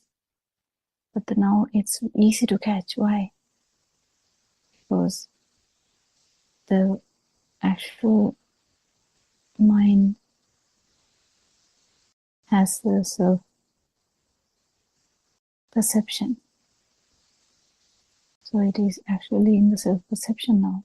And it is going to be a self-thought also, because if there is a vibration, always it can develop into a new thought. So chair is just a co-vibration of the ear, eyes, and the feel. Same way, you have an idea about that I'm seeing, I'm feeling, I'm hearing, and all that, and you just collectively it becomes like a thought, which is I, me, mine. So the anicca, how can we talk about anicca here? The impermanence. What is permanent here? Nothing is permanent here. So the main important thing here to understand is that chair, when chair is felt as real, like permanent, the self-thought is strong like the same way. Why? Because it's the same. If it is felt as a thing, it's the same thing. This happens, this happens. So we understand with the help of the impermanent thing that actually chair is not there. That means we keep understanding none of these thoughts are actually out there. Even the the figure you saw from when you look at your leg, you can see your leg. Oh, I can look at my hands and say, oh, these are my hands. But the thing is, you feel it is actually as real, isn't it, when you look at your hand? But when we understand that it is just a perception, that's one part of the impermanence, actually. Why? We understand that they are just thoughts. But then we keep understanding more. We just don't stop there. The hands is a hand. A hand is a perception. Yes. How did that happen? Who told that this is a hand? How did the hand come to this word? What is hand? And we keep understanding. It's a feel, or it's a vision, or it's a sound. Only these things can do it, because smell is not really associated with the hand. Taste. I don't know, if you taste your finger without anything in your finger, you won't taste it, would you? So it's just mainly about the three things: the feel and the sound and the vision. So these vibrations brought up the actual perception of hand. So that is also one part of impermanence. So we keep understanding how this construct has been happening, because that's how the little baby who had a radiant mind has developed a self-perception and a self-will, which is so destructive. So, but there's more to understand. What is there more to understand? You understand that, okay, perception is wrong too. I mean, perception is there, yes, but it is actually a construct. What is there? What is there more to understand? Well, there's light, there's sound, there's feel.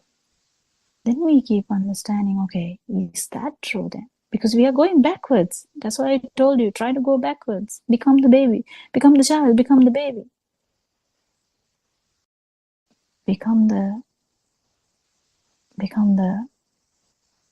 fetus.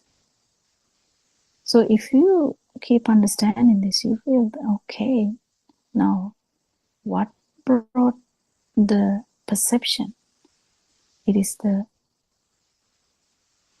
sound, light, or feel in the skin. So then we understand, okay, is that something permanent? Not really. Again, impermanence is there. Why? Because that's actually a mirage. That's the most beautiful mirage in the world. What? The feel.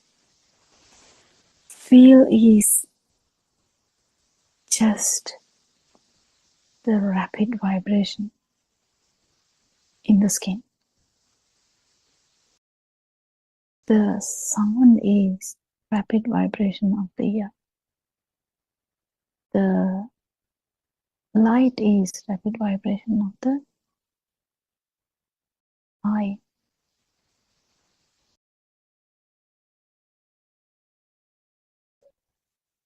Then you will automatically end up feeling the non-vibration. Then now there is two different ways. What? There's a self-perception. Now there's a new thing that has never happened before.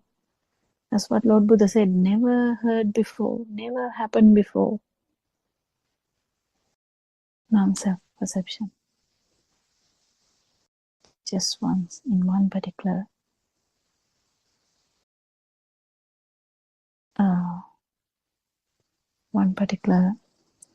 stimulus. Can be either eye, can be either sound, it can be either feel, doesn't matter. So then it will be definitely impermanence is now understood. What is impermanence understood? Okay, now this self-perception which had been there forever, or the feel which had been there forever, that what I felt forever is a construct. Why? Because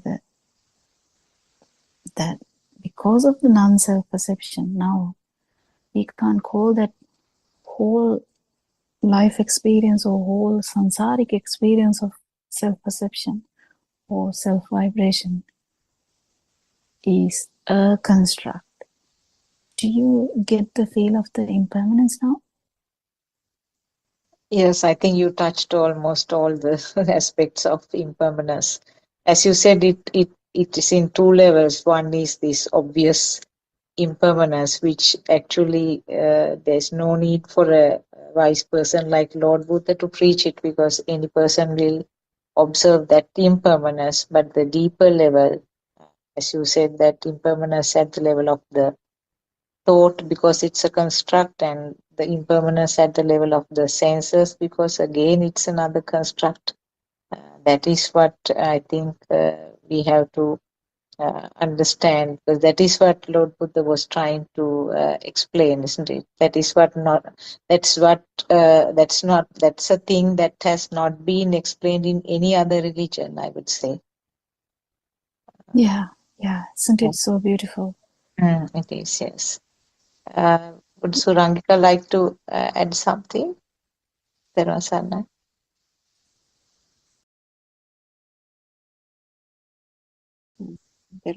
Yeah, I think that was, Dr. Kokila gave a good explanation, the anicca in those two instances. And I think Aryan Mahans also says that one has to start somewhere, and that initial anicca definition of impermanence that the mundane society embraces is also required to a certain extent, until such time the deeper meaning of the true Dhamma can be accessed, isn't it? But of course it is almost like touching the surface, but nevertheless I suppose an important step on the journey, I suppose, because when you think of people sometimes in these societies and they have encountered tragedy, for example, in Australia, I don't know if you have heard, we've had a terror attack in the last couple of days in New South Wales, and so the people in mourning, and the ability or the inability for them to see beyond a person dying, and things like that is quite difficult because of the level of ignorance and what you call it, misconceptions. So to even broach a topic of this nature would be quite difficult. And what they even the basic impermanence or anicca would be difficult if one hasn't had some kind of association with certain Buddhist principles, or at least heard or read about some of the Buddhist teachings, which basically talk about impermanence only in that light. So it is a difficult topic to broach with in the mundane world, and that is why Aryan Manse so many times explains that the stream enterer and people accessing this Dhamma are just such a minority of people, akin to the little dust that gets collected under a fingernail, as opposed to all the earth or dust that is around us, which is so many billions of people. So I think in that sense, there is such a unique opportunity that has been opened in this day and time, isn't it?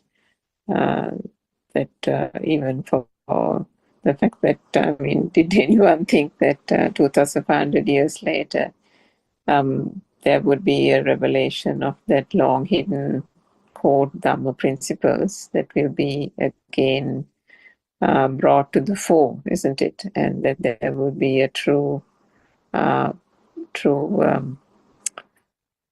non-vibrational state in the form of a noble spiritual teacher who would come forth and show the path and guide the people on the path to true liberation of mind. So it's a wonderful opportunity, and I think Dr. Kokila, you mentioned right at the beginning our advances last few days, the talks that he has given and the various aspects that he has touched on. These are, in one way, these are not things that he hasn't talked about in the last 5 years of discourses, but at the same time, He has. There are, yes, exactly. But there are also aspects that I think we mentioned it 2 days ago as well, that there are also aspects that are somehow felt as if they are deeper, and there's deeper meaning that he's trying to convey, isn't it?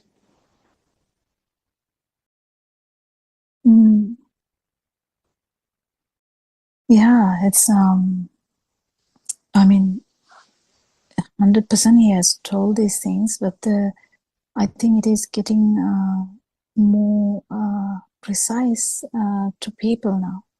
I think that is what is happening. And that means people are actually feeling it. You know, when we talk about impermanence, well, we never kind of thought that the self, the feel of existence, or the feel here that we have, that we are living, is the actual one, which is actually, it is the construct. We kind of never even thought about it, and we have known this anatta or anatma for a long time, and definitely I have researched about it before. I have thought about it a lot, actually, and it has come to my mind a lot even before I listened to Alan say, why Lord Buddha say it is anatta or anatma, and why then we feel something here? Like, why do we feel as if we are existing? And the explanation of this view, this perception, and the feel is immaculate. I mean, I can't tell any adjective to that even. Like the three worlds, that three worlds in the sense this, the view is actually in the sensual world, the perception is actually in the form world, and the feel is actually in the non-form world. And this very thing that we are fighting, in the sense, not we are, but the fight here is with the non-vibration and the vibration, or self-perception and the non-self-perception, or the right view and the wrong view. Isn't it so beautiful now? There's a fight between wrong view and the right view. Even it's very obvious now when people talk about this Dhamma, like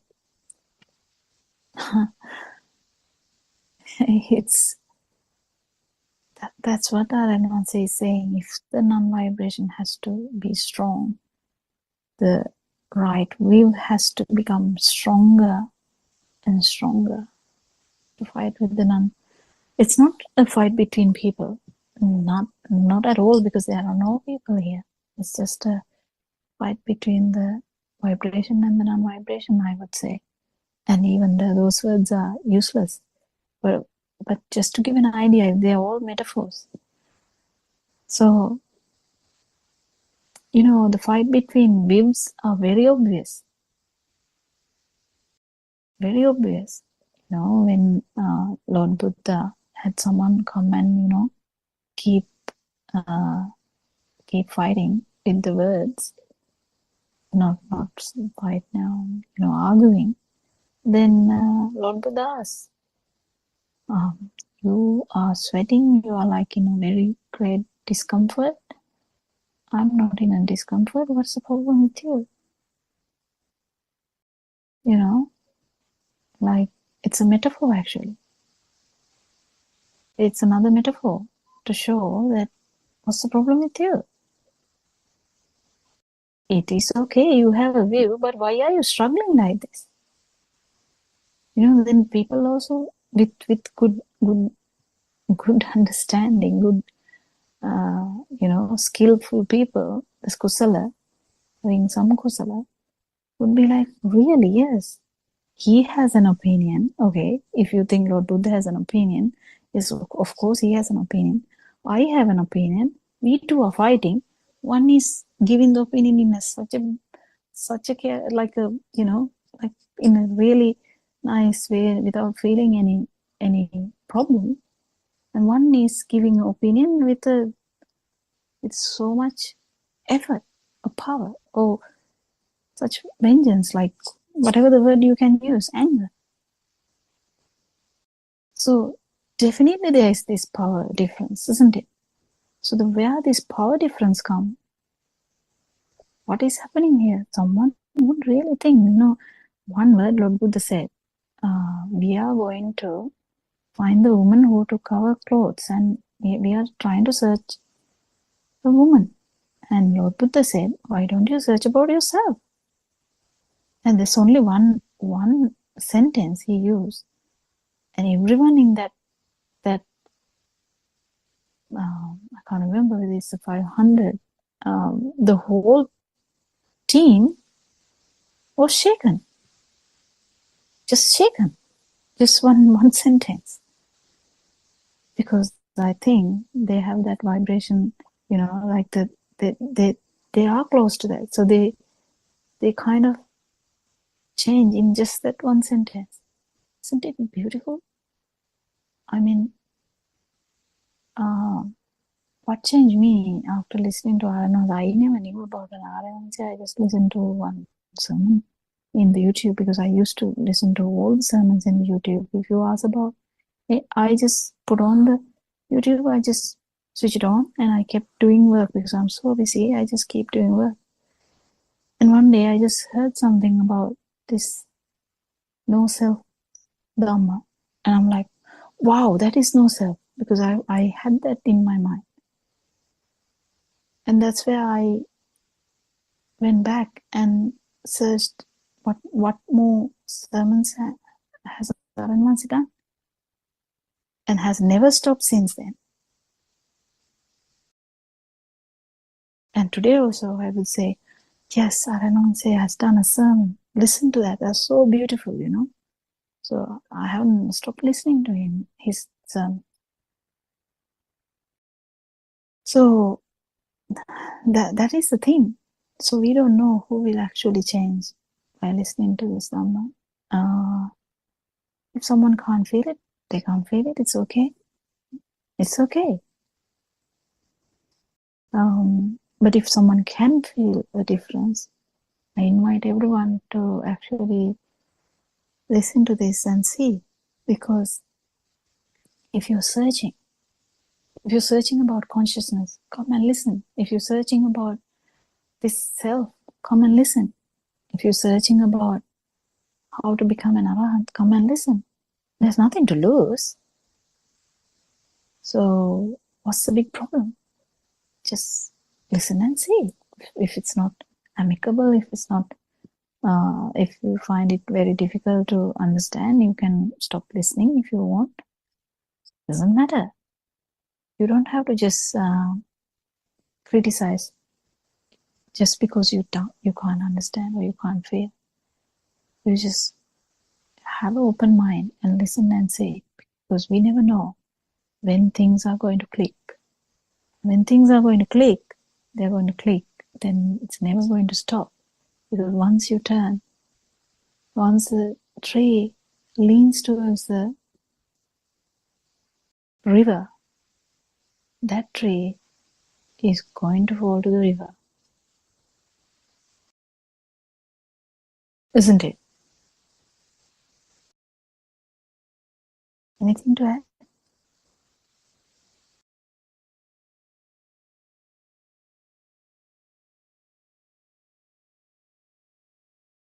Yes, I think as you said, yes, Suran, No, go ahead, Doctor.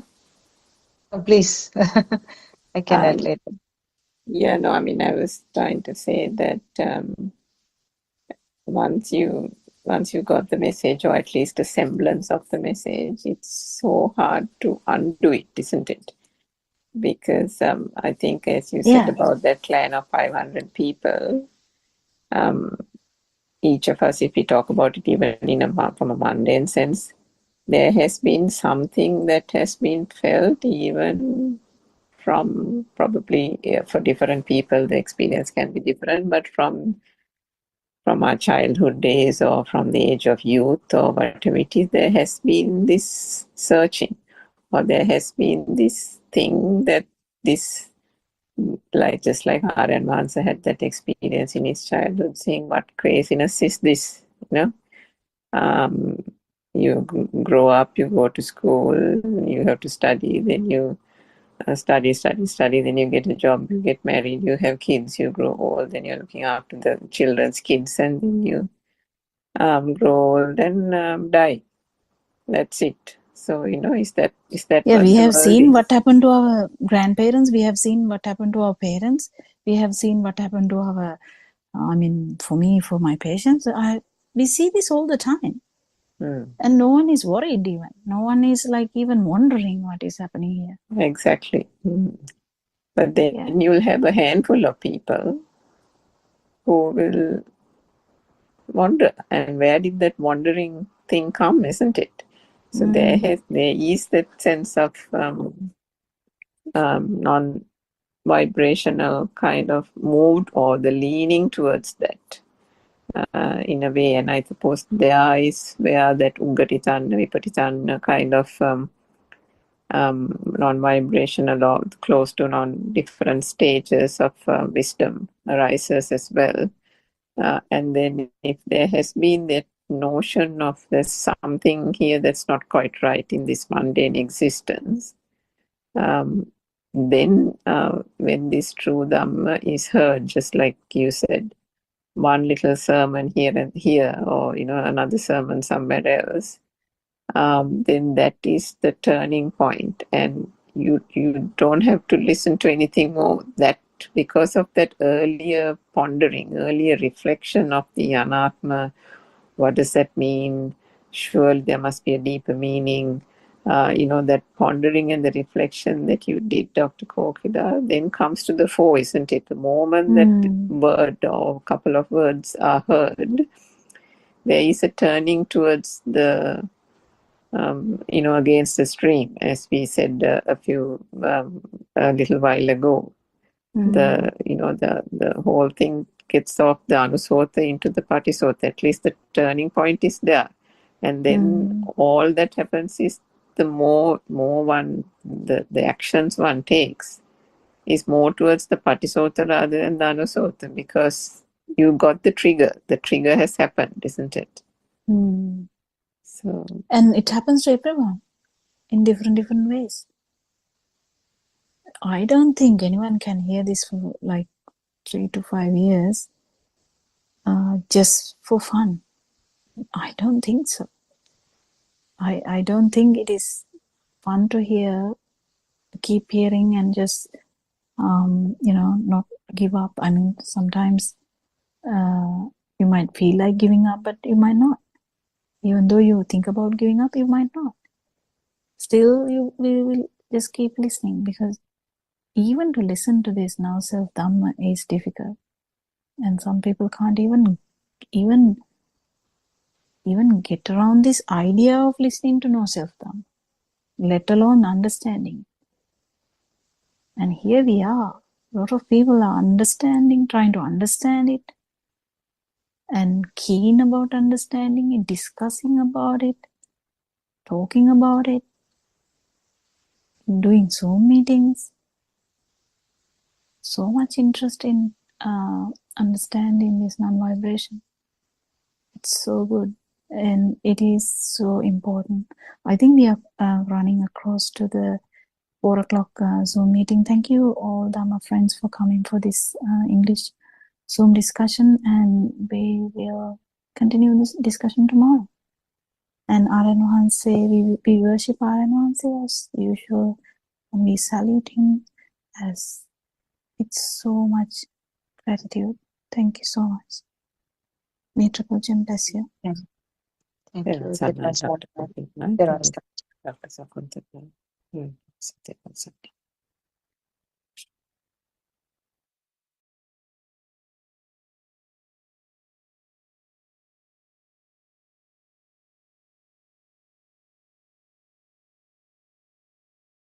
Can start with some very simple facts. Uh, may all of you be blessed by the triple gem. And first of all, I would like to worship our noble friend Buddothpado and Mahanse. In this discussion, during the next 1 hour 15 minutes, we will try to discuss some simple facts. Actually, there are 8 Zoom discussions throughout the day, and there 2 of them are dedicated for the practical experience, and then there are 2 Zoom discussions which meant for getting the doubts and the problems clarified, and there's another one on Sutra Deshana. So like that, for with different topics, with different areas being covered throughout the day, there are so many Zoom discussions, and most of them we have our noble friend also joining, at least for a short while. Sometimes R.N. Mahanse speaks for the most part of the Zoom discussion, giving sort of very valuable explanations. So we will try in our best to explain whatever in our capacity. This is the Dhamma pathway that is explained by our noble friend is very practical, and what is experienced is described or explained. And then you realize that there are many things that we didn't understand, or we didn't realize that what is the true happening underneath. So basically, we are experiencing the world with the sense faculties, which means basically the eye, ear, nose, tongue, and the skin. So whatever in that capacity, whatever is created by these sense faculties is taken as true existing things. So that is meant by the ignorance. So when we realize this truth, that these are actually imaginations or illusions, or in other words, they are all thoughts, a little bit of light is shed to the path, because we are groping in the dark without realizing that there's an imagination, there's a world which is imagined. So little bit of light is shed, and then little by little this light becomes brighter, and then we can see actually where we are and the path that we have to follow. So in practical explanation, so the R.N. Mahanse has introduced 4 steps in the practical experience. So little by little, there is some understanding of what is happening, and the fact that all are thoughts, and there's nothing called mind, and there's no existing thing called mind, but it is just a flow of thoughts, and the thoughts are the ones which control the physical, so-called physical body.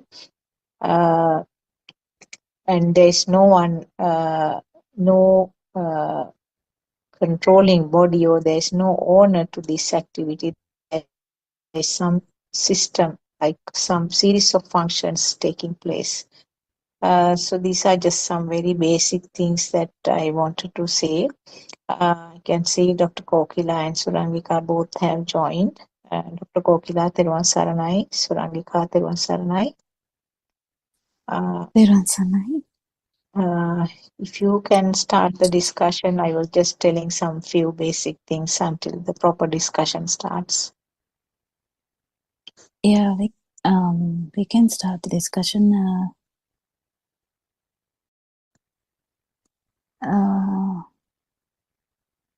I think,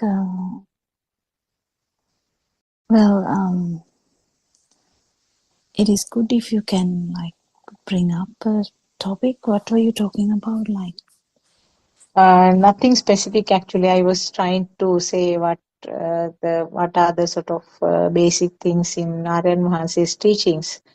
The fact that the mind, trying to understand the mind, and then what is meant by the world, what is identified as the world is a creation of the mind or the sense faculties. yeah, Those were the few things that I understanding was of telling. this vibration, or the, we use the word vibration all the time. I think we use it to actually give the idea that self, the feeling of existence, is actually kind of a power. That's why we use that word, and words are actually used to communicate something here. None of these words are actually true.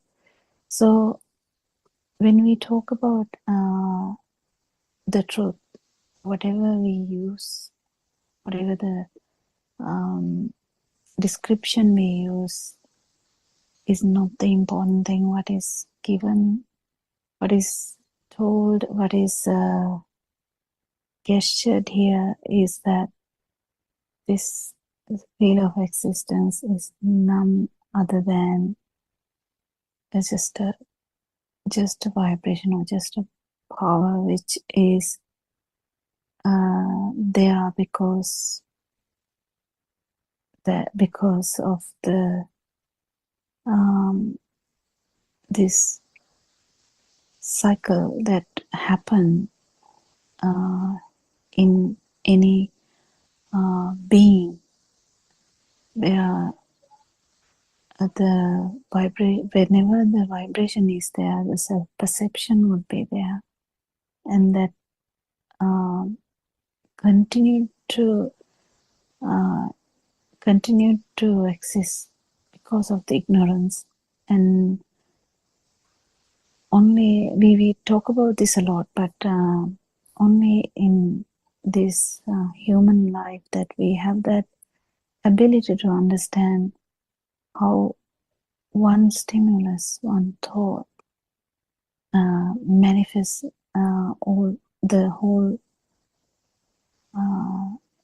this vibration when there is ignorance, when we have given value to that.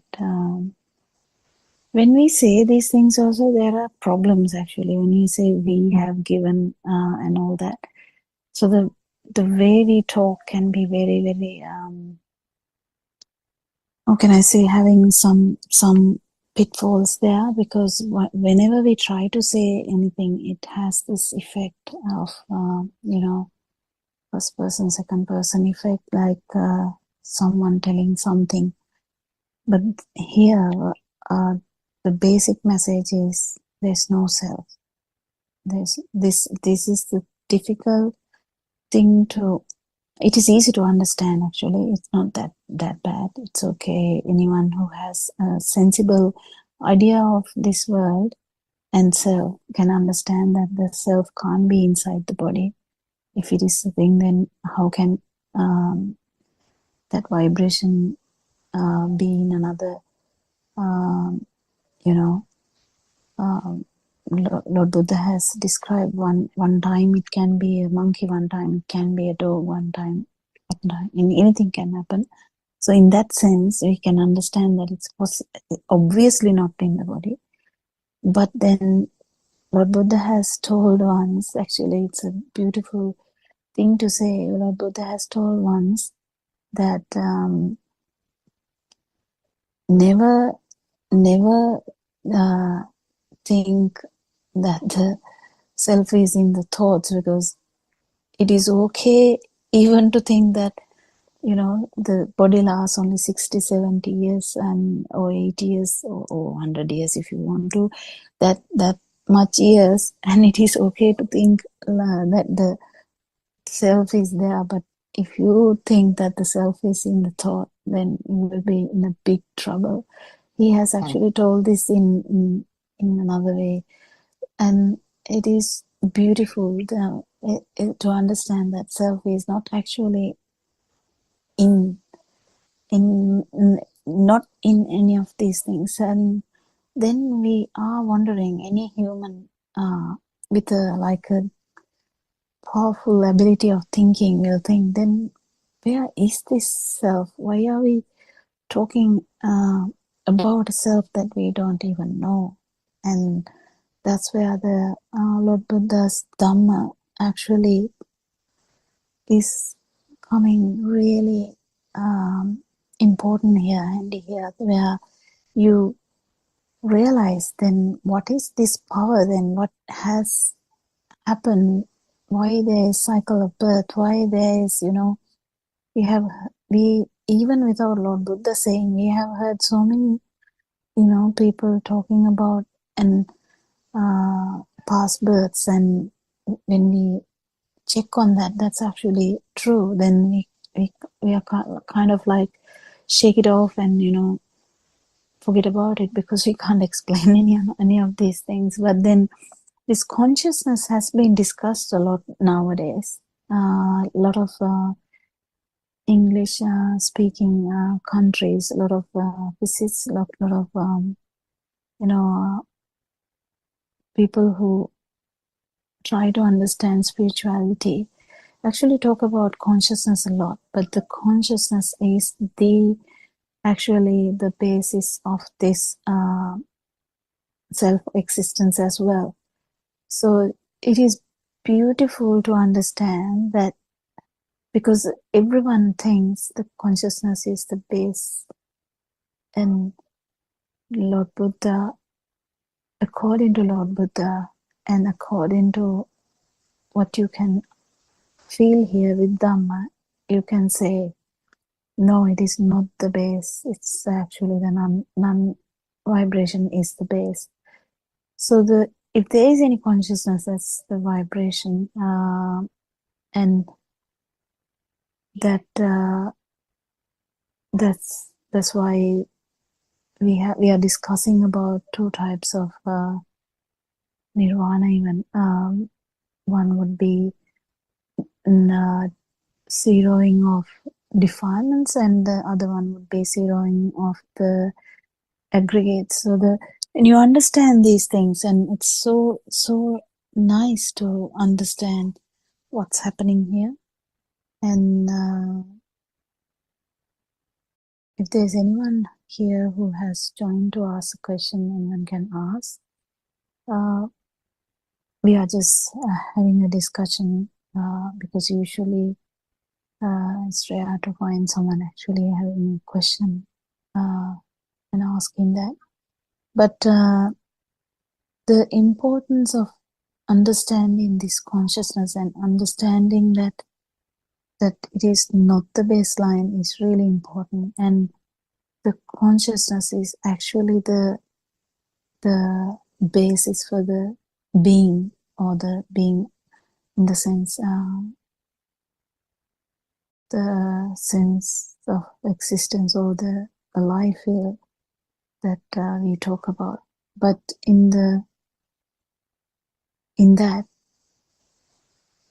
just being or single cellular organism can't actually describe any of these things, but the humans with this great mind actually can understand what has happened here and can feel it too, because all the levels of this self vibration, all the levels of that can be felt in one stimulus. And when we say that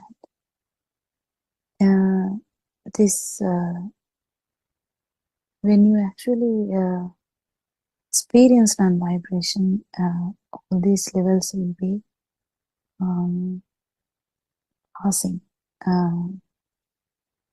You have to pierce all these levels to actually feel the non-vibration. So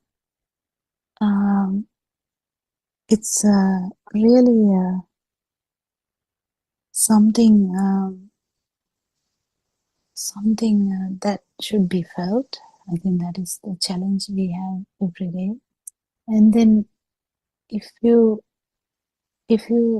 understand that actually the only thing that existed, this is in a human, because in a human we have discussed a lot actually in all the sermons how we are born without defilements actually, because initially we have only the basic consciousness, but then the defilements start with the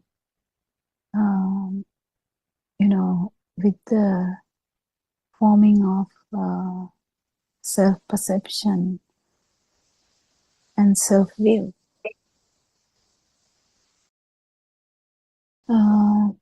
Anything we can build up the discussion here? Yes, actually, I saw a message which was circulated. I received it. I can't remember from where it came. But actually, what the contents were very much similar to what our Aranwahanse is teaching.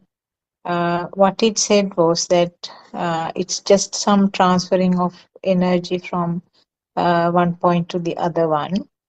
There's nothing going from Even here to transfer there. is wrong. Even transfer Word, is oh wrong. yes. That's You very, have to we have say to be very synchronize, careful. isn't it? Yeah. Yeah, because if we Synchronizing? say synchronize, no, Mm. if we say transfer, what happens is there is a thing to transfer. Yes, I understand, yes.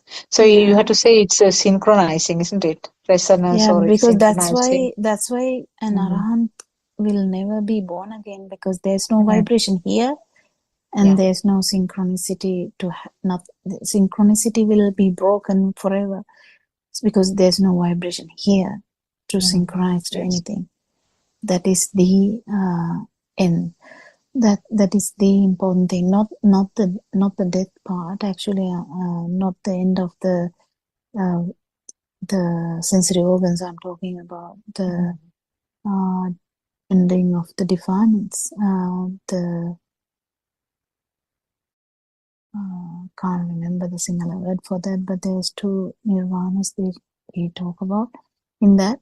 But when we talk about the transfer, some people actually talk about transfer. It's very, very, very tricky, because if you are talking about a transfer, it is similar to someone talking about vijnana being transferring, in good olden days, not good olden days, olden days, we used to talk about so many things transferring, I was here, then I'm there, and then next time I'm there, then after that I'm here, something like that.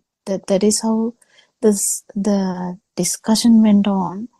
That even someone who is talking about the previous birth might say that, like, now I'm here, but I was this one before. That is how the story goes. Never it goes in a aviññānaka aspect, like not in, because it is described in such a way that we all give a aspect of Sakkaya Ditti, wrong view into that. So whenever we talk something, we have to be very, very careful not to give that Word that in the sense, Trans- not the word, the essence of it, like the sense of wrong view, because wrong view is always like application of wrong view is everywhere. Any word has that aspect, wrong view, because whatever the words, they are used in this normal world, but actual the feel has none of these things, and in that sense you can understand the words has no power at all. The feel has no importance of the words, but the words carry this how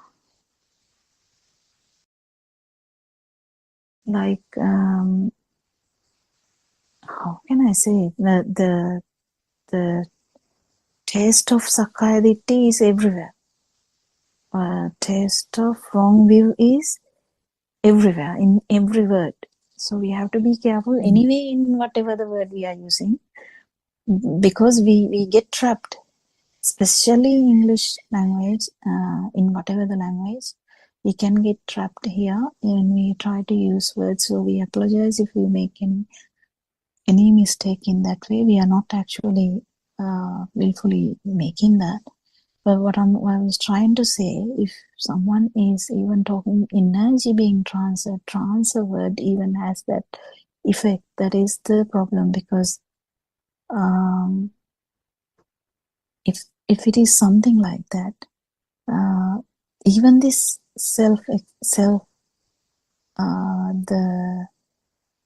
the vibration, it is a construct. That is why that we have the ability to, or any being has the ability to attain the non-self status. Because if it is not a construct, if that power that whoever is talking about is not a construct, Sankata, if it is not Sankata, in the sense not a construct, then you can't attain Nibbana, you can't attain non-vibration, because the vibration is a construct with the sensory organ, whatever the stimulus, can be just consciousness, whatever that stimulus, whether it's light, whether it's feel, whether it's sound, if it is radiation in any other animal, whatever the sensory organ, that particular stimulus is the only thing that happen, and that stimulus only. But that is the difficult part, because we feel that we experience that stimulus. So why we feel that is this trick of this that perception we have that it is happening here. How the perception came is from that kind of the power we have here. Why the power is here is because there is ignorance of not knowing that it is only the stimulus that was there.